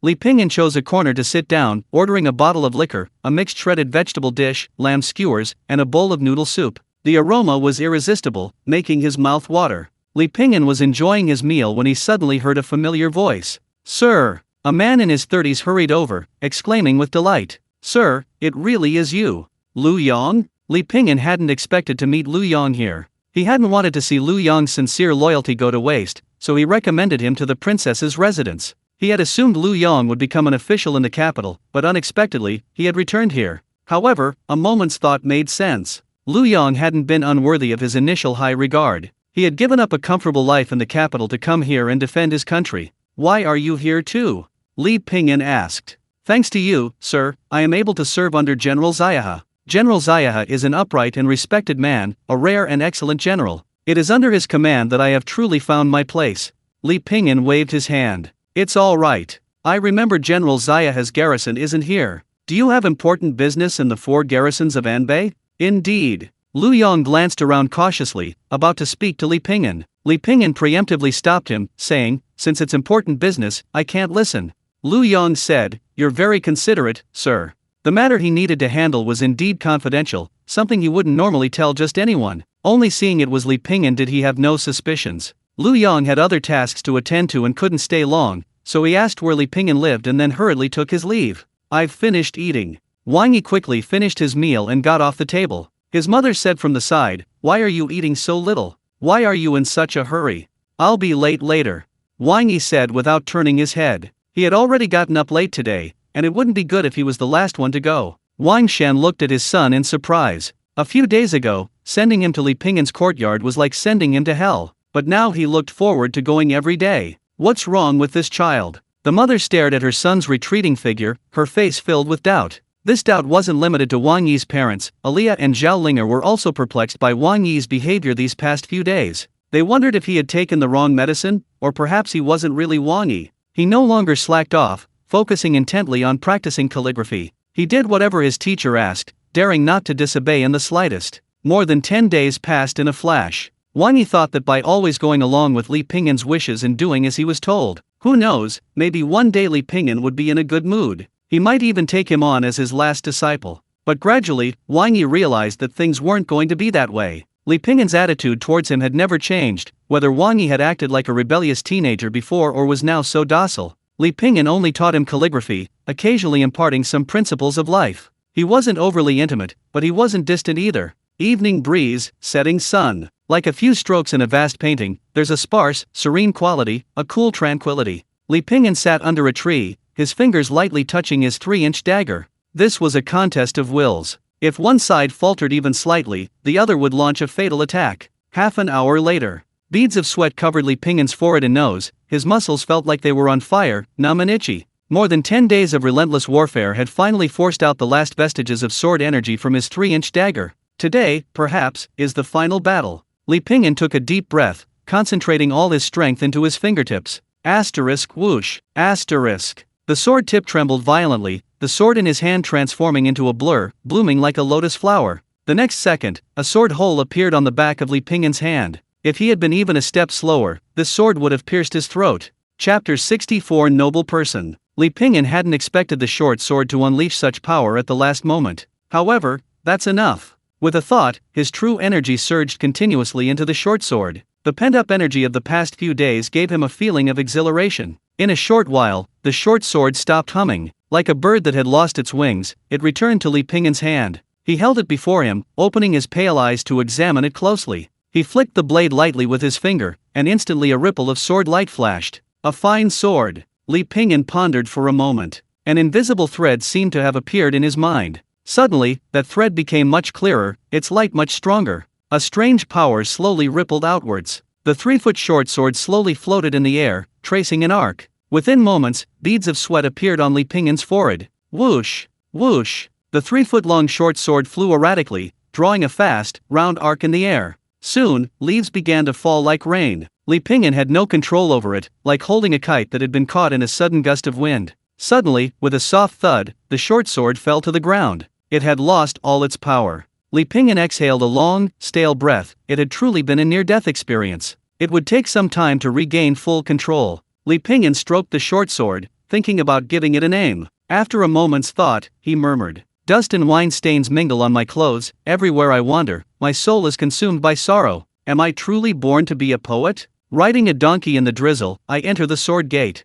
Then let's call it drizzle." Li Pingyan tucked drizzle into his sleeve. Dark clouds, a vast expanse of dark clouds, gathered together. A heavy, oppressive mass, giving a suffocating feeling, like a black mountain pressing down. This evening, the Lishun brothel was different from usual. Only a large lantern hung at the entrance, its candlelight flickering. Closed? Li Pingyan raised an eyebrow slightly. That money grubber Ma San Niang never closed even during the New Year. What's going on today? Li Pingyan entered the Lishun brothel through the back door, but there were several more guards. Clearly not from the Lishun brothel, dressed in black, each with a broadsword at their waist. Their aura was fierce, radiating a murderous aura. Military personnel? Li Pingyan was filled with doubt, but before he could even approach, several men in black placed their hands on the hilts of their swords, watching Li Pingyan warily. At this moment, a servant who recognized Li Pingyan stepped forward. After whispering a few words to the leading man, Zhao San led Li Pingyan inside. "Sanner, what's wrong?" Once inside the courtyard, Li Pingyan asked. Zhao San whispered, "You should ask San Niang, she's waiting for you inside." Top floor of Lishun courtyard. San Niang leaned against the railing, gazing at the four towns of Anbei in the distance. "What happened?" Li Pingyan's voice sounded from behind. San Niang forced a smile. "What could be wrong? Business hasn't been good lately, I'm just worried. By the way, I have a commission. I need you to escort someone who's leaving tomorrow." "Okay." San Niang casually tossed over several packets of medicine bundled together. "Your medicine." Li Pingyan reached out and caught it. After a moment of silence, Ma San Niang turned her head. "If there's nothing else, go home. The weather's been unpredictable these past few days, wear more clothes." The next day, Li Pingyan simply packed his belongings and hung them on the old ox. He carried a bamboo pole in one hand, an ervu on his back, and a fine rain sword hidden in his sleeve. He picked a bag of dates and left home. He carried a bamboo pole in one hand, an ervu on his back, and a fine rain sword hidden in his sleeve. He picked a bag of dates and left home. The caravan was east of the Xiaoshe River, nothing special. No banners, no carriages, it looked like an ordinary merchant caravan. However, most of the people in the caravan were familiar faces, assassins from the Lichun courtyard. These people were nothing special, just like people on the street, hard to remember. True assassins rarely have refined features, outstanding temperament, or eyes filled with murderous intent. He was just an ordinary person, a bean. Blending into the crowd, he was like a bean mixed in with a bag of beans. Besides acquaintances from the brothel, Li Pingyan also spotted several soldiers. And Lu Yong. Lu Yong was also somewhat taken aback when he saw Li Pingyan. "Sir, we'll talk on the way." The caravan traveled along a wide road and soon left the four towns of Anbei. They climbed a small hill along a gentle path. Li Pingyan guessed that the person in the carriage must be a nobleman, related to General Xiahashang. Otherwise, Lu Yong, who had been sent to Xiahashang's side, wouldn't have come along. But why use the brothel's men? If a nobleman is traveling, shouldn't they send some capable subordinates? Up to this point, Li Pingyan only sensed a powerful aura within the carriage. These kinds of official matters were always the most taboo. Why was Ma San Niang involved? During a rest stop of the caravan, Lu Yong finally found an opportunity. He walked over and handed Li Pingyan a flask of wine. "Sir, try this Lingnan wine, it's strong." Li Pingyan sniffed it, as if assessing its quality. Then he tilted his head back and gulped it down. Strong and fragrant. Li Pingyan left half a flask and handed it to Lao Niu. After catching his breath, he asked, "Who's in the carriage?" "The general's wife and young child," Lu Yong replied without hesitation. "Why are there no guards, but instead, martial arts practitioners?" Lu Yong replied, "The lady doesn't need guards when she goes out. She's a top-notch expert herself, it was just a slight accident. We were originally on a mission in the four garrisons of Anbei and were temporarily transferred here. The four garrisons of Anbei are nominally under the control of the Sui dynasty, but in reality, they are divided among warlords, Turks, and Hu merchant families. General Xiahe is stationed in Lingnan. The Hu people are warlike, but they can't overcome General Xiahe's formidable influence. These people hate General Xiahe and naturally won't let this opportunity pass." Li Pingyan nodded thoughtfully. "Then why did they find the Lishun brothel?" Lu Yong said, "I don't know. I heard that General Xiahe and Ma San Niang, the manager of the Lishun brothel, are old acquaintances." "Who is sitting in the carriage?" "It's said to be a highly skilled cultivator."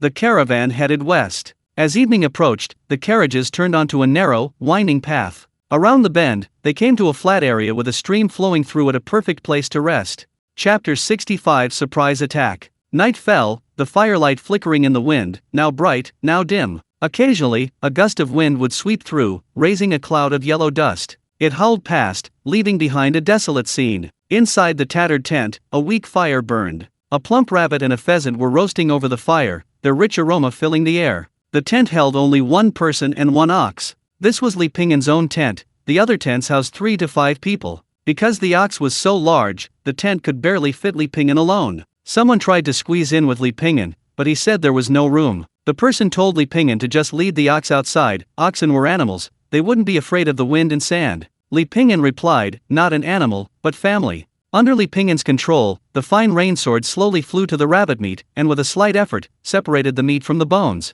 After these days of training, Li Pingyan could already control the fine rain sword to perform some ordinary tasks. However, using it to injure people would likely require some more time. destiny, diligence can compensate for lack of talent, achieving minor success. When reading or cultivating, the longer the time spent, the faster the cultivation speed. Maximum is 2 to 3 times the normal cultivation speed. A thought flashed through his mind. Li Pingyan meditated on the Nirvana Sutra for a while, and indeed, he had made greater progress than before. Moo! The old ox bellowed in dissatisfaction. Li Pingyan snapped back to reality, only then realizing that because his focus had sunk, the fine rain sword had swung wildly, accidentally piercing the old ox's tail. Li Pingyan smiled, about to comfort the old ox. Suddenly, the wind picked up, growing louder and louder. Whoosh! An arrow pierced the tent and struck the ground 3 feet away from Li Pingyan. Li Pingyan froze for a moment. My tent! Enemy attack! A shout rang out from outside. A crossbow bolt shot out from the forest, whistling as it pierced a man's throat. It was a Turkic crossbow, invented by the Turks for siege warfare. The string was made of twisted silk and hemp, light yet strong, with powerful elasticity. Even at a distance of over 300 paces, it could penetrate hard elm with half an arrow's length, demonstrating its formidable power. It was cocked by foot, using the strength of the whole body, and then steadily aimed and fired. Within its range, the bolt could penetrate heavy armor. Dozens of assassins in the distance leaned back, their feet on the crossbows, their hands gripping the bowstrings tightly. Whoosh whoosh whoosh. Arrows rained down, attacking the enemy like flying geese. In an instant, everyone in the camp became a target. Fortunately, the men of the brothel were all highly trained assassins. They moved with ease, dodging and seeking cover. For some reason, the enemy didn't deploy many men. After 2 volleys of fire, the enemy abandoned their crossbows. They mounted their horses and charged forward. These men were all highly trained elites, riding in a single file, like a tiger descending from the mountain. The small area was instantly transformed into a sea of men. The clang of metal on metal rang out continuously.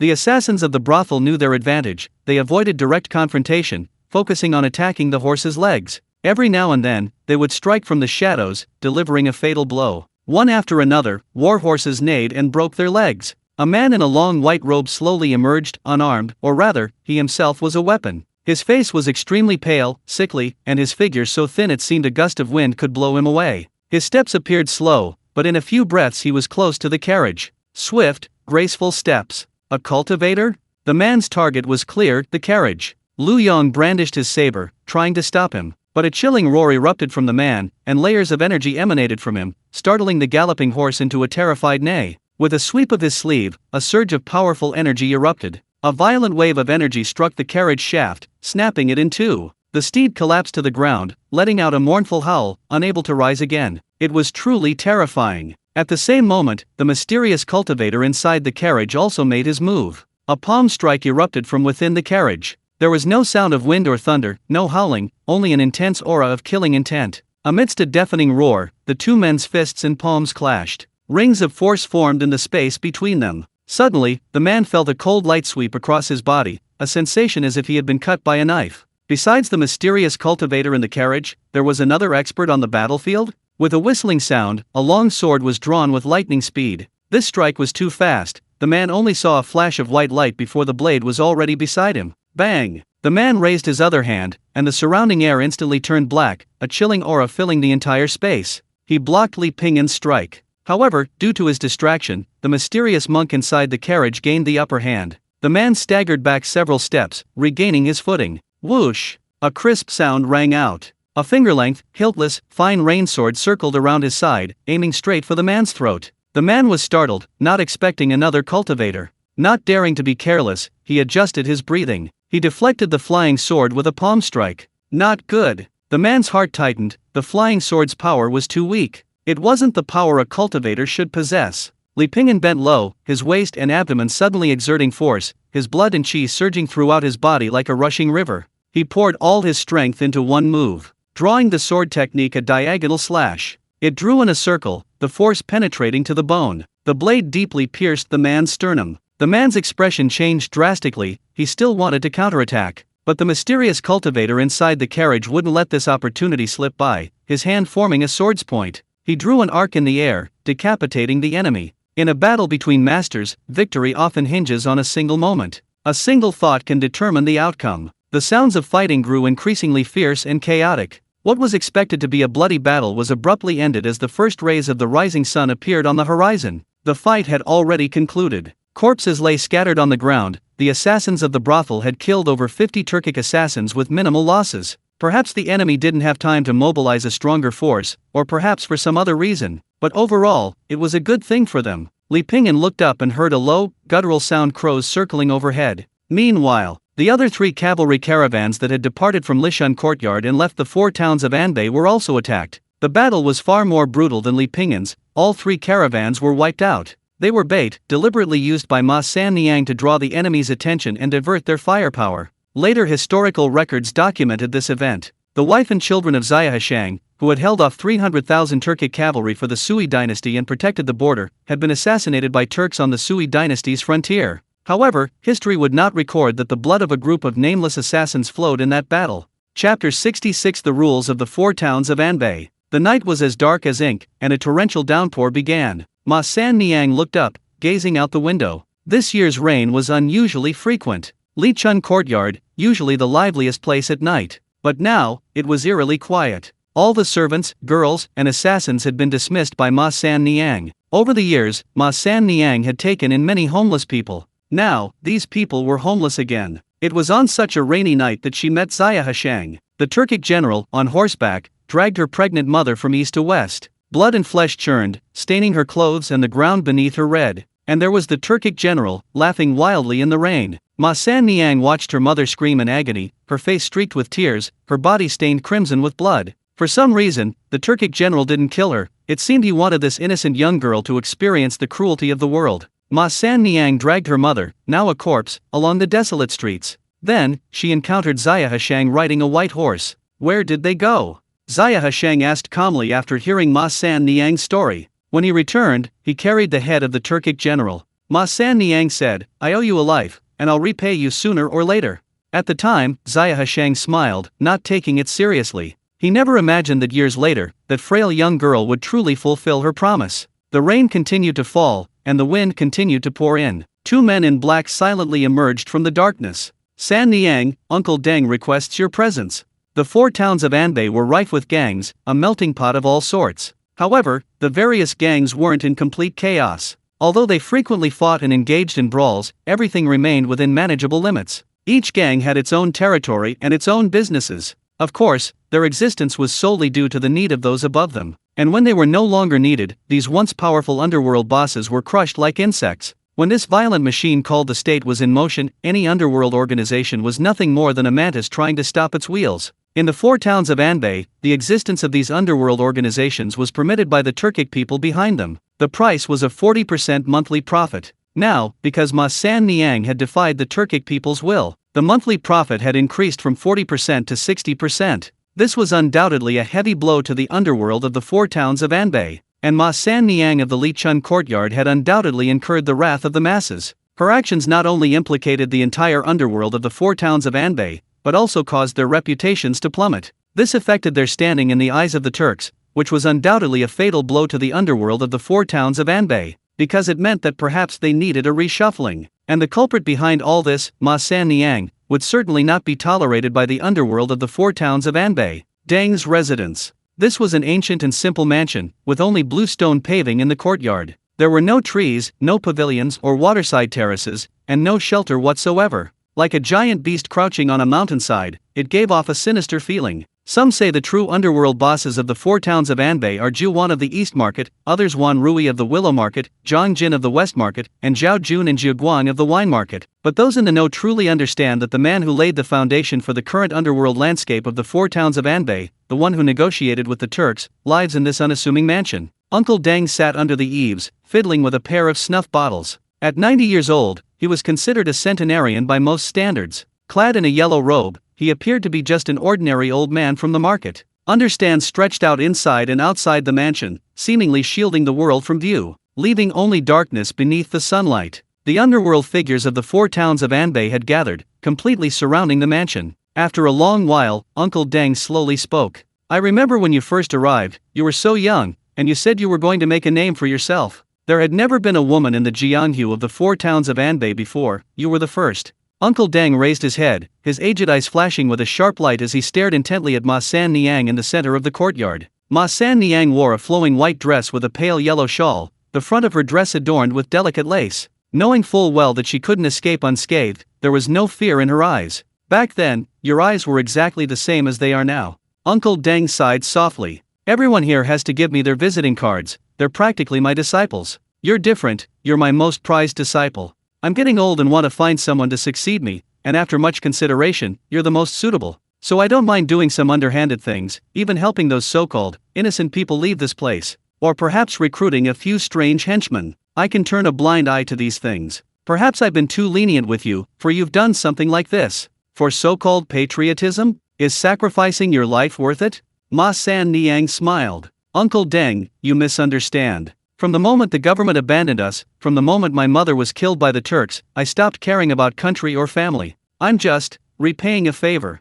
Worth repaying with your life? Yes, Ma San Niang answered without hesitation. After a moment of silence, Uncle Deng said calmly, "This is the door sticker you delivered to my residence that day. From now on, we have nothing to do with each other." With that, she set it on fire. She rose and, supported by a servant, returned to the house. The two doors slowly closed, a mere few steps apart, yet representing the boundary between life and death. The door sticker turned to ashes in the fire, signifying that she had no further connection with Uncle Deng. The gazes around her were like cold swords. "Third sister, please come outside, lest you disturb Uncle Deng's rest." It was Jiuwan from the East Market who spoke. "Yes, lest we defile Uncle Deng's courtyard." Over the years, Ma San Niang of the Lichun courtyard had long been hated to the core by them. In this corrupt world, the Lichun courtyard stubbornly clung to that meaningless principle. The assassins of the brothel seek revenge for women trampled to death by wealthy people on the street, and break into other people's territories to retrieve kidnapped children. In the past, everyone feared the assassins of the brothel.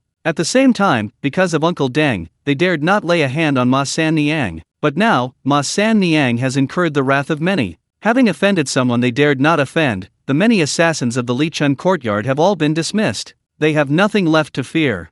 Chapter 67 Repaying the Debt Later. Ma San Niang raised her head, feeling the rain streaming down her cheeks. She closed her eyes, as if recalling the past. Everything from the past seemed both vivid and hazy. Opening her eyes, she faced the entire underworld of the four towns of Anbei. Ma San Niang was tied to a pillar, her gaze coldly fixed on the group. Each of them held a blade as thick as a finger, according to the rules of the underworld. Each of them would stab Ma San Niang until she died. The blades were thin, ensuring she wouldn't die too quickly. The Xiong Huo gang had gradually grown into a powerful force over the years. This was why Lu Er was able to stand out in the crowd, his view not obstructed by the sea of people in front of him. He looked at Ma San Niang, at this seemingly frail woman. A wave of pity rose in his heart. He knew Ma San Niang of the Lichun courtyard was a good person. He had heard many rumors about her. Once upon a time, he too had fantasized about becoming someone like Ma San Niang. But in this world, he had long since lost that courage. He imagined himself wielding a wooden stick,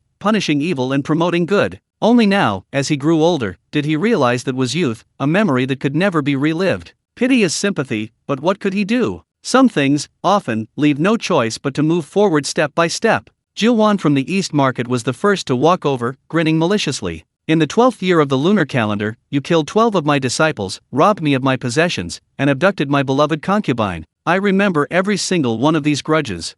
Ma Sunyang sneered. 12 disciples spent the night in Huangjia village, attending a wedding banquet, but instead abducted the bride, and afterwards murdered them to cover their tracks, slaughtering their entire family. "In the 10th year of the lunar calendar, what you transported from Nanyang wasn't valuables, was it? It was clearly a group of women you abducted. And then there's your beloved concubine, who, seeing someone else was prettier than her, had someone kidnap her and imprison her in your water dungeon to torture her. Like attracts like a whole nest of beasts." Jiuwan's eyes grew even colder. "Do you think you're some kind of savior, Guanyin Bodhisattva? This world is hell." Thud! A knife plunged into Ma Sunyang's abdomen. "What a pity, I can see your end, but you can't see mine." The second to step forward was Zhao Jun from the wine market. "Such a beauty, what a pity. If you had followed me back then, you wouldn't be in this state today." Zhao Jun had a fair complexion, but a strong smell of perfume emanated from him. His narrow eyes occasionally flashed with an unsettling light. "Don't talk to me, just looking at you disgusts me." Ma San Niang made no attempt to hide her disgust.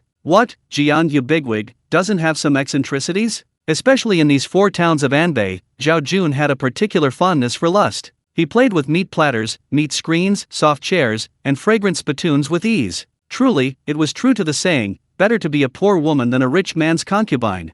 Zhao Jun smiled and shook his head, then slowly plunged the thin knife in his hand into Ma San Niang's left breastbone, as if deliberately trying to make her feel pain. Zhao Jun's movements were slow, very slow. Finally, he deliberately made 2 clicking sounds. Ma San Niang never frowned once throughout, only staring intently at him. From a young age, she had witnessed her mother being dragged to death by a Turkic general on horseback. She no longer knew pain. In the time it takes to drink half a cup of tea, rainwater soaked a patch of crimson at her feet. More than a dozen thin knives, each as thick as a finger, were now embedded in Ma San Niang's body. A smile still lingered on her lips, her eyes filled with undisguised mockery. The leaders, led by Jiuan, had lost their initial smiles, their expressions had darkened. A sliver of admiration even flickered in their hearts for this madwoman. For some reason, Jiuan didn't want this woman to live another second. The woman's gaze made him uneasy, as if a sword hung overhead, ready to fall at any moment. Clatter, clatter, clatter. A figure walked slowly towards them, holding an umbrella, dressed in blue robes and wearing a bamboo hat. The sound of footsteps on the bluestone slabs was clear and distinct. As soon as the figure appeared, the sounds of weapons being drawn rose and fell. Hundreds of men, some wielding knives, others clubs, stared intently at their opponent. Although the opponent carried no weapons, their imposing presence was undiminished. They walked slowly and methodically towards the hundreds of men. The masked man? That mysterious man from Chu Fengting. The crowd recognized the monkey-faced mask. Li Pingyan slowly approached Ma San Niang, tapped her fingers a few times to stop the bleeding from her wounds. Then he untied the ropes. "Why did you come back?" Ma San Niang asked softly. "I suddenly realized something on the way here. You sent us away, presumably to someone's death." Li Pingyan said calmly. "If you knew I was here to die, why did you come to save me?" "I just suddenly remembered you still owe me a month's wages. I wouldn't let you, you stingy wretch, get away with it." Ma San Niang smiled. Li Pingyan held the umbrella over Ma San Niang's head, shielding her from the torrential rain. He looked up, facing the gang leaders from the 4 towns of Anbei. "Gentlemen, the wind and rain are fierce. My boss is frail, so I won't disturb you any longer." With that, he stepped towards the crowd. Clearly, the crowd had no intention of making way. Jiuan spoke in a deep voice. "Want to leave? I'm afraid it won't be so easy." Li Pingyan smiled calmly. "This road is too narrow, but I'm not worried. I think it will widen soon." Asterisk whoosh. Asterisk. A white light pierced through the rain, clearly visible to everyone. Immediately afterward, clear sword cries echoed all around. The expressions on everyone's faces changed simultaneously. A cultivator? Although the fine rain sword couldn't harm anyone yet, it was perfectly fine for putting on a show and creating a spectacle. Li Pingyan adopted a mysterious and unfathomable expression. He was already an extremely skilled expert, his aura subtly emanating from him, commanding respect and preventing anyone from taking him lightly. With a slight raise of his hand, a seemingly ordinary movement, he exuded an inexplicable sense of oppression. A chilling aura spread, and a 3-inch short sword flew into the air above the crowd. A cold shiver ran through everyone's hearts. After a moment's contemplation, Zhao Jun sneered. "So what if you're a cultivator? Are you invincible? Do you think the martial world of the 4 towns of Anbei is afraid of you? If you know what's good for you, leave. This is none of your business." "What you say makes sense," Li Pingyan nodded in agreement. "However, given my cultivation, I can still kill about 80%. So, who's going first?" These words were spoken lightly, but they sounded extremely harsh to the group. They weren't fearless soldiers on the battlefield, nor were they relentless warriors who would fight to the death. They were simply Jiangyu people, wandering martial arts practitioners, seeking a living. Li Pingyan, however, didn't intend to give them any time to hesitate and continued walking forward. Soon, everyone made their choice and made way for him. After walking a distance, Li Pingyan suddenly stopped. "I haven't yet thanked you all for today's events. The Li Chun courtyard will repay you in the future." These simple words instantly made the faces of everyone present extremely grim. Chapter 68. A worthy opponent. Confirming no one was following her, Li Pingyan took Ma San Niang home. Her injuries weren't serious, but she had lost a lot of blood. "What do you plan to do next?" After this incident, Ma San Niang definitely couldn't stay in this area. She stared at the ceiling. "I haven't decided yet. I'll wander around and maybe settle down somewhere suitable." After a moment of silence, Li Pingyan said, "You've given away all the treasures from the brothel, and you don't want any of the money either. Are you willing to part with them?" Ma San Niang smiled. "Things you can't take with you when you die, what's there to be reluctant about? Hearing you say that, it really makes me think that the sun rising in the west isn't so unusual after all." Li Pingyan stood up. "You can rest here. I'll go cook." He opened the door and walked out. Ma San Niang's voice came from inside. "Thank you.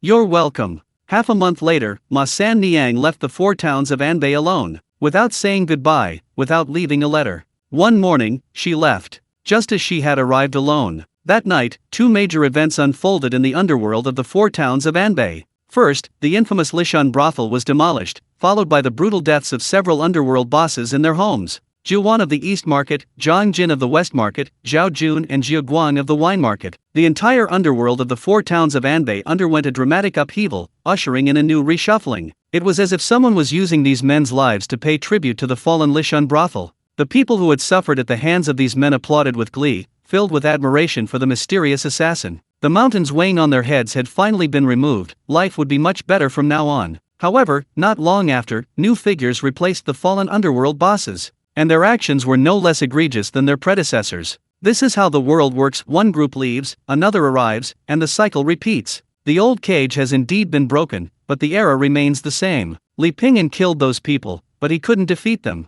Society is still the same society, the era is still the same era. Blood and cruel, if you don't have the ability to save the world, at least you should be able to protect yourself. The mountains are still as in ancient times, the days seem long as a short year. Li Pingyan sat in the courtyard, his 3-inch flying sword, Fine Rain, dancing up and down in the date palm tree, rustling softly. After half a year of training, Li Pingyan could now control the Fine Rain sword to injure people. While it wasn't as easy as using an arm, he was quite proficient. With a thought, the tip of the sword flashed coldly. This sword, like a shooting star, aimed straight for Li Pingyan's brow, but it suddenly stopped half an inch away. With another turn, it settled quietly in Li Pingyan's palm. The old ox bellowed, reminding Li Pingyan that it was time to eat. Li Pingyan went to the stove and cooked 2 bowls of vegetarian noodles with pickled radish strips. Moo! The old ox complained about the unpalatable food. With the disappearance of the brothel, Li Pingyan also lost his most important source of income. So life wasn't easy. Li Pingyan patted the old ox's body.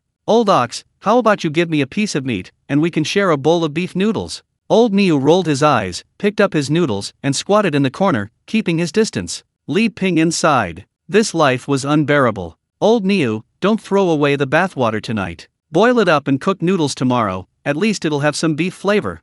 One morning, a strong northwest wind was blowing. He figured going out for a drink would save him money on food. Li Pingyan took old Niu out of the house, strolling along the street and buying 2 sesame seed cakes. The freshly baked cakes were crispy on the outside and soft and chewy on the inside. The crisper they were, the more fragrant they became. Suddenly, the scent of flowers filled the air, and he realized he had wandered into a garden. Li Pingyan chose a spot to sit down, having nothing to do. A gust of wind blew, sending leaves fluttering like cotton wool. Li Pingyan felt inspired and took off his erhu from his back. He began to play leisurely. A unique breeze blew past her ear. Up in the pavilion, a small gray-white dog strolled leisurely back and forth. Mr. Zhong sat in a rosewood chair, watching the flowers bloom and fade in the courtyard. She smelled the fragrance of flowers and listened to the birdsong. There was no noise, no worries. The world seemed to open up before her. Just then, a white figure descended into the pavilion. The newcomer sat down unceremoniously and began to eat pastries heartily.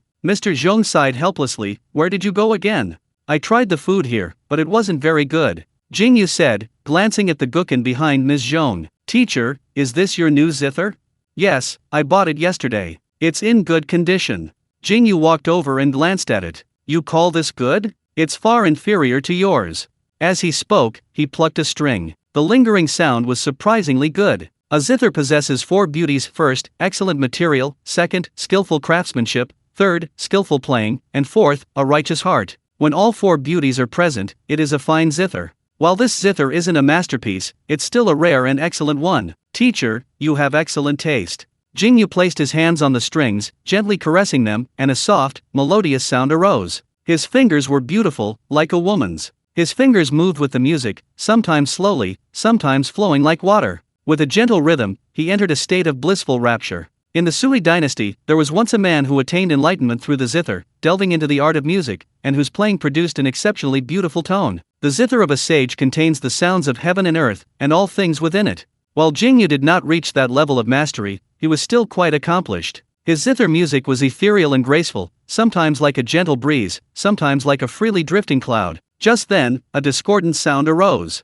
The melody was mournful and lonely, its atmosphere desolate, completely different from Jingyue's music. It seemed to carry a sense of antagonism. Yingyue frowned, but his hands remained unaffected. A zither player must be single-minded. If his mind were disturbed by the other player, wouldn't that indicate his lack of skill? And so, on this beautiful day, the zither and the two erhu played their own tunes, each playing its own instrument. It was like two armies fighting fiercely. Zhong Dejia, who had initially shown no interest, suddenly became intrigued. The opponent's melody was like raindrops pattering on withered lotus leaves, fragmented and disjointed. Yet, she was involuntarily drawn into it, as if facing a cold moon and a lonely lamp, reminiscing about the past, overwhelmed with mixed emotions. The battle came quickly, and ended just as quickly. Jingyue's brows furrowed deeper and deeper, feeling as if the enemy's army had surrounded him. The more anxious and chaotic he became, the louder the sound of his movements rang out, and a piercing sound rang out as a string snapped. Asterisk whoosh. Asterisk. Jingyue's face was flushed, and he gasped for breath.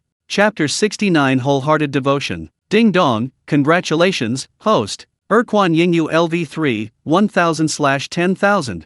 Congratulations, host, for obtaining the Cyan Destiny, single-minded devotion. Effect, greatly increases concentration and provides a boost to willpower when cultivating, reading, or studying. The system's voice sounded. Li Pingyan was slightly taken aback. The last destiny he obtained was the white one. Diligence can make up for lack of talent. This time it was single-minded devotion. Destiny levels are divided into white, cyan, yellow, red, blue, purple, and gold. Both of these were beneficial effects for cultivation. Not bad, not bad. Li Pingyan nodded in satisfaction, put away his erhu, and went home. He prepared to test his newly obtained destiny. And indeed, it was quite good. Usually, it took him more than 20 breaths to enter a meditative state. Now it only took 5 or 6 breaths, and his cultivation became increasingly smooth. Li Pingyan unconsciously immersed himself in it, and didn't sleep a wink all night. The next day, early morning, Li Pingyan rubbed his forehead. This night's cultivation was much stronger than the previous 4 nights. He wiped his face with a damp towel, changed his clothes, packed his things, and went out.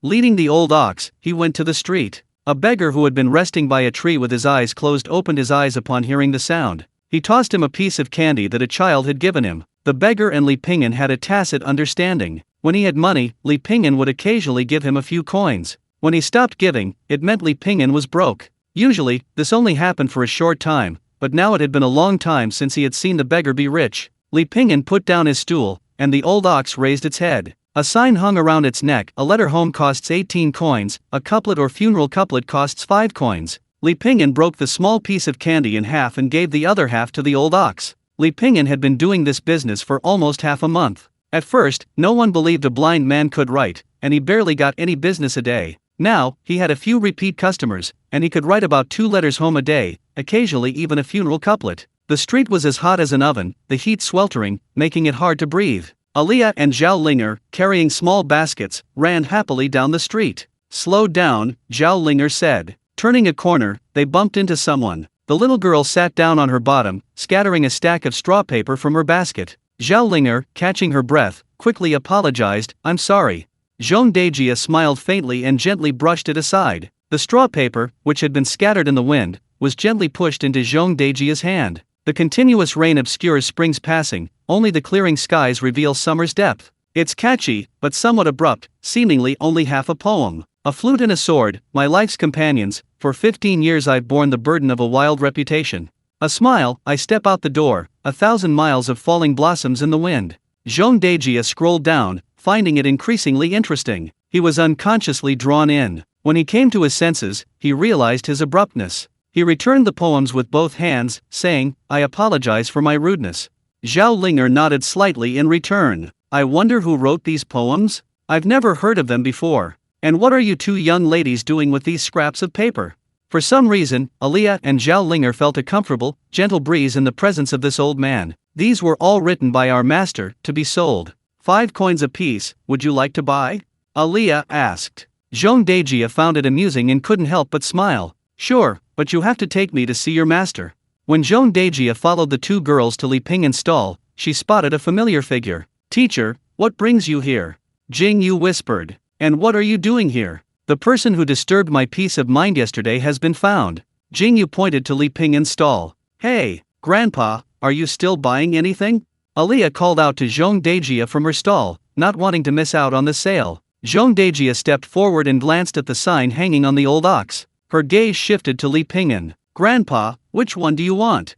Aliyah asked. Master Zhong took it and examined it closely for a while. The calligraphy was exquisite, flowing smoothly and boldly. The strokes were subtly sharp where concealed, and restrained where exposed, ending abruptly with a dewdrop at the end. The stroke stopped abruptly, like a sharp knife slicing through the air. Exquisite! Exquisite! Zhong Dejia sincerely admired it. It was a pity that in this remote border region, with its limited cultural exchange, very few people could appreciate its beauty. Upon reading the poems, he found them even more exquisite. Some were written with a majestic and powerful style, others with captivating charm. Without exception, he had never heard of them before, yet they were all exceptionally beautiful verses. "Did you write these poems, sir?" Li Pingyan replied, "Poetry is inherently perfect, a master's touch is often a stroke of genius."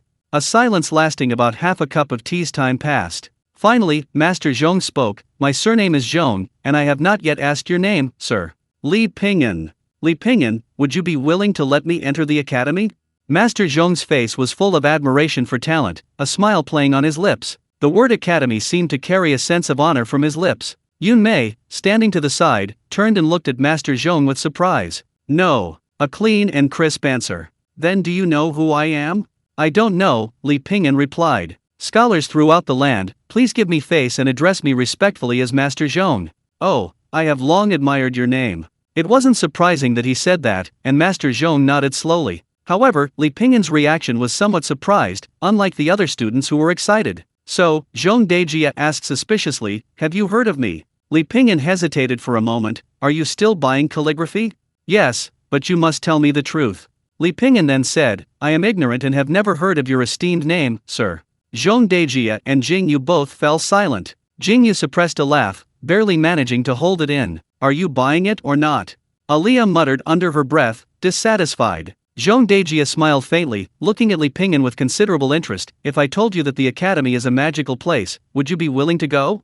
"Thank you for your kind offer, sir. I have wandered for over 20 years. I am no longer accustomed to constraints, and having grown accustomed to life in the martial world, I do not wish to leave." Zhong Dejia's expression did not change in the slightest, instead, he nodded. His gaze turned to Aliyah and Zhao Linger beside him. There were also Wang Yi and Pang Jun, who had helped Li Pingyan. They are indeed some promising talents. It just so happens that the academy is opening its doors to new students. Would you be willing to send your students to the academy?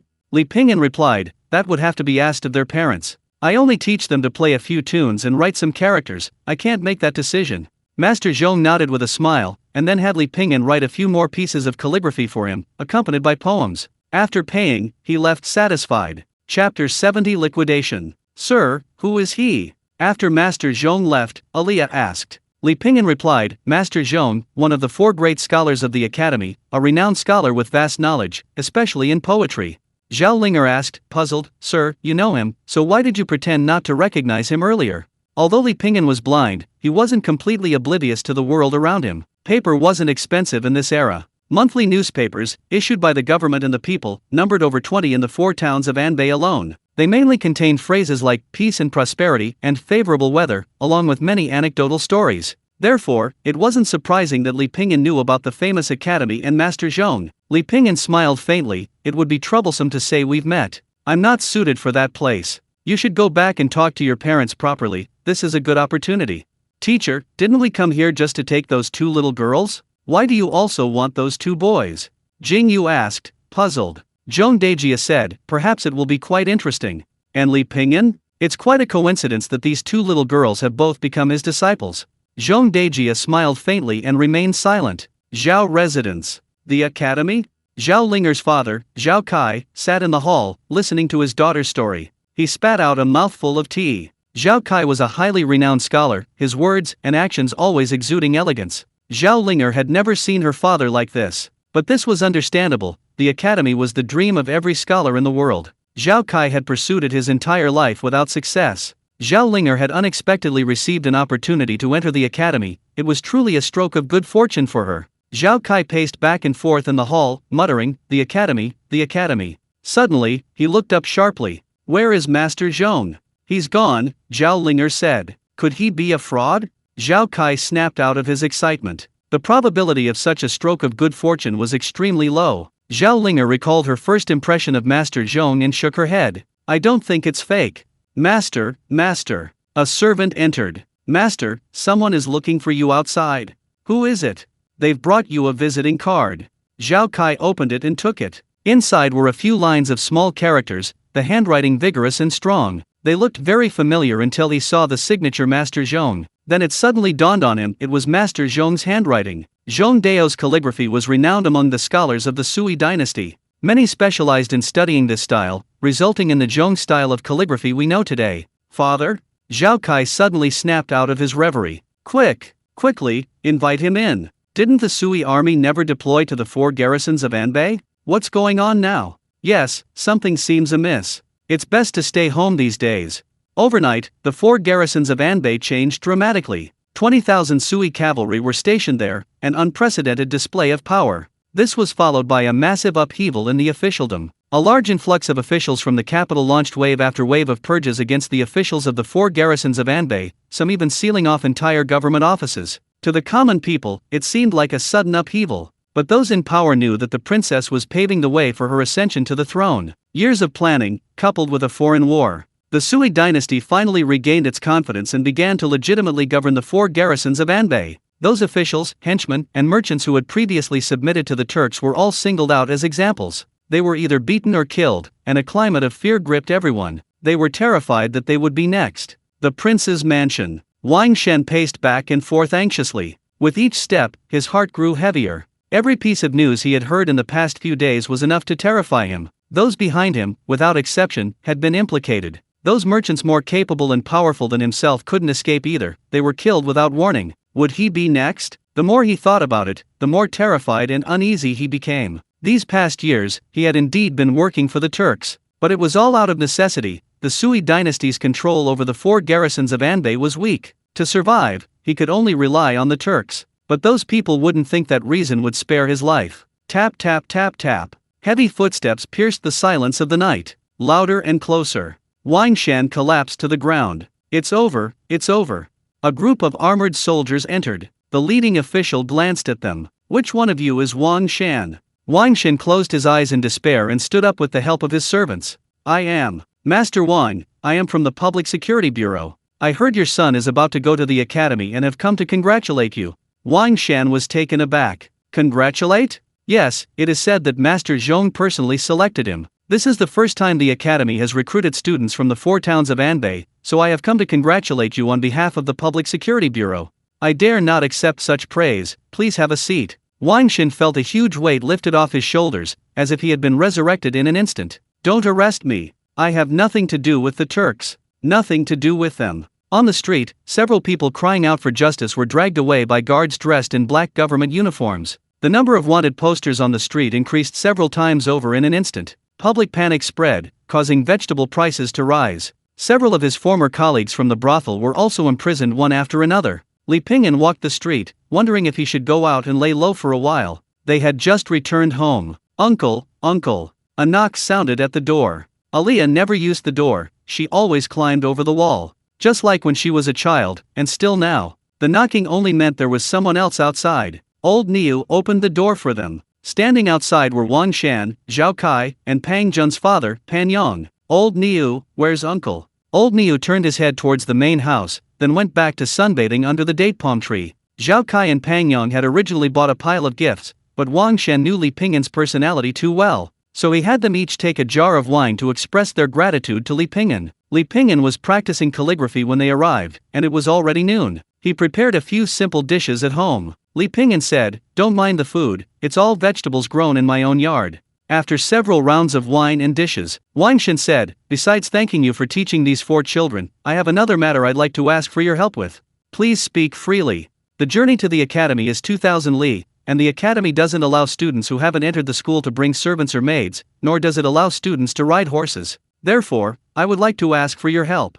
Chapter 71 Going South. Li Ping'an did not give Wang Shan and the others a definite answer. Several days passed, and the turmoil had not subsided. In fact, it showed signs of escalating. Li Ping'an then decided to temporarily leave the 4 towns of Anbei to avoid the limelight, so he agreed to Wang Shan's request. The day before his departure, he learned by chance that Lu Er had also been imprisoned. To be honest, Lu Er was a friend of his. Li Ping'an bought some side dishes and a jar of wine to visit Lu Er in prison. Lu Er, however, was quite open-minded and didn't become depressed because of his imprisonment. The higher UPS said that someone like me would probably have to spend about 5 or 6 years in jail. Lu Er mumbled through a chicken leg. It's good that I'm in jail. A lot of people I know have been executed. I'm lucky. Li Pingyan poured him another glass of wine. Drink more, you might not have as many opportunities to drink later.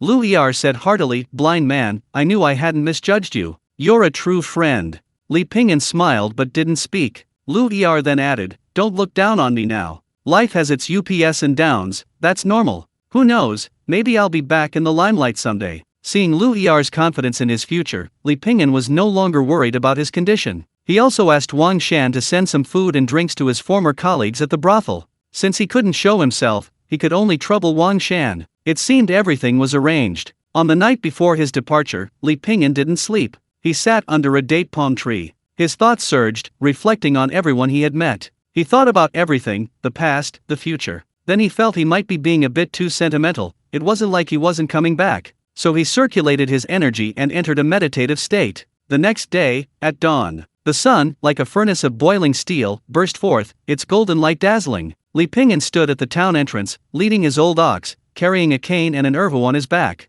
A small gourd, no bigger than the palm of his hand, hung at his waist. It was worn and tattered, clearly indicating it had been used for a long time. It looked almost exactly the same as when he first came to the 4 towns of Anbei. After a while, the 4 children hurriedly came running. They all carried luggage, and each of their faces wore a different expression. Aliyah seemed to have been crying, her eyes were red, and she had just said goodbye to her sister. Wang Yi, on the other hand, was full of excitement, yearning for the outside world. Fatty Jun strolled along, munching on fruit, seemingly unconcerned about whether he could get into any academy. Zhao Linger appeared to be trying to appear calm, but the unease in her eyes betrayed her. Besides the 4 children, there were 2 guards sent by Wang Shan, Kui Cheng and Kui Cai. Both brothers had been retainers in the Wang family for a long time and enjoyed Wang Shan's deep trust. Let's look back, they said. Who knows when we'll be able to come back? Li Pingyan addressed the children. I, Wang Yi, will definitely make something of myself. Wang Yi shouted. Aliyah also shouted, Aliyah will definitely not let dad, sister, or uncle down.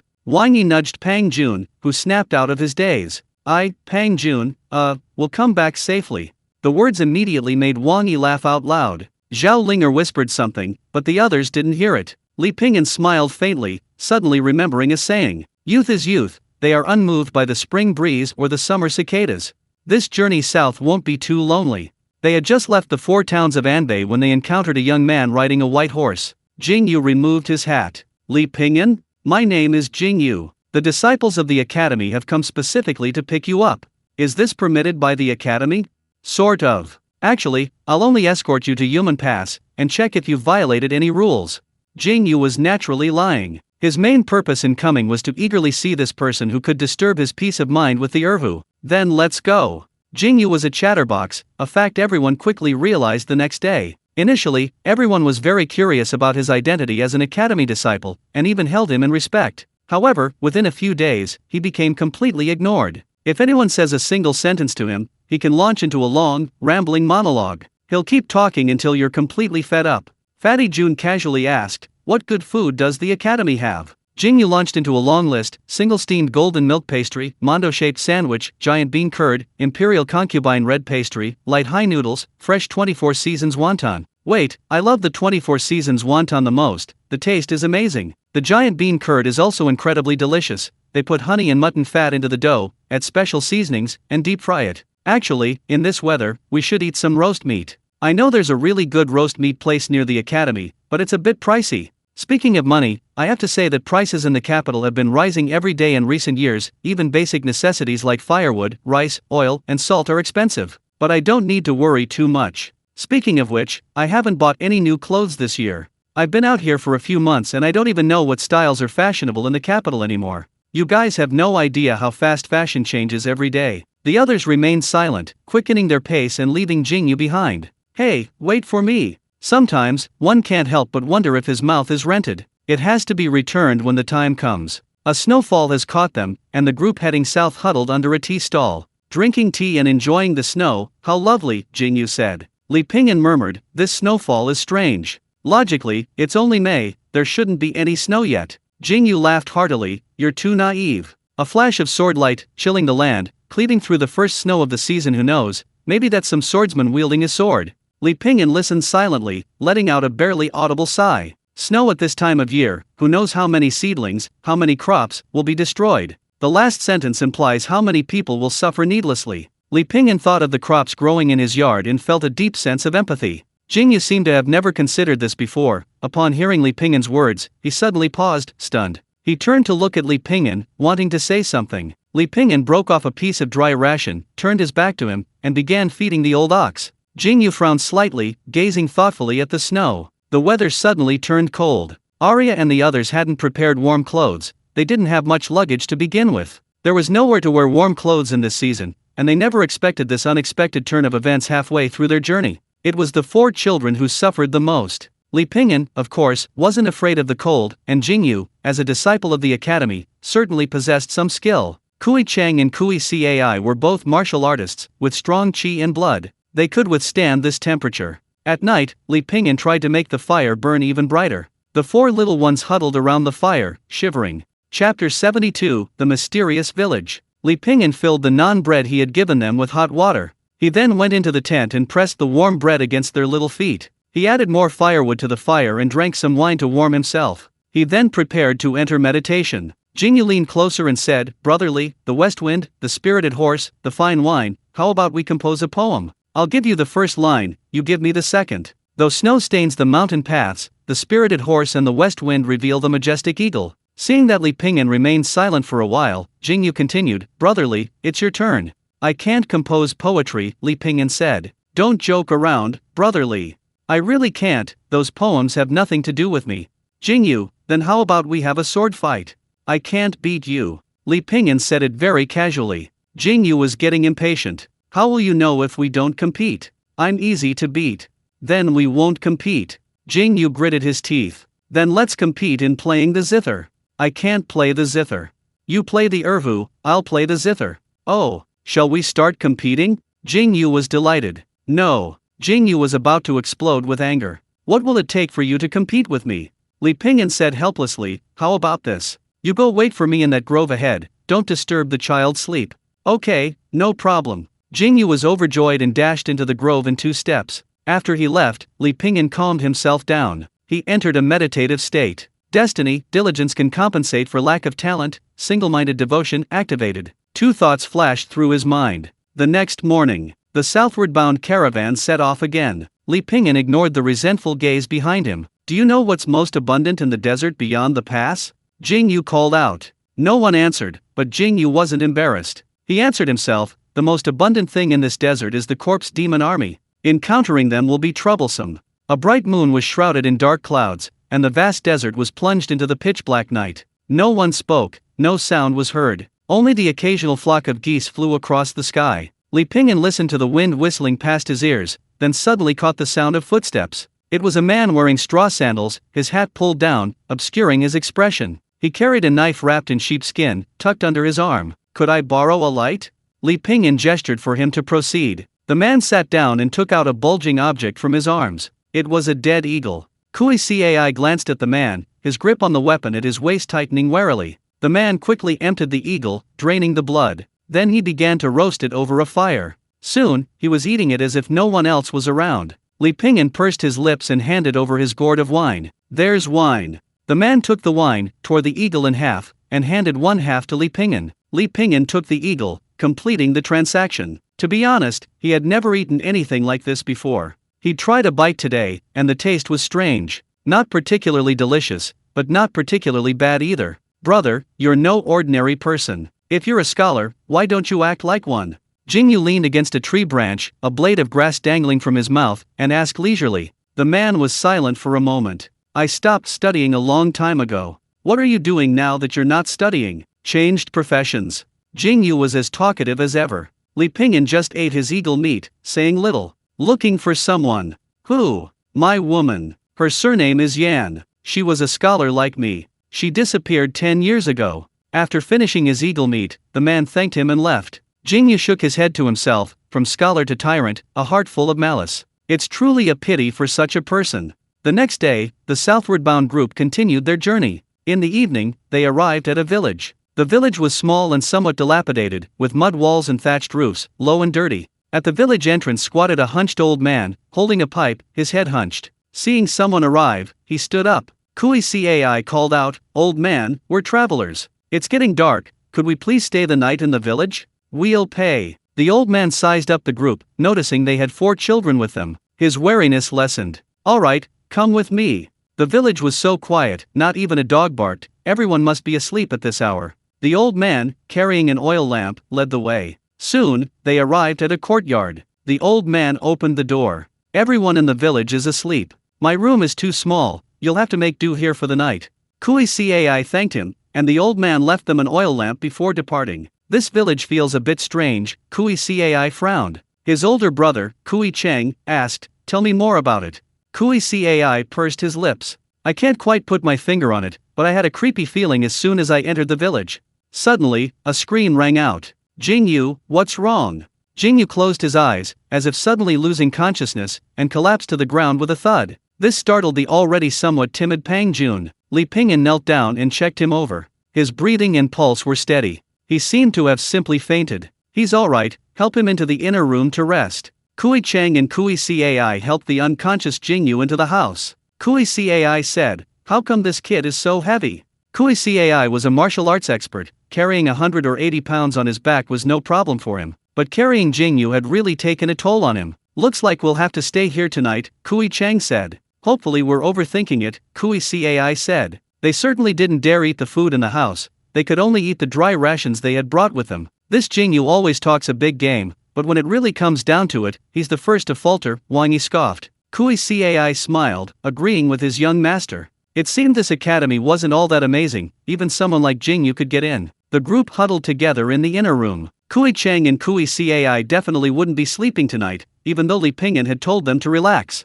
But they were still uneasy. While sleeping, Wang Yi picked up a large rock and placed it beside him, saying that if someone attacked in the middle of the night, he'd be able to react immediately. By midnight, Wang Yi was snoring loudly. Alia, exasperated, kicked him several times, but he didn't seem to wake up at all. A very faint sound came from the wind. Kui Cai and Kui Cheng didn't catch it, but it didn't escape Li Pingyan's ears. "There's movement, I'll go check it out." Li Pingyan stood up. "Mr. Li, I'll go with you." Kui Cheng drew his short sword from his waist. The two went out of the inner room and opened the door. The night was deep, the sound like the wind, or perhaps someone crying. The noise was coming from the room on the west side. The door was locked, but with an old, worn-out lock. Kui Cheng easily opened it. Creak! A very jarring sound rang out. Li Pingyan went inside. Using Aura Lock, Li Pingyan knew no one was inside. The room was dark, Li Pingyan couldn't see anything at all. Kui Cheng, standing beside him, was startled. "Mr. Li, this is a mourning hall." "Oh." Li Pingyan raised an eyebrow slightly. The memorial tablet, incense table, candles, and fresh flowers and baskets on either side were all arranged quite neatly. There was no coffin in sight. He didn't know if the coffin had already been buried and the mourning hall hadn't been cleared away yet, or perhaps for some other reason. Kui Cheng circled the room, then his gaze settled on the exquisitely crafted small portraits placed on the incense table. The portraits were cut from cardboard, a folk custom. The portrait was drawn on paper and then painstakingly carved out with a knife. However, usually only portraits of the deceased were cut out. Why were there 7 of them? Li Pingyan ran his fingers across the incense table, rubbing his fingertips. There was no dust, and the candles were freshly placed. "Excuse me." Li Pingyan slightly raised the memorial tablet, touching it with his hand. A considerable amount of dust had accumulated beneath it. This indicated that the mourning hall had been set up for a long time, with only periodic cleaning, and those who cleaned generally didn't touch the memorial tablet. This was why there was no dust on the incense table, but dust under the tablet. Sir. From the other side, Kui Cheng's trembling voice rang out. Li Pingyan said in a deep voice, "What is it?" Kui Cheng held a small paper portrait in his hand. "Sir, this portrait, why does it look so much like us?"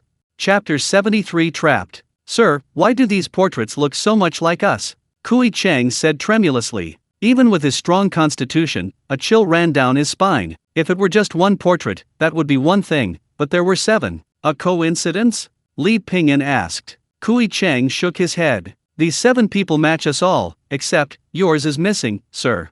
Including Yingyue, there were 8 of them in total. But now there were only 7 portraits, Li Pingyan's was the only one missing. Li Pingyan told Kui Cheng to put the portraits back, and the 2 of them left. "This village is indeed strange," Kui Cheng said, genuinely frightened by the portraits. Li Pingyan said, "We'll talk about it after tonight." Okay. The night passed without incident. The next day, Yingyue remained unconscious. Kui Cheng had no choice but to carry him on his back. The group, without even saying goodbye to the old man, prepared to leave. The villagers were up early. It seemed to be some kind of festival. The sound of firecrackers crackled and popped early in the morning, instantly enlivening the small mountain village. There were more people in the village than Li Pingyan and his companions had expected, and judging from their clothing, many were not locals. They were probably passing merchants or people who had come from afar. The group declined the villagers' invitations and had just stepped out of the village entrance. Ouch, my legs are so sore. Yes, finally a village where we can rest. They talked as they walked, quickly re-entering the small mountain village.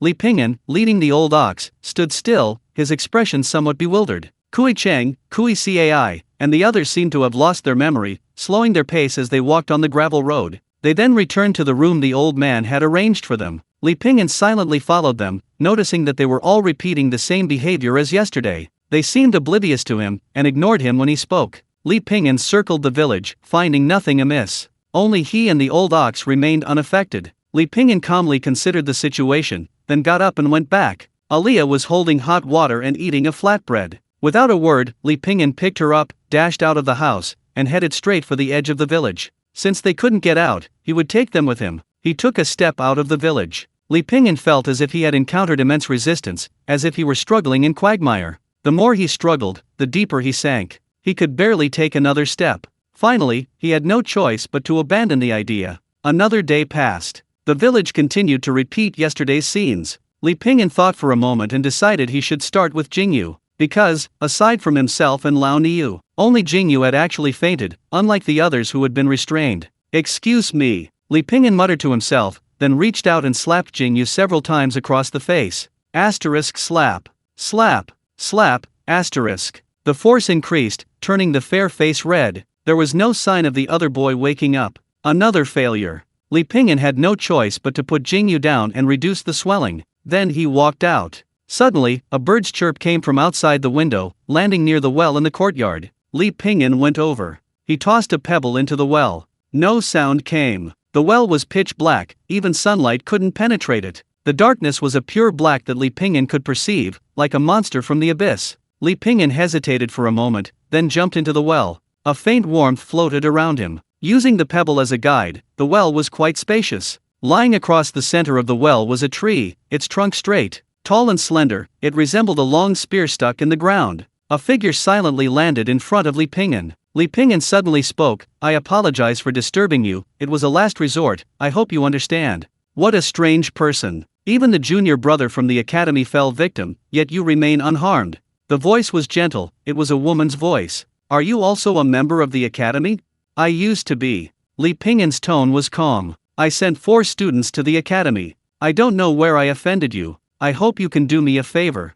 The woman said, "You haven't offended me, and trapping you here wasn't my intention. I can no longer control this formation and cannot release your friends. Unless I break the formation, but once it's broken, I will vanish from the world." After a pause, the woman added, "Blame them for their bad luck. I'm not going to die. As for you, you'd better hurry up and get out." With that, Li Pingyan seemed to daze. He found himself out of the well and back in the courtyard. After standing in the courtyard for a while, Li Pingyan went back to his room to sleep. The sun rose as usual. Li Pingyan ate, cultivated, and then wandered around the village. He was as leisurely as if he had always lived in the village. "A bowl of noodles, and 2 pastries, please." "Okay." Li Pingyan was munching on a pastry when a voice suddenly came from across the table. "Why aren't you leaving yet?" The woman's white dress fluttered in the wind, the hem rising and falling. Her slightly upturned face was exquisitely beautiful, her dark hair cascading down like flowing clouds to her waist. Li Pingyan took a sip of soup and replied, "I promised their parents I'd get them safely to the academy, and I keep my word." "Then do you have a plan?" the woman asked. "No, so I'm thinking about it." "Don't waste your energy. Although I don't know why you're unaffected by the formation, saving those people is as difficult as climbing to heaven." Li Pingyan didn't answer, continuing to eat. After finishing, he wiped his mouth before speaking again. "I haven't asked your name yet, young lady." "Yan Sun." Li Pingyan thought for a moment, "I met a scholar before. He said he was looking for another woman surnamed Yan, who had been missing for 10 years. The woman paused slightly, silent for a long while. "What did that scholar look like?" "I can't see him," Li Pingyan said. "Is the person he's looking for you?" 10 years? It's been 10 years already," the woman murmured to herself. How about I help you find him, and you release my friend? The woman smiled. I don't want him to see me like this.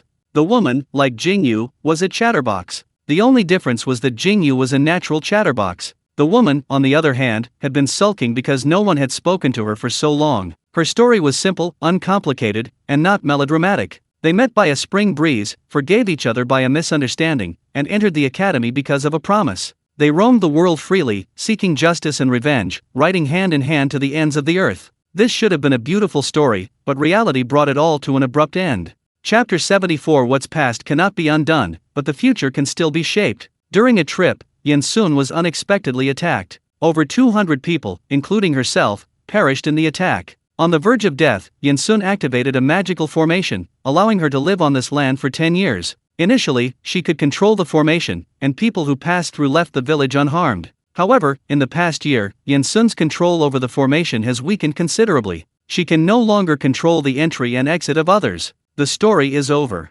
It's short, and there are no thrilling twists or turns. There are no elements of love triangles, betrayal, or murder of passion. If this plot were made into a TV series, the ratings would definitely be low. But that's reality. No one knows whether tomorrow or an accident will come first. Life is unpredictable, and fate is as fragile as paper. Li Pingyan asked, "Do you have a way to resurrect?" "Of course not. There's no such thing as resurrection after death." "Then why are you staying here?" "I don't want to die." Yansun smiled. "Don't you think I'm selfish, dragging a bunch of people down with me just because I don't want to die?" Li Pingyan didn't speak. Yansun's fingers twitched slightly. "Actually, it's just that I'm unwilling to accept it, unwilling to die like this." Yansun realized Li Pingyan was a strange person, meaning a very strange person. Perhaps he had been holding it in for too long, with no one speaking. Yansun wanted to talk more with this only person he could talk to, but Li Pingyan was a tight-lipped person. "Hey, where's the ox beside you?" "It's gone." "Gone?" "Yeah." Then he fell silent, meditating, cultivating, playing the erhu, eating, and sleeping. For several days, his life was very regular. When asked what he was doing, he said he was looking for a way to save people. Yansun said, "Don't waste your energy, talk to me. Who knows, if I get too excited, I might not want to live anymore." Li Pingyan asked, "Talk about what?" Yansun said, "Tell me your story." Li Pingyan paused for a moment, then slowly began to recall his experiences after transmigrating. The sun set, and a cup of tea was drunk until it was colorless and tasteless. "That's it." Li Pingyan said, "Well, and then I came here. If I couldn't leave, it wouldn't be a story, but an accident." "Your story is really interesting, with princesses and assassins. You didn't make it up, did you?" Yansun said suspiciously. Li Pingyan didn't refute. "So, do you have a girl you like?" Yansun chuckled. "Or maybe you could just win over the princess and live a life of luxury." Li Pingyan knew she was teasing him, so he lowered his head and remained silent. Yansun continued, "That boy named Chen Chusheng is such a pity." Li Pingyan said, "Thunder strikes the truly filial son, wealth begets the ruthless. Swallows don't enter poor homes, house cats don't enter the white tiger hall. Nightgrass doesn't fatten sick horses, windfall gains don't enrich the poor. A hemp rope always breaks at its thinnest point, misfortune always finds the unfortunate." Yansun paused, gazing into the distance, lost in thought. Half a month passed, and Li Pingyan still hadn't given up. One day, Yansun said with a touch of melancholy, "The outside world is so beautiful, it's a pity I can never see it again." Li Pingyan softly replied, "What's past cannot be changed, but the future can still be pursued." Yansun was startled, murmuring to himself, "What's past can't be undone, but the future can still be shaped." Well said, but how many people in this world can truly understand that? After a moment of silence, she suddenly stood up. "That's right. Let's not dwell on the past. Everything must start anew. A new world calls for a new life. How about a deal? You play with me for 10 days, and after 10 days I'll undo the formation." Li Pingyan nodded. He had expected some kind of game, but all this girl could think of was chess. Pitchpot was incredibly boring. By the third day, Yansun felt she'd had enough. Li Pingyan then taught her a new game. Yansun could now move freely within the formation, following Li Pingyan's instructions. She conjured a round, bouncy object and 2 tall poles. Yansun asked Li Pingyan curiously what it was. Li Pingyan told her it was called a basketball. After teaching her for half a day, the girl finally grasped the rules. She was having a blast. "What game is this? I've never heard of it before." "It's a game from another world," Li Pingyan said. "Do people go to another world after they die?" Li Pingyan hesitated for a moment, perhaps. 10 days passed in the blink of an eye. Everything became the past, everything vanished like smoke. What if I suddenly regret it?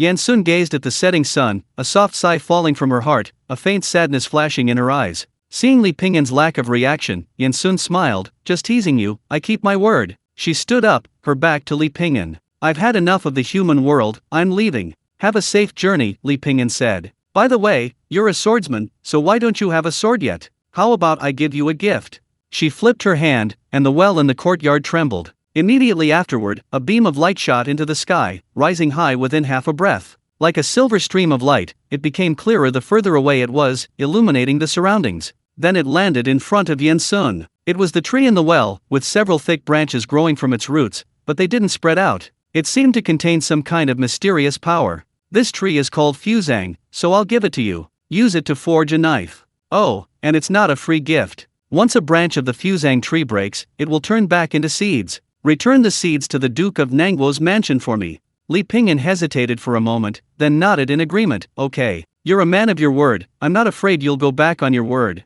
Yan Sun stretched lazily, saying with a rather carefree air, let's go, I'm done playing. Moo! At this moment, a cow's moo came from afar. Very loud. Li Pingyan smiled, finally here. He looked up at Yan Sun and said, you gave me a gift, how about I return the favor?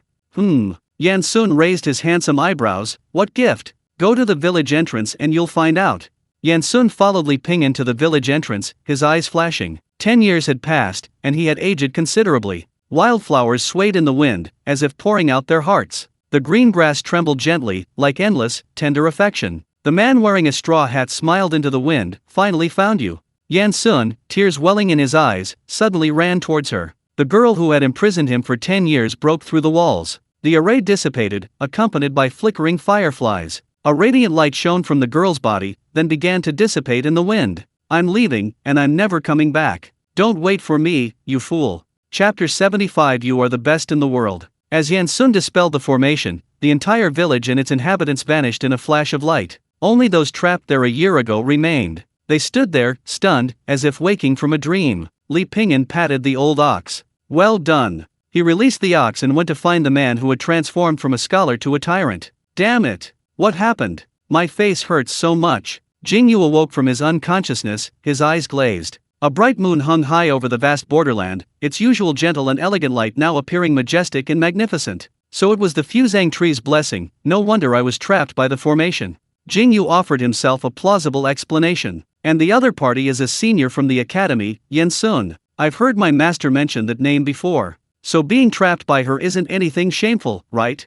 No one paid him any attention. Wang Yi scoffed, our master is truly amazing. Exactly, Aliyah chimed in. Jingyu's lips twitched slightly, he wanted to retort but couldn't find the words. He could only reluctantly deal with the roasting rabbit on the fire. She gave you the fusang tree? The man wearing a straw hat asked. Yes, Li Pingyan said. She said she would give me a knife, so she gave me this tree.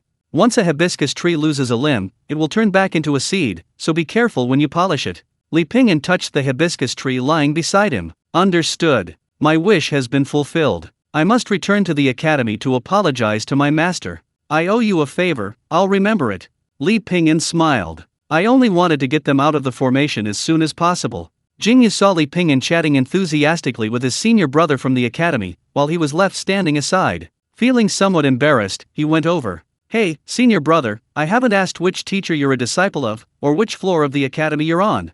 The man glanced at him and continued to Li Pingyan, my name is Gu Zizhu. The south wind knows my heart, blowing my dreams to Zizhu. A good name, Li Pingyan praised. Yingyue coughed lightly, so it's senior brother Gu. I am Yingyue. Gu Zizhu said, I haven't asked your name yet. Li Pingyan. Peace and safety, not bad. Yingyue silently left their side, his gaze sweeping over the others. Kui Cheng and Kui Cai were whispering to each other. Zhao Linger and Aliyah, two young girls, huddled together. Pang Jun was listening to Wang Yi boast. After thinking for a while, Yingyue walked over to old Niu. He spoke earnestly, old Niu. Before he could finish, old Niu stood up and sat down a little further away. Yingyue, this is unbearable. Oasis and yellow sand accompany each other, birds dance to the sound of camel bells. A stream flows gently, winding south along the desert, passing through poplar trees, through grasslands, and merging into the sand river. The road ahead is long, with only the wind as my companion. Flying swords and fine rain relentlessly attacked the fusang tree, their force gentle, as patient as if they were doing needlework. The hibiscus tree wasn't actually very large, only about a meter tall and slender, resembling a long spear. However, forging it into a sword would be incredibly laborious. You're not a cultivator, so how can you control a flying sword? Gu Zizhu asked curiously. Li Pingyan didn't look up. I killed a cultivator and took his flying sword. Gu Zizhu nodded. It's rare for a pure martial artist to kill a cultivator. Can I cultivate too? Wang Yi leaned closer. Gu Zizhu smiled. You'll find out when you get to the academy. Cultivation is always a matter of different schools having their own interpretations. No one dares to teach it without permission. Wang Yi gave a disappointed "oh." Gu Zizhu looked at Li Pingyan. I heard that Master Zhong invited Brotherly to join the academy, but Brotherly declined. Does Brotherly not desire the path to immortality?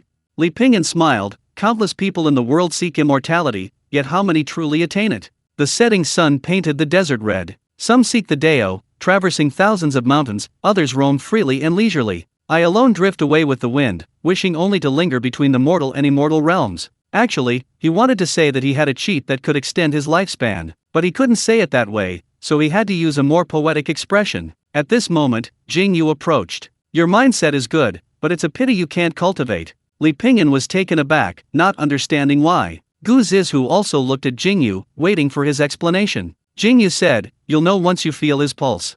Gu Zizhu immediately felt Li Pingyan's pulse and then used his true energy to examine his danshan. He was first astonished by the strength of Li Pingyan's qi and blood, somewhat horrified. It was so powerful, even surpassing some ordinary cultivators. His true energy was also profound and enduring. His yang fire was strangely vigorous. Furthermore, on each of Li Pingyan's danshan acupoints, there was a dark mass. Gu Zizhu tried to examine it, but the dark mass was incredibly strange, as if it could devour everything. He felt nothing in his danshan, and all his body's acupoints were blocked. It was truly as Yingyue said, he would probably never be able to embark on the path to immortality. Gu Zizhu pondered for a moment. Very well, entering the immortal path is like entering a deep sea. Living a carefree life as an ordinary martial artist isn't a bad choice. Li Pingyan smiled and withdrew his hand, realizing he couldn't cultivate. Slightly disappointed, but that was all. He continued intently carving the hibiscus tree. If you want to make a knife, do you have a sketch? Gu Zizhu asked. Li Pingyan shook his head. I just wanted to carve out a shape first. I know a friend who's a skilled blacksmith in Yumen Pass. Why don't you have him make a sketch for the knife? That would be perfect. Li Pingyan didn't refuse Gu Zizhu's offer. To be honest, he wasn't very good at wood carving. Yingyue tried to walk alongside the two to show his status. At this moment, Wang Yi tugged at him from behind. The Lord is speaking, don't get too close. Yingyue was furious. He'd rather die than be humiliated, and threatened to twist Wang Yi's head off to use as a chamber pot. Wang Yi scoffed, saying he couldn't beat the master, but he could easily defeat him. Yingyue boasted that he was a genius the academy saw only once in 200 years. The children all expressed disbelief, even the most well-behaved Zhaolinger blinked. Their goodwill towards the academy diminished somewhat. Seeing Yingyue so angry, Aliyah kindly comforted him. Fine, we'll believe you then, okay? You're the best in the world. But this only made Yingyue angrier. It sounded like she was pitying him. Just then, in the distance, yellow sand billowed, carrying large amounts of flying dust and stones. Chapter 76 Entering the Pass. There's something ahead. It's the corpse demon army. Yingyue laughed heartily. Are you crazy? What are you laughing at? Wang Yi asked, puzzled. Yingyue said proudly, finally, it's my time to show off. Several fast horses galloped towards them, the leader shouting, run, you guys. Danger behind us. Wang Yi and the others watched the scene unfold. Whirls of wind whipped up yellow sand high into the air, like plumes of smoke rising from the ground, sweeping in with overwhelming force. Seeing this, Aliyah and the other children couldn't help but feel a little scared. Uncle, are we really not going to run? Li Pingyan didn't speak, but Gu Zizhu, leading the way, took a swig of strong liquor, his eyes shining even brighter. Run, you guys.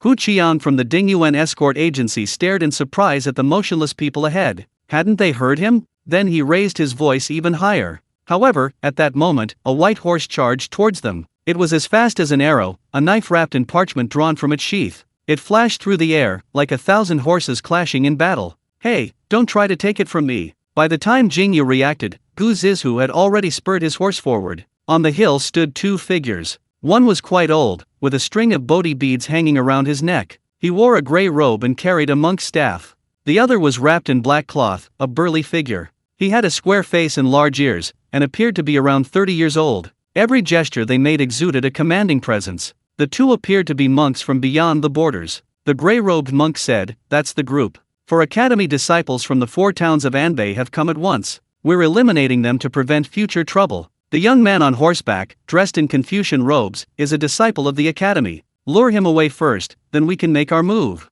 The black-robed monk said, "For children are a perfect offering to Buddha." Before he finished speaking, a figure shot towards them. The black-robed monk was startled and extended a hand as large as a winnowing basket. A flash of cold light, and his robes tore open with a plop, blood gushing out. So fast. Li Pingyan didn't give him a chance to react, flicking out a finger. He lightly touched the monk's yang acupoint, and true energy surged. The black-robed monk's mind buzzed, his vision went black, and his body involuntarily leaned forward. The gray-robed monk instinctively took a step back, his blood and energy surging like a rolling wheel. Before he could even make a move, a chill ran down his spine. The gray-robed monk swung his palm backward, the force of the blow blocking the flying sword. Li Pingyan swept his leg out, striking the gray-robed monk's left leg with a thud, sending him sprawling to the side. The power was overwhelming, sending a chill down the gray-robed monk's spine. Azure Fate, single-minded focus activated. A thought flashed through his mind. Enhancing his focus in battle, Li Pingyan discerned his opponent's movements. The gray-robed monk was forced to retreat, losing his initiative and falling into a disadvantageous position.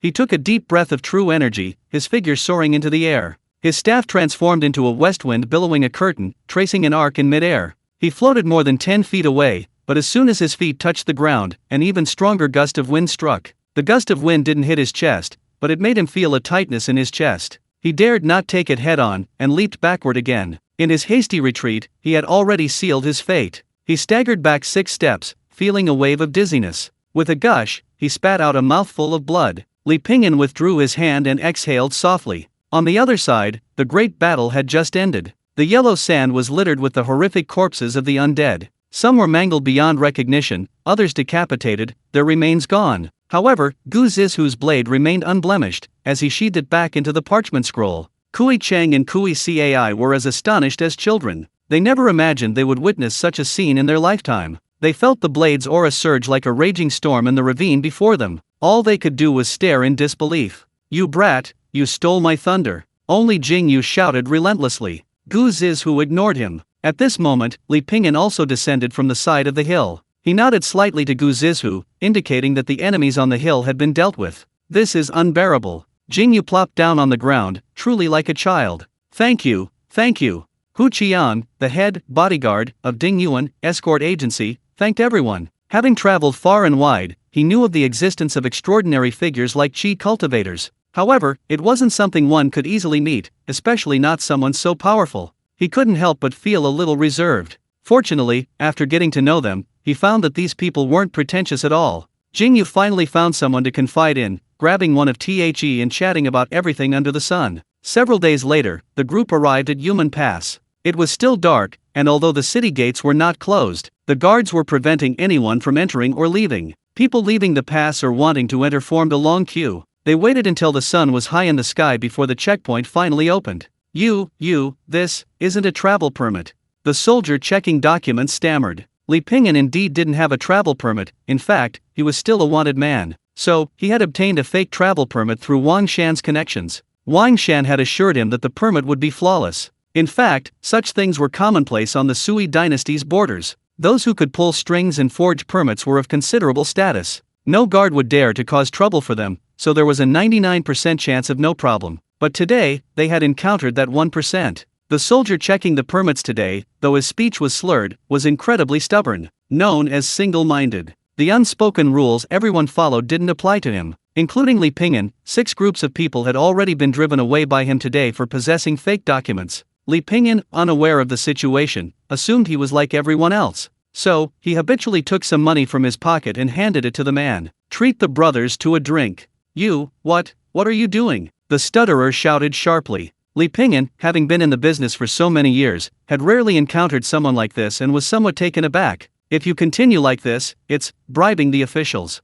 Hu Qian, the head bodyguard of the Dingyuan escort agency, knew it was his time to shine and quickly stepped forward. "Young man, I'm friends with your General Li. We just had drinks the other day. Could you do me a favor?" The stutterer remained unmoved. This is the rule. I can't do you a favor."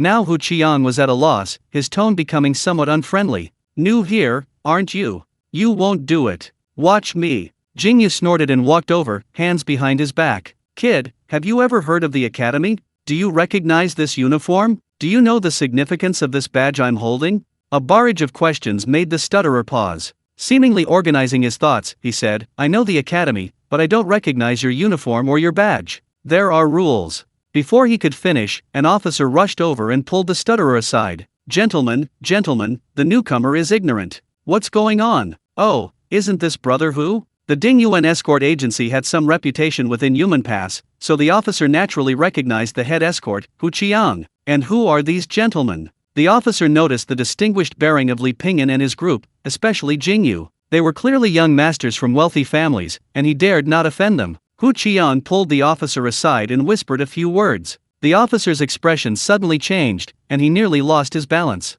He swallowed hard and quickly bowed, saying, It's all a misunderstanding, everyone. The newcomer is ignorant. I hope you gentlemen will forgive his rudeness and not hold it against him. Jingyu wanted to say something more, but Li Pingyan stopped him. It's all right. The group passed through smoothly, and Li Pingyan turned around. The stuttering boy was being scolded by the officer, his head hanging low with a wronged expression. Then, the officer, still cursing, kicked him twice. He squatted in the corner, seemingly unaware of what he had done wrong. Although the thermal imaging couldn't see his expression, Li Pingyan knew he must be extremely aggrieved. Just like when he was in school, on his first day as a student on duty, he was in the hallway monitoring who was littering. He ended up catching the principal and getting a severe scolding from the teacher. That's when Li Pingyan learned that some rules don't work for some people. Chapter 77 The Blacksmith. Finally, some people around. Jingyu complained. After walking in the desert for so long, seeing the bustling streets felt strange to everyone. The children's shoes were worn out, and their feet were aching. Wang Yi was alright, he had practiced martial arts since childhood and had some foundation. The other three children, however, were struggling. So, Li Pingyan decided to rest for a couple of days and look for the skilled blacksmith Gu Zizhu had mentioned. They found an inn and settled in. Li Pingyan followed Gu Zizhu to a blacksmith shop in the West Market. One door to the blacksmith shop was closed, as was the other. Inside, the red glow of hammers shone brightly, and the clanging of hammers echoed incessantly. Gu Zizhu pushed open the door without hesitation and went inside. A wave of heat hit them as soon as they entered. The air was thick with the unpleasant smell of rust. Old M.O., come to the backyard. A hoarse voice came. The two entered the backyard, which was piled high with various things, looking at first glance like a small factory. A large, burly man stood with his back to them, continuously swinging a hammer. Why are you back, kid? Gu Zizhu replied, I found it and came back. The man stopped hammering and turned around, his eyes slightly surprised. Found it? Yes. Then the man's gaze fell on Li Pingyan, or more precisely, on the hibiscus tree he was carrying. Hibiscus? Looks like you really found her. I came to find you this time because I need your help. Suner gave him the hibiscus tree before she left and promised to forge a knife for him. The man turned back around and continued swinging the hammer. I can help, but forging the fusang tree isn't an easy task. I won't let you help for nothing. The man hesitated for a moment. Alright, leave the fusang tree here. Li Pingyan left the fusang tree behind and left the blacksmith's shop with Gu Zizhu. Halfway there, Gu Zizhu suddenly said, You go back first, I have some things to do. After parting ways with Gu Zizhu, Li Pingyan wandered the streets for a while. He came to a stall and ordered a large bowl of mutton stew. The bread pieces were in the middle, surrounded by broth. Locals called it water-surrounded city. After finishing, the bowl was empty of broth, bread, and meat. Li Pingyan ate a large bowl, wiped his mouth, and thought it was quite good. He then prepared to ask the owner for several more portions to take back to Aliyah and the others. At this moment, a sudden tremor came from the street. Following the sound, everyone looked and saw a magnificent horse galloping through the street, kicking up a cloud of dust. This was a bustling marketplace, teeming with people. In a panic, they scrambled to the sides. A woman, pulling a young girl along, was pushed to the ground in the jostling. The tall horse's hooves were about to trample the unfortunate women. Just then, a figure shot out. His body, as heavy as a mountain, slammed into the horse, grabbing its head with both hands. The blue bricks beneath his feet shattered, yet he managed to bring the charging horse to its knees. Li Pingyan, standing not far away, his copper coins about to fly out, suddenly stopped. Slightly surprised, they looked at the man who had attacked them. It was the stutterer who had stopped them at the city gate. The surrounding civilians quickly moved aside, relieved to be unharmed, and watched the commotion. The young master in brocade robes was helped up by his servants who had rushed over, and charged angrily. You son of a bitch, how dare you? The soldier A Wu, who had been traveling with the stutterer, twitched slightly. although he didn't recognize the young master. The horse he rode was enough to identify him. It was entirely crimson, without a single stray hair. Even the highest-ranking officer they had ever seen, the commander of 1,000 men, didn't own such a horse. Awo knew that letting the stutterer speak would only escalate the situation, so he steeled himself and stepped forward. I am Awo from the army. This is my colleague. In the heat of the moment, while trying to save someone, he injured your beloved horse. Before he could finish speaking, he was kicked by the man. Go to hell. The kick wasn't very powerful, especially since Awo was wearing armor, but he pretended to be exhausted and collapsed to the ground, hoping to vent the young master's anger. The young master in brocade then turned his attention to the stuttering boy who had stopped him earlier, but unexpectedly, the boy stepped forward. You, riding a horse in the middle of the city, attacking soldiers. You're courting death. Wealthy young masters have always been arrogant. If this is the case in the capital, how much more so in the borderlands, a place of utter lawlessness. Arrogant and domineering, he was no different from a bandit. The young master in brocade reached for his sword, but the other man, though slow to speak, was quick to act. His hand had just touched the hilt when the other man's hand gripped his. Snap! Ah! The young master in brocade's expression changed drastically. Upon seeing their young master being attacked, the surrounding servants rushed forward, completely unfazed by the official's attire. The stutterer kicked one servant away, then punched another, sending him flying backward. Within moments, several trained servants lay on the ground, speechless with pain. Follow, I'm going to the yamen. The young master in brocade sneered. Fine. You just wait. Oh, who was traveling with him, felt like dying. Once a fight broke out, this matter would not end peacefully. The stutterer reached behind him to pull out a chain to fasten the other man. Who dares to injure my young master here? The stutterer looked up. Before the voice even reached his lips, the man was already in front of him. His fingers, like hooks, gripped the stutterer's neck. He shoved him down, his knee slamming into the stutterer's head with a loud thud. The stutterer staggered back a few steps, his eyes wide. The newcomer was a tall, thin old man, dressed in fine clothes. He does have some brute strength. Uncle Chien, cripple him. The young man in brocade robes roared, rubbing his numb hand. You're coming with me too, the stutterer said. The old man's lips curled into a contemptuous smile. Such arrogance. In all these years, this is the first time I've encountered someone so fearless. He stomped his left foot and flicked his right, aiming for the stutterer's pulse point. The stutterer dodged to the side, feeling a chill on his right arm as a cut appeared. He jumped back hastily, his sleeve torn, leaving a bloody gash on his arm. His opponent's first move was a deadly attack. Enraged, the young man clenched his fists and swung them back. The old man's expression changed slightly. The power of this punch far exceeded his expectations. It caught him off guard. Then came another punch, even more vicious than the first. The old man dared not take it head-on again, narrowly dodging the blow. The young man instinctively pressed his advantage, but held back slightly. Not wanting to kill, he raised his foot and kicked the old man's knee. The kick sent the old man crashing to his knees, his fist stopping 3 inches from the young man's face. You lost. Before he could finish speaking, a cold glint flashed in the old man's eyes. He suddenly extended his finger, swift as a snake, aiming straight for the young man's throat. Chapter 78 Yingyue of the Academy. Puft! The old man cried out in pain, a chopstick appearing in his hand. Blood gushed out. The next second, the dazed little boy, regaining his senses, pressed him to the ground. Li Pingyan pulled out an extra coin and placed it on the table. Consider it compensation for the chopsticks.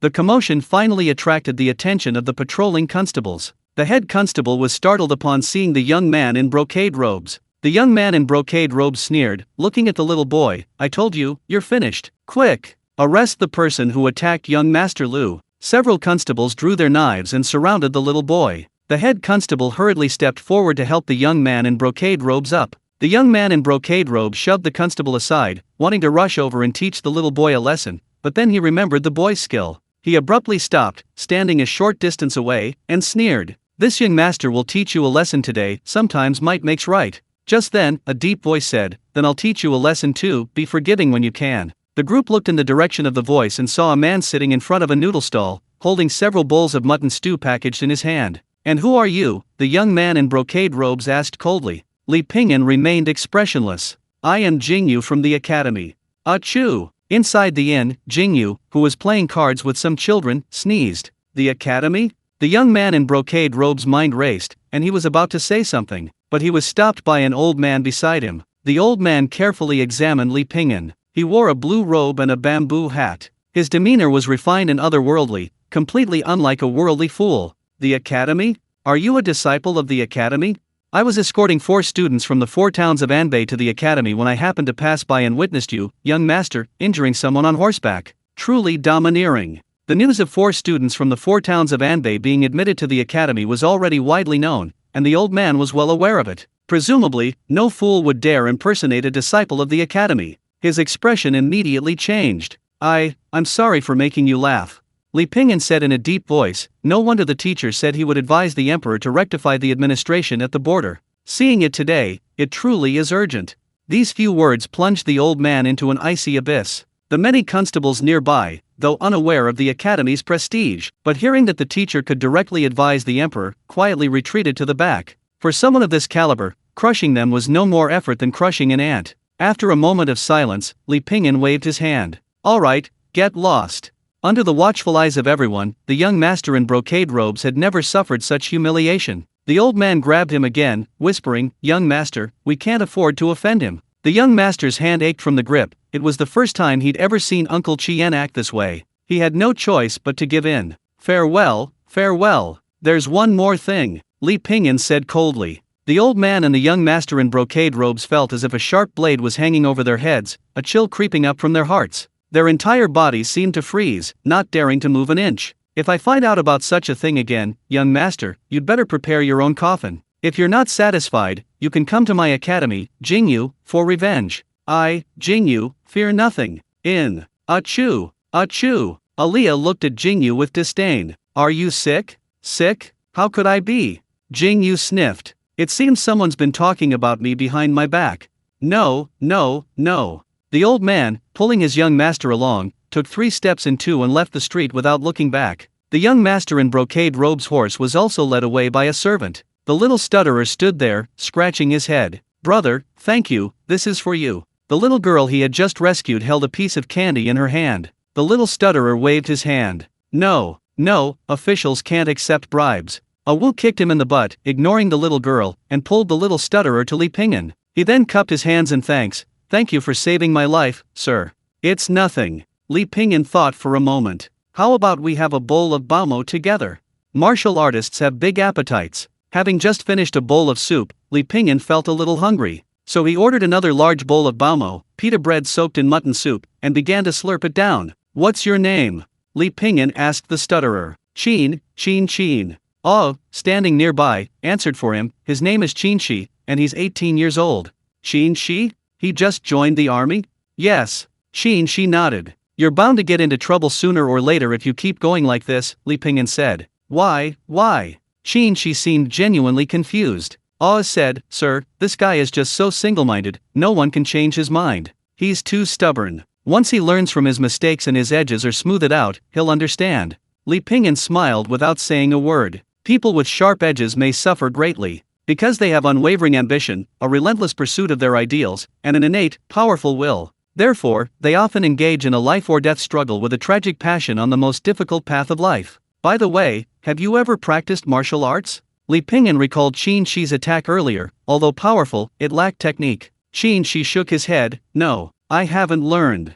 Li Pingyan nodded. With such a natural talent, it was truly a pity he didn't learn martial arts. However, Li Pingyan wouldn't be staying at Human Pass for long, otherwise he would have been willing to teach him. He hoped that someone like Chin Shi would receive divine favor. After finishing the bamo, pita bread soaked in mutton soup, Li Pingyan returned to the inn. The others hadn't eaten yet, but the aroma of the bamo immediately perked them up. Yingyue looked at his bowl of bamo. It was clearly a larger portion. He patted Li Pingyan on the shoulder, a promising young man. Li Pingyan smiled and muttered softly, consider it compensation. Compensation for what? Nothing. The next morning, Gu Zizhu bid farewell to Li Pingyan. He had promised the blacksmith he would do something for him, and the blacksmith had made a fine knife for Li Pingyan. Li Pingyan gave a slight bow. Thank you for your hard work, brother Gu. No need to be so polite, I've already spoken with old Mo. However, I'm afraid I won't be able to escort you to the academy this time. Please take care on your journey. The two parted ways. Following Gu Zizhu's instructions, Li Pingyan went to the blacksmith's shop to find old Mo in the afternoon. The hibiscus tree still stood straight in the courtyard, showing no signs of any alteration. Beside the hibiscus tree stood a young woman. She was young, appearing to be no more than 16. She had an oval face, long, curled eyelashes, and bright, expressive eyes. She was tall with a slender waist, but her breasts were somewhat flat. Seeing Li Pingyan arrive, she glanced at him. "Who are you looking for?" "I'm looking for old Imo, as we agreed yesterday." Li Pingyan pointed to the hibiscus tree beside him. The young woman nodded and called out to the side room, "Father, someone's looking for you." Chapter 79 Walking on Stakes. Old Imo emerged from the side room, seemingly having just washed his face. He held a towel in his hand, wiping the dampness from his face. He asked directly, "What are your requirements for the knife? What kind do you want?"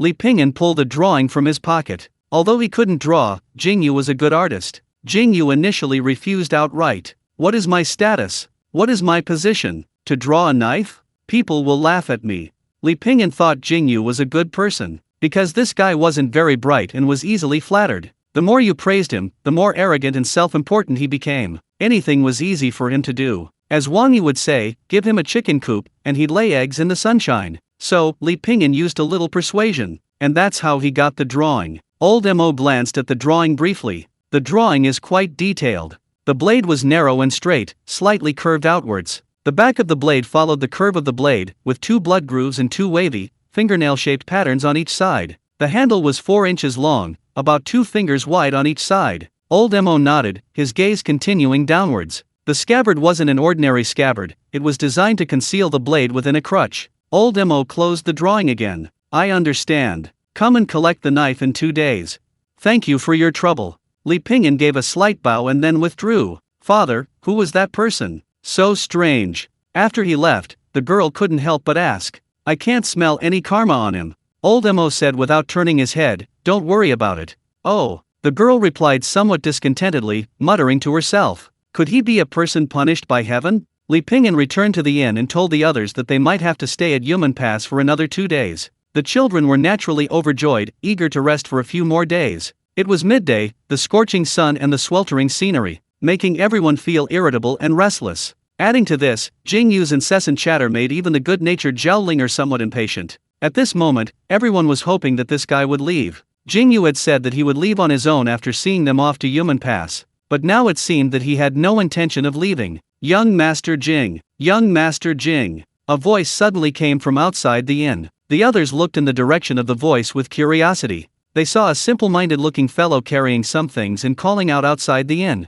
"Hey, what do you want with Yingyu?" Wang Yi asked. The stammering Qin Shi looked up. I'm looking for young Master Jing. My mother told me to come and thank him." "Oh." Upon hearing this, everyone in the room looked at Jingyu in surprise. Jingyu paused for a moment, then straightened up. He gave a light snort, speaking with considerable pride. "Is that so strange? This young master has traveled the world, always ready to help those in need, a true hero. Naturally, I have friends all over the world. Hearing I'm here, they all come to thank me." Under the astonished gazes of the crowd, Jingyu walked out with his hands behind his back. Looking at Qin Shi before him, Jingyu was speechless for a moment. "Aren't you the guard at the gate? We know each other before?" Qin Shi shook his head. No, I don't know him." "Then why did you call me?" I'm looking for Jingyu from the academy." "That's me." Qin Shi still shook his head. "You're not." Just then, Li Pingyan returned from his walk. Qin Shi's eyes lit up, and he hurriedly ran over. "Jing, young Master Jing." Li Pingyan paused for a moment, then suddenly remembered. He had used the name Jingyu that day, and couldn't help but smile. "Actually, my name is Li Pingyan. What do you need me for?" "I went back and told my mother about it. My mother asked me to invite you to my house for dinner, and also asked me to bring you some things." Li Pingyan said, "No need for the things. I haven't eaten yet, so I'll just come and freeload." "Oh, then come with me." Before leaving, Li Pingyan said something to Jingyu. "Don't wait for me for dinner tonight." Jingyu stood there, dumbfounded. The people on the second floor suppressed their laughter. Qin Shi's family wasn't wealthy, they lived in a small mud house with east and west rooms. Qin Shi's father had died in the army years ago. Leaving behind a widow and her son, life was difficult. But fortunately, they received subsidies and were cared for by several comrades in arms. This allowed Qin Shi to join the army and obtain a decent position. That Qin Shi kid, he's never been very bright. He finally got a position, and within days he'd caused a huge mess. Luckily, the young master came to his rescue. Qin's mother served Li Pingyan a bowl of chicken soup. The chicken soup tasted good. Qin Shi's expression suggested he hadn't eaten chicken in a long time. Qin's mother gave the chicken leg to Li Pingyan. Li Pingyan felt Qin Shi's gaze and gave him the chicken leg. Qin Shi then gave the chicken leg to his mother. His mother glared at him, then placed the chicken leg in Li Pingyan's bowl. Li Pingyan smiled helplessly and accepted the chicken leg. After eating and drinking his fill, the sun was setting. No one lies on the ox's back in the setting sun, only a few crows returning home. Night was about to fall, and the sunset carried a tranquil and serene zen-like quality. In his leisure time, he sat on the steps. Watching the pebbles rise and fall in his hand, his heart calmed down. "What do you want to do in the future?" Li Pingyan asked. Qi thought for a moment, "To make something of myself, and then let my mother live a good life."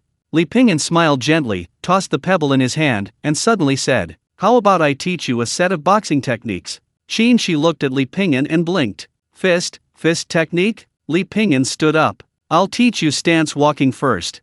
Stance walking, also known as dynamic stance walking, involves repeatedly practicing a chosen posture. 10 times, 100 times, 1,000 times, 10,000 times, allowing the body's qi and blood to circulate along fixed pathways. With prolonged practice, one can achieve the circulation of internal meridians. As the saying goes, practice a fist 1,000 times, and its meaning will become clear. Li Pingyan demonstrated stance walking once, practicing faster and faster. With the final step, he stepped on a rock the size of a head. The foot exerted force instantly, and the rock made a muffled thud. Then it shattered in two. "I can do that too," Qi said. Li Pingyan swept away the rubble, revealing a small stone underneath that didn't break. "It's not about using brute force, but about learning how to control your power."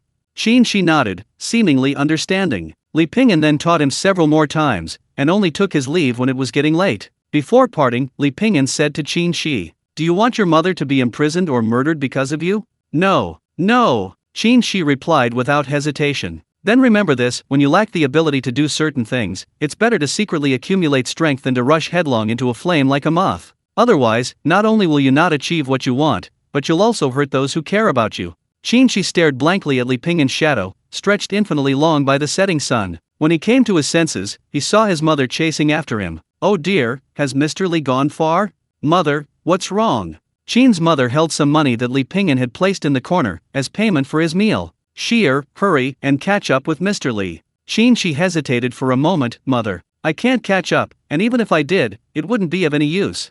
Qin's mother sighed, "He's truly a good man. Sheer, remember this, you must repay Mr. Li when you have the chance." Chapter 80. I find the capital city incredibly charming. When the appointed day arrived, Li Pingyan went to the blacksmith's shop to collect his knife. Old Mo tapped his pipe and took the knife, wrapped in a rag, from the counter. Li Pingyan took it and unwrapped the cloth. Just as he had expected, the scabbard had transformed into a bamboo walking stick. The knife was hidden inside. Li Pingyan took a deep breath, feeling inexplicably nervous. He pressed down on the hilt and slowly drew the knife. A glint seemed to appear in Li Pingyan's eyes, a lively aura flowed and swirled across the blade. He flicked his finger lightly across the blade. Clang! A crisp sound rang out, and a cold glint flashed. Li Pingyan frowned slightly, thinking he had misheard. He ran his hand over the blade, feeling a chill creep over him. It was as if a layer of mist had been shrouded the blade, and the temperature had suddenly dropped. Li Pingyan asked, puzzled, how did the fusang wood turn into a steel knife? Logically, even with Old Mo's superb craftsmanship, he shouldn't have been able to completely transform the material of fusang wood. Old Mo, without turning his head, replied, "Fusang is ever-changing, without a fixed form, and can take on 100 forms. What you desire is a knife, and it becomes a knife." Li Pingyan nodded thoughtfully, inwardly marveling at its wonder. Old Mo continued, "With it, you can fight against cultivators. Fusang can break all spells. In simpler terms, if you were fighting a qi refining cultivator, and they breathed fire at you, could you handle it with an ordinary sword?" Li Pingyan shook his head. Old Mo continued to explain, "But with the fusang blade, things are different. The fusang blade's special characteristic is its ability to neutralize these spells. With it, you can cut through flames. Before, when you encountered cultivators, you were treated like dirt, but now you have the power to fight back. Using the fusang blade, you can even catch your opponent off guard and beat them up like dirt." Li Pingyan drew the entire blade and tried swinging it a couple of times. It was truly incredibly easy to handle. Neither too heavy nor too light, neither too long nor too short. "Thank you, Master Mo. No need to be polite. I didn't help you for nothing, Gu Zizhu has already paid for you." Li Pingyan sheathed the fusang blade, turning it back into an ordinary bamboo stick. Logically, given my relationship with Gu Zizhu, he shouldn't hesitate to ask me for a favor, but fate has other plans. Old Mo took out a wine gourd from his waist. "I'll give you a sip of wine, it's a way of showing my friendship with Gu Zizhu." Li Pingyan wanted to refuse, but worried about offending the other party. So he pulled the stopper from the gourd and took a sip. The spicy taste lingered in his mouth, as if a fire was burning in his throat. After swallowing the wine, he felt a burning sensation rushing straight to his dantian. Then it spread throughout his body via his meridians, permeating every part of him. A blush rose on Li Ping'an's face, the effects of the wine lingered, making him feel numb all over. It was a very strange feeling. At first, he wasn't used to it, but after getting used to it, he felt as if this power had become a part of his body. You're destined to be without cultivation in this life, yet the power of your qi and blood is stronger than that of ordinary cultivators. Your body won't be able to withstand it. Giving you a sip of wine is quite a bargain for you. You need to digest this power slowly. Don't rush things. A steady, methodical approach is far better than anything else. Li Ping'an cupped his hands respectfully and said, "Thank you, senior. By the way, here are the seeds of the fusang tree for you." Li Ping'an carefully put away the seeds. He had promised Yen Sun he would help her deliver the fusang tree seeds back to the southern duke's mansion. The next morning, after resting for a few days, the southward-bound team regrouped and resumed their journey. Gu Zizhu, who had been traveling with them, left, and Yingyue was also leaving. As Yingyue was leaving, he patted each of them on the shoulder in turn. "Your vision is low, but I don't blame you. Once you get to the academy, you'll see how powerful I am." Having said that, he spurred his horse and rode away. The others watched his departing figure, feeling a pang of sadness, even though Yingyue was quite annoying. Wang Yi said, "Actually, I know he's probably quite capable." Aliyah nodded, "Yeah, he's just too clueless." Pang Jun nodded in agreement. Zhao Linger said, "My father said that people who seem carefree on the surface can be very reliable when they get serious." But not long after, Yingyue rushed back. "Oh my god, I left my things at the inn. My teacher is going to scold me to death." The others were silent for a moment. "Wang Yi, I take back what I just said." Aliyah shook her head. For the first time, Zhao Linger felt that what her father said wasn't always absolute. Having just acquired a weapon, Li Ping'an treated it like a precious treasure, feeling somewhat uncomfortable no matter how he handled it. He was afraid of losing it, afraid of damaging it. Suddenly, he chuckled to himself, realizing he was acting like a child. At a ferry dock, the sun was high in the sky, illuminating the green willows on the shore. The lake shore was covered with reeds taller than a person, a lush green expanse as far as the eye could see. A cool breeze swept across the lake, creating ripples. Being there felt like being in the warmth of spring. Whether it was due to too many people taking the boat or some other reason, there were no large boats at the ferry dock. Only a few small passenger boats remained. The group heading south arrived at the ferry dock, Li Ping'an leading the way. "Boatman, are you going to Feng Shui Prefecture?" On the boat was an old man nearing 50, and two bare-armed men, presumably the old man's sons. The old man walked over and sized up the group. Seeing they had 4 children, he assumed they were out sightseeing, but their clothes suggested they were traveling. Going, want to charter a boat? How much does it cost to charter a boat? At this time of year, going to Feng Shui Prefecture is upstream by boat, so the price is double. Including food and supplies, it'll be about 600 copper coins. Li Ping'an raised an eyebrow slightly. The price for chartering a boat was a bit expensive. The old man noticed Li Ping'an's hesitation and said, "If you don't want to charter a boat, you can wait and share a boat with others." The group ate their dry rations by the ferry while waiting to share a boat. Wang Yi was diligently practicing his stance training. He had previously pestered Li Ping'an to teach him martial arts, and Li Ping'an had taught him stance training. Actually, Wang Yi had learned stance training before, but it was just too tedious and boring. But now that the master had spoken, Wang Yi was filled with motivation. It was like the richest man pointing out a path and saying that if you keep going, you'll succeed like me. Li Ping'an sat at the bow of the boat, chewing on his dry rations. Old Niu stared at the rations in his hand, seemingly thinking that he'd eaten half and left the other half for himself. Upon reaching Feng Shui Prefecture, the capital would be closer. Traveling by official road would be faster, taking only 4 or 5 days. He'd heard that the capital was a tapestry of flowers and jeweled carriages, its streets filled with the fragrance of fine horses. Li Ping'an smiled and tossed his rations into the river where fish gathered. Old Niu, seeing this, turned his head away in a huff. "I find the capital so alluring, I suppose the capital finds me the same way." Chapter 81 Giant Python. The boat departed from the ferry dock, gliding leisurely across the river. A gentle breeze stirred, the water rippled not. The boat rose and fell with the waves, moving slowly forward. The sound of the oars was incessant, creating concentric circles of ripples on the water. The rhythmic rise and fall, so fast, gave one a feeling of ethereal bliss. Wang Yi was still practicing his walking stance, but walking on a boat was not like walking on land. No matter how he walked, it was uncomfortable. Kui Cai tugged at the young master, preventing him from going too far. There was a group of people on the boat who looked extremely hostile. The leader was tall and thin, like a bamboo pole, with a cunning and treacherous appearance. The journey to Feng Shui Prefecture would take 4 days by water. The first 2 days were peaceful, but by noon on the third day, after eating fish for 2 days straight, everyone was quite content. The fish head soup was delicious and juicy, and the fish meat was tender and delicate. They ate with great relish. Stir-fried fish with a few seasonings was a feast for the eyes, nose, and palate, light and refreshing. Splash!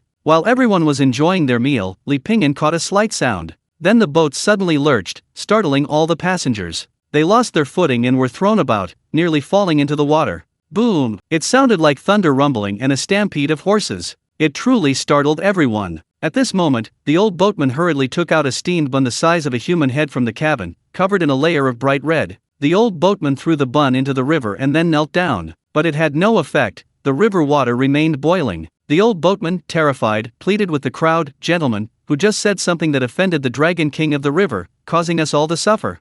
Seeing the old boatman so frightened, the crowd panicked even more. Just then, someone exclaimed, "It was him. He said he'd throw that woman overboard." The crowd looked in the direction of the voice and saw a young couple on a trip. Both were engaged. In the midst of their playful banter, the man casually remarked, "If you don't behave, I'll throw you overboard." The woman replied, "Go ahead and throw me." These words had been spoken a day earlier. Logically, even if something happened, it wouldn't concern them. But now, everyone was desperate, grasping at straws. As long as they could save their own lives, who cared about the lives of others? The old boatman approached, saying, "You've incurred the wrath of the River Dragon King. If you don't throw this girl into the river now, we'll all be dead." The little girl had never seen anything like it before. She was immediately terrified, her face turning deathly pale. The man, of course, couldn't bear to let his woman be thrown into the river, so he shielded her in front of him. The old boatman and the man were locked in a stalemate. The tall, thin man sitting at the corner of the boat waved his hand. Instantly, several men beside him rushed over and pulled the man away. They snatched the woman from him and were about to throw her into the river. Seeing the girl's pitiful cries, 2 scholars tried to intervene, but the tall, thin man shoved them aside. "Get out of the way." Just then, a figure jumped down. He kicked one of the men in the face and shouted, "Let go of that girl." Wang Yi, small as a feather, stood before the men, like a rabbit blocking the entrance to a wolf's den. "Whose brat is this? Get out of the way." Another man raised his foot and kicked. Unexpectedly, Wang Yi moved nimbly, dodging the punch. He took a step forward and landed a punch on his opponent. However, it felt like hitting a steel plate. The man was enraged and reached out to grab Wang Yi. He was about to throw him into the river as well. A sharp slap rang out as the man was struck. His left cheek immediately swelled up. Blood trickled from the corner of his mouth, and he staggered back 2 steps. Kui Cheng and Kui Cai. One protected their young master, while the other stood in front of the man. The river is raging, and fortune is unpredictable. What does this have to do with a mere woman? Kui Cheng said sternly. The tall, thin man grinned sinisterly. "You're quite the busybody. This is called helping those in need." Wang Yi said. The river current grew stronger. The tall, thin man, knowing his opponent was skilled, turned to the crowd on the boat and shouted, "Fine. If we don't throw this woman overboard, we'll all die together." Upon hearing this, the crowd, who hadn't intended to show off and were just watching, couldn't stand it anymore. They immediately shouted, "Who told her to be so foul-mouthed?" "Exactly. Why should we die with her? Just throw her overboard already. It's none of our business." A group of people cried and screamed, fearing a wave would capsize the boat. 2 women stepped forward. "If you won't help, we will." They reached out to grab the woman, but Kui Cheng grabbed her. The woman couldn't struggle and sat down heavily on the boat. She screamed loudly, "Is there no law anymore? I don't want to live anymore." Wang Yi felt the malicious gazes of the crowd, being condemned by everyone. Suddenly, he felt a pang of regret. At this moment, Aliyah shouted, "Are you all being unreasonable? Does having more people mean you're right? Does having the loudest voice mean you're right?" This shout snapped Wang Yi out of his daze. His neck stiffened, and he joined in the shout. Immediately, someone cursed, "A bunch of immature brats, orphans, and worthless bastards. Who gave you the right to speak? There are so many of us, we're not afraid of them." Yes, yes. In an instant, the crowd was filled with righteous indignation. Kui Cheng and Kui Cai were no match for so many people. Helplessly, they looked at Li Pingyan sitting at the bow of the boat, but they found Li Pingyan unmoved, as if he hadn't heard anything. "Sir!" Suddenly, a huge shadow appeared on the river. Then, a clear whistle rang out. The water parted, and the shadow stretched out eerily. The head of a giant snow-white python appeared before them, opening its mouth and emitting a piercing roar. Like a blood-red basin, its fangs were hooked and densely packed. A single, sharp horn protruded from its forehead, making it both ferocious and terrifying. Everyone felt as if they had frozen in place, a chill running down their spines. With a single, sharp movement, the enormous snake head shot out like an arrow. Li Pingyan stood up, the churning river water splashing onto him, but the boiling blood and qi transformed it into wisps of mist, causing his clothes to flutter in the wind. He stood at the bow of the boat, his back to the others, facing the giant python. His small body seemed as if it would succumb to the gale and be blown off the boat in the next second. Li Pingyan gripped the handle of his cane and said softly, "Don't embarrass me in the first battle." With that, he drew his cane sword. A single, diagonal slash slashed out. The river trembled, steam billowed. The blade flashed like goose feathers, like leaves swept away by the wind. The calm air rippled like the surface of water, rising and falling, from bottom to top, from front to back. It began with a surge and ended with a sway. The giant python's body paused slightly. A mournful howl echoed all around, plaintive and poignant. Chapter 82. The reek of alcohol enters the intestines. Li Pingyan sheathed his sword. The sword gleamed cleanly as it went back into its sheath. Li Pingyan nodded in satisfaction. Not bad, not bad. He gently stroked the blade, his eyes filled with affection. Old Niu stood to the side, watching him with resentful eyes. That fickle, tasteless man. Silence reigned on the boat, broken only by the sound of the river lapping against the hull. "Sir, you're amazing!" Aliyah exclaimed excitedly. Wang Yi, hands on his hips, said smugly to the men who had clashed with them earlier. "My sir, that's my sir, isn't he amazing? Why aren't you all shouting anymore?" Li Pingyan, brushing the water off his clothes, said, "Boatman, let's do this giant python for everyone, to calm our nerves." The old boatman was stunned for a long while before hurriedly agreeing. Such a huge python, it must be some kind of spirit. In the past, the old boatman certainly wouldn't have dared to eat it, but now even the immortals have spoken. The old boatman hurriedly called for his son's help. Li Pingyan returned to the bow of the boat and sat down again. Now no one dared to speak anymore. The woman who had been shouting the loudest slunk back. The tall, thin man and several other men remained silent. The couple who had narrowly escaped this misfortune came to thank Li Pingyan, but he only said, "You're welcome." He said nothing more. Zhao Linger and Aliyah were seeing Li Pingyan in action for the first time. At this moment, the two little girls were staring at Li Pingyan curiously. Wang Yi, on the other hand, excitedly continued practicing his stance training. He dreamed of one day being as powerful as Li Pingyan. After this incident, the old boatman quickly cleared out a private room on the boat for Li Pingyan and his companions. Li Pingyan, of course, refused. Half a day later, the giant python became everyone's meal. The old boatman specially gave Li Pingyan and the others a large bowl of snake soup. The snake meat was incredibly delicious, especially considering the old boatman's excellent cooking skills. It was served piping hot, the flavor lingering on the palate. Li Pingyan ate with relish, finding the soup fragrant and delicious. He asked the old boatman how to make the snake soup. The old boatman, having recovered his composure, began to explain to Li Pingyan in detail. "You've come to the right person. In my life, I only do 3 things: rowing, fishing, and cooking snakes. First, you need to skin the snake meat into strips, remove the bones, and stir-fry it briefly in rendered pork fat. Then, add cooking wine, snake broth, and finally, in an earthenware pot, add ginger slices and scallions." The fishing boats shone brightly under the moonlight, and rows of willows lined both banks. The river water rippled like rolling silver waves, willows swayed gently on both banks, and a cool breeze made the scenery even more captivating. Standing at the bow of the boat, an ancient painting unfolded before him. It was filled with a tranquil, poetic beauty, accompanied by the melodious sound of the erhu. Li Pingyan was involuntarily captivated, thoughts flashing through his mind. Destiny, single-minded devotion. Destiny, diligence can compensate for lack of talent. Both destiny traits activated simultaneously. Not only in reading, but also in cultivation, it had a beneficial effect. It also activated when playing the erhu. With 2 destiny traits mutually reinforcing each other, the speed at which rewards were obtained was much faster. It's like previously only being able to watch videos at 1x speed, now able to watch at 1.5x, or even 2x. Name: Li Pingyan, lifespan 150. Erquan Yingyue LV3, 1500/10,000. Talent: low-grade spirit bone.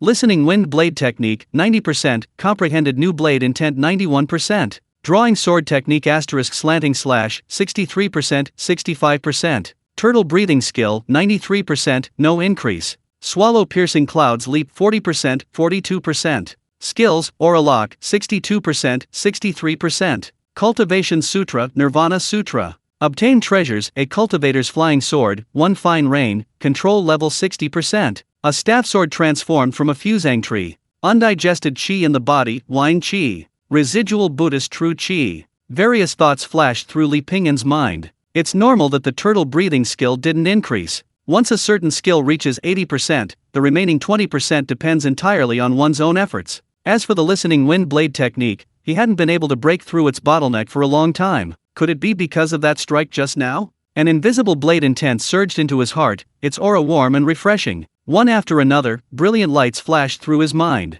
This might not be a blade intent, but rather the allure of life. The remaining aspects showed little improvement, without any qualitative change. What concerned Li Pingyan most was the lingering smell of alcohol within his body, and the residual Buddhist true energy. The Buddhist true energy had lingered in his body ever since he swallowed the relic. It had almost cost him his life, but fortunately, the monk Changqing had passed on the Nirvana Sutra to him. Through continuous meditation, he had digested a considerable amount of the Buddhist true energy. However, a considerable amount remained. As for the smell of alcohol, it was from the time at Jade Gate Pass. The sip of wine that the blacksmith Lao Mo had given him. Its power was immense, in no way inferior to that true energy. Yet it didn't damage his body. Instead, it remained docile, like a maiden guarding her boudoir, awaiting his move. That Buddhist true energy was no longer a threat. The focus now was to quickly digest the potent alcohol fumes. Li Pingyan calmed his mind. Another day passed, and it was evening. The boat finally docked. Although there were occasional ripples, thankfully, it ended without serious harm.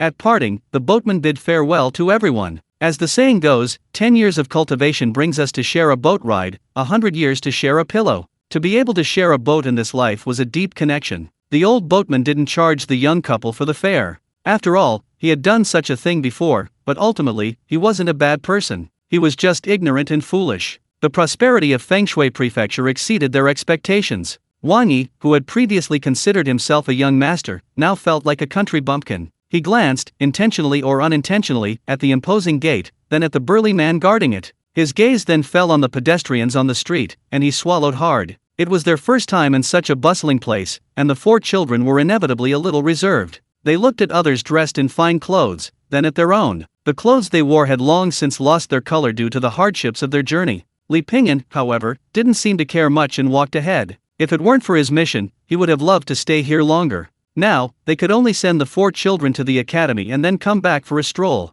That night, Li Pingyan and his party stayed overnight at Fengshui Prefecture. They each bought new clothes and shoes, and then the next day at noon, they headed straight for the capital via the official road. Chapter 83. You are the most unique scenery. The capital city. A handsome man stood at the city gate, fanning himself with a green fan. Clad in white robes with black hair, both flowing gracefully. He exuded a dashing and heroic air, his brows revealing a spirited air. Tall and elegant, he wore fine, ice blue silk. A white ribbon tied around his waist, and a long sword hung at his side. He looked like a jade tree. Yingyue glanced at himself in the mirror every now and then, thinking to himself, damn, he's incredibly handsome. Let them look down on me again. But he waited, and there was no sign of Li Pingyan and his group. They should have arrived by now. Could something have happened along the way? The more he thought about it, the stranger it seemed. Just then, the previously clear sky suddenly became overcast. And soon after, a torrential downpour began. People on the street rushed to take shelter under eaves, squeeze into shops, or run home. In no time, the once bustling street was deserted.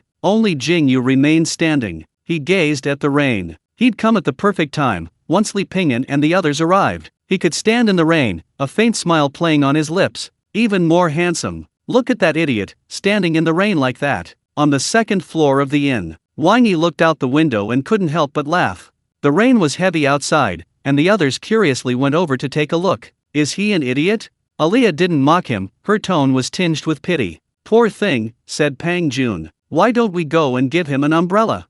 Zhao Linger suggested. Perhaps he encountered something upsetting. Let him have some peace and quiet. Li Pingyan didn't turn around, taking off his erhu. After you finish eating, get some rest. School starts tomorrow. Okay. The others nodded. Wang Yi muttered, I wonder where Yingyue went. He said he'd pick us up in the capital. What a liar. At this moment, Zhao Linger said that young master's back view seemed somewhat like young master Jing. How could that be? Doesn't Yingyue know to take shelter in the rain? Even if his IQ is low, it wouldn't be that low. After saying that, she changed the subject. The others didn't pay much attention. The night was filled with torrential rain. The next morning, the rain stopped, but the air was damp and sticky. The 4 children were still asleep. Li Pingyan left the inn early. Suddenly, he spotted a familiar presence standing at the city gate. Li Pingyan was slightly startled. Just then, the person turned around, and their eyes met. Li Pingyan recalled their conversation from the previous day, and the two remained silent for a long time. The breakfast stalls in the capital seemed no different from those elsewhere. The group sat down at a table. Nearby were 4 other diners, who appeared to be porters, each engrossed in a bowl of tofu pudding. Seeing their enjoyment, Li Pingyan also ordered a bowl of tofu pudding. However, upon tasting it, he discovered that the tofu pudding was sweet. Li Pingyan couldn't stand this injustice and immediately ordered another serving. But the stall owner looked bewildered. Salty? Do you have salty tofu pudding? Li Pingyan felt insulted and asked at several other stalls, but to no avail. Frustrated, he had no choice but to give up on the tofu pudding. Soon, the group was full. Li Pingyan ate about 70% of the food on the table. The meat buns in the capital had thin skins and thick fillings. The others ate a few and felt full. But he was like a bottomless pit, devouring the remaining meat and buns. Li Pingyan already had a large appetite, but ever since he drank that sip of wine from Lao Mo, his appetite had increased even more, and he always felt hungry. After paying, the group headed towards the academy 40 miles outside the capital. Along the way, they encountered many students also heading to the academy. Because the academy didn't allow students to ride in carriages, some pampered children from the capital couldn't keep up halfway. Li Pingyan and his group then met a young master, dressed in fine clothes. He was only with his mother and 2 servants, all walking. He was making a fuss and couldn't walk any further. His beautifully dressed, still charming mother could only plead with him. In contrast, Aliyah and her companions, having walked so far, suddenly felt a surge of immense pride. Only 40 li. Aliyah proudly puffed out her chest. Wang Yi snorted, "That's right, we came step by step from the 4 towns of Anbei." Along the way, everyone could hardly contain their excitement. They walked along the tree-lined path, admiring the surrounding scenery. After a long journey, they finally saw the light at the end of the tunnel. Everyone was naturally happy. After traversing a very long mountain path, they saw their destination. A bright plaque bore 4 large characters. Huilu Academy. Several disciples dressed in Confucian robes were at the entrance, welcoming the students. Led by Yingyue, the group presented their letters of introduction. Then they were led away by the welcoming disciples. Seeing that they were about to part ways, Aliyah clung to Li Pingyan tightly, refusing to let go. It was as if letting go would cause the world to collapse.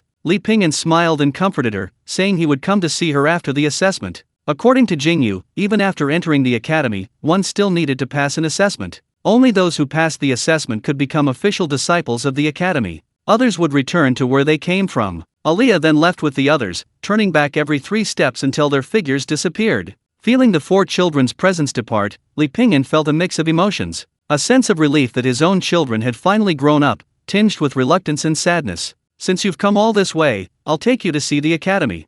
Yingyue put his arm around Li Pingyan's shoulder. Li Pingyan said, "Doesn't the academy forbid outsiders from visiting?" Yingyue snorted, "What a joke. Who do you think I am? Yingyue, why don't you ask around the academy? Your word is law. Just come with me, let's see who dares to stop you." "No entry." A disciple in Confucian robes blocked Li Pingyan and his group. Yingyue snorted, "New here? Me, Yingyue." The 2 disciples exchanged a glance, their expressions somewhat surprised. "You're Yingyue."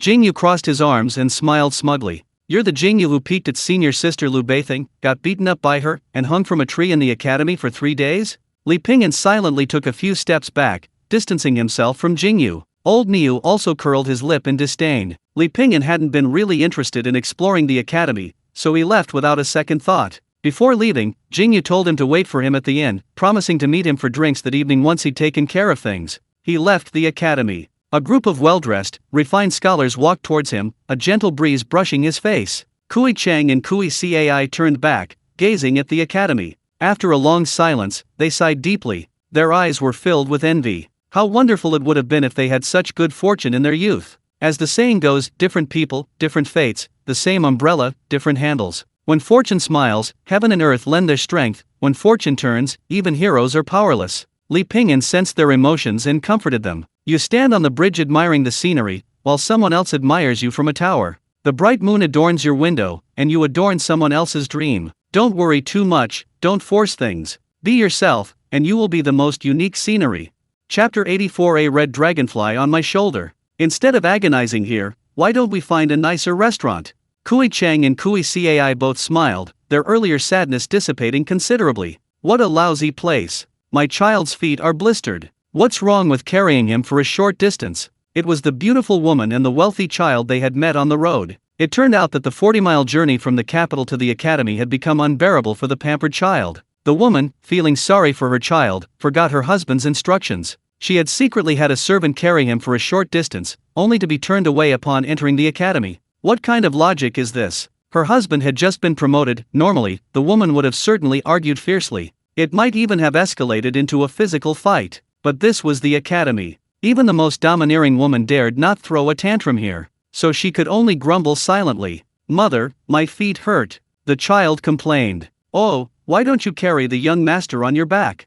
"I don't want him to carry me, it's uncomfortable. I want to ride a horse." "Where are there horses in this desolate wilderness?" "I want to ride that." The child pointed. The old ox glanced at it, rolling its eyes in disdain. The woman looked in the direction the child was pointing. 3 people and an ox, all wearing straw sandals. Their clothing was utterly impoverished. Perhaps the only thing worth mentioning was their demeanor. "Oh," the woman called. The servant named Oh understood and walked up to Li Pingyan and the others. "Boy, you've got a good deal today. Our mistress wants that ox." As she spoke, she tossed over a money pouch. Li Pingyan caught it without even touching it. He could tell the weight of the silver just by the clinking of the coins in the air. Li Pingyan smiled faintly and tossed the money pouch back. "Sorry, this ox isn't for sale." Wu looked surprised. "Hey, don't you even know how much money is in there?" "Not for sale, no matter the price. Please find another seller." Helpless, Wu had no choice but to run back. "Not for sale?" The woman was quite impatient. She had already walked over 40 li with her son that day and was already fuming. What a worthless ox, treating it like a treasure. Wu said, "Since you're not selling, why not tell him we can rent the ox to carry the young master down the mountain?"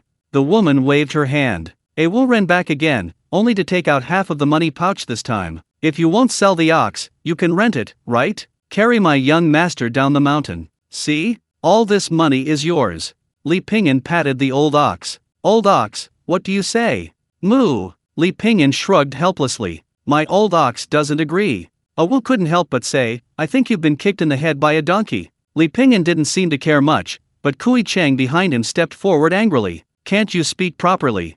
Country bumpkin, what's wrong with me saying that? Do you know my lady is?" Before he could finish speaking, Li Pingyan had already called the Kui brothers, Kui Cheng and Kui Cai, to walk down the mountain. Arguing with an idiot will only make others think you're an idiot too. The woman was furious. She had already suffered a lot of grievances today. Now even a country bumpkin looked down on her. She slapped Wu across the face, the sound crisp and loud. "Useless." Wu covered his face and lowered his head, not daring to utter a word. Though the woman was arrogant, she knew what kind of place this was. They went uphill together, the child beside them constantly crying. He kept fussing about wanting to ride in the carriage. This annoyed the woman, and when they reached a puddle, she slipped and fell, splashing water all over herself. Her 2 plump, round buttocks landed solidly on the ground. Ouch! The woman, furious, slapped the servant several times. Finally reaching the bottom of the mountain, the woman saw her husband's carriage approaching. She stormed over. "Madam, what happened?" A middle-aged man stepped down from the carriage. "What happened?" "It's all because of someone's anger." The woman was still fuming, grumbling incessantly. "What kind of academy is this, and those few stinking country bumpkins?" The man asked, puzzled, "What country bumpkins?" The woman looked back and saw Li Pingyan and his group slowly descending the mountain. Having finally come all this way, they naturally wanted to see everything properly. They strolled around, looking at things, so their pace was a bit slower than the woman's. "Those few, they're driving me crazy." Seeing his wife like this, the man knew he would get a scolding when they got home. The academy was definitely not something to mess with, so he patted his wife's soft, snow-white hand. "Madam, don't be angry. I'll have someone teach those guys a lesson to get revenge for you, okay?" The man beckoned, summoning a black-clad swordsman. "Find a secluded spot and teach them a lesson, but don't go too far." The black-clad swordsman nodded in agreement and followed Li Pingyan and his group. One after the other, they arrived at a large rock several dozen feet away. The man in front was blind, and it was impossible to tell he had any martial arts skills. The other 2, however, walked with a brisk pace and heavy steps. They were clearly martial artists. Good, otherwise, he wouldn't feel right about beating up a blind man for no reason. "It's just bad luck for you," the black-clad swordsman thought to himself. He glanced around at his surroundings and quickly stepped forward. He placed his hand on Li Pingyan's shoulder and said coldly, "Stop." The next instant, he felt a chill. It was like a bucket of ice water had been poured over his head, chilling him to the bone. Li Pingyan tilted his head slightly and said in a deep voice, "What is it?" The black-clad man held his breath, and it took him a long time to recover. There was a red dragonfly on your shoulder. It's gone now." "Thank you." "No, you're welcome." The black-clad swordsman didn't notice his voice trembling slightly. He stared blankly at the figures of the 3 men and the ox until they disappeared, then let out several long breaths. Li Pingyan and the other 2 didn't return directly to the inn, but instead inquired about a place where the wine was good and inexpensive. They drank for 2 or 3 hours straight, and in the end, Li Pingyan and the old ox carried Kui Cheng and Kui Cai back. Li Pingyan lay on the bed, slightly drunk. A little more would be too much, a little less would be too little. The drunkenness was just right. He let out a long, deep breath and spoke. "Now that the gentleman on the roof has arrived, come down and have a drink." No response. After a moment, the presence vanished. Li Pingyan raised an eyebrow slightly. Gone? He'd only just entered the capital and he was already being watched. Li Pingyan thought back, he had no enemies in the capital. As for friends, just then, a figure flashed in from outside. It was Yingyue, who had come to invite Li Pingyan for a drink. "Let's go drink." Li Pingyan shook his gourd, indicating he had just finished. "What kind of lousy wine did you drink? I'll take you to a better place." The moon was full, but the wind carried the chill of early autumn. A dark shadow swept past, flying across the bridge at Shili Pavilion. It landed in a dark alley and whispered to the sedan chair in the darkness. "The person has been found." Chapter 85 Yingyue Pavilion. As dusk settled, the city was ablaze with vibrant, enchanting beauty. The nightlife at Yingyue Pavilion was just beginning. Various carriages lined the street, a testament to the night's splendor. The delicate sounds of bamboo and string instruments drifted in, like a slightly off-key serenade. Li Pingyan was pulled inside by Yingyue. "Why, did you bring me to a place like this?" "Good question. Just drinking isn't fun," Yingyue replied. Upon entering, a glamorous madam, dressed in flamboyant attire, greeted them. "Oh, young Master Yang, it's been a long time." Yingyue laughed heartily. "I was busy the other day, so I came straight here as soon as I got back." "Young Master Yang?" Li Pingyan asked, puzzled. "When did you change your name?" "Nonsense. Who uses their real name in a place like this?" Yingyue said in a low voice. "I use my senior brother's name." He then grinned mischievously. Li Pingyan nodded thoughtfully. Learn something, learn something." The madam leaned closer to Li Pingyan. "This young master looks unfamiliar. Is this your first time here? What's your name?" Yingyue was greeting acquaintances and didn't notice them. Li Pingyan hesitated for a moment. "Yingyue." The madam smiled slightly. "Young master, what a good name. This is putting what you've learned to good use." Upon reaching the second floor, a table leaned against the railing. With a slight bow of the head, one could fully appreciate the beauty, truly a feast for the eyes. "This place is great," Yingyue said smugly. Li Pingyan found the music a bit noisy. However, he had to admit, the wine here was indeed quite good. If you're with 3 or 5 close friends, having a drink in your spare time is a nice thing. This isn't ordinary wine. I worked for half a year to get it from my teacher. Drink only a little, it's sweet but intoxicating, Yingyue explained. A moment later, 2 young women arrived, one carrying a pipa, the other a gahan, both dressed in luxurious attire. Dressed vibrantly yet with a touch of freshness. The girl holding the gahan seemed slightly shy, clearly a newcomer, yet possessing the air of a well-bred young lady. "What pieces would you 2 gentlemen like to hear?" "Fine wine and a beautiful woman, let me play Drunken Beauty," Yingyue said with a smile. The pipa music was soft and melodious, gentle and pleasing to the ear. It effortlessly transported the listener to a dreamlike realm, as if mixed with honey and oil, rouge and powder. Sweet and cloying, fragrant and delicate. The 2 girls glanced at Yingyue and Li Pingyan. Yingyue was dressed in top-tier attire, and the jade pendant he wore was clearly very valuable. Compared to him, Li Pingyan looked more like a servant. The girl holding the pipa naturally sat down next to Yingyue. It was only natural, and perhaps unavoidable. The shy girl holding the gahan sat down next to Li Pingyan. After 4 or 5 cups of wine, it was indeed as Yingyue had said. A hazy, indistinct feeling washed over him. Yingyue was somewhat drunk, so he pulled out some coins from his pocket. These were essentially tips. The table fee was just a small amount. The bulk of the money came from the rewards given by the high-ranking officials and nobles. Yingyue lay on the girl's lap, a smile on his face. Yingyue was a regular customer and knew the girl. The girl wasn't angry. This wasn't a typical brothel. Girls here weren't just for money.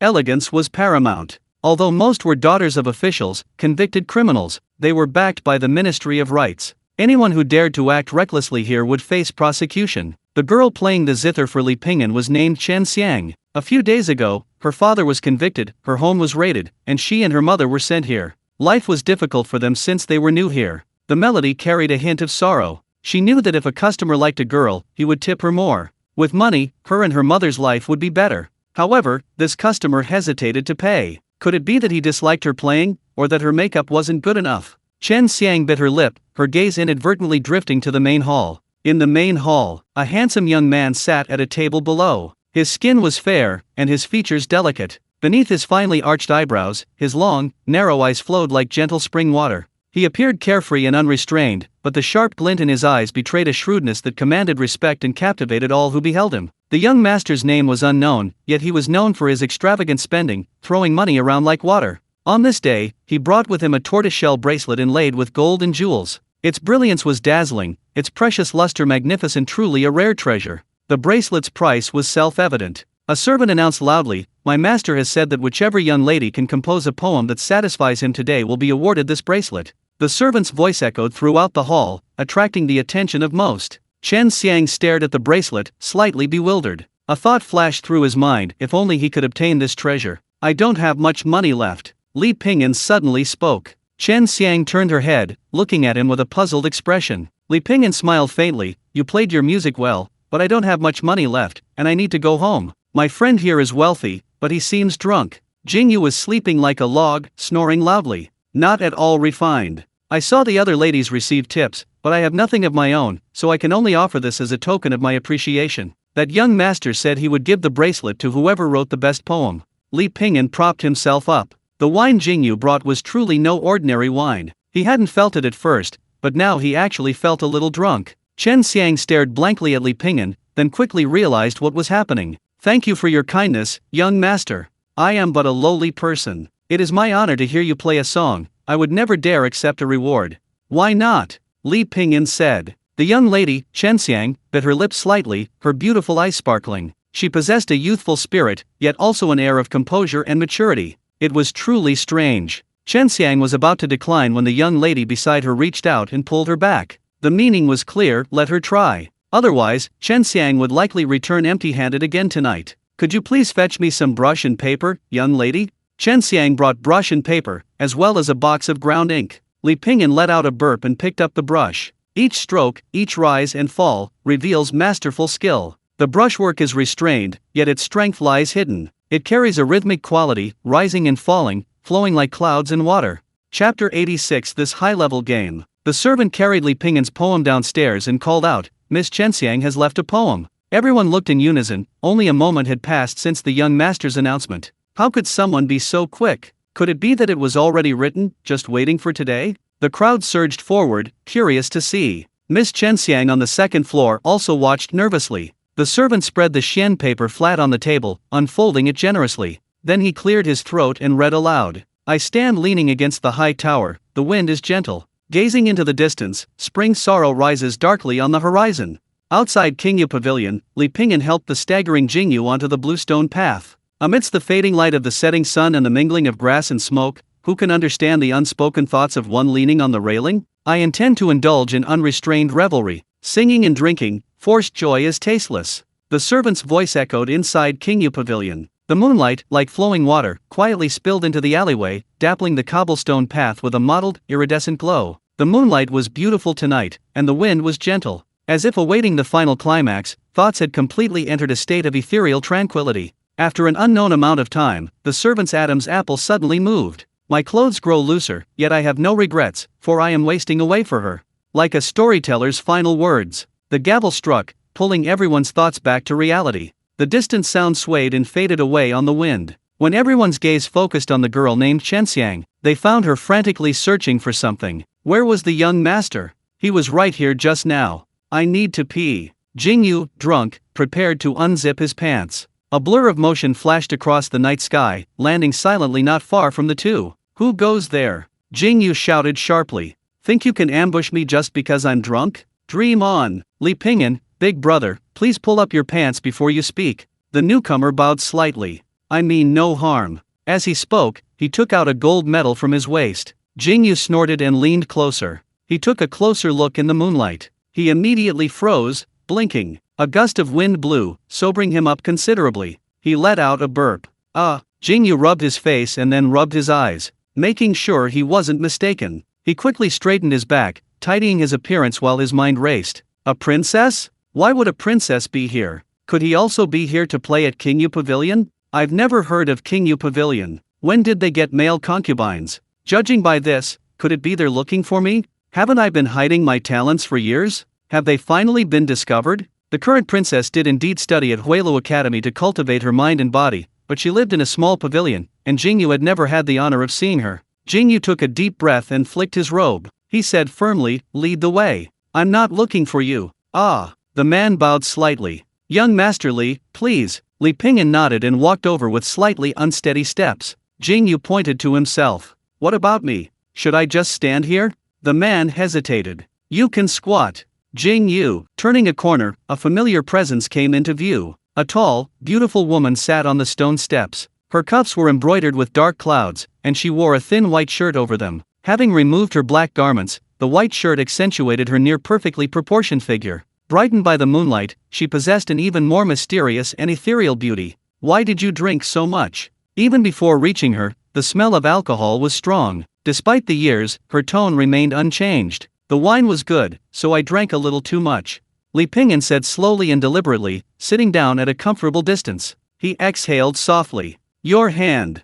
"Yes, it's fine." A moment of silence followed. "What are your plans for the future?" "What plans could I possibly have? Just wander around, and when I get tired, I'll go back." Lu Yun let out a soft sigh. She truly had no way to deal with him. Her beautiful eyes gazed at Li Pingyan's increasingly resolute face, a half-smile playing on her lips. She forced a calm expression, which immediately crumbled. "You've gotten quite tanned."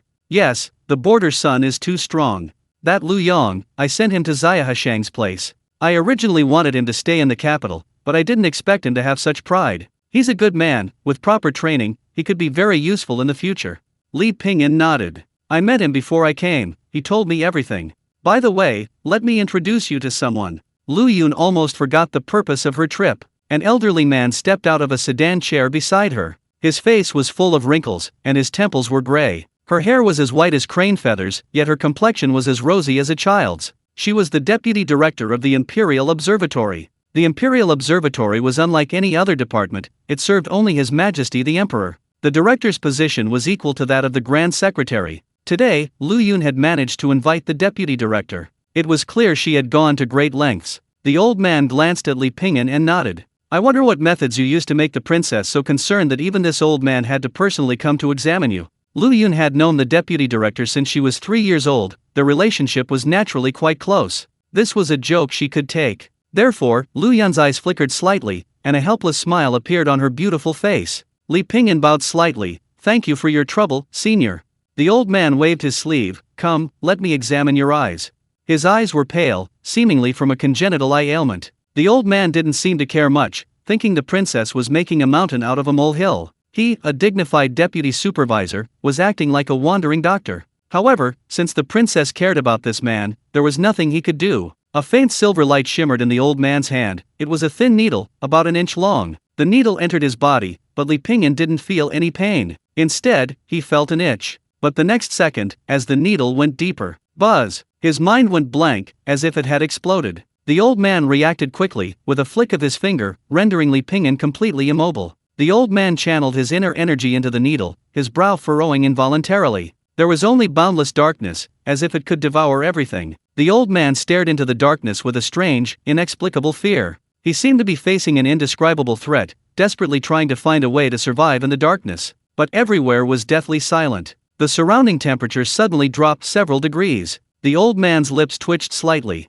Damn it! He was careless. He thought it was a simple game, but he'd stumbled into a high-level match. A dazzling golden needle flashed from the old man's palm. Lu Yun's expression changed. She clenched her fists, forcefully suppressing the unease in her heart. Chapter 87. It still has to be you. After an unknown amount of time, the old man withdrew the golden needles. The once brilliant gold had dimmed somewhat. The previous silver needles had long since lost their color, appearing no different from ordinary silver needles. The old man's eyes twitched, his heart was bleeding. After a long silence, he forced out a sentence through clenched teeth. A person punished by heaven is beyond saving. Li Pingyan struggled to stay upright, one hand on the wall, gasping for breath. His voice was hoarse, as if he were suffocating. What is a person punished by heaven? The old man said in a deep voice, one who is not bound by karma, yet can never enter the path of cultivation. Their body is incomplete, yet they possess immense power in a certain area. Simply put, they are not tolerated by the laws of heaven and earth, existing outside the rules.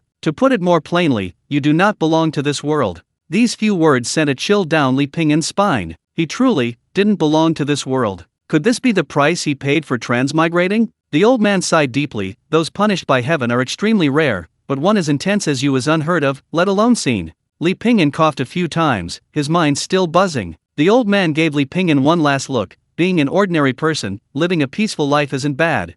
After saying this, he bid farewell to Lu Yun and left. He muttered to himself as he walked, "I've had the worst luck imaginable." Lu Yun stepped forward to support Li Pingyan, asking worriedly, "Are you all right?" A fragrant scent wafted towards him, intoxicatingly sweet. Her skin was as white as snow, smooth and supple. Li Pingyan subtly withdrew his hand. "I'm fine." Lu Yun paused slightly, her beautiful eyes slowly shifting. "Thank you so much this time." Li Pingyan was referring to the old man Lu Yun had arranged for him to have his eyes treated, though he didn't know the old man's identity. However, from his speech and aura, one could tell that he was no ordinary person. "I'll head back now. I drank a bit too much tonight. See you another time." With that, without waiting for Lu Yun's reply, Li Pingyan turned and left. He helped Yingyue, who was squatting asleep on the floor, to his feet and walked away step by step. His head throbbed with pain. Li Pingyan truly understood what that felt like. Lying in bed, he couldn't fall asleep for a long time. He could only force himself to meditate on the Nirvana Sutra. He didn't know how much time had passed, only remembering that the noise outside was getting louder and louder. It must have been dawn. Li Pingyan gradually lost consciousness. When he woke up again, he found Yingyue sitting by the bed, staring intently at him. Li Pingyan rubbed his head. "What's wrong? Tell the truth, and the organization might consider letting you off the hook." "Tell what?" "Nonsense, what was going on between you and the princess yesterday? Do you two know each other?" "Sort of." Li Pingyan replied casually. "What do you mean sort of? Be more specific." "Just ordinary friends." "Ordinary friends? You're kidding me. Would an ordinary friend come looking for you in the middle of the night? Would an ordinary friend send the deputy director of the Imperial Observatory to you to treat his eye ailment?" Li Pingyan waved his hand, not wanting to explain any further. He dismissed Yingyue. Li Pingyan ate a simple meal. 12 meat buns, 3 bowls of porridge, a dish of pickled vegetables, 10 soup dumplings, and 3 flatbreads. Finally, he bought a box of pastries before going back to sleep, completely satisfied. For several days, Li Pingyan seemed to be living in a drunken stupor. The wine he drank was no ordinary wine. It was fine wine brought by Yingyue from the academy, further enhanced by the silver needles of the deputy director of the Imperial Observatory. If Li Pingyan hadn't been so physically robust, he probably could have slept for a month or two without any problem. In just a few days, the elegant places of the capital were transformed. This caused quite a stir. A man spent a fortune at Yingyue Pavilion just for a poem by a courtesan. Such a story has always been popular with scholars and literati. Suddenly, the poem became a sensation in the capital. Later, people learned that the poem was not written by a courtesan, but by someone from an academy. His name was Yingyue. That day, Li Pingyan left the name Yingyue. When others asked Chen Xiang about the owner of the poem, she told them the truth. The academy. "Yingyue, how could you, a student of the academy, shamelessly go to such a place?" Yingyue looked at his palm, red from the beating, feeling wronged. His mind was full of questions. How the hell did I get exposed? I've been walking by the river for so many years and haven't gotten my shoes wet yet. How come this time not only was I exposed, but everyone knows about it? Even a poem he wrote has inexplicably surfaced. Yingyue pouted, tears welling in his eyes. Master Zhong, holding a ruler, looked at him sternly. After a moment of silence, just as Yingyue was about to plead for himself, he heard his teacher speak. "Did you really write that poem?" I don't know." Yingyue had been completely drunk when he went outside and encountered the princess. After that, he inexplicably heard his name circulating in brothels and entertainment districts. Finally, he was summoned by Master Zhong and given a scolding. "You don't know?" Master Zhong asked, puzzled. "Do you remember that poem?" Yingyue shook his head. Master Zhong flicked her hand, and a sheet of xian paper rose from the table without wind, landing precisely in front of Yingyue. This was naturally not the one Li Pingyan had written that day, but a copy by Master Zhong. The calligraphy was equally excellent. Simple and unadorned, yet encompassing the universe. "I stand leaning against the high tower, a gentle breeze blowing. Gazing into the distance, spring sorrow rises darkly on the horizon. Amidst the fading sunlight and the mingled mists of grass and smoke, who can understand my silent thoughts as I lean on the railing? I intend to drown my sorrows in wine, to sing and drink, but forced joy is tasteless." Yingyue took a deep breath, staring blankly at the last 2 lines. "My clothes grow looser, yet I have no regrets, for I am wasting away for her." Yingyue suddenly stood up and said seriously, "I remember now, I wrote this poem." Master Zhong narrowed his eyes. "Don't deceive yourself." His voice wasn't loud, but it was like a resounding bell. Jingyu's heart tightened, as if it were about to burst, and he hurriedly said, "It probably, maybe, perhaps, maybe it wasn't me." "Then who used your name?" Jingyu thought for a moment and quickly identified the culprit. "Teacher, it seems to be Li Pingyan." Master Zhong frowned. "Then why use your name?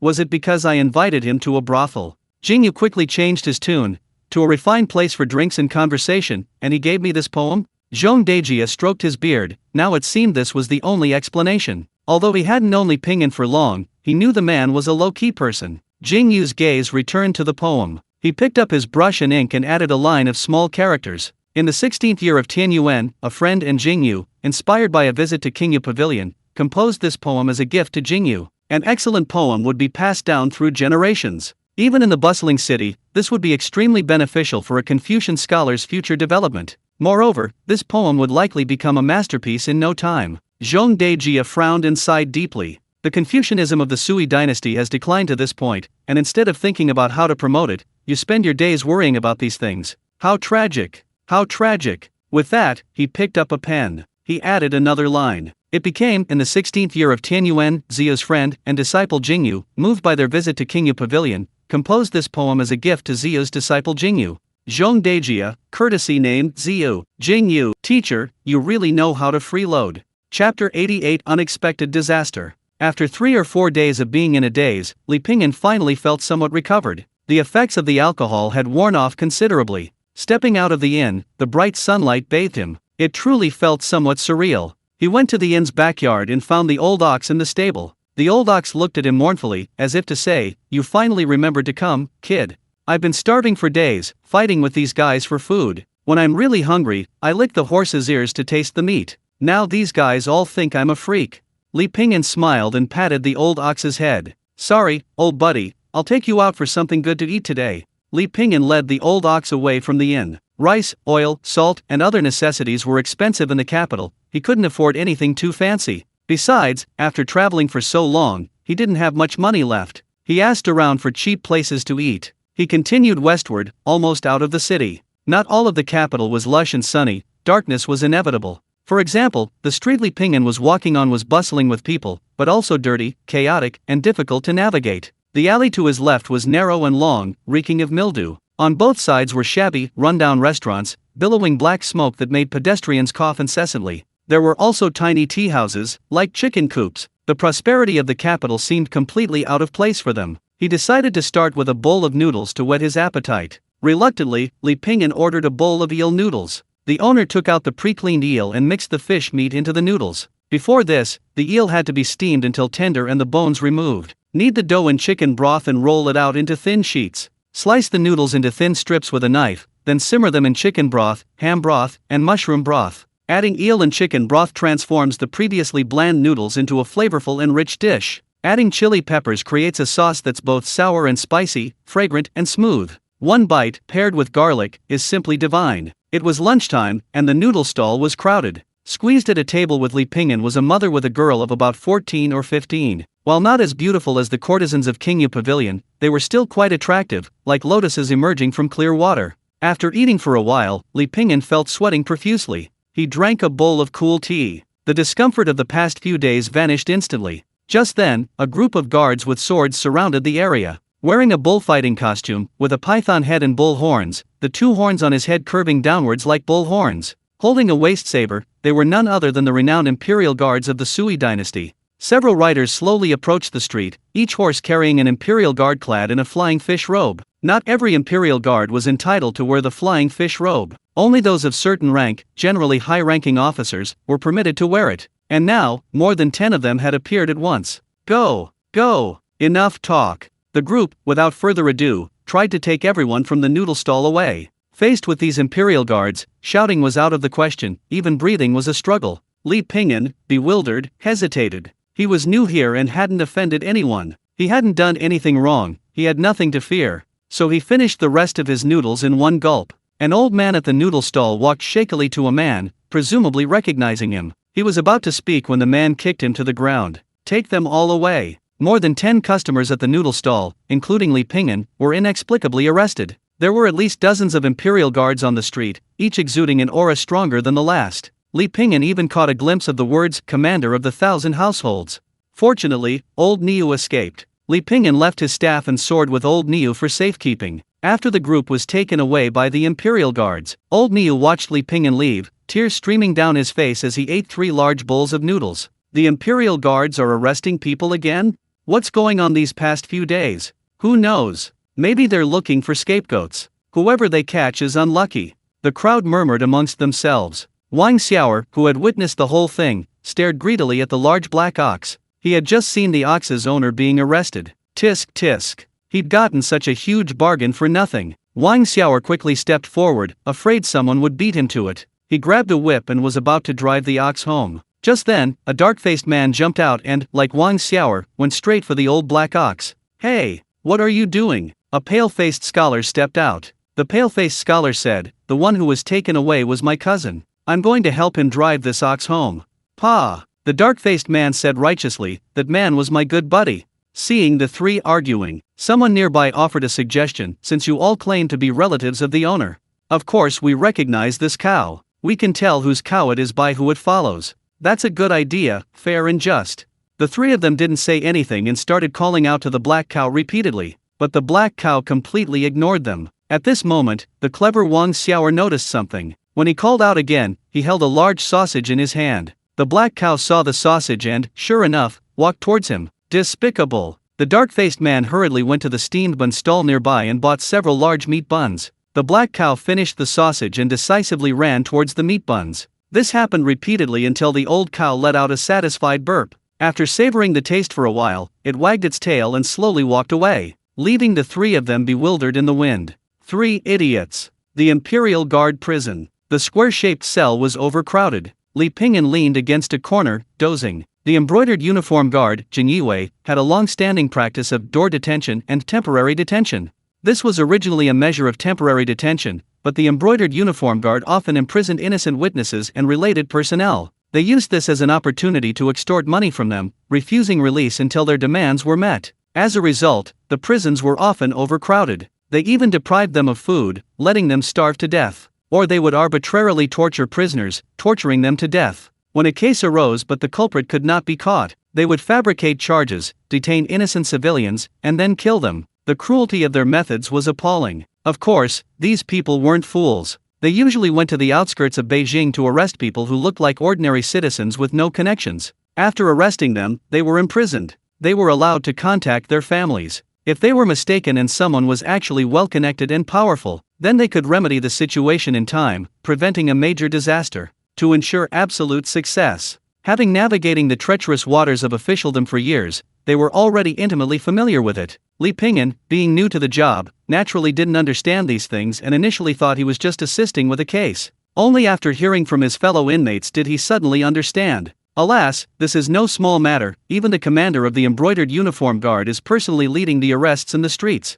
Someone sighed. Chapter 89. There are always a few beasts in the world. Roll call complete. Li Xiang's task today wasn't patrolling the streets, but rather supervising the prisoners in the jail. Having only been in his post for 3 days, Li Xiang was incredibly curious about everything about the embroidered uniform guard. Unlike the other lazy, complacent veterans, just going through the motions, he paid for his meals and didn't go to brothels. He patrolled diligently, teaching street thugs with connections a lesson, but nobody took him seriously. They'd seen plenty of people like him among the old guard. Who wasn't a passionate, idealistic young man when they first entered society? They wanted to live an honest life, to serve fairly and justly. But after being brutally beaten down by society, didn't they all become so-called mature people who drifted with the tide? The prisoners only received 1 meal a day, morning and evening. Li Xiang was in charge of dinner, porridge so thin it was practically watery, with a few pieces of salted radish. Cell number D. As Li Xiang served porridge to the prisoners, he asked curiously, "What crimes did you commit?"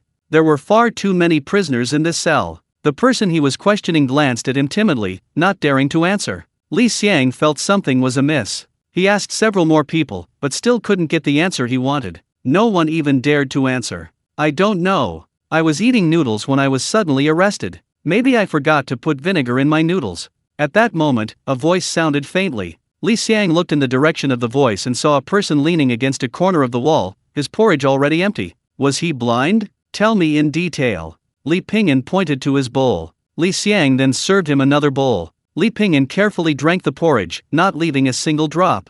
He then licked his lips. I think I smell steamed buns. Li Xiang hesitated for a moment, then handed his dinner to the other man. Li Pingyan took the bun and slowly said, a major case has occurred in the city, and the higher UPS are furious. They ordered the Imperial Guards to maintain order and arrest more criminals to show the higher UPS. The Imperial Guards are arresting ordinary people to fill the ranks. The lucky ones escape death and only serve a few days in jail. The unlucky ones might lose their lives. Li Pingyan had stayed there overnight and gathered a lot of information. Lawless. Li Xiang stood up angrily. Li Pingyan calmly said, don't tell anyone I told you this. I'll go find them. Li Xiang finished speaking and turned to leave. Li Pingyan yawned, not holding out much hope. Just as he was about to eat the steamed bun in his hand, he suddenly felt a burning gaze. The little girl's large, watery eyes were fixed on Li Pingyan, or more precisely, on the steamed bun in his hand. After being patted by her mother, the little girl looked away and buried her head in her bowl. She drank the rice porridge, which was as watery as water. Li Pingyan smiled and broke the steamed bun in half. He handed her one half.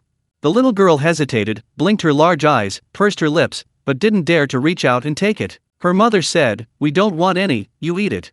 It's okay, I'm full. The little girl looked at her mother, and only after receiving her permission did she timidly reach out and take the steamed bun. She said crisply, thank you. Life in prison was incredibly boring. Aside from relieving himself at set times, he mostly just sat there in his cell, lost in thought. Or he'd teased the little girl named Yue. Li Pingyan drew a 3x3 grid on the ground and taught Yue a game of Connect 4. Both players took turns placing stones on the grid, and the first to get 3 stones in a straight line won. The game was very simple. Once you grasped the pattern, most of the time it would end in a draw. On the third day, a group of people were herded by the Imperial Guards through a passageway, turning a corner into a narrow alley about a meter wide. On either side of the alley were 2 rows of low cells, holding ordinary prisoners. At the southern end of the alley, a right angle to the east led to the inner prison, specifically for death row inmates. A group of people squatted on either side of the cells, anxiously awaiting their fate. From inside, the occasional screams and the slapping of paddles on buttocks could be heard.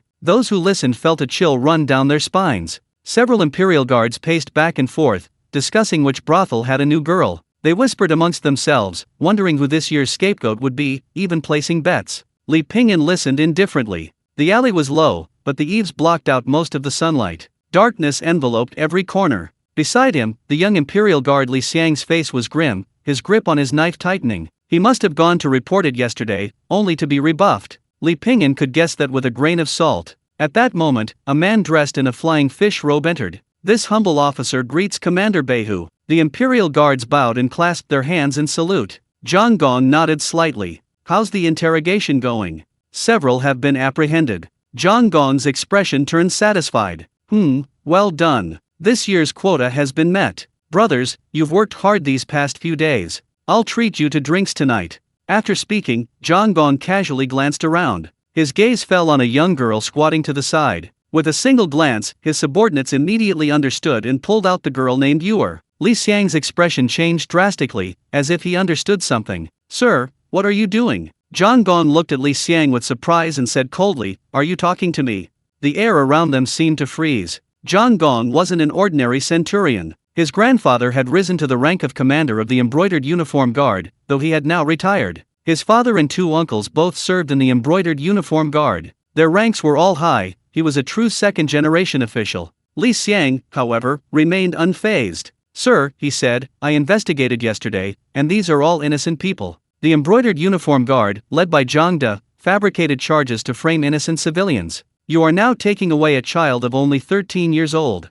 These words immediately offended all his colleagues. Everyone glared at Li Xiang with malevolent intent. Zhang Gong sneered, innocent or not, is that for you to decide? May I ask what your rank is now? Have you become the commander of the embroidered uniform guard? His colleagues chuckled. This newcomer was courting death. Do superiors need to report to you what they want to do? As Zhang Gong spoke, he poked Li Xiang's shoulder hard with his finger. The poke sent Li Xiang staggering back a few steps. Li Xiang, forcing a smile, said, I suspect you're up to no good, sir.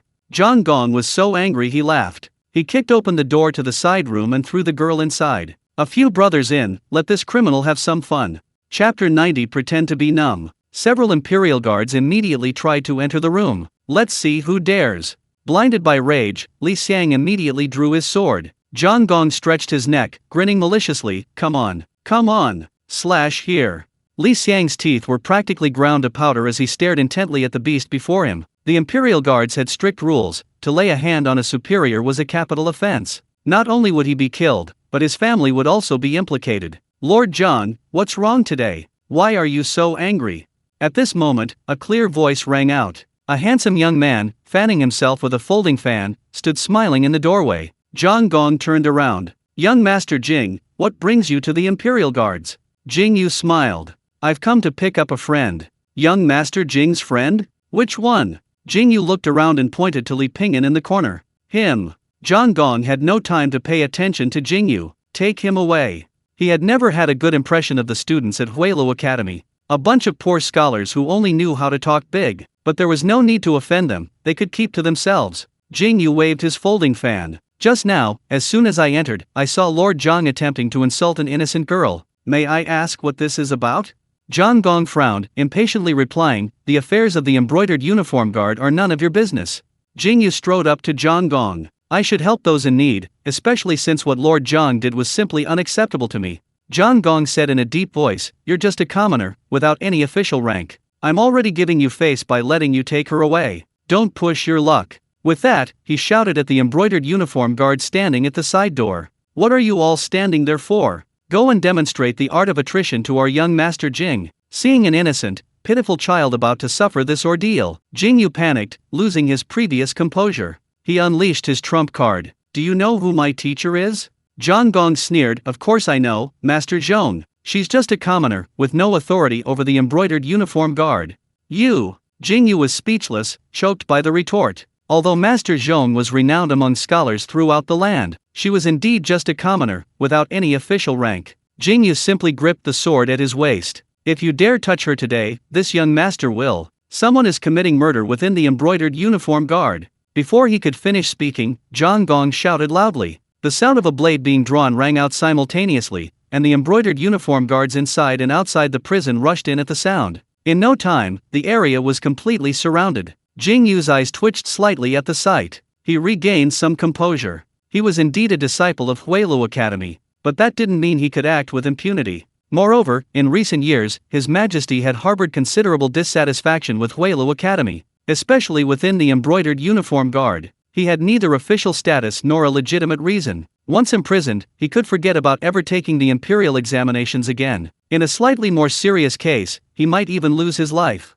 Jingyue gritted his teeth, his gaze falling on the trembling girl hiding in a corner of the side room. Damn it! These beasts, they don't even spare children. If I stand idly by today, not only would his conscience bother him, but his future cultivation would likely be tainted. A bead of sweat rolled down Jingyue's forehead. Seeing Jingyue's lack of reaction, Zhang Gong smiled contemptuously. Kid, what are you pretending to be a good guy for? The other Imperial Guards stood with their arms crossed, watching the show from a distance. They were indifferent to the situation. Their official uniforms were not symbols of fairness and justice, but symbols of power. With the help of the Imperial Guards, Li Pingyan unlocked the heavy shackles and chains. He stretched, his expression calm. He seemed completely uninterested in what was happening. I'm giving you a chance now. Either kill me, or I'll take my brothers too. Zhang Gong puffed out his hips and chuckled. The meaning couldn't be clearer. A sinister glint flashed in Jingyue's eyes as he gripped his sword sheath tightly. It seemed as if he would draw his sword at any moment. However, in the end, he seemed to have lost all his strength. His hand fell limply to his side, his head bowed, afraid to meet anyone's gaze. Ideals and reality are always two different things. Zhang Gong said smugly, guards, escort our young Master Jing and his friend out, then we'll close the door and enjoy ourselves properly. Try not to make too much noise, lest we arouse young Master Jing's compassion. The words had barely left his lips. Clang! A dazzling light flashed across Zhang Gong's neck, leaving him no time to react. When the light faded, everyone saw only a drop of bright red blood fall. Then, the red line on Zhang Gong's neck slowly turned a deep crimson. He stood there, stunned, then collapsed to the ground with a thud. Silence! Screw you! Li Pingyan muttered softly, and before anyone could react, he turned and left. Zhang Gong's father, Zhang Deming, had gone on a mission a few days ago and returned to the capital. He wasn't home yet. The Zhang family patriarch was in charge, though retired. But all four of his sons had joined the embroidered uniform guard, and the Zhang family hadn't yet split up. In his early years as a member of the embroidered uniform guard, he witnessed the powerful aristocratic families intermarrying and sharing weal and woe. This sparked an idea in him. Since he wasn't born into a powerful family, he would strive to become one through his own efforts. Of course, personal effort alone wouldn't suffice. But he had sons, sons' sons, sons' sons' sons. So, to realize his dream, the old patriarch had 7 sons while he was young, 3 of whom died young. He also had 4 daughters. He fantasized about one day rising to prominence. It's terrible, Master. Master. Old Master John, who was having dinner with his family, slightly raised his head. What's the matter? Why are you in such a panic? The eldest son, something has happened. A moment later. Accompanied by his family, old Master John saw the body of his grandson, John Gong. A single, fatal blow, even a celestial being couldn't have saved him. Who did this? John Gong's second uncle, John Dihei, roared in fury. It was a criminal, his subordinate replied. A criminal? What happened? The subordinate then recounted the whole story to everyone. By the time we realized what was happening, he had already escaped. What about the person from the academy?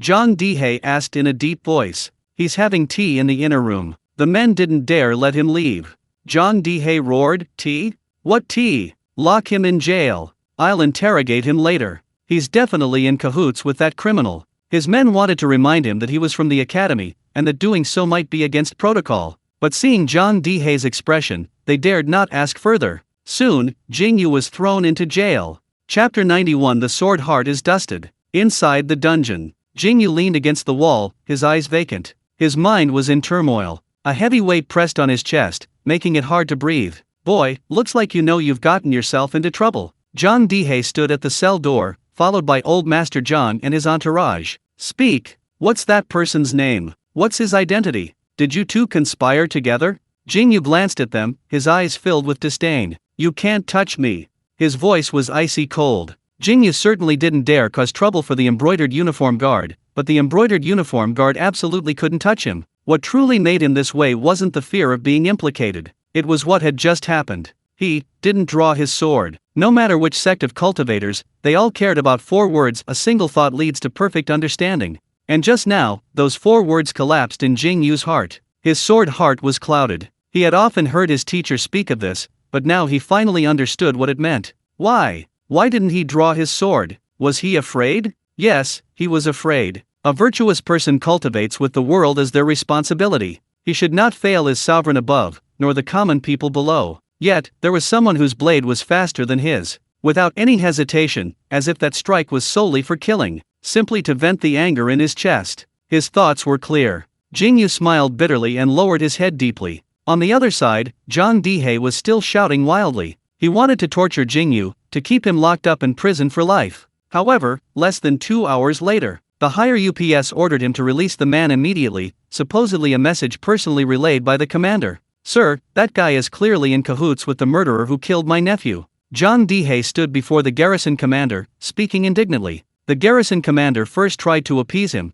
but seeing this had no effect, he said, Do you have any evidence? The murderer is the murderer, and he is him. You don't know who his teacher is, do you? Zhong Dejia personally went to see the Grand Secretary. Release him immediately. Finally, he reassured him that the murderer would be caught, giving the deceased John Gong justice. Murder in the embroidered uniform guard prison, and the murderer was an embroidered uniform guard member. It was tantamount to slapping the face of all the embroidered uniform guards. If this matter wasn't handled properly, the embroidered uniform guard's prestige would be severely damaged. The rain grew heavier. A layer of white mist rose from the rooftops and the streets. Zhong Dejia listened to the rain pattering on the roof. Now the Imperial Guards are searching the streets. It'll be difficult for you to escape. Do you regret it? Li Pingyan smiled. What's done is done. I'd regret it if I hadn't acted. But you, sir, I'm a fugitive now. Why are you willing to help me? Zhong Dejia pondered for a moment. If I were there, I would have struck him down too. Is that reason sufficient?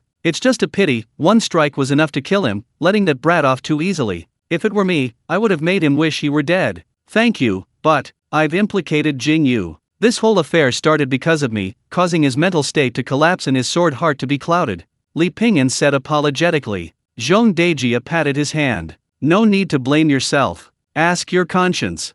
This is a tribulation he must overcome. If he succeeds, he will achieve great things. Otherwise, it only means his cultivation is far from sufficient. The embroidered uniform guard is very powerful, and in recent years has been highly valued by His Majesty. You killed John Gong. His father, uncle, and grandfather all serve in the embroidered uniform guard. They have a strong background. He can't leave the capital for the time being. I have a small pavilion in the lake at the academy, you can rest there for now. Help me copy some classic texts, they won't expect you to be hiding in the academy, and they certainly won't dare search for you there.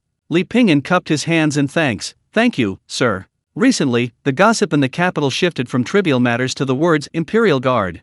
Zhang Gong, a centurion of the Imperial Guard, was murdered in prison. No secrets stay hidden forever, and soon the truth became the talk of the town. They said Zhang Gong had abused his power, abducted a young woman, and even kidnapped her. He was utterly despicable. Taking advantage of this opportunity, some censors and officials fanned the flames. They submitted numerous memorials impeaching the embroidered uniform guard for their lawlessness and deception. The eldest princess further fueled the fire. The sparks flew, and the embroidered uniform guard became universally reviled. To appease public anger and divert attention, the Zhang family, father and son, were soon dismissed and placed in temporary positions. Old Master Zhang's dream of becoming a powerful clan was shattered, but public anger remained. The fact that a villain dared to commit murder in the embroidered uniform guard's prison was undeniable. The embroidered uniform guard, with nowhere else to vent their anger, focused entirely on finding the culprit. All the major underground gangs and their agents were mobilized. They even enlisted the help of astronomers from the Imperial Observatory, but to no avail. This man seemed to have vanished into thin air.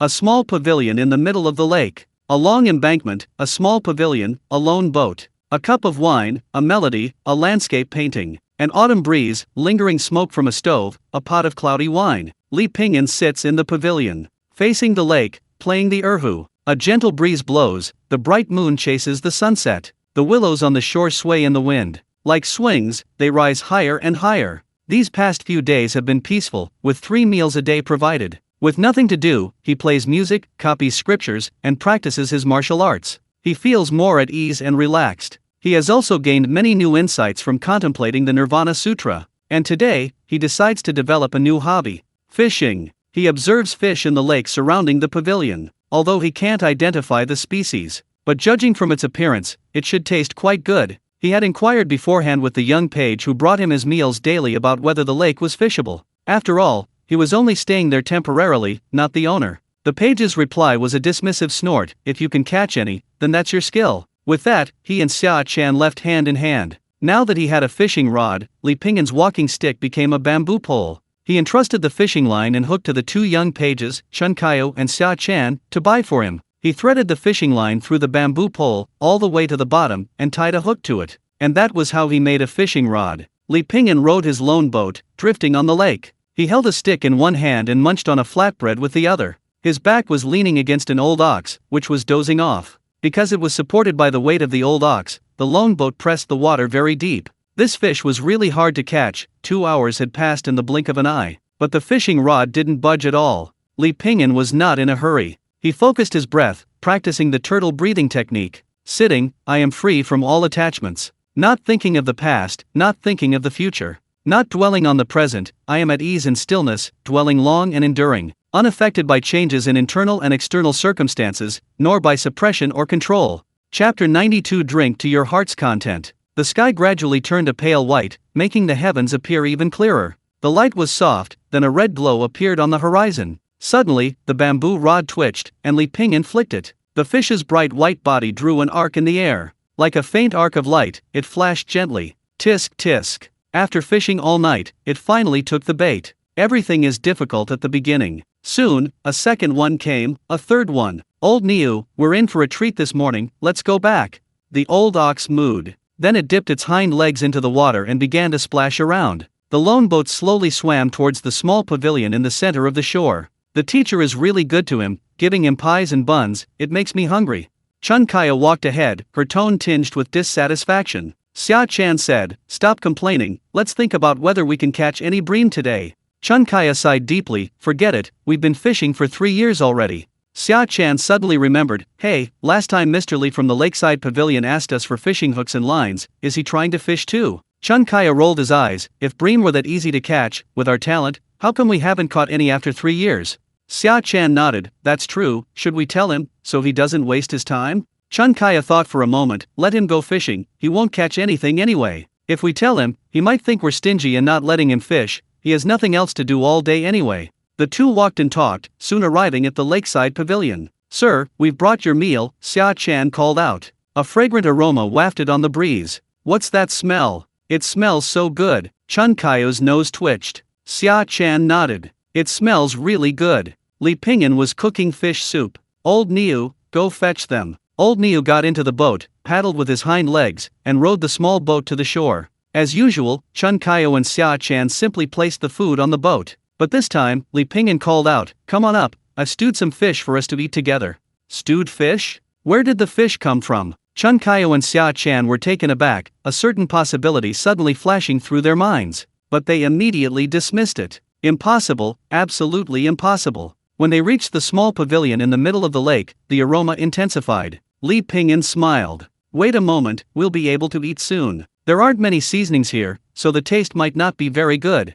Where did the fish come from? Chun Kaio stammered. "Caught in the lake." Chun Kaio exclaimed incredulously, "Impossible." Li Pingyan asked, puzzled, "What's wrong?" Xia Chan stepped forward to look. "It really is his eye." There were 2 more in the basin. Li Pingyan had caught 4 in total, he stewed 2. Then he put the remaining 2 in the basin. Chun Kaio leaned closer to look, his throat bobbing. Then he plopped down on the ground and burst into tears. Seeing him cry, Xia Chan also started crying. Li Pingyan was completely baffled. What happened? He had specifically asked Chun Kaio before, and Chun Kaio had told him to catch them freely. The 2 children just kept crying, refusing to say anything. After a long while, little Xia Chan finally stopped crying. She stammered out the whole story to Li Pingyan. "Teacher said we both have short lifespans, and these 1111 are a great stroke of luck. We can only survive if we catch them, otherwise we'll be dead by next winter. There are only 4 1111 in this lake, and you caught them all, boo-hoo. Xia Chan is going to die." Xia Chan wiped her tears with her little hands, her lips pouting, looking incredibly cute. Chun Kaio is going to be lying on the board too." Li Pingyan couldn't help but pinch her little cheek, saying nonchalantly, "There are still 2 alive left, so I'll give them to you." Upon hearing this, the 2 children immediately stopped crying. Looking at Li Pingyan in surprise, she said, "Really? This is an incredible stroke of luck. Our teacher said it's worth more than 1,000 pieces of gold." Li Pingyan smiled and pointed to the fish in the pot. "My daughter is right here." It wasn't until Li Pingyan handed over the 2 mackerel to them. The 2 children confirmed that Li Pingyan was not joking. They stood up and thanked him repeatedly. Then, holding the fish, they were about to leave, as if afraid Li Pingyan would change his mind. "Wait." The 2 children froze, wondering if he had changed his mind. "We haven't had the fish soup yet." Phew. The 2 breathed a long sigh of relief. Looking at the fish soup in the pot, Chun Kaio and Xiaocan felt a mix of emotions. Li Pingyan served them the fish soup, comforting them, "These fish are indeed very rare. I waited all night to catch 4." These were meant to be comforting words, but the 2's expressions immediately soured. They thought to themselves that they had worked hard for 3 years, only to have it all caught in one night. After finishing the fish, the 2 children bowed respectfully to Li Pingyan. "Thank you, sir." Li Pingyan waved his hand, indicating that they didn't need to be so polite. The 2 children hadn't even reached the shore in their boat when they spotted a figure in the distance. Senior brother. As they got closer, the 2 children were startled. In just a few days, their senior brother, Yingyue, seemed like a completely different person. He had become utterly unfamiliar. Yingyue glanced at the fish in their hands and forced a smile. He patted their heads. "Go." Yingyue, dressed in white, gazed deeply at Li Pingyan in the pavilion in the middle of the lake. With light steps, he landed gracefully on the water. He landed several feet away in an instant. His toes touched the water as if walking on flat ground. In just a few steps, he reached the center of the lake. His robes fluttered, his long sleeves flowed like water, and his body moved like a flowing cloud. He truly possesses a touch of immortal grace. Li Pingyan smiled slightly, knowing he was no ordinary person. His usual carefree and unrestrained exterior was merely a disguise. The next second, Yingyue plunged into the water with a plop. Li Pingyan frowned slightly but didn't move. Yingyue wouldn't create such a spectacle at a time like this. So it could only be something else. After waiting for what felt like half a cup of tea, Yingyue still hadn't emerged from the water. He should be out by now, right? This kid, he might be drowning, right? Yingyue! Yingyue! Li Pingyan quickly jumped into the water. Before long, Yingyue was pulled from the water. Yingyue coughed up several mouthfuls of water, finally catching his breath. "Why the hell didn't you come to save me sooner? I almost drowned." Li Pingyan gave an awkward smile, changing the subject. "There's still some fish left in the pot, let's eat it all while we drink." After a while, Yingyue let out a soft breath and muttered, "I might as well have drowned." After a moment of silence, he suddenly asked, "Back then, why did you draw your sword?" Li Pingyan took a sip of wine. "Why? There's no why, I just didn't like him." Yes, I didn't like him, but I hesitated, even gave up. If you hadn't been there, I definitely would have just left, wouldn't have dared to do anything, wouldn't even have dared to draw my sword. His tone was extremely low, like the faint breath of someone on the verge of death. Li Pingyan said calmly, "You're different from me. I only have myself to worry about. Martial arts practitioners don't have so many concerns, they do as they please. But you're destined for great things, and great things require discretion. You're not planning for a single move, or a single game, but for eternity. To walk this path, you must be extremely cautious. Even if it means acting against your conscience, you must abide by rules you cannot ignore. You're not saving that girl insulted by the Imperial Guards, you're ensuring that thousands upon thousands of ordinary people will never suffer such undeserved calamities again." He paused here. "As for me, I'm short-sighted and have no future. Anyone who crosses me, anyone I don't like, I'll just cut them off with a single stroke, then move on to another place to continue my travels." He patted Jingyue's shoulder and smiled. "You've done very well, so would you like to buy me a drink?" Jingyue was taken aback, then grinned. "Drink. Let's drink to our heart's content today." Chapter 93 Confucian Cultivators. Upon learning of his son Zhang Gong's death, Zhang Deming rushed back to the capital, managing to catch Zhang Gong to his post. Zhang Deming remained silent throughout the entire ordeal, his face grim. He sat in the main hall, his expression somber. The air seemed to freeze. The embroidered uniform guard wielded great power, and the Zhang family had connections. As the saying goes, one is influenced by one's company.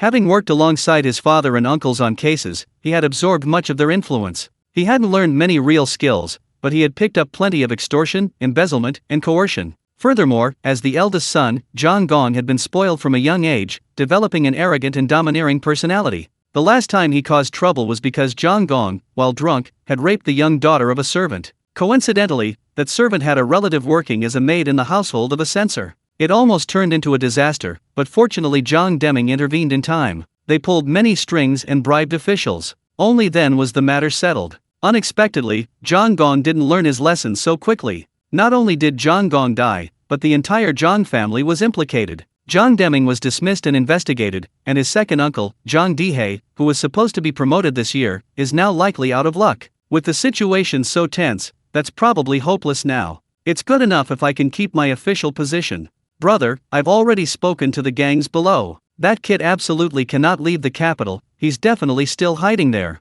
Zhang Dihei said. Zhang Deming closed his eyes in thought, and after a long while, he said, "Keep a close eye on that guy from the academy named Jingyue.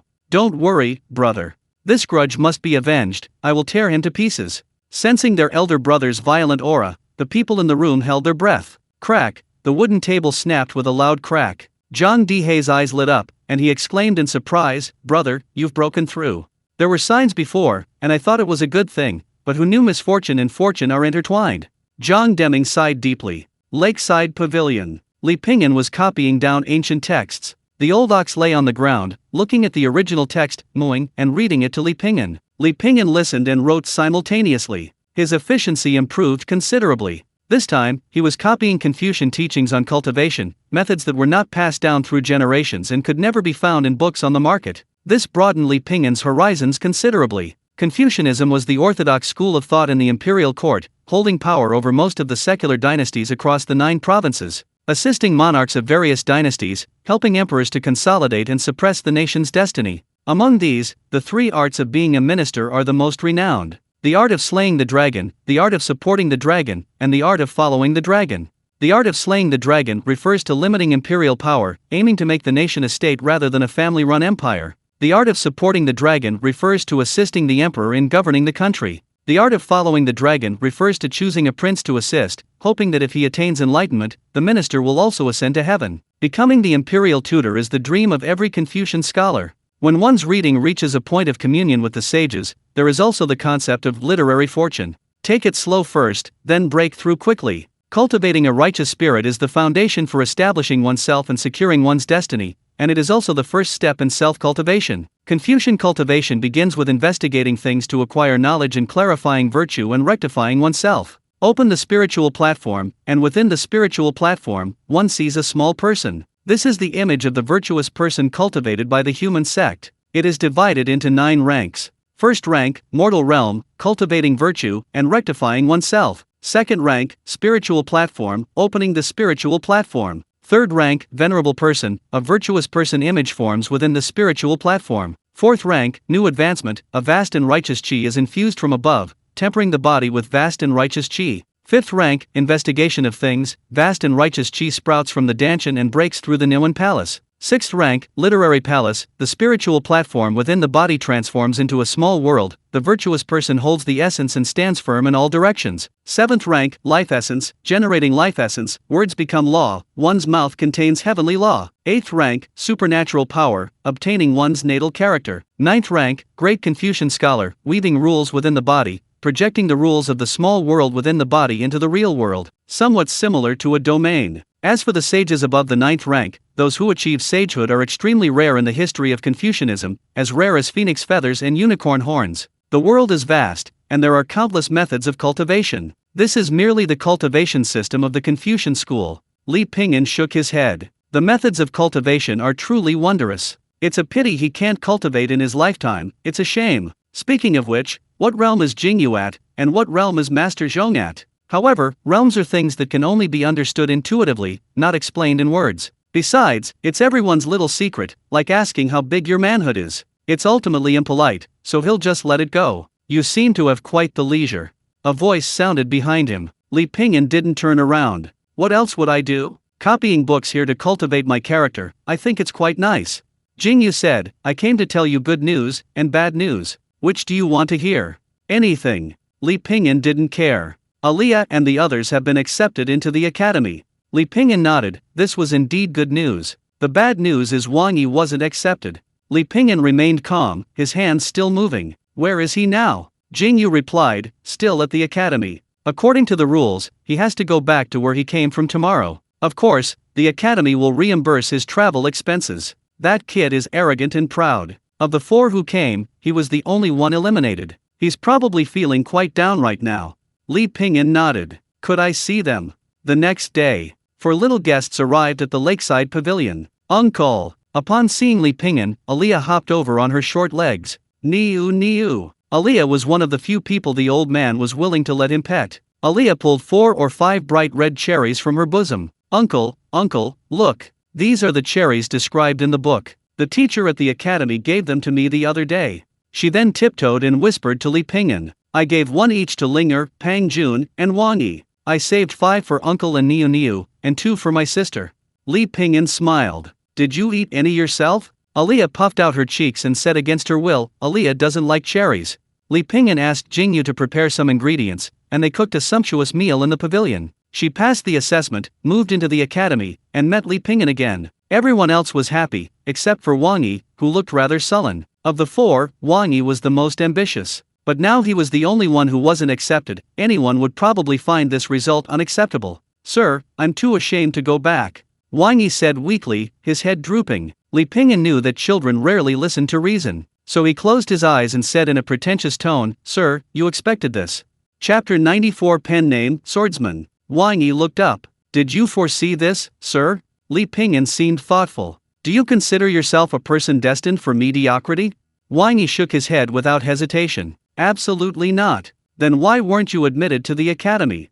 Wang Yi's eyes were filled with doubt, awaiting Li Pingyan's explanation. Li Pingyan said leisurely, because your path isn't here. Think about it, do you enjoy reading, writing, and listening to the teachings of masters? Wang Yi hesitated for a moment, then shook his head again. Li Pingyan smiled, speaking in a profound and enigmatic tone. Your opportunity is yet to come. Really? Wang Yi was overjoyed. When have you ever lied to me, sir?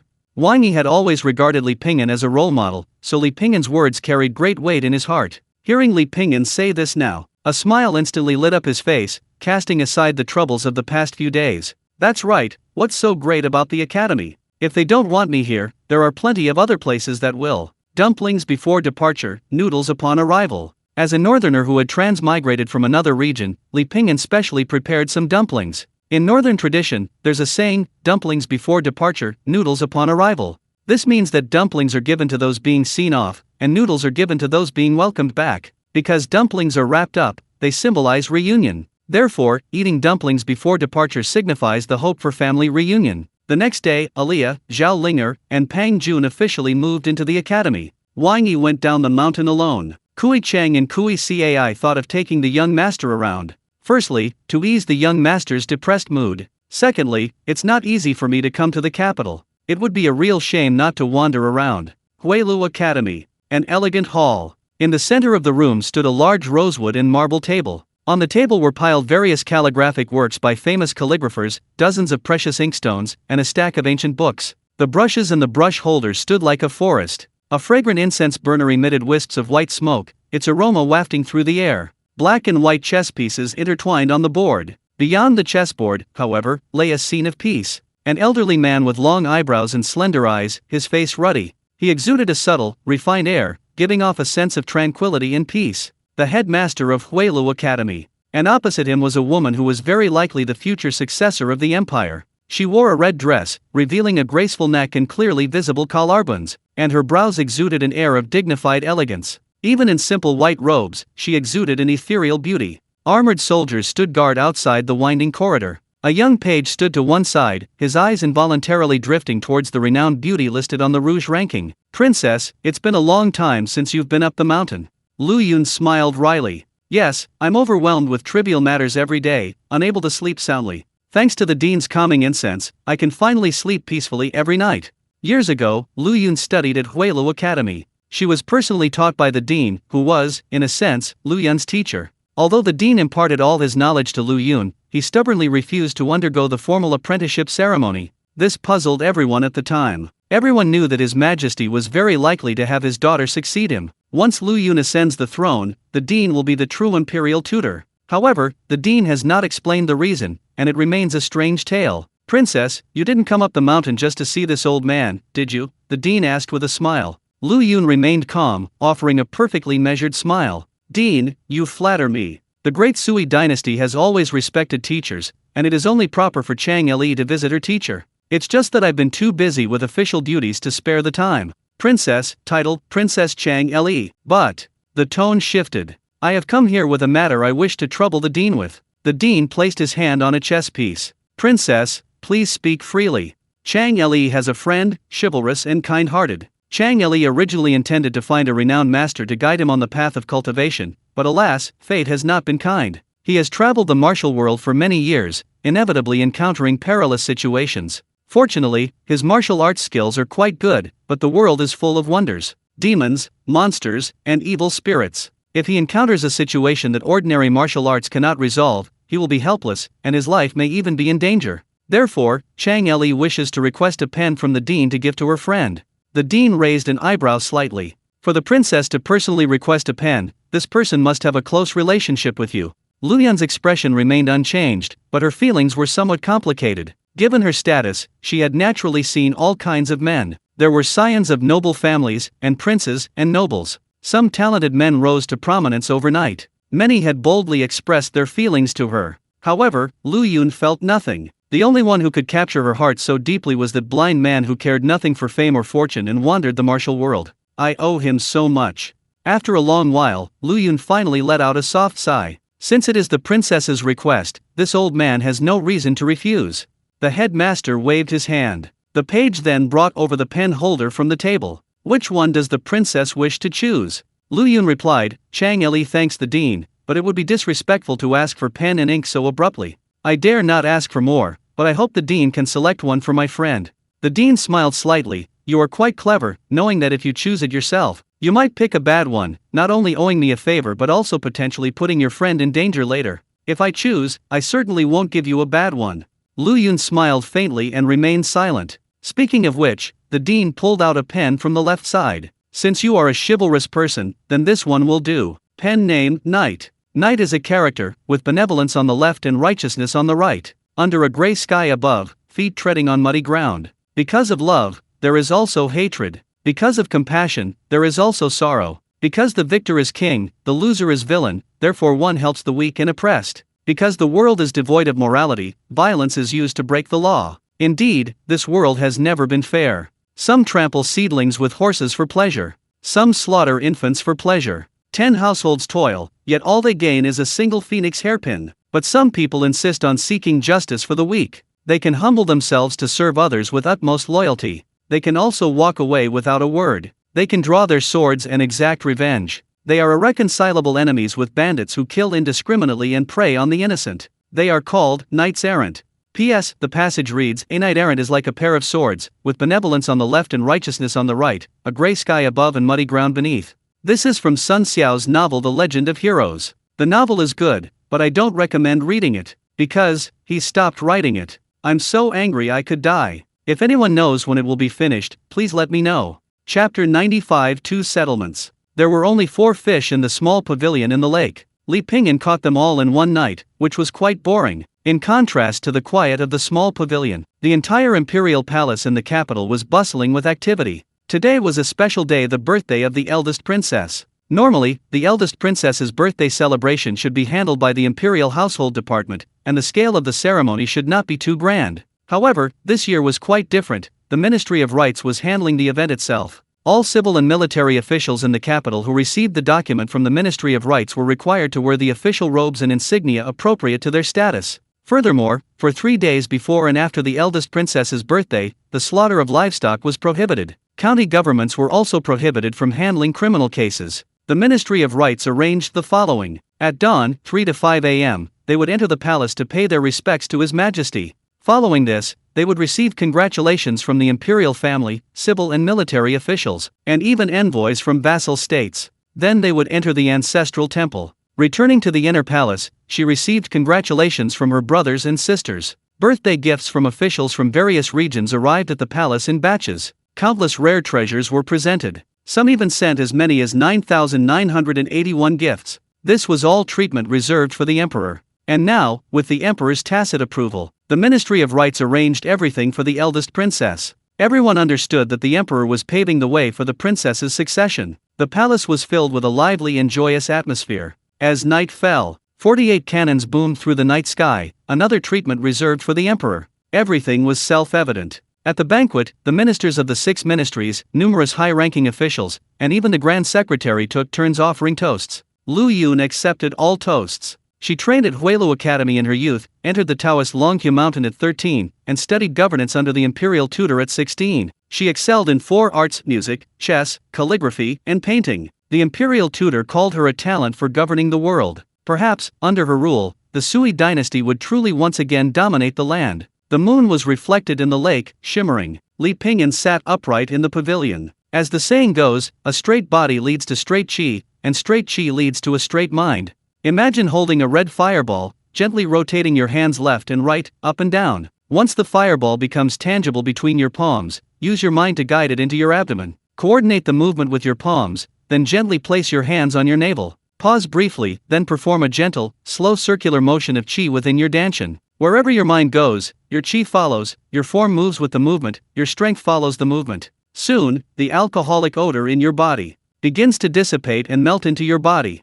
Before long, Li Pingyan felt the effects of the intoxication. The wine old Mo had given him was truly miraculous. Even now, the power within his body hadn't been fully digested. It was less than a tenth of what it was. Each time, Li Pingyan had to expend a great deal of energy to digest this power. However, the rewards were equally generous. With each portion digested, he grew stronger. But the side effects were also obvious. After digestion, he would fall into a state of weakness. And he would also experience intoxication, which he couldn't dispel with his true energy. Sure enough, it didn't take long for his cheeks to turn rosy. He exhaled a breath of warm air, feeling drowsy. He was just about to go back to his room for a comfortable sleep. A boat on the shore slowly approached the center of the lake. The newcomer's presence couldn't be sensed, and the small boat wouldn't move without reason. Li Pingyan frowned slightly, gripping his cane. But at this crucial moment, he hesitated for a moment, then loosened his grip slightly. This was Huilu Academy. Probably no one would dare commit violence here. The person on the boat walked onto the pavilion. Without a word, he stood there. Aura lock, unable to lock on. In Li Pingyan's perception, the other person was like an invisible being. After a moment, Li Pingyan breathed a sigh of relief. You came without saying a word, startling me. How did you guess it was me? I was clearly wearing a jade pendant, even a 5th-rank cultivator couldn't sense it. The voice opposite him was cold. I smelled it. Li Pingyan put down his cane and moved out a stool. What brings you here? To see you. Lu Yun sat down naturally, glanced around, and said with a touch of sadness. I lived here when I was studying, and many years have passed in the blink of an eye. Li Pingyan chuckled. With your status, you shouldn't have built such a grand mansion with 8 courtyards and over 100 servants. Lu Yun knew he was teasing her and rolled her eyes playfully. Are you settling in well here? Everything's fine. After a moment of silence, Lu Yun took out a beautifully wrapped box. This is for you. What's this? The Dean's pen. You can't cultivate. If you encounter demons, monsters, or cultivators causing you trouble, it can save your life. Although Li Pingyan didn't understand the meaning, he could tell the pen of the Dean of Huilu Academy carried considerable weight. This gift is too precious. I can't accept something I haven't earned, Li Pingyan smiled. I originally wanted to find someone to help you regain your sight, but, after thinking it over, this is the only gift I can give you. You saved my life, I hid in your house for half a year, and you even sent me out of the city. I owe you so much. Please accept this, it will put my mind at ease. Li Pingyan hesitated for a moment before taking the pen. Then, we're even. Lu Yun suddenly looked up, her eyes narrowing. Even? What did that mean? Before she could say anything, Li Pingyan changed the subject. How do you use this pen? Li Pingyan took out the pen. It wasn't anything special. Ordinary. The bristles were round and full, like a date pit. This brush was one the Dean used frequently in his youth. Wearing it will keep ordinary demons and monsters at bay. It also cultivates your mind and spirit, greatly benefiting your cultivation. Most importantly, it contains some of the Dean's rules. Li Pingyan raised an eyebrow slightly. Oh, try writing a character. What character? Lu Yun pondered briefly. For example, the character, Zhan, meaning to cut or to slay. Li Pingyan immediately wrote the character on the xian paper. His brush strokes were powerful and vigorous, containing a mysterious force. It gave one a profound and wondrous feeling, as if a god king stood before him. He had only written a slight tilt of his head when Li Pingyan felt his body sink. To put pen to paper again, the brush in his hand felt as heavy as 1,000 pounds. Cold sweat appeared on Li Pingyan's forehead. He had just digested the effects of the alcohol and was currently in a weakened state. With gritted teeth, he painstakingly finished writing that stroke. Chop! It carried an eerie rhythm, as if possessing a terrifying power. Chapter 96 Enchantment. Li Pingyan exhaled heavily. Guided by Lu Yun, he channeled his qi into the blade, drawing the character, meaning slay, onto it. The staff blade instantly seemed to bear 1,000 pounds, its cold light dazzling. Li Pingyan gripped the staff blade, now several times heavier, feeling the chill emanating from its scabbard. A sense of astonishment rose within him. The staff blade, once as bright as ice, was now dull and lifeless. It resembled a shattered bronze mirror, its surface riddled with cracks. Or perhaps it was sealing away some powerful force. He swung the blade. This strike made no sound of air being cut, the surroundings were utterly silent. It was as if all the air and wind had been absorbed by this strike, creating an overwhelming aura. Within half a breath, on the distant lake's surface where the blade pointed, a curtain of water erupted with a loud splash. Countless water droplets turned into a wisp of smoke and dissipated into the air. It's truly amazing, Li Pingyan said. Lu Yun smiled with satisfaction. I'm glad you like it. After saying that, she glanced at Li Pingyan. Then she looked at the lone boat beside her. She hesitated for a moment, then whispered, "It's still early, why don't we take a boat trip on the lake? I haven't been here in a long time and I've missed it." Okay. Lu Yun lifted her skirt to avoid getting it wet and carefully boarded the boat. She straightened her clothes and looked at the lake. She gazed at the lake absent-mindedly. The pale blue moonlight shone on her face, giving her cheeks a faint blush. There was a dreamlike, hazy beauty to her. Whether it was because she had drunk a little too much tonight, or for some other reason, the tip of her pert nose still held a playful touch of moonlight, and her full lips were slightly upturned in the moonlight. A faint smile played on her lips. Li Pingyan walked over. Start! Lu Yun was startled, then surprised to find the boat actually moving. Her beautiful eyes brightened, and she silently watched Li Pingyan. After a moment, she realized it was the old ox gliding along the deck, its legs pushing against the water. Its eyes were resentful, as if it had suffered some injustice. Lu Yun looked up at the night sky. The Milky Way swirled in the sky, and curtains hung low over the earth. 10,000 lights illuminated the city's four sides, and the Milky Way stretched across the center of the water. It's so beautiful. Li Pingyan remained silent. His world was only darkness, and only in places of bright light could he find a glimmer of light. For over 20 years, he seemed to have long forgotten what the night sky looked like. At this moment, he heard Lu Yun explaining the stars to him. That one is called what? And that one is over there. Li Pingyan smiled, then suddenly staggered and fell straight to the ground. Lu Yun quickly caught him, her face slightly furrowed. Pingyan, are you all right? Li Pingyan, Omega, ZZZ. After a long while, Lu Yun finally realized what had happened. He had fallen asleep. The fatigue from his cultivation, coupled with writing the character, Slay, using the knight-errant character, he was utterly exhausted. The morning sun shone on his face. Li Pingyan stretched, the fatigue of last night vanishing instantly. Lu Yun had already left. Li Pingyan rubbed his stomach. He always needed to eat a lot after cultivating. He didn't know if it was a good thing or a bad thing. He'd heard that cultivators, upon reaching a certain level, could abstain from grains. One fasting pill could solve all problems. It's truly miraculous. A while later, Chun Kaio and Xiakan brought Li Pingyan breakfast. Ever since Li Pingyan gave the two little fish, Zixi, the two children regarded Li Pingyan as their savior, and their daily meals became increasingly lavish. They would also occasionally bring some special delicacies from the capital for Li Pingyan to enjoy. 2 fish in exchange for so much. Li Pingyan felt it was well worth it. Everyone was happy. After replenishing his energy, Li Pingyan felt refreshed. He had also digested some of the alcohol. It seemed that completely digesting the alcohol was only a matter of time. Then, Li Pingyan turned his attention to the pen Lu Yun had given him. Although he had just finished cultivating yesterday and was physically weak, the sense of oppression he felt when writing the character cut/slay was not exaggerated at all. Li Pingyan took a deep breath and gripped the brush again. This time, instead of writing slash, he wrote the character for fire. The brush tip trembled slightly, and a tremendous force surged from his palm, sending a jolt through his body. True energy slowly condensed, and Li Pingyan guided this energy into his hand. After a long while, the character for fire was complete. Sweat beaded on his forehead. He felt his energy was nearly depleted. He integrated the character for fire into his staff sword. The staff sword instantly gave off an eerie feeling, as if what was hidden in its sheath was not a sword, but a lurking fire dragon. If obtaining the fusang blade was like acquiring a weapon capable of fighting against cultivators, then this brush was like imbuing the weapon with magical attacks. He studied it for 2 more days. Li Pingyan made several new discoveries. This brush had significant limitations. With his current physical condition, he could only write a maximum of 2 characters a day. Even if one has the strength to write the 3rd character, the effect is negligible. Furthermore, the strongest effect of a written character is only at the moment the brush touches the paper. If left unused, it will gradually lose its effect over time. The effect lasts for a maximum of 3 days. Although there are many limitations, the resulting effect is extremely remarkable. More importantly, it not only enhances combat power. Li Pingyan tried writing the character, quiet. Absorbing it, his mind instantly became clear. His blood and energy flowed smoothly, and his spirit was invigorated. His thinking became clearer and more relaxed. Another day passed, and Yingyue came to the lakeside pavilion to find Li Pingyan. You guessed it, they're about to make their move. Li Pingyan nodded. Yes, I understand. What are you planning to do? Yingyue asked. As soon as he finished speaking, Jingyue's expression changed drastically, and he exclaimed in shock. A chivalrous knight. What are you doing here? Li Pingyan smiled faintly. Someone gave it to me?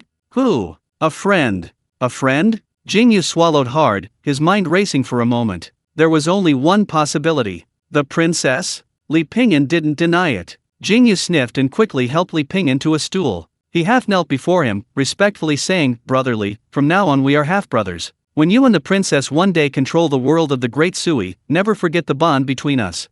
I don't ask for much else, just let me manage that minting place, and the brothel, those places of debauchery. Those filthy places, I'm willing to share your burden, brotherly. Li Pingyan laughed and scolded, the world is so big, why don't you go see it? What do you mean? Yingyue asked, puzzled. Get out. The Zhang family. Brother, news from below. Zhang Dihei rushed in. Before he could finish, Zhang Deming suddenly stood up. They found the person? Zhang Dihei shook his head. No, it's the people who came into the city with him. A boy named Wang Yi, and 2 martial artists. They're leaving the capital tomorrow. Zhang Deming's eyes lit up. Good. Arrest them tomorrow. Arrest? They for what? Nonsense, to force that guy out. Zhang Dihei, he shouldn't be that stupid. Knowing we're looking for him, would he come out? Besides, I've inquired and found out this boy isn't related to him. He has no reason to take that risk. Zhang Deming smiled sinisterly. Do you know why he killed Gonger? Zhang Dihei hesitated. Because he had a grudge against Gonger. Zhang Deming said confidently, no, he was helping someone in need. These kinds of people aren't like scum like you or me. They still have a conscience, but that's also their weakness. Zhang Dihei. Inner monologue, he's so ruthless he even curses himself. Even though we're scum, we don't have to be so blunt. By the way, brother. The inspectorate has started investigating those cases we handled before. A friend told me, it might be troublesome. Zhang Deming's forehead creased with even more black lines. Few of the cases they handled could withstand scrutiny. When the superiors have a liking, the inferiors will follow suit. Zhang Gong is a beast, precisely because his father and several uncles weren't much better. The Zhang family's current wealth and power certainly didn't come from righteous means. Not to mention, dozens of innocent people have been killed by Zhang Deming alone. These things, if left uninvestigated, will be fine, but once investigated, they will bring disaster. Zhang Deming's eyes darkened. Never mind, let's deal with that guy first. Only if he's dead can our attention be diverted. Understood, Zhang Dihei replied. How many men? Don't call outsiders, just the 4 of us brothers. Alright. Chapter 97 Kui Chang and Kui Cai bought a carriage with their young master, Wang Yi. Rice, oil, and salt were expensive in the capital. The price of one carriage in the 4 towns of Anbei was enough to buy 3. Taking advantage of the remaining daylight, they set off in the carriage towards the outskirts of the city. Outside the capital, a carriage had just left the city. It sped along the official road. Giddy up! Soon, 2 fast horses blocked their path ahead. The driver was startled. It looked like a robbery. This was the official road, and they had only recently left the capital. Gentlemen! Before he could speak, the Zhang brothers surrounded them. Brother! The carriage is empty. Zhang Deming said in a deep voice. What happened? Damn it, we've been tricked. Let's go back. The group hurriedly headed back. But now, it was too late. Brother, what do we do now? Zhang Deming's face was grim. After a long pause, he suddenly asked, what about that mother and daughter? Which mother and daughter? Zhang Dihei was taken aback. The mother and daughter that Gonger tried to violate. They were released. Bring them back. Brother, this. Zhang Dihei looked troubled. We're in the eye of the storm right now. Wouldn't doing this just give them ammunition? We can't worry about that now. Zhang Dihei gritted his teeth. Then I'll send someone to inquire about the whereabouts of that mother and daughter. It was raining in the capital. The rain fell quickly, growing heavier and heavier. Like a bursting dam, hundreds of waterfalls cascaded down from the sky. The water splashing from the eaves took on various strange shapes. Today, I'm leaving the city. Li Pingyan said calmly to Jingyu. Jingyu hadn't expected it to happen so soon, but it was indeed reasonable. The Zhang brothers were finished. He had learned that the Senzorate was investigating the Zhang brothers for 58 crimes. Abuse of power, forcing women into prostitution, embezzlement, and bribery. Dozens of people were implicated, and almost every charge was capital offense. The Zhang brothers were probably in a state of utter chaos right now. He didn't have time to deal with Li Pingyan. Jingyu snapped out of his reverie. I'll see you off. Leaving the academy, Jingyu and Li Pingyan arrived at a street-side noodle stall in the capital. It was very close to the Zhang family's residence. It was less than 500 meters away, just around the corner. Boss, 3 bowls of scallion noodles, a plate of pickled vegetables, and some other cooked food, please. Li Pingyan sat down. This meal is on me. Thanks for your hospitality these past few days. Suddenly, a bolt of lightning flashed across the sky. It cleaved the already torn sky in 2. The noodles are here. Li Pingyan put on his straw hat. I'm going to relieve myself. Jingyu smelled the fragrant scallion noodles. Hurry up, or they'll get cold. Okay. Li Pingyan walked quickly into the rain. Raindrops fell rapidly from the sky. Driven by the wind, they stretched out thin white lines. They traced lines on the blue stone pavement. He turned a corner, but didn't go to the outhouse. Instead, he walked to a mansion. The plaque above read 4 large characters: Zhang Xiai's Zhang family mansion. Bang bang. He knocked on the door. It's probably because of the heavy rain and strong winds that the people inside didn't hear it. Li Pingyan increased the pressure. After a moment, a sound finally came from inside. The door opened immediately. Excuse me, who are you looking for? Li Pingyan said in a deep voice, I'm looking for Zhang Deming, Lord Zhang. In the main hall of the Zhang family, Zhang Deming was flipping through case files from recent years. He was trying to find something to defend himself. These cases were only a matter of approval or disapproval, that is, as long as the higher UPS turned a blind eye, he could escape punishment. This was an unchanging rule of officialdom. If someone was deliberately targeting you, no matter how well you explained yourself, it would be useless. Now he just hoped to find the mother and daughter quickly and force the bastard who killed his son to come out. Zhang Deming closed the case file. He rubbed his forehead and sighed deeply. He waved to the steward. Have you dealt with those girls yet? Not yet. Perfect, go relax. The Zhang residence had a side room specifically used to imprison women abducted from other places. Their purpose was self-evident. But given the current situation, Zhang Deming had the steward dispose of the girls. Fortunately, the steward didn't act too quickly. Zhang Deming pulled up his trousers and stood up. A person wearing a straw hat suddenly entered, not a servant.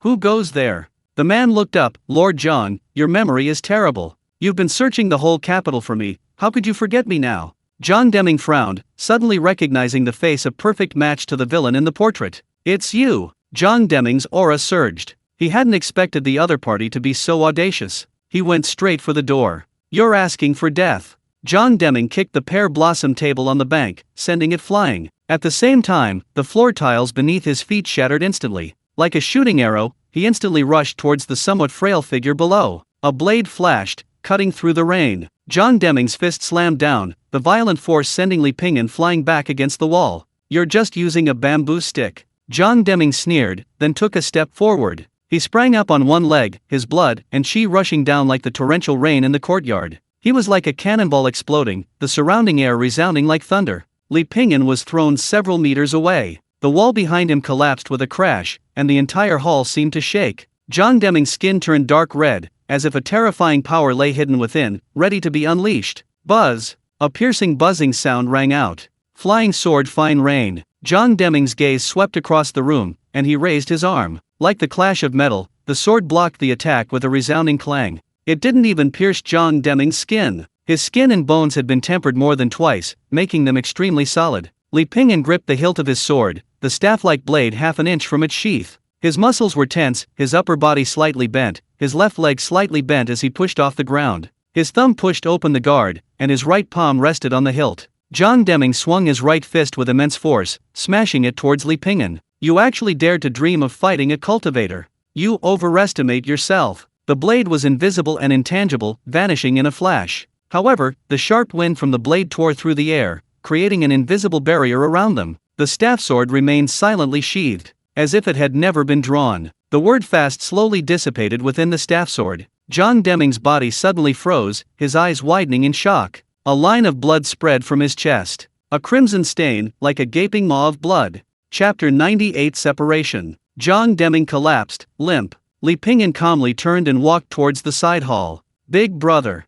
Zhang Dihei rushed over upon hearing the sound. What's wrong? Suddenly, a cold sweat broke out on his back. The flying sword, fine rain, aimed straight for his brow. Zhang Dihei instinctively raised his hand. His cultivation was inferior to Jiang Deming's. Fine rain pierced his palm. Bright red blood dripped down. But that was all. Just then, a blade flashed silently behind him. Tap tap tap tap. Footsteps continued, and screams rose and fell from the courtyard. Zhang Deshan heard the commotion, quickly pushed the crying girl aside, and pulled up his trousers. Just as he was about to rush out, a sword shot in through the crack in the door. Zhang Deshan couldn't react in time. Fine rain pierced his abdomen. Fortunately, he managed to grab the remaining half of the sword. Boom! The next moment, the entire door was blasted open with tremendous force. Li Pingyan swung his blade. Even with his iron skin, he couldn't withstand the fusang blade. A single strike to the throat. Li Pingyan casually picked up a piece of cloth from the ground and wiped the blood off the blade.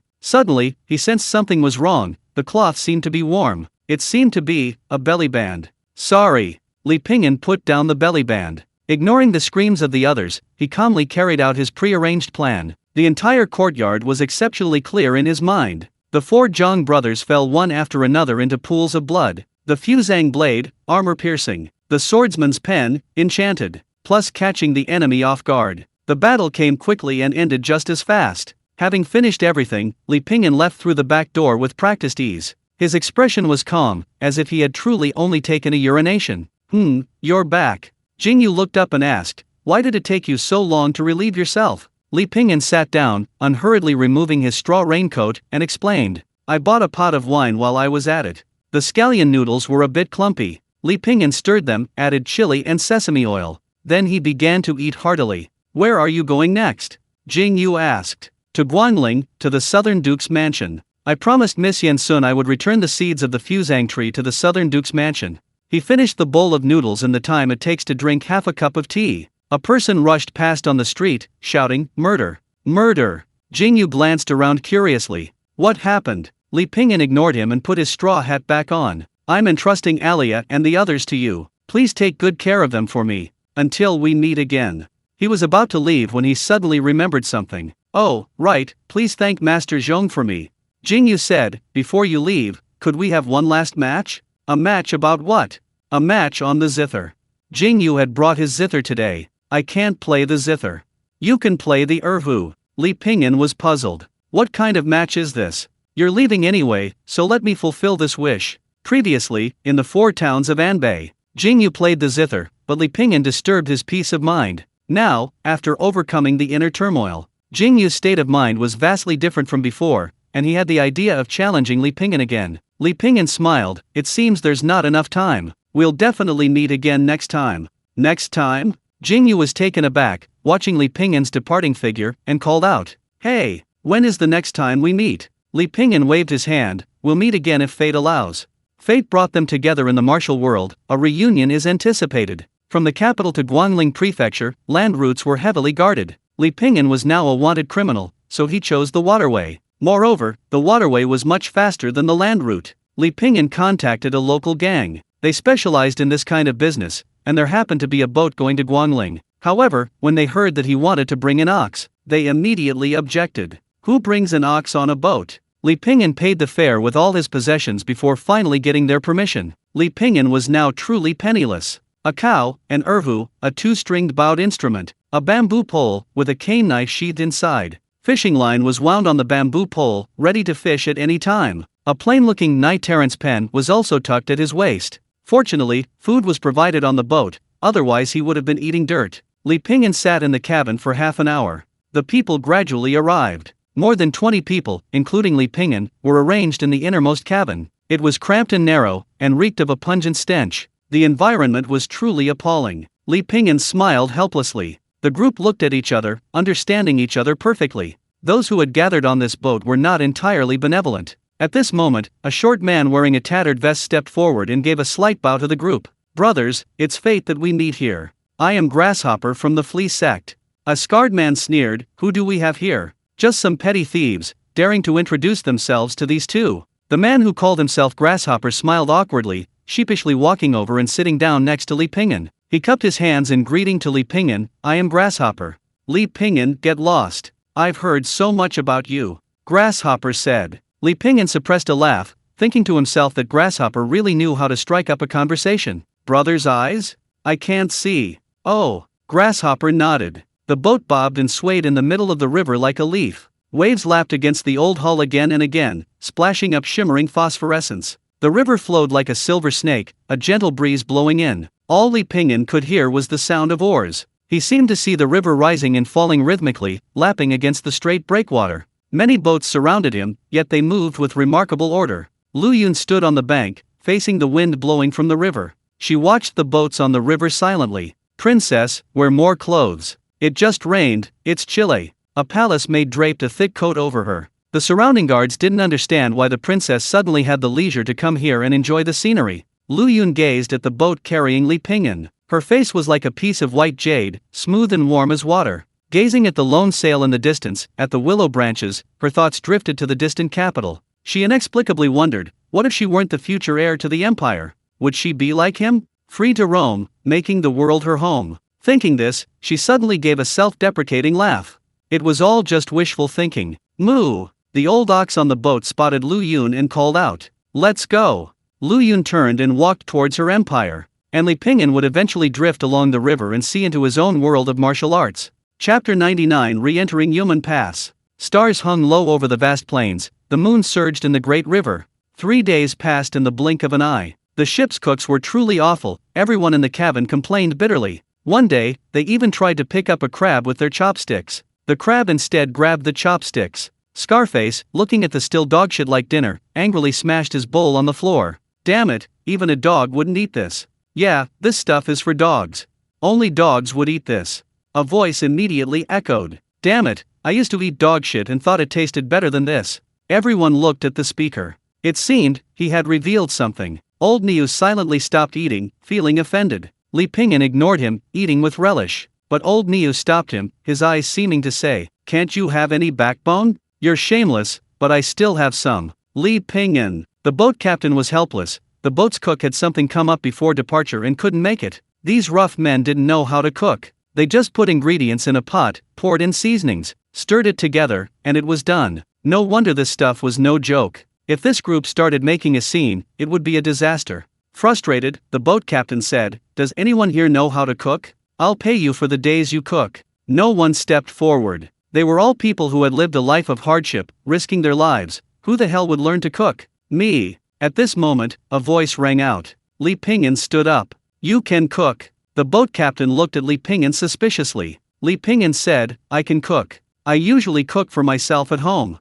Then give it a try. Arriving at the kitchen, Li Pingyan first checked the ingredients. Rice, flour, and cooking oil were plentiful, and crabs and fish were plentiful too. So Li Pingyan rolled up his sleeves and washed his hands. After thinking for a moment, he decided to make some crab roe noodles. The crabs were packed in buckets. He'd heard that in some places, they were cheaper than rice. After steaming, he removed the legs, shells, and gills from the crabs. He broke them in half, extracting the crab roe and meat. Li Pingyan handed this task over to the former cook, who couldn't cook. He diced the scallions and ginger, and sliced the red chili peppers, setting them aside. He heated oil in a pan, sautéed the scallions until fragrant and the white parts turned golden brown, then added the diced ginger and chili pepper slices. The cook, who couldn't cook, watched Li Pingyan's skillful movements. He looked at him with surprise. Is this a blind man? Add crab roe and crab meat, stir-fry over low heat until safflower oil appears, then add various seasonings. Finally, spread the crab roe and crab meat on top of the noodles. Try it, how does it taste?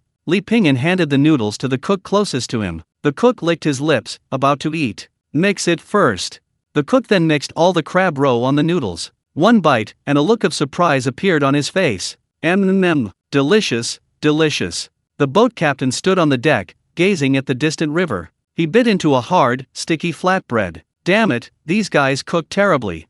Indeed, a boat can't be without a cook who can cook. At this rate, the boat probably won't even reach its destination. The group was getting impatient. No, we need to dock and hire a reliable cook. One of the men said, didn't the blind man go to the kitchen? What do you expect a blind man to cook? Just then, they smelled a delicious aroma. What's that? Damn, it smells amazing. The two men turned to look and saw the men on the boat carrying crab roe noodles. They stared at them like they'd seen a naked young woman. The boat captain swallowed hard and quickly went over to order a bowl. He chewed on garlic while gulping down the noodle soup. The crab roe was glistening and juicy, salty, and slightly spicy. It was delicious and addictive. Ultimately, it wasn't that Li Pingyan's cooking skills were particularly good. His skills were about the same as an average cook. The people on the boat had been eating pig swill for days. In comparison, the noodles seemed like a heavenly treat, rarely seen on Earth. The men ate the noodles with gusto, unable to stop. Li Pingyan had even made extra, but it still wasn't enough. Not even the broth was left. The boatman was overjoyed and gave Li Pingyan half a tael of silver that very day. Indeed, having a skill meant you wouldn't starve. Human pass. The Gobi Desert felt like it was being roasted in a furnace, the scorching heat engulfing every inch of land, making it hard to breathe. A carriage entered Human Pass from the distant official road. Young master, we're almost home, Kui Cheng said. Wang Yi craned his neck, looking at the scenery outside. Although he had come to terms with things after Li Pingyan's encouragement, he still couldn't help but feel a little sad. There were 7 of them on the way there, but only 3 returned. A sense of loss and change washed over the young man. Soon, they entered Human Pass. They would stay here tonight. On the way back, they encountered villains, and both Kui Cheng and Kui Cai lost their weapons. Once they left Human Pass, it would only be more dangerous. Being without weapons was clearly unacceptable. I remember Mr. Li told us about a blacksmith shop, Kui Cheng suddenly said. Kui Cai also remembered, I remember that one. The blacksmith shop. The girl was kicking a shuttlecock in the courtyard, 101, 102, 103. On the 104th time, the shuttlecock flew to the doorway. Wang Yi caught the 104. The girl reached out and grabbed the shuttlecock, her bright eyes blinking. Who are you looking for? Little girl, are your parents home? No. Kui Cheng said, then can we wait here for a while? No. Kui Cheng smiled. Why? Aren't your parents coming back today? My father will be back soon. Kui Cheng said, then why are you sending us away? We're here to do business with your father. Brother, the weapons here are really nice. Kui Cai glanced around. The girl seemed unsure how to respond, so she said, my father doesn't do business with ordinary people. Kui Cheng and Kui Cai both smiled. Wang Yi grumbled indignantly, I'm not an ordinary person. Not an ordinary person? Then who are you? At that moment, a cold voice rang out from behind him. Wang Yi involuntarily shivered and turned around. He saw a man 9 feet tall, broad-shouldered and burly, standing behind him. Meeting his eyes, Wang Yi's lips twitched, and he couldn't utter a word. Father, you're back. The girl called out happily. Chapter 100. Mr. had already foreseen this. Kui Cheng said, Master, we are friends of Mr. Li Pingyan, and we'd like to buy 2 weapons. Old Mo seemed not to hear them, ignoring them completely. He walked straight into the courtyard and washed his face. Kui Chang and Kui Cai frowned. This guy was really putting on airs. Master. Not for sale. Old Mo answered them crisply. Wang Yi forced a smile and said, "Hey, why are you like this?" Old Mo sat on a stool, legs crossed. He lit his pipe and exhaled a puff of smoke. He said with a playful expression, "Want me to make weapons for you? See that sword case? If you can just pull out any one of the swords inside, I'll make them for you. It's just a sword case, isn't it?" Kui Chang snorted disdainfully and strode over. The sword case was simple and unadorned, just casually placed on the ground. There were 4 swords in the case. Kui Chang reached out and grasped the hilt of one sword, trying to pull it out. But the moment he exerted force, he felt as if he were trying to uproot a mountain. His expression changed slightly, and he took a deep breath. His blood surged, and he strained his hand. Kui Chang gave an awkward smile. "This sword is quite heavy, huh?" Saying this, he no longer dared to be so careless and grasped the hilt with his other hand. This time, he used all his strength, veins bulging on his forehead. But the swords in the case remained completely unmoved. "Let me try." Kui Cai walked over, skeptical. The 2 brothers circled the sword case, making sounds like they were constipated. After a long while, they finally accepted reality. Kui Chang, panting heavily, thought of a possibility. Is there a mechanism inside? Before Lao Mo could explain, the girl walked over. He reached out and grasped one of the swords, easily pulling it out. He shook it, then sheathed it again. Kui Chang and Kui Cai were silent for a moment. "Excuse me, farewell." Wang Yi wasn't willing to leave so easily. He moved closer. With all his might, he gripped the sword closest to him and pulled it out. "Ugh, young master, let's go." Kui Chang and Kui Cai pulled the young master up on either side, turning to leave. Mr. Li was no ordinary person, and his strange friend was certainly no ordinary person either. They, mere mortals, were best advised to stay away. "Stop!" Old Mo's voice suddenly rang out from behind. The 3 of them were startled. Had they angered him, and he wasn't going to let them leave? Old Mo's gaze was fixed on the leftmost sword in the sword case. The hilt had slightly shifted from its original position, revealing half an inch of the blade. Old Mo's gaze lingered for a moment, then fell on Wang Yi. That gaze sent a chill down Wang Yi's spine, and Kui Chang and Kui Cai quickly shielded the young master behind them. "What's your name?" Old Mo asked in a deep voice. Wang Yi swallowed hard. "I didn't say anything." Old Mo narrowed his eyes. "You think you have a good sense of humor." Wang Yi shut his mouth and said nothing more. "Would you like to learn blacksmithing from me?" Old Mo suddenly changed the subject. "Blacksmithing?" Wang Yi was taken aback, then shook his head without hesitation. "No." Old Mo sneered. "Do you know how many people in this world would love to learn blacksmithing from me, but can't even get the chance?" Wang Yi thought to himself, just bragging. He said aloud, "I'm going to become a great person like you, sir. I don't want to learn blacksmithing, I want to learn martial arts." Old Mo exhaled a long puff of smoke. "Your master is that person who received divine punishment?"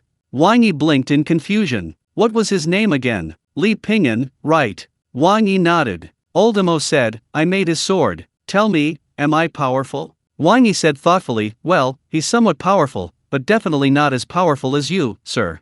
Old Mo's expression remained cold as he stood up. He stomped his right foot heavily, and a tiny crack appeared in the ground. It was as inconspicuous as a black line. Then the black line rapidly extended, shooting straight towards a giant tree by the door. A bizarre scene unfolded. With a deafening crash, leaves fell like snowflakes. The tree roots twisted violently before crashing to the ground. Wang Yi, and even Kui Chang and Kui Cai, were speechless at the earth-shattering scene. "Well, have you changed your mind now?" Wang Yi, regaining his composure, nodded hurriedly. Learn.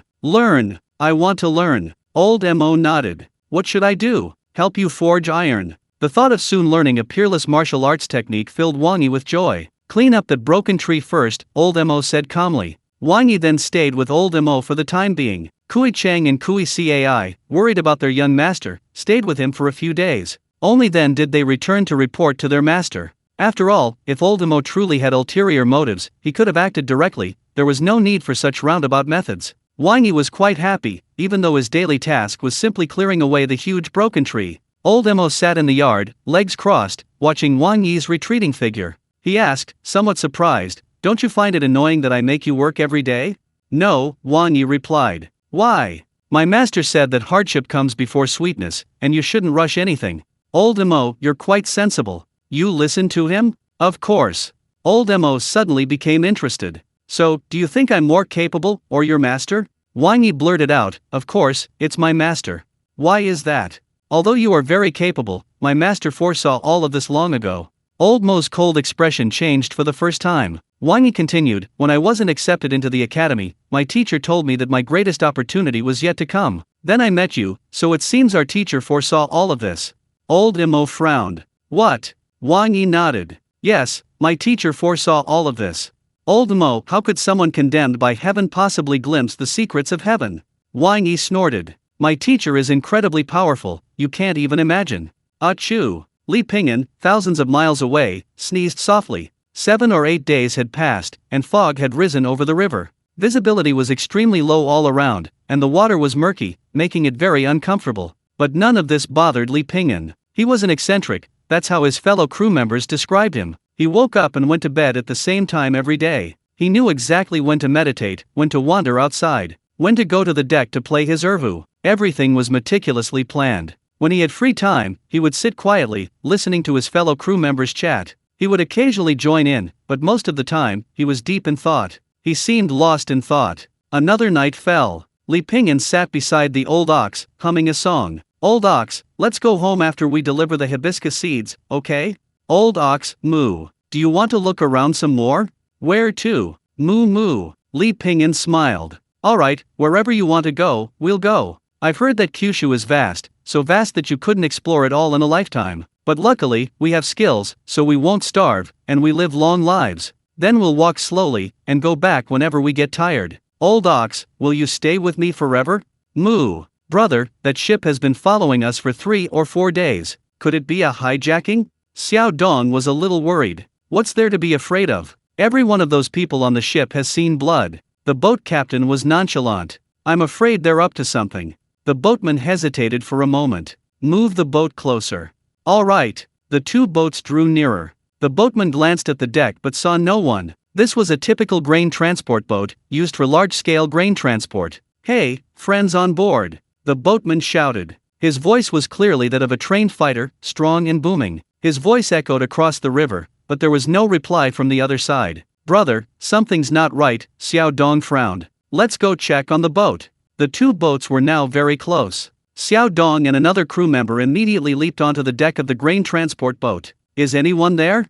Still no answer. The boat was eerily quiet. The 2 men felt inexplicably tense, their hands gripping their knives. They cautiously entered the cabin. The boatman stared at the cargo ship, waiting a moment. Xiao Dong. He received only silence. The boatman's heart tightened, he realized something was wrong. He called out a few more times. Inside the cabin, Li Ping'an, who was meditating, suddenly sensed the night errant's unusual activity. A faint, warm light and heat emanated from the tip of his brush. White mist filled the deep white waves, the boat floated like a bamboo leaf, drifting on and off.